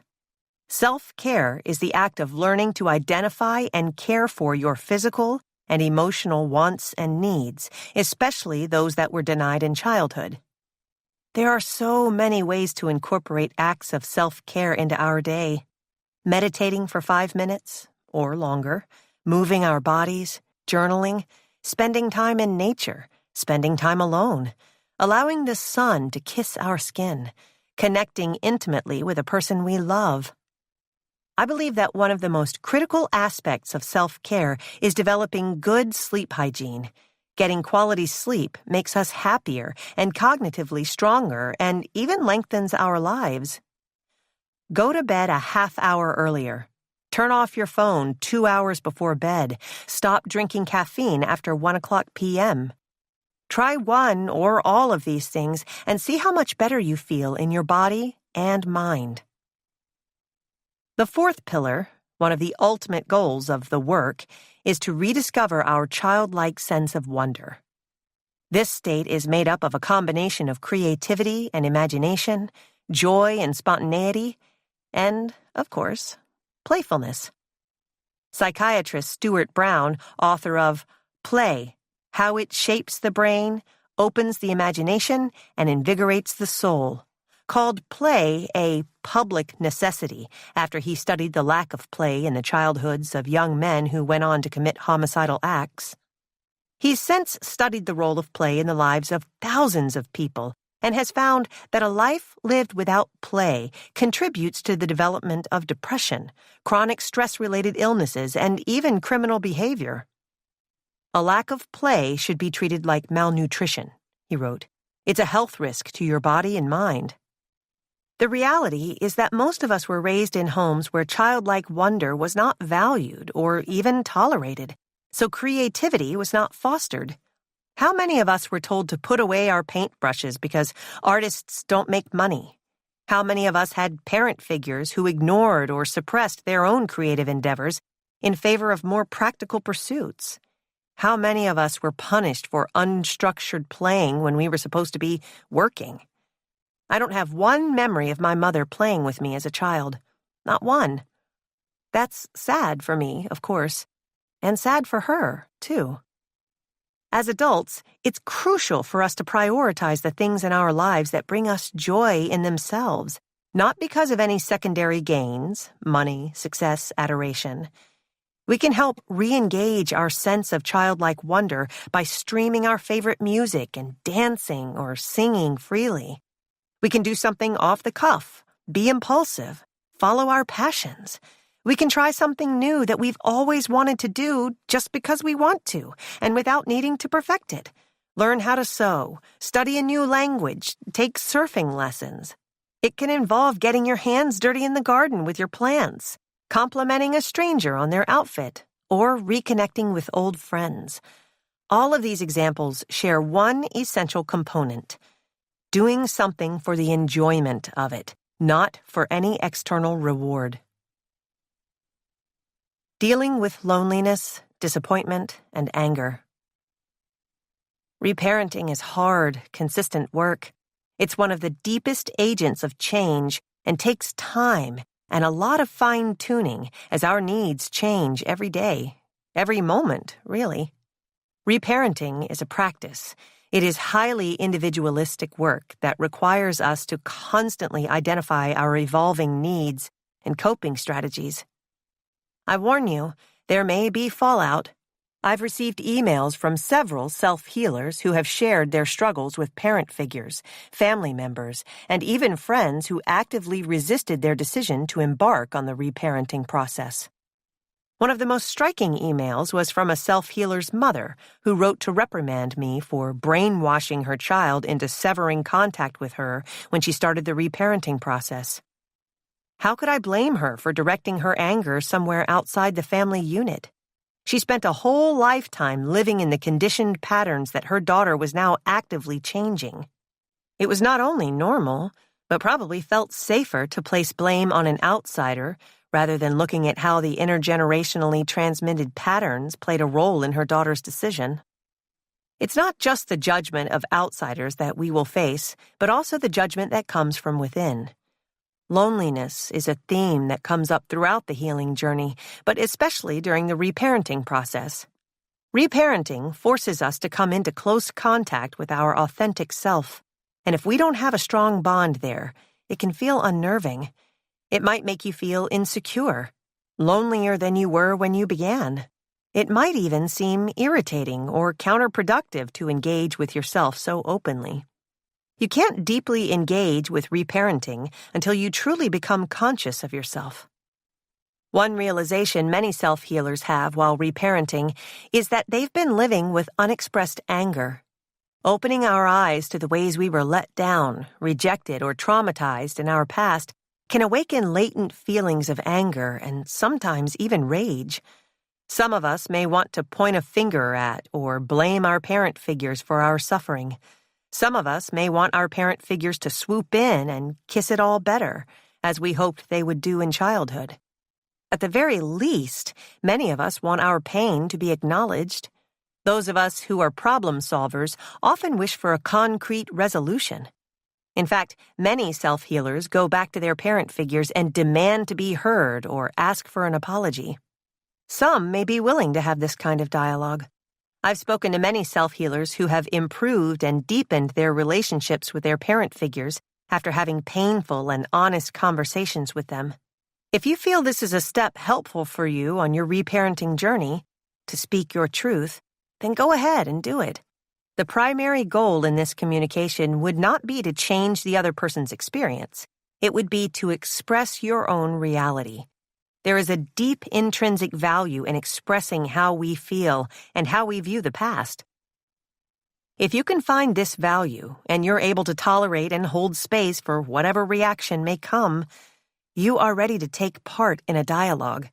If you're going in with the expectation that your parent figures will apologize, validate your feelings, or affirm your experience, I would suggest holding off on having this conversation until you feel more tolerant of the uncertainty of the outcome. Your inner healing is the priority. Often, parent figures are not as open to these conversations as many of us would hope. This makes perfect sense. Our parent figures have lived in a conditioned state for their whole lives. Decades of learned behavior do not just evaporate when you point them out. There will undoubtedly be confusion. Sometimes these conversations may be more hurtful than they are productive. There might even be anger directed back at you. All of this is to say that it's natural to unearth anger, and it's easy to let that anger start to consume you. It's important to allow the anger in, be in it, and yes, communicate it if you choose. And it's helpful to do so without expecting that an outside party will validate your reality or experiences. The only person who can do that for you is you. Your reality is valid because you've experienced it, not because someone or something external has said so. I think it's time for me to remind the readers with children to take a deep breath. Parent figures often enter the reparenting process with a huge dose of fear and guilt. They can't help but think of all the ways they will fail, or already have failed, their own kids. How can we make sure we don't do this to our children, is a question I'm asked almost every day. Let's get this out of the way. You can't. Parenting is difficult and incredibly emotionally activating. Being present and attuned to oneself enough to be present and attuned to another in order to identify and meet their needs is a tall order. The reality is this: you're going to make mistakes. You're going to fall short. You're going to mess up in some way or another. It's not only okay, it's actually beneficial in the long term. Experiencing some stress helps children build resilience, which is a key component of emotional maturity. We will discuss this in more detail shortly. Heeding the Call of the West. Even though the origins of my awakening were very uncomfortable, they afforded me an opportunity to shift my entire existence. When I finally distanced myself from my family, giving myself the space to exist without being in relation to my family, I started to truly understand the varied needs that I had been denying or suppressing. As someone who is codependent, my needs were always defined by others, and many times I even believed I didn't have any needs. I had to create space for myself to gain entry into my separate being and see myself as independent of my family. In the wake of the fear and devastation, I met myself. I found out for the first time what I really needed. There have been only 3 times in my life when I honored my needs, even though it meant that others would be hurt by my decision. The first time was in college, when I decided to quit playing softball because it was no longer making me happy. I did that, even though I knew that my parents, my mom in particular, would be disappointed and that I might be letting my team down. I did it for me. The second time was when I finally ended my marriage after years of disconnection. There was a part of me that would have gone on forever, but another part decided, this isn't working for me. I need to make a change. The third time was when Lolly and I decided to move to California. Moving out west was something I wanted to do, though dismissed as even a possibility because I knew that it would upset my family. After I cut my ties with them, I was no longer bound by the invisible chains that held me to the East Coast, a place that I knew intuitively was no longer serving me. Just a decade ago, if you told me I would be living thousands of miles from Philadelphia and New York City, I would have laughed in your face. I was addicted to the emotional activation of the city environment, the chaos, the noise, the bright lights, and the vacant-faced crowds were a direct reflection of my inner world. Former friends interpreted my transition as evidence of an early midlife crisis. I dropped my whole life, a private practice, a family, my friends, my past, and moved across the country to start a new life. When I began to speak my emerging new truth to some of those closest to me, I'd at times be met with raised eyebrows, intrusive questions, and even hostility.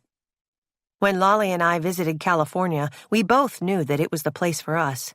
More balanced internally, I became drawn to what naturally instills balance in my body. Nature itself, the sun's warmth, a place where I can breathe freely and move my body. When we finally decided to act, it was a symbolic extension of the reparenting process. I acknowledged my needs. I listened to my desires. I allowed myself to fulfill them. I felt the intuitive ping of my inner guidance system, and this time, I listened. The move wasn't easy. Transitions are hard. No matter how perfect the situation is, you are still disrupting your homeostasis, and at the minimum, it feels uncomfortable. We are creatures of habit, and when we can't engage in our usual patterns, we feel thrown off, vulnerable, even hostile to change. Anytime we are faced with an allostatic life event, a job change, a move, a death, a birth, a divorce, it forces us out of our safety zone and into the great unknown, a naturally disquieting place.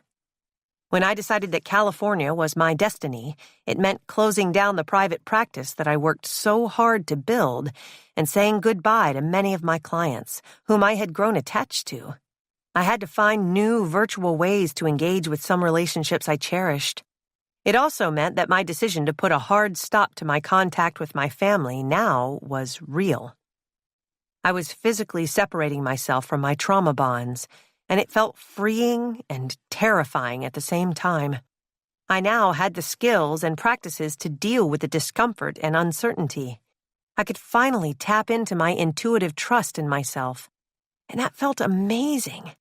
Though I still struggled with loneliness and many doubts about my future, I felt more in alignment than ever before. My sleep quality improved, my digestion quickened, and the stagnation in my gut loosened. My lungs seemed to expand to take in the clean air. I felt lighter in my soul, my mood lifted. The more my spirit seemed to speak through my body, the more I realized I craved joy. And I realized I was worthy of it. One day, while working on this book, I took a walk to clear my head. As I ambled along the beach in my new neighborhood, taking in the sensations of the world around me, I started practicing kind messages of support and love. What can I do for myself in this moment? Just as that question crossed my mind, the Mumford & Sons song, There Will Be Time, came on in my earbuds. I turned up the volume, swallowed up by the percussive beat, the swell of the keyboards, and the mingling of the vocal harmonies. So open up my eyes to a new light, and indeed there would be time. Their words were prophetic. I stood there, seeing finally with the open eyes of consciousness, learning how to connect to my innermost wants and needs, and for the first time, truly trusting in the infinite possibilities of the choices we are gifted in any given moment of time. I turned it up louder. I started to bob my head and sway my hips. This was totally out of character for me. I have long disliked dancing. I have come to realize that my aversion came from a childhood ballet class when I caught a glimpse of myself in the mirror and noticed how much bigger my belly was than those of the rest of the girls in class.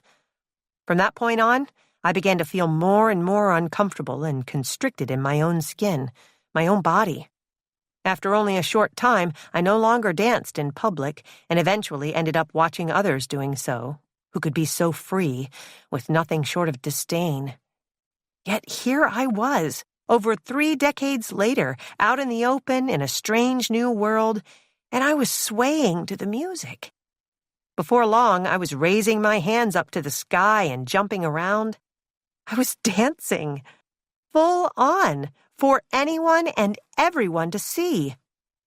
Letting go of the fear of what others think, the conditioned state of judgment, and all the pain of our wounded inner child is all part of the joyful side of the reparenting process. Dancing on the beach was my radical act of self-acceptance, an intrinsic step forward in my healing journey. Do the work. Develop a reparenting menu. Spend a few moments exploring which of the 4 pillars of reparenting you might work on first. A great way to begin is to ask yourself, what am I needing most right now? Emotional regulation. As children, many of us were not taught the value or practice of being emotionally aware. As adults, it's crucial to our healing that we develop this practice.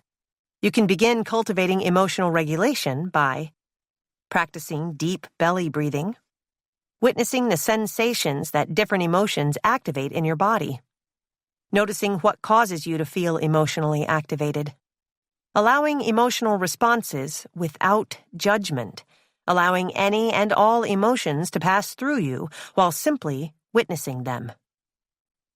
Using the examples just provided, if needed, journal or list what you can give to or create for yourself right now in this area of emotional regulation. Over time, you may discover new ways to cultivate this new daily habit. Loving discipline. As children, many of us were not taught simple, helpful, supportive habits and rituals. As an adult, you can begin to cultivate this loving discipline by keeping small promises to yourself each day, developing daily rituals and routines, saying no to things that do not serve you, holding boundaries even when you are uncomfortable doing so, disconnecting and spending time in self-reflection, clearly stating your needs in objective, non-judgmental language. Using the examples just provided, if needed, journal or list what you can give to or create for yourself right now in this area of loving discipline. Over time, you may discover new ways to cultivate this new daily habit. Self-care. As children, many of us were not taught the value of things such as high-quality sleep, movement, nutrition, and connection to nature. As an adult, you can cultivate this self-care by going to bed a bit earlier, cooking and or eating a home-cooked meal, meditating for 5 minutes or longer, moving your body for 5 minutes or longer, journaling, spending time in and connecting to nature, allowing the sun to touch your skin, connecting with someone you love. Using the examples just provided, if needed, journal or list what you can give to or create for yourself right now in this area of self-care. Over time, you may discover new ways to cultivate this new daily habit. Childlike wonder, creativity plus imagination, joy and spontaneity plus playfulness. As children, many of us were not taught the value of taking joy in spontaneity, creativity, play, and pure presence. As adults, it's crucial to remember to play, to connect with and develop hobbies we enjoy. You can cultivate this joy by dancing or singing freely, doing something unplanned, finding a new hobby or interest, listening to your favorite music, complimenting a stranger, doing something you loved doing as a child, connecting with friends and loved ones. Using the examples just provided, if needed, journal or list what you can give to or create for yourself right now in this area of childlike wonder. Over time, you may discover new ways to cultivate this new daily habit. 12. Emotional maturity. Emotional maturity has nothing to do with numerical age. Some of us hit maturity levels that exceed those of our parent figures before we hit puberty, and some emerge from the womb more mature than our parent figures. I'm only half kidding. Emotional immaturity is far more common and revolves around the inability to tolerate. Those who are emotionally immature have trouble tolerating their own emotions.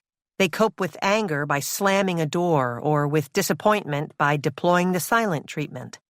Emotionally immature people are so uncomfortable with their emotions that they typically lash out and become defensive or completely shut down whenever they experience one. This may manifest as a father who screams, "Stop being dramatic," when a child's emotions run counter to his own. It may be a friend who completely shuts down and goes into silent treatment mode after a disagreement. This behavior is often the result of the inability to witness another person's discomfort, an inability to tolerate the mere existence of different emotions. Other people's perspectives can feel threatening, and fear of them breeds intolerance. The psychotherapist Lindsay Gibson described emotional immaturity, with a focus on parenting, as the lack of emotional responsiveness necessary to meet children's emotional needs. The outcome for children of emotionally immature parent figures is loneliness, which is a vague and private experience. You might call it a feeling of emptiness or being alone in the world. I related to this feeling of emptiness deeply, having never felt fully able to appreciate, let alone enjoy, my experiences. For most of my life, I struggled to access a soul laugh, embodying the pure enjoyment of life.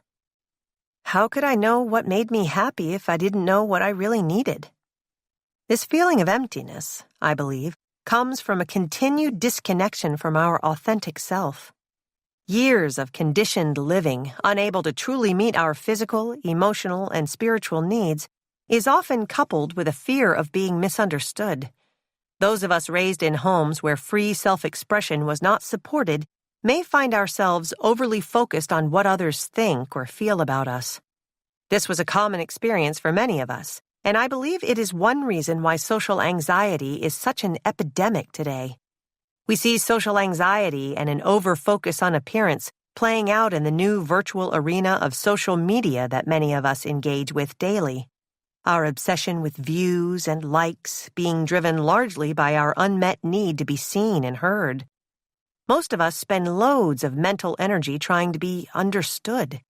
Our fear of being misunderstood drives our body's physiological reaction, propelling us into a stress response in which cyclical thought patterns and egoic stories drive our behavior.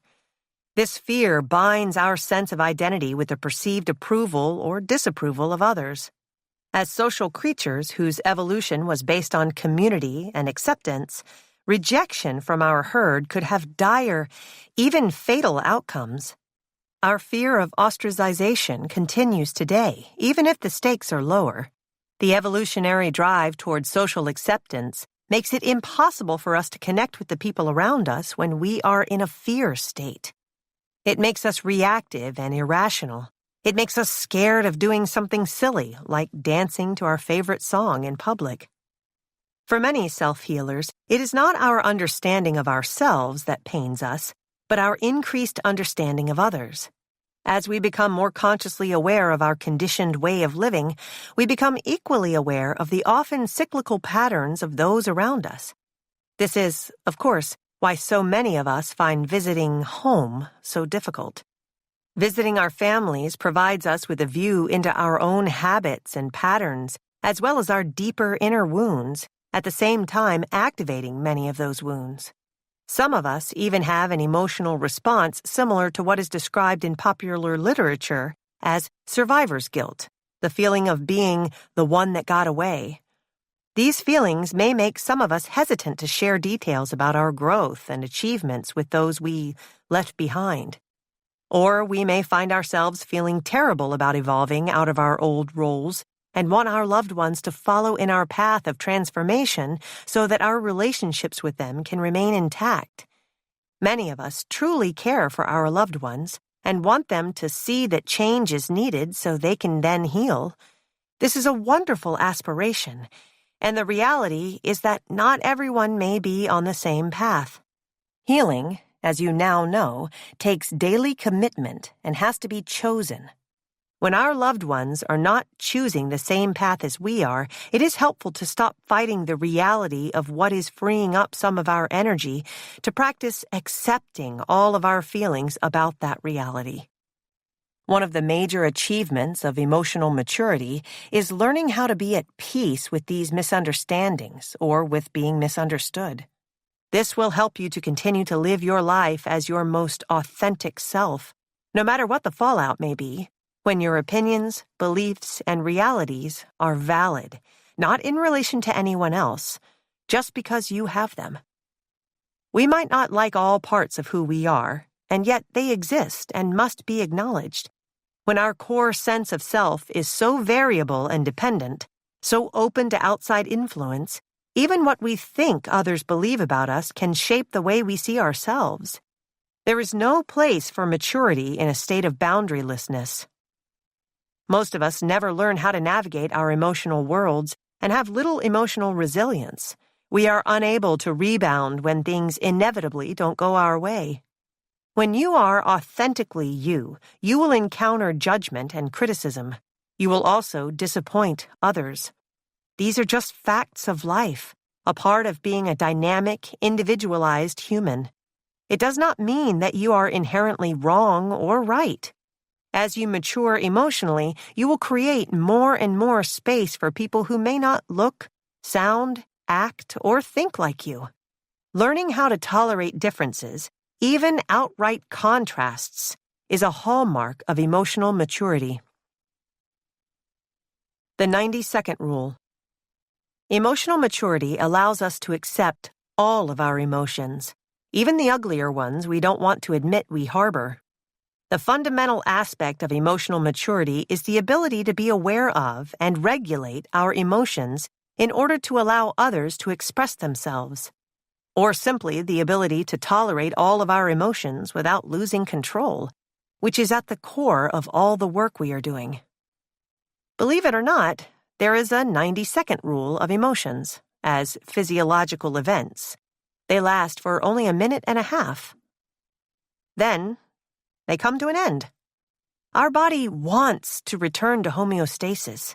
When stress occurs, our body's cortisol spikes and our internal anxiety circuit is activated. And when the stress is perceived to be handled, a countering system will bring our body back into balance. This, of course, can happen only if our mind doesn't get in the way. Few of us have the ability to allow our emotions to be purely physiological.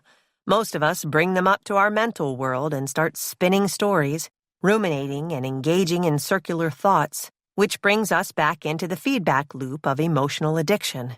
Suddenly, a 90-second irritation grows into days of irritability, anger, or even years of grudge-keeping and resentment.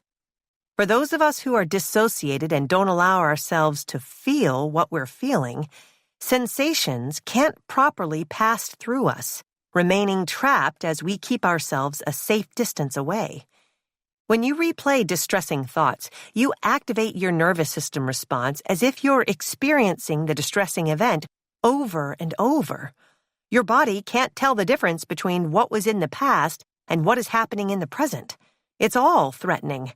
Distressing emotions often feel as though they last longer and are more intense than positive emotions are. Studies have even shown that during moments of emotional intensity, our sense of time is skewed, sometimes seemingly running faster and sometimes slowing down to a snail's pace. There's an upside to this phenomenon. We can use the power of our conscious mind to create another, more positive reality. As I began to reconnect more and more with my body, learning the variations among feelings, I discovered the difference between stress and excitement. Anytime I felt activated, I thought that I was experiencing stress and would shut down or lose control. As I started to witness myself, I found that I often confused excitement for stress. Now, when I feel the instinctual pull to label what I'm feeling as anxiety, I can take a second, look at it from a different angle, and, when applicable, reframe it into something a bit more helpful, such as excitement when appropriate. The butterflies in my stomach that appear just before I launch an Instagram post on a topic I'm passionate about aren't necessarily stress. They're physical manifestations of my enthusiasm and excitement. Stepping away from instinctive reactivity gives us the ability to sever the mind-body activation circuit and just exist with our body's sensations. When we resist the habit of creating a story about where our emotions came from, we shorten our body's often prolonged physiological reactions. In doing so, we can come to experience the truth that they will pass. Witnessing the changing sensations of our emotions helps us learn how to differentiate among them so that we can understand the different messages our bodies are sending us. When we are conscious and practicing objective witnessing of our body's ever-changing sensations, the muscle tension, the hormonal dips, the nervous system activations, we gain access to the wisdom of our bodies. We can then begin to use this information to communicate our more fully realized internal state with others. Coping with emotional maturity. We don't just want to label our emotions. Our goal is to return to homeostatic balance as quickly as possible. Stress is an inevitable part of life. Emotional maturity allows us the opportunity to choose how to respond to the external world. This then helps us to travel back up the polyvagal ladder and return to the safe baseline of social engagement, where we feel safe and secure with ourselves and within our connections with others. So many of us continue to cycle through the older, conditioned coping habits we learned in childhood that often do not always serve our authentic selves. So how can we discover and meet our needs in emotionally mature ways? Soothing is the preferred way to deal with discomfort. The soothing methods we developed as children were adaptive in response to our environment. Put simply, we coped with our past environments and experiences the best way our circumstances would allow. As adults, many of us greatly benefit when we update the ways we attend to our emotional needs with the new information from our lives now. Instead of instinctually falling back into the coping strategies of our childhood, proactive soothing methods involve making a conscious choice. Soothing occurs when we act with agency and proactivity, meeting a problem head-on, which often feels very satisfying. After you've named and non-judgmentally labeled your emotions, you will want to find a way to neutralize your reactions. Soothing is not necessarily intuitive, especially if we were not modeled appropriate ways of dealing with adversity. At the beginning of my journey of developing emotional maturity, I was totally lost about how to make myself feel better when I felt angry or agitated. The only ways I was modeled were icing and yelling. Seeing evidence of those now unwanted habits in my adult self, I tried various new things. Some worked, some made me feel worse. I realized that when I'm angry or agitated, another feeling I've historically confused with anxiety, I benefit from moving my body. Anything that I experience as stagnating feels counterproductive. That means that when I'm feeling challenged, I take a walk. I do the dishes. I get my body moving any way I can to discharge the physiological energy associated with my feelings. When I try to ease my feelings by relaxing, reading a book, my favorite hobby, or taking a bath, it actually puts me more on edge. The opposite may be true for you, and you'll know only by trying it out when you are energetically activated. The less obviously satisfying and arguably equally important coping strategy is to increase our ability to tolerate distress. We never want to feel that we are dependent on one thing to soothe us, like an adult version of a pacifier. We want to develop as much flexibility as possible to bob and weave in response to adversity. We might not always be able to take a walk or draw a bath when we're feeling emotionally activated. Given certain circumstances, many of us find ourselves faced with having to endure our distress. In our earliest years, we relied on others to help us tolerate or soothe our different discomforts. As we age, it is helpful to learn how to tolerate the natural range and diversity in our emotional experiences. The challenge for so many of us is to honor the emotions that come up in our body. It is often helpful to witness the stories that play out in our mind. Note that they're happening, be present, and try not to judge. Enduring requires an inner trust that soothing methods do not. We have to have faith in ourselves that we will get through this. It creates a sense of confidence that enables us to face the challenges thrown at us without needing anything outside ourselves to take away our feel-bads. As you begin to cultivate emotional tolerance, understand that your inner resources are far from limitless. If you are absolutely exhausted and try to push yourself despite your limited resources, you'll likely fall back on more familiar coping strategies, e.g., lashing out, withdrawing, social media scrolling. Set yourself up to succeed by acknowledging your resource levels. If you feel overwhelmed, take yourself out of a situation before you feel emotional activation. If you're stressed and tired, stay home instead of testing the limits of your emotional resources to cope. Give yourself permission to say no when it serves you. Emotional maturity is understanding your own emotional boundaries and communicating them to others without fear or shame. Coping, soothing, but especially enduring, teaches us that we can tolerate discomfort. We previously surrounded ourselves with distractions because, on some level, we believed that we could not deal with distressing situations. Every time you widen your window of tolerance, you teach yourself that, yes, I can get through this. So often we hear about throwing ourselves into the emotional deep end and sinking or swimming, concepts that are problematic for the nervous system. Instead, I encourage you to work on opening that window little by little until it's thrown wide open. And once it's open, you will find a deep reservoir of tolerance for the entirety of your internal and external world. A note for parents. Just as you can cultivate emotional maturity in yourself, there are ways you can help cultivate it in children. As a parent figure, the best thing you can do for your child is to devote time and energy to making sure that you are taken care of. When you honor your body, learn how to harness the power of your nervous system response, access your authentic self, and model emotional regulation and flexibility, your child internalizes it all through co-regulation. Staying in a balanced and self-expressed state will help your child deal with their own moments of dysregulation, using you as a secure base to help return to safety. Once you've begun to cultivate your own emotional maturity, you can start to devote some of your internal resources to helping your children deal with their emotions. You can encourage self-care and loving discipline in their lives by making sure they're moving their body, getting alone time, getting enough sleep, and so on.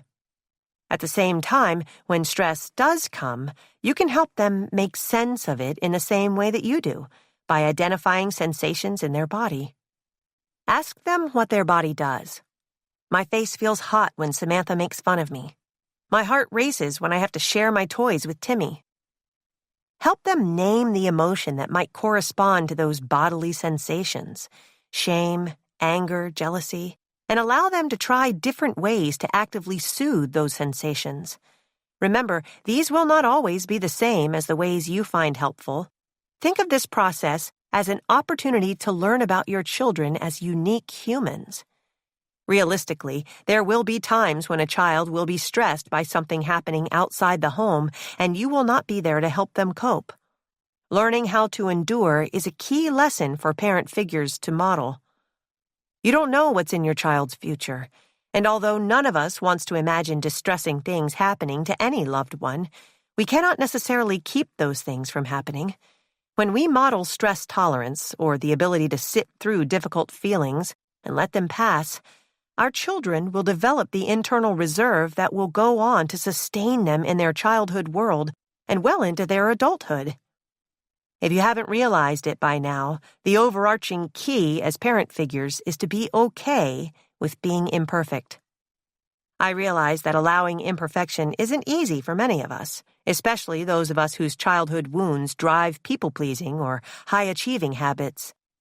I can hardly stand it when Lolly or anyone I love is disappointed in me. I hate the feelings of being seen at my less than shiniest, or as simply unable to support them as they need me to in any given moment for whatever reason. With disappointment being part of being human, parent figures can rest assured that the traumas experienced in childhood will not be debilitating if a space of authentic love is created and internalized by the child. If parent figures can cultivate the ability to hear and accept the differing realities of their own children, they will grant them permission to question and express the views and experiences of their authentic self to the rest of the world. With that safety and security, children will begin to reflect that honesty and security right back. A relationship of authentic self-expression co-created and co-experienced by parent figure and child. This reciprocal, authentic expression is the core of the secure attachment style we encountered earlier. When you come from a place of security and safety, you are freer to navigate the world around you, make mistakes, and get back up when you fall. This builds up our internal resources and helps foster resilience as we navigate all the hardships that life inevitably brings. As you cultivate more and more grace toward and acceptance of your own imperfections, you may find yourself extending a similar compassion to your own parent figures, as hard as that may be for some of us and other loved ones. Yes, coming to accept that they are fallible beings can be frustrating, even rage-inducing. Over time, as we continue to dig more and more to try to understand their conditioning and life circumstances, we can begin to empathize without explaining the problems away. You can relate to their wounds and feel for their suffering while maintaining the boundaries that are necessary for your mental, physical, and emotional health. Emotional maturity is about combining softness and toughness when necessary, not only with the people around you, parent figures, children, friends, but with yourself. Meditation and maturity. The best phrase to describe John, one of the more emotionally immature self-healers I've encountered, this is not to disparage him, he totally agrees with that evaluation, would be larger than life. He's the kind of person who takes all the oxygen out of a room, the one who has to steer the conversation in a conference call, the alpha male who blows up if he thinks that his authority is being questioned by someone, especially if that someone is a woman. I can safely describe him as emotionally stunted. Everything was always about him, an egocentric worldview similar to the one that an infant or toddler would have. When things didn't go his way, he'd yell, or, when really angry, would go darkly and ominously silent.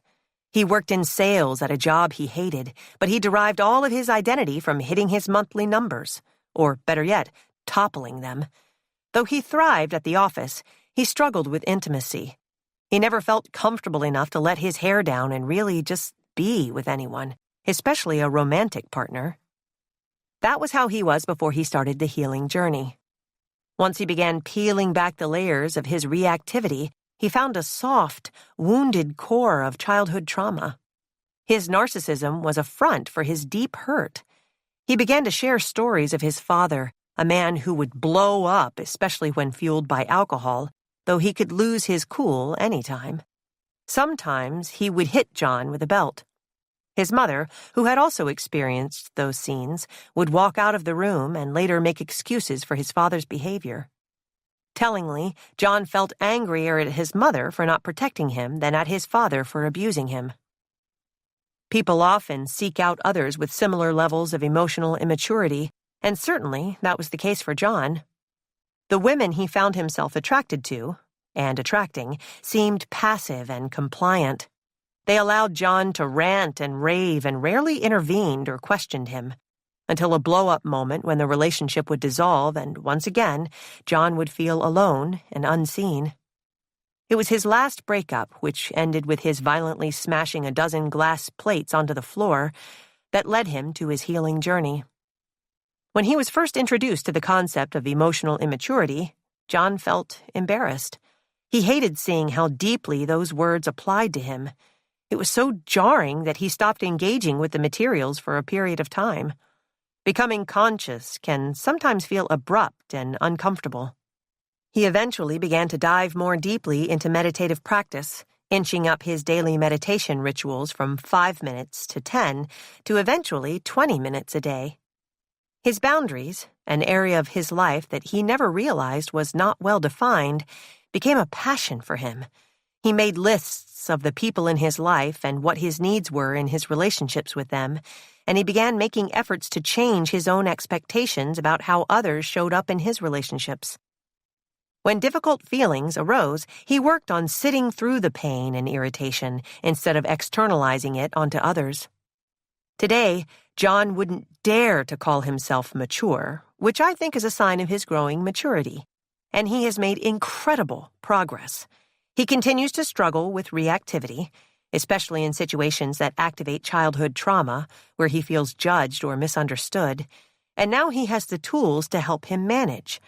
When a difficult feeling, such as anger, comes up, he sees it as a physiological response not having any reflection on who he is, and is better able to let the sensations pass through his body without acting on them.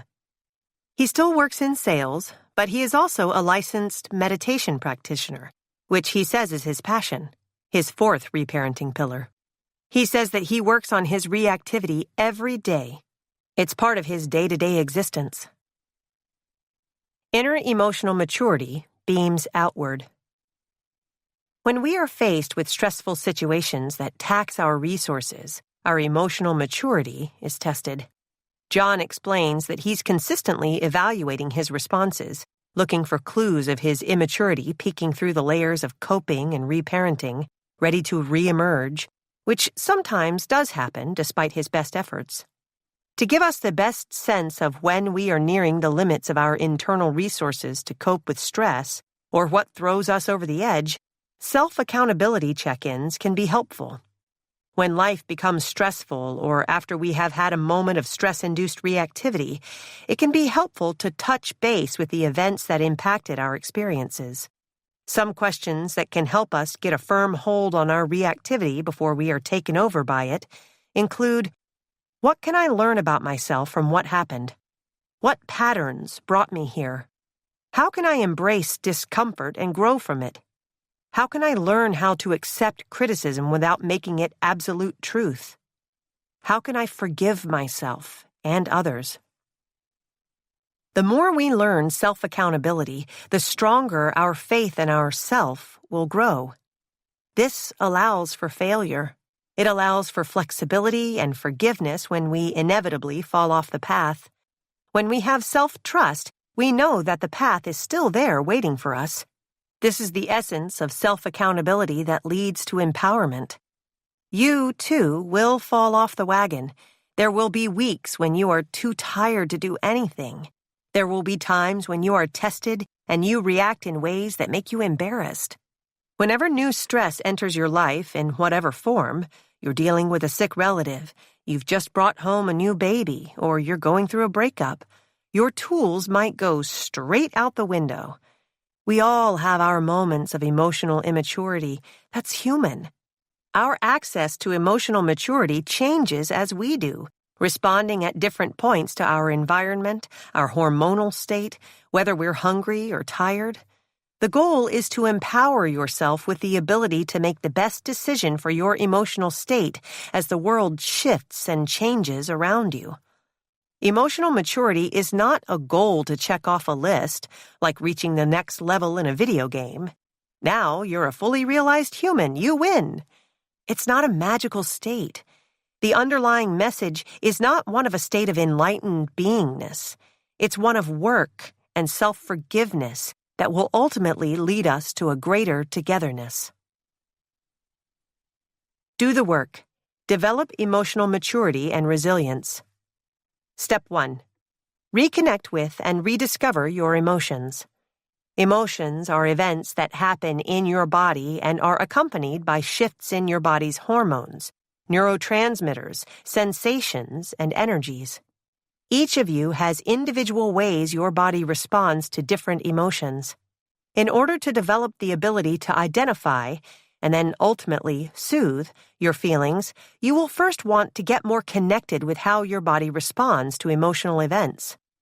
To do so, I encourage you to build a new daily habit of connecting with your own unique body.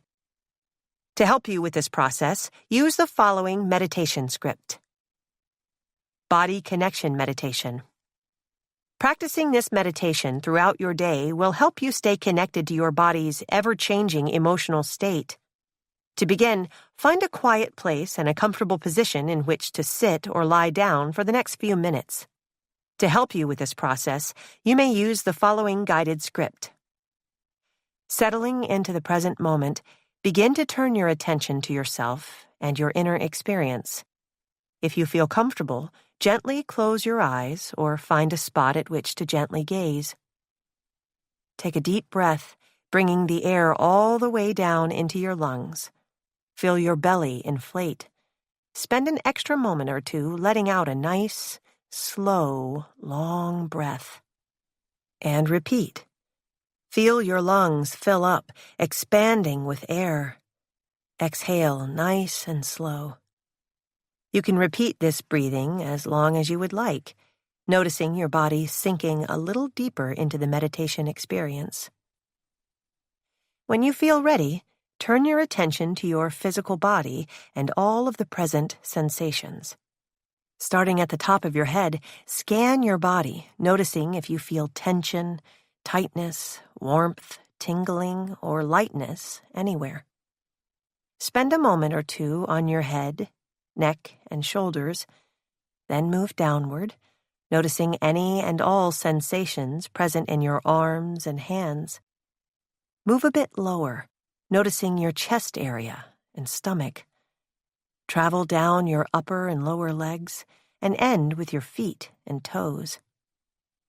Again, spend as much time as is comfortable on this body scan. Spend as much time reconnecting with any area you feel called to, and when you feel ready, return your attention to your breath, gradually expanding it to the environment around you and returning to the sights, sounds, and smells present in this moment.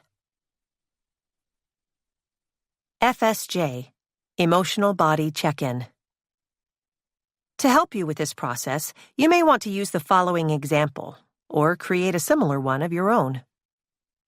Today I am practicing being conscious of my body's changing emotional state.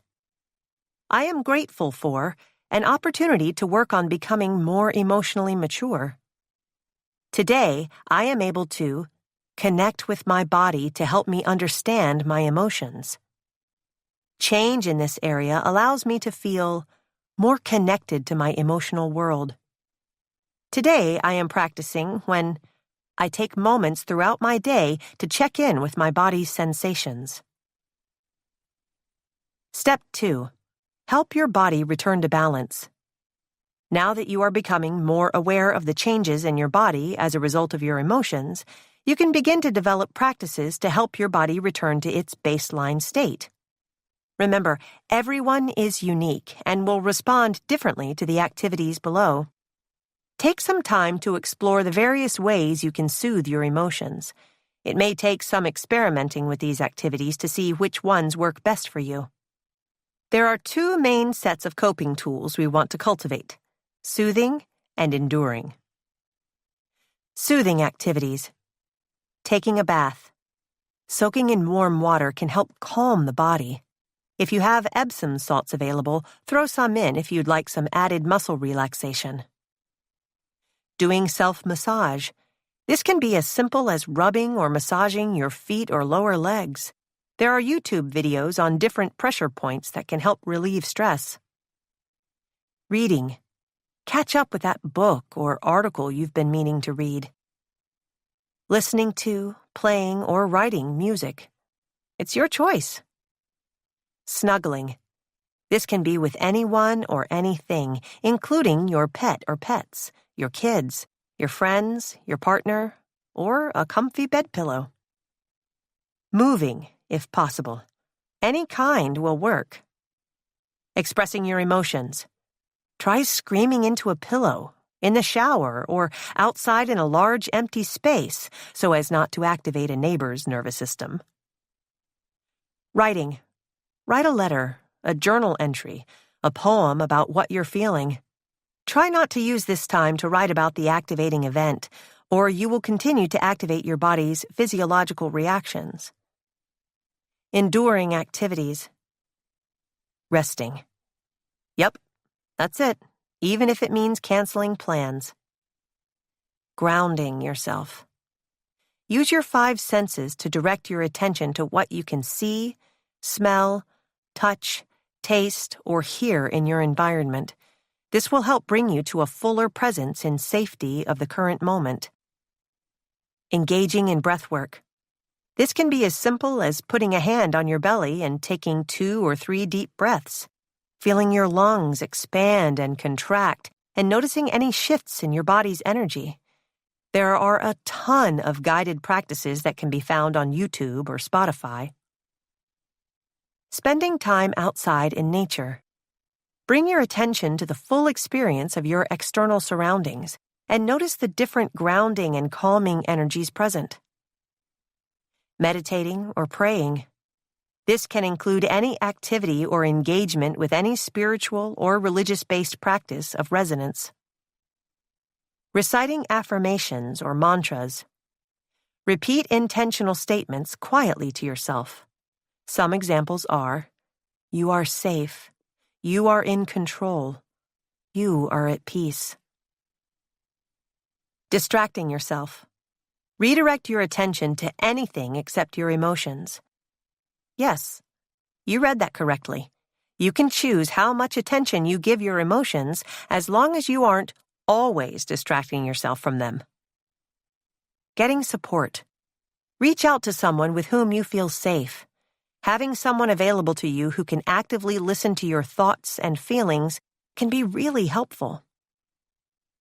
When you are aware that you want someone to listen actively, as opposed to offering advice, as many well-meaning friends do, it is helpful to express that before you begin to share. Also, remember that this is different from venting or emotional dumping, in which you simply relive the activating event over and over again, often getting stuck in this cycle.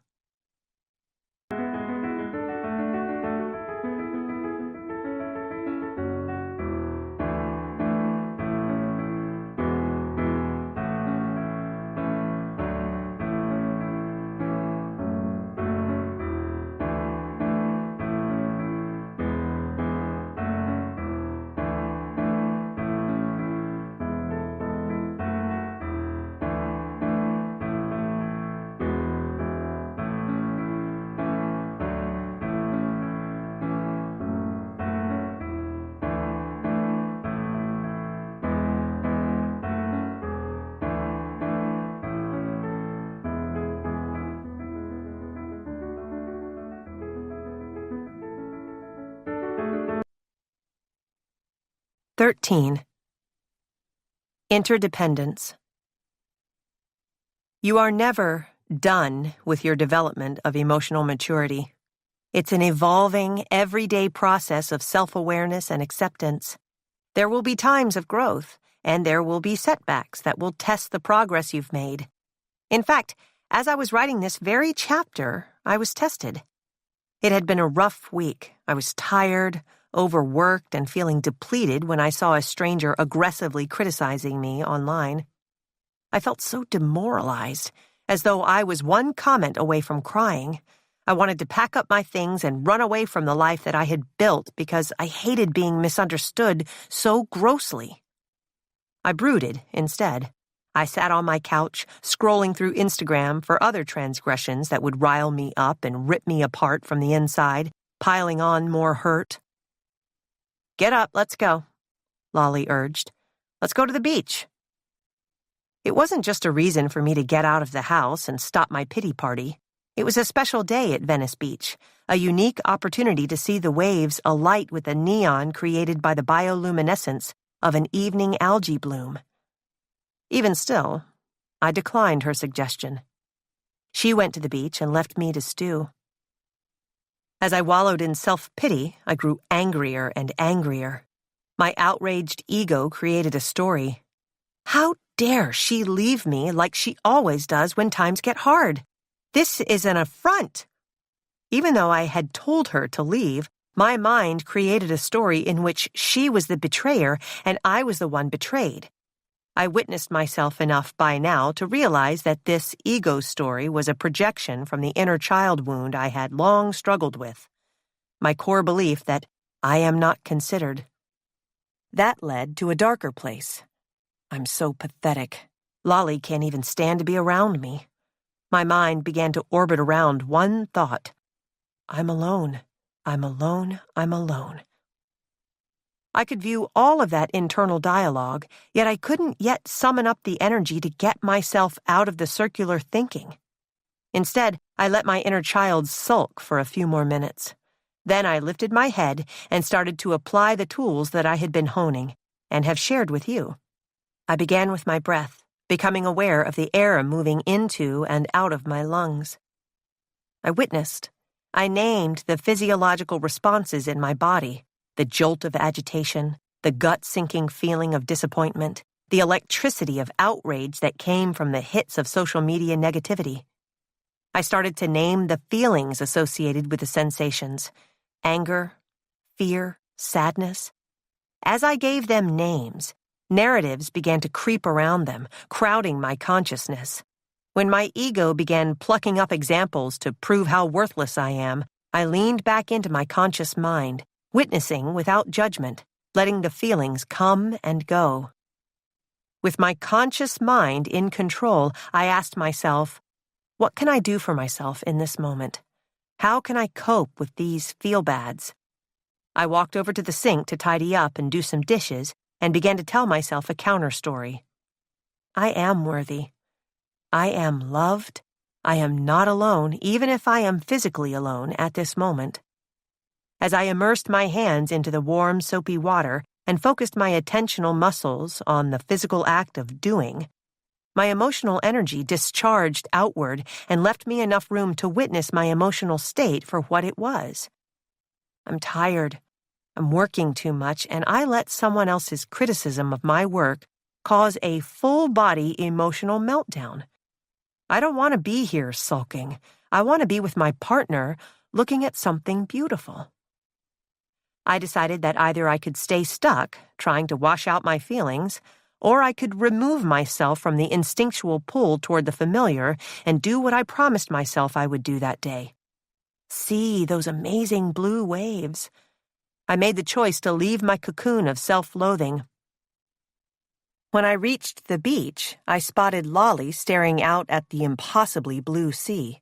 She was flanked by dozens of others, taking in the majestic gift that Mother Nature had given us. I joined Lolly, and together we gazed off into the brilliant, almost supernatural sea without saying a word. I was still a wounded child, still hurting and feeling misunderstood, but I was not alone, imprisoned by my own thoughts and feelings. Standing on the beach would have been impossible if I allowed the narrative to swallow me up. None of that beauty would have reached me. That moment on the beach was about so much more than my own emotional maturity. It was about my emotional state in relation to others, especially those I love the most. This is the ultimate goal of the work. From setting boundaries to meeting our inner child to reparenting ourselves, all of this work leads us to a state of honest togetherness. As we change our mind and brain and access our authentic self, we create joy, creativity, empathy, acceptance, collaboration, and eventually, oneness with our greater community. Dr. Steve Taylor from 2 chapters ago found similar increases in love and compassion, deep knowing, and inner calmness in all of the awakenings he studied. These elements are the essence of what is called interdependence, a state of authenticity and connectedness that is the ultimate testament to the power of holistic healing.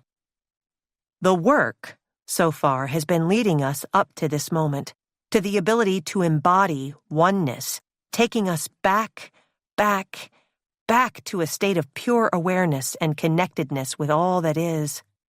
We are literally transforming our mind and body and returning to our purest soul expression. We find the divine in ourselves, which extends to the world around us. Finding the self-healer community. I haven't yet shared a central piece of the puzzle in my healing journey. Finding my community. This is the goal of the interdependent self. Community is a very mutable concept. Some people find it in their online social network, some in their immediate neighborhood, others in their interests, churches, school system, or hobbies. I found mine during that lonely period of self-exploration when there were few people I felt could relate to my new awareness. I felt so alone, as though Lolly and I were the sole people awake in a slumbering world.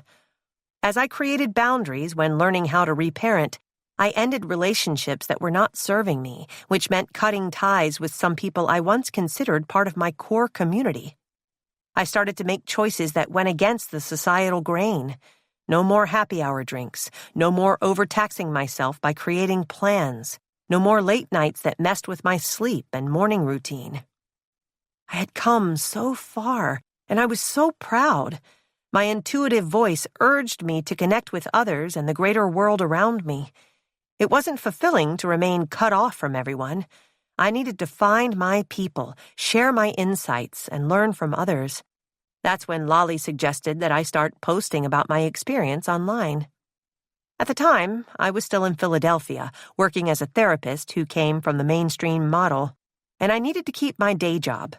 My beliefs, I feared, would not only alienate me from many of my colleagues, but also might push away some of my more traditional clients, and I still needed to put food on the table. Yet there was inauthenticity in my self-expression.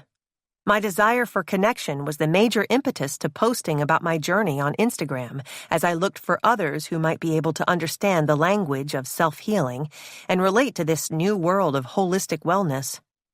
I started The Holistic Psychologist in 2018, and the response was almost immediate. So many other people were just as hungry for connection and were living with very similar experiences and knowings. Armies of people were ready and willing to engage in this deep work.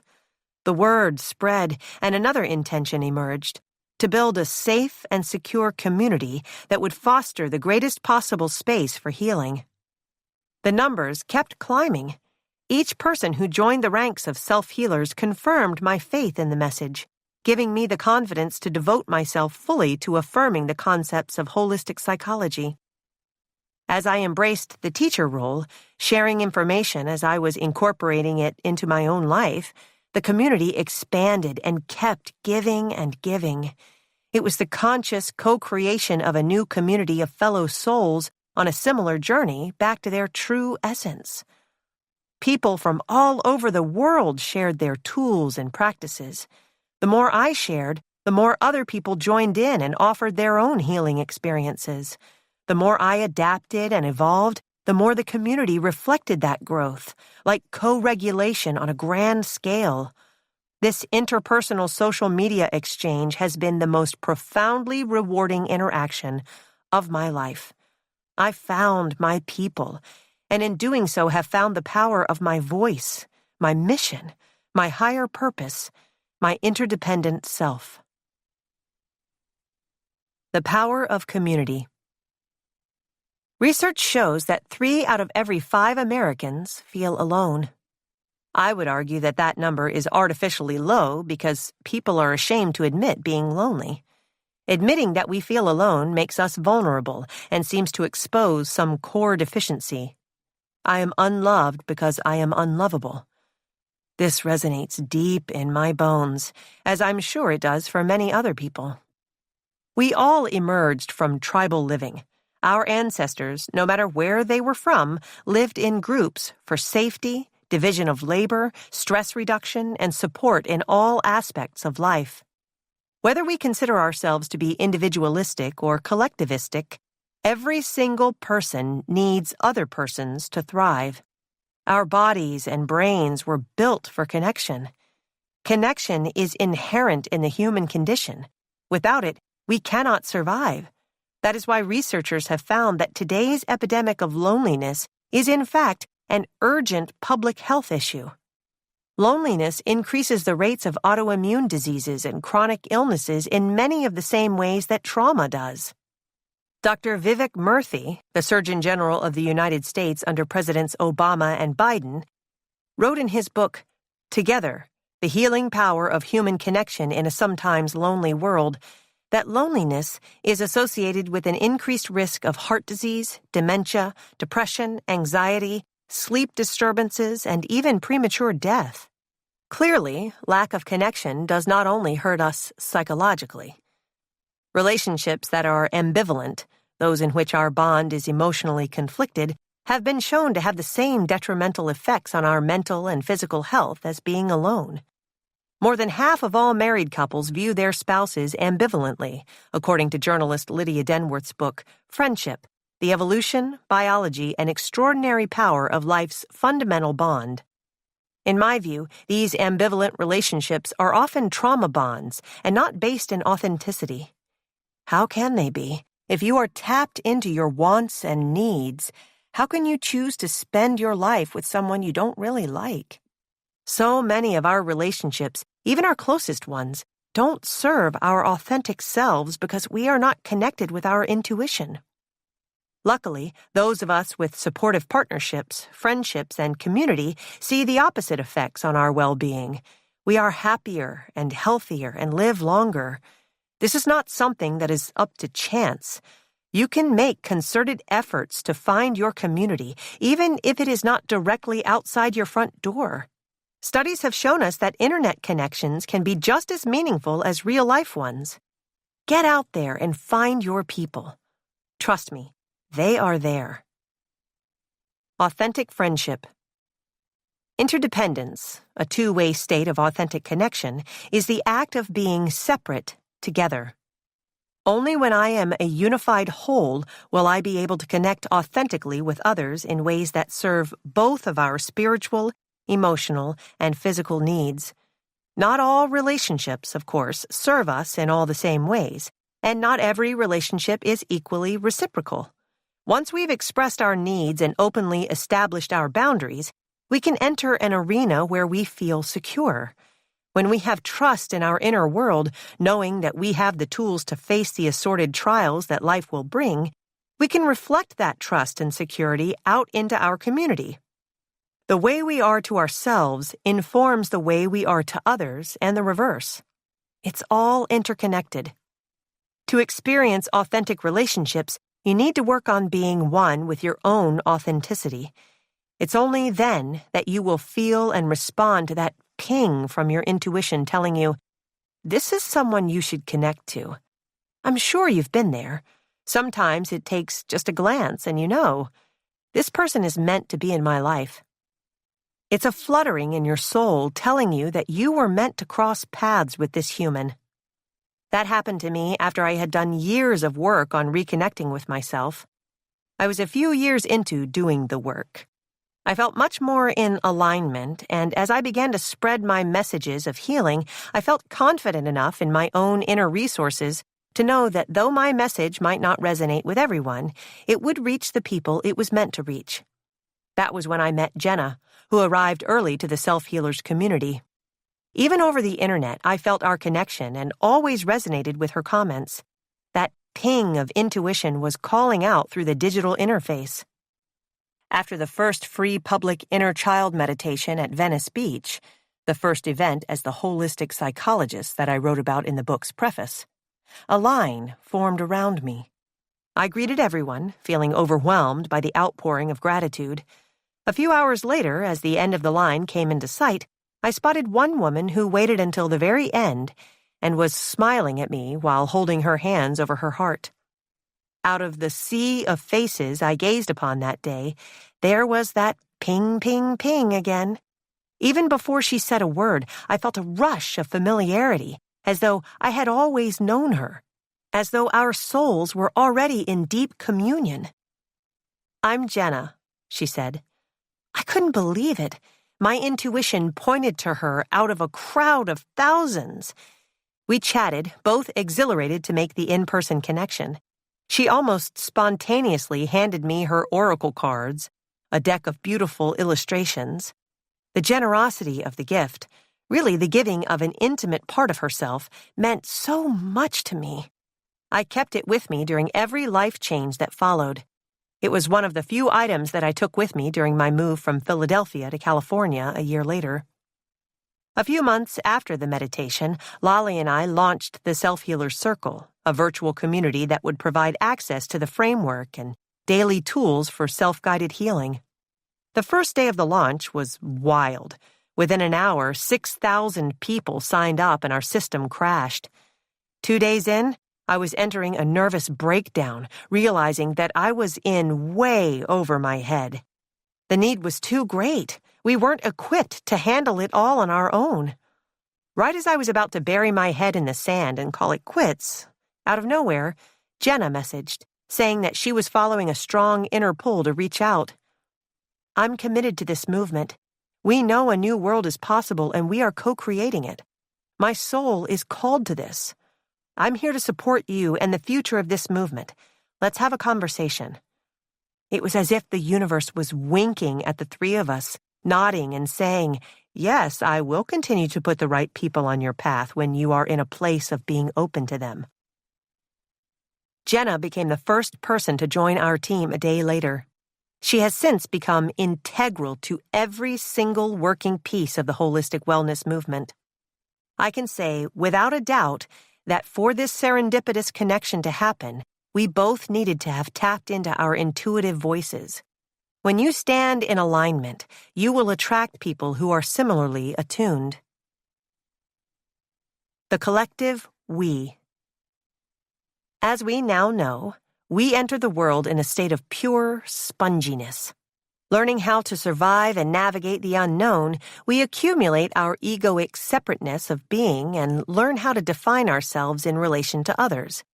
We are this, not that. We like these things, not those things. This separation emerges as a narrative that defines us versus them, the outside versus the inside. For those of us who grew up in codependent families, like me, this comparison narrative, with us safely on the inside and them on the outside, is an especially ingrained part of our core identities. As we heal, we go back to the connection to the authentic self that characterized us in our infancy. Many of us can't even think about returning to that state of vulnerability because our ego is so sensitive, so focused on trying to keep us safe and secure that the story of who we are is bound to the opposition of the other. In this state, we often do not feel safe enough to access the collective we, or the interconnectedness of all humans. The process of peeling back the layers of our psyche, learning about our conditioning, separating from our beliefs, and witnessing our bodily states enables us to appreciate our similarity not only with those we love, but with our communities and the world at large. When we all begin to tap into that collective mentality, we begin to evolve to an altruistic, reciprocal society. Altruism seems opposite to the survival of the fittest evolutionary drive, yet in reality, it has been essential to the endurance of the human species. In tribal days, allowing for the unique expression of each individual enabled the needs of the greater community to be met. Each puzzle piece had a function. When we are part of the collective we, the needs of one are the needs of all. We can participate in this expression of collective unity only when our nervous system is open and receptive to connection. This means we have to be in a calm, balanced state to be able to connect with and care for others. When we're in the happy place of our social engagement mode and in a stable, comfortable environment, our perceived stress levels go down. Our vagus nerve shifts us into our desired resting state, and we are in a prime state of joyful expression, spontaneity, healing, and connection. To achieve a sense of true unity, our bodies must feel fully safe. As we learned in previous chapters, our physiology communicates this level of safety to others through the process of co-regulation. Our internal state is often mirrored by those around us, making our inner worlds contagious. When we feel safe, others feel safe too. The trouble is that the reverse is also true. This is the key reason why it's been impossible for many of us to connect. As the large majority of us are living with a dysregulated nervous system, we find ourselves literally unable to feel safe enough to connect with others. This, in turn, results in our feeling lonelier, sicker, and less able to deal with the stresses of life. Over time, this vicious cycle continues, sending us on a quick descent toward disconnection and illnesses of all kinds. It's the worst kind of catch-22. We are trapped in fight, flight, or freeze responses that make it physiologically impossible to form authentic bonds. This state is reflected back to those around us who can't help but internalize it, contributing to our global epidemic of loneliness and disconnection. This inability to connect with others applies not only to our immediate family units and friendships, but to the greater collective. None of us is alone in our struggle. You aren't just a cog in a wheel. Your internal state shapes those around you, for better or for worse. When we feel safe and secure, we feel comfortable enough to express our internal state, even if it is dysregulated or negative, knowing that we can return to baseline with the help of our community. Those who never fight or disagree are actually locked in a dysregulated system that is artificially hampering their stress. Achieving intimacy requires expressing your authentic self, as shadowy as it can often be, without fear of being misunderstood or facing reproach or retribution. When we are in a safe space of mutual respect, we can express our divergences without fear and still return to homeostasis. This knowledge that we have a core resting state within reach gives us the flexibility to tolerate discomfort. These cycles of experience with moments of dysregulation leading to moments of co-regulation help all of us develop a core belief and trust in these internal resources. It is important to note that sick or dysregulated systems make this return to safety near impossible for many BIPOC because safety and balance was never there in the first place. These individuals continue to find themselves trapped in a system that's been imbalanced from its conception and is now long overdue for the change absolutely necessary to create safe and secure communities for us all. All of us deserve to have the opportunity to develop the elasticity to metabolize the changing stresses of life and return to a safe home. When we foster our supportive connections while engaging consciously with our inner world, everyone benefits. It's the essence of reciprocity. That essence binds all of humanity. There is no us, and there is no them. By breaking down these barriers between us as individuals, we can become receptive to connecting with things that transcend our human comprehension. This may take the form of communing with your chosen God or your ancestors, experiencing the birth of your child, spending time in nature, or getting lost in an art form that particularly moves you. It's an experience of oneness on a grand scale that can also be appreciated in even the smallest moments, inspiring the indescribable and sublime feeling of awe. Researchers have found that this sensation stems from an evolutionary response to uncertainty. It encouraged our ancestors to connect with others as they experienced and tried to make sense of the many mysteries of life. When we experienced an eclipse, for example, our communal awe bound us together in our appreciation of life's beauty and terror, helping us to ultimately feel safer. The only way to open ourselves up to awe is to open our mind's eye to the people and the greater world around us.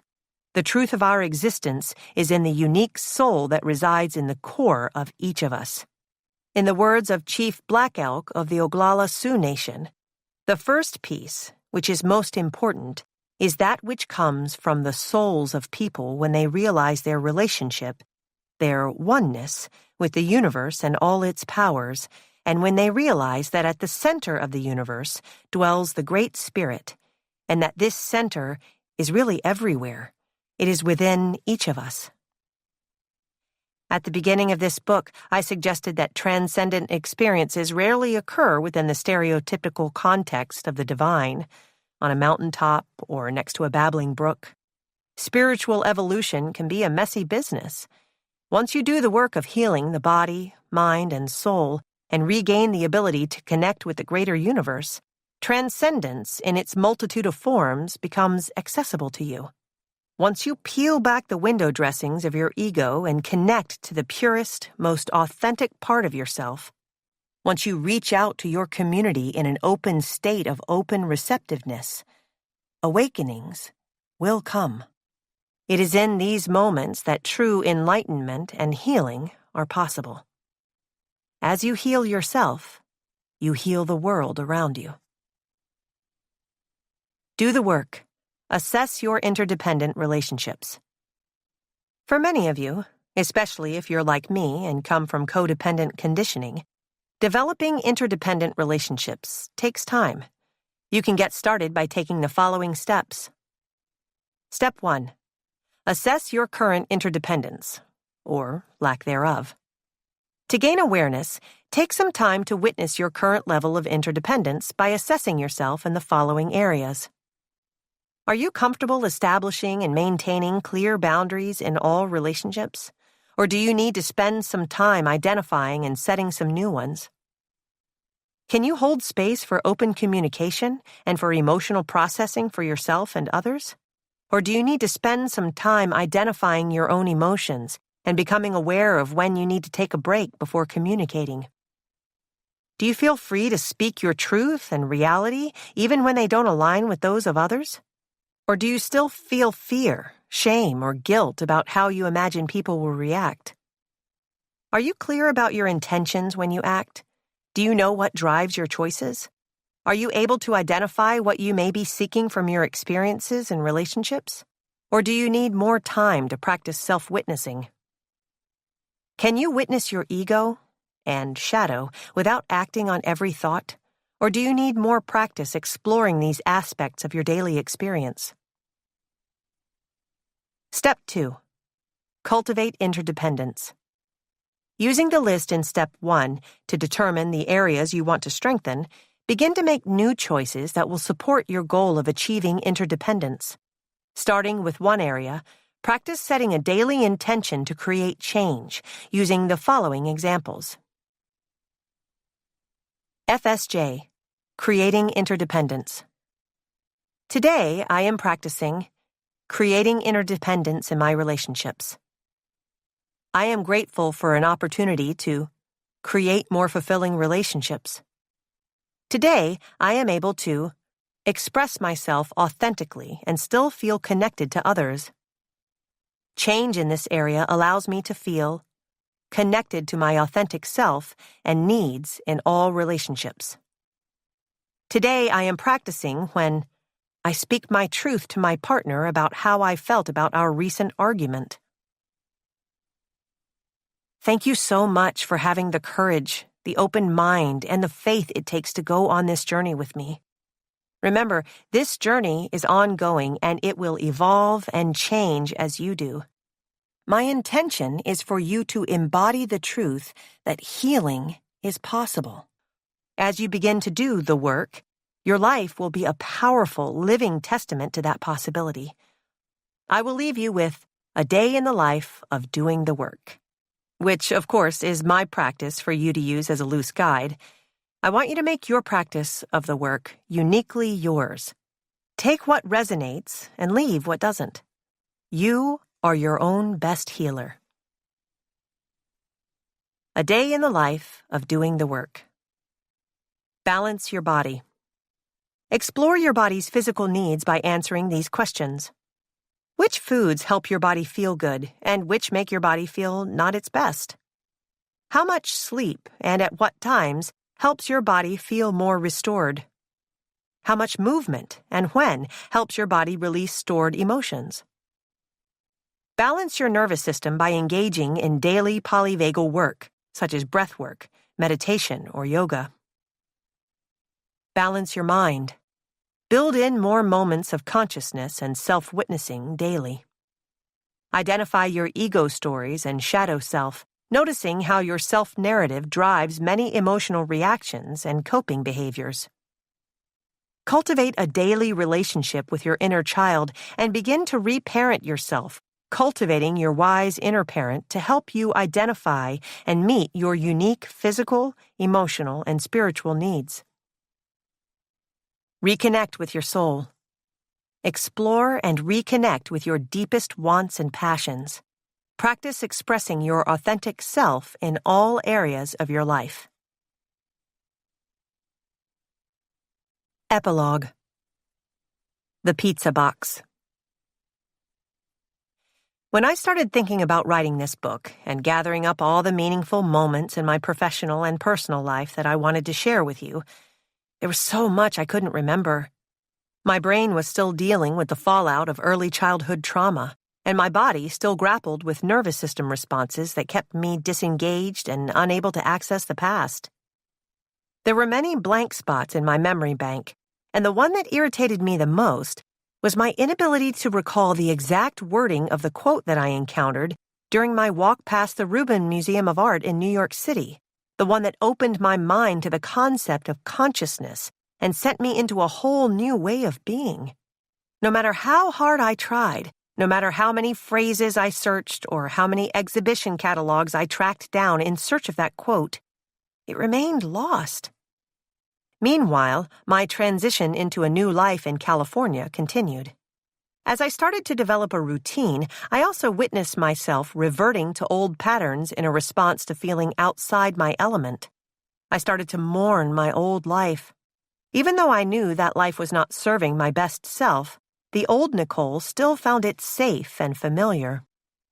At the same time this personal turmoil was occurring, the holistic psychology message was spreading like wildfire around the world, with more than 2 million people following my posts on social media and engaging with the work on levels that my mind just could not grasp. I felt elated, vindicated, really, and also overwhelmed.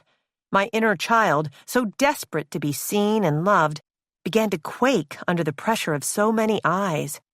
I feared being misunderstood, and when I inevitably was misunderstood, I felt like a failure.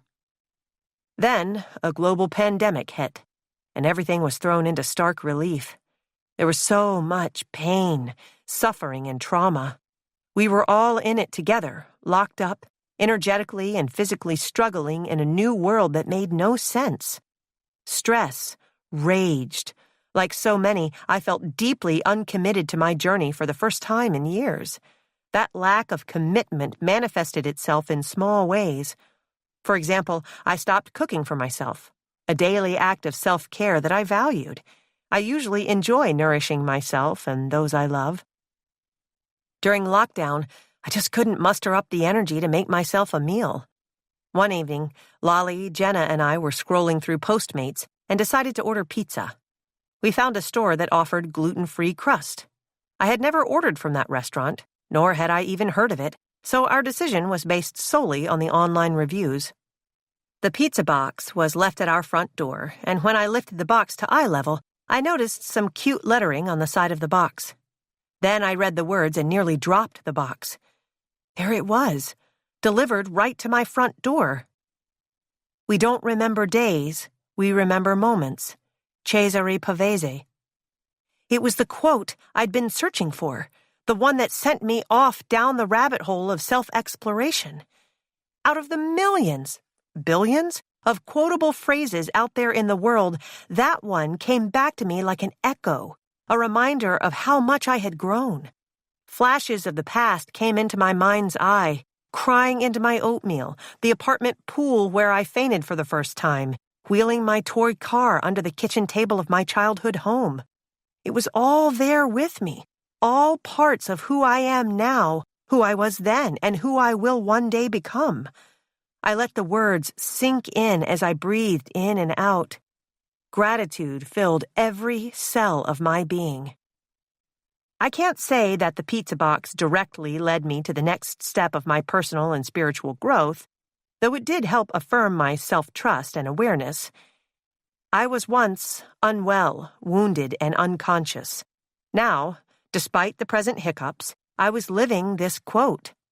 I think it's plausible to say that that pizza box gave me the confidence to make another conscious choice. I decided it was time to reach back out to my family. When I set that hard boundary to cut off contact with them, I had needed to do it to find out who I really was without my family's overwhelming presence. For the first time, I was able to view myself. I saw my strengths, I saw my vulnerabilities, I met my inner child, and I accepted my wounds. I enforced zero communication because I didn't trust myself. I knew that there was a slippery slope back into codependence. Those rigid boundaries helped me to connect to my authentic self, which enabled me to finally be able to connect more honestly with others, and ultimately with all of you.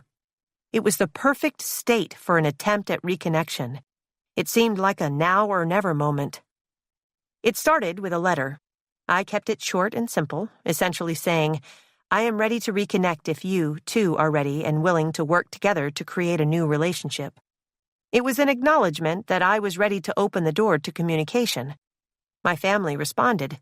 They felt hesitant but willing to engage, letting me know that they, too, took the space as an opportunity to begin their own healing. I don't know what this new relationship will look like. I'm allowing myself the flexibility of choice.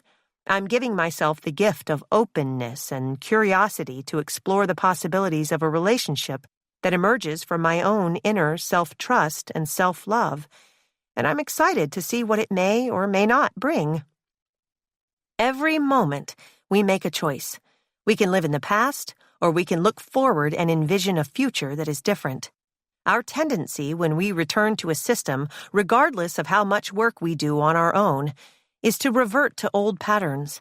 The temptation is to embrace the familiar subconscious conditioning. We can also decide to participate in the opening of an unfamiliar, uncertain door. I know now that if that path is not serving me well, I will know and can turn right around, close the door, and choose a new one to open. As of this writing, we have all changed in our own ways. My sister has started her own self-healing journey, and I have transitioned from attending family therapy to rebuilding our relationships in day-to-day life. The other day, when my dad was away, I called my mom to help relieve the loneliness I knew that she was feeling. I didn't feel an obligation of having to help her feel better. I did it because I wanted to, and it felt good. I am still balancing on the shaky bridge of wanting to support my family, but doing so in a way that works for me.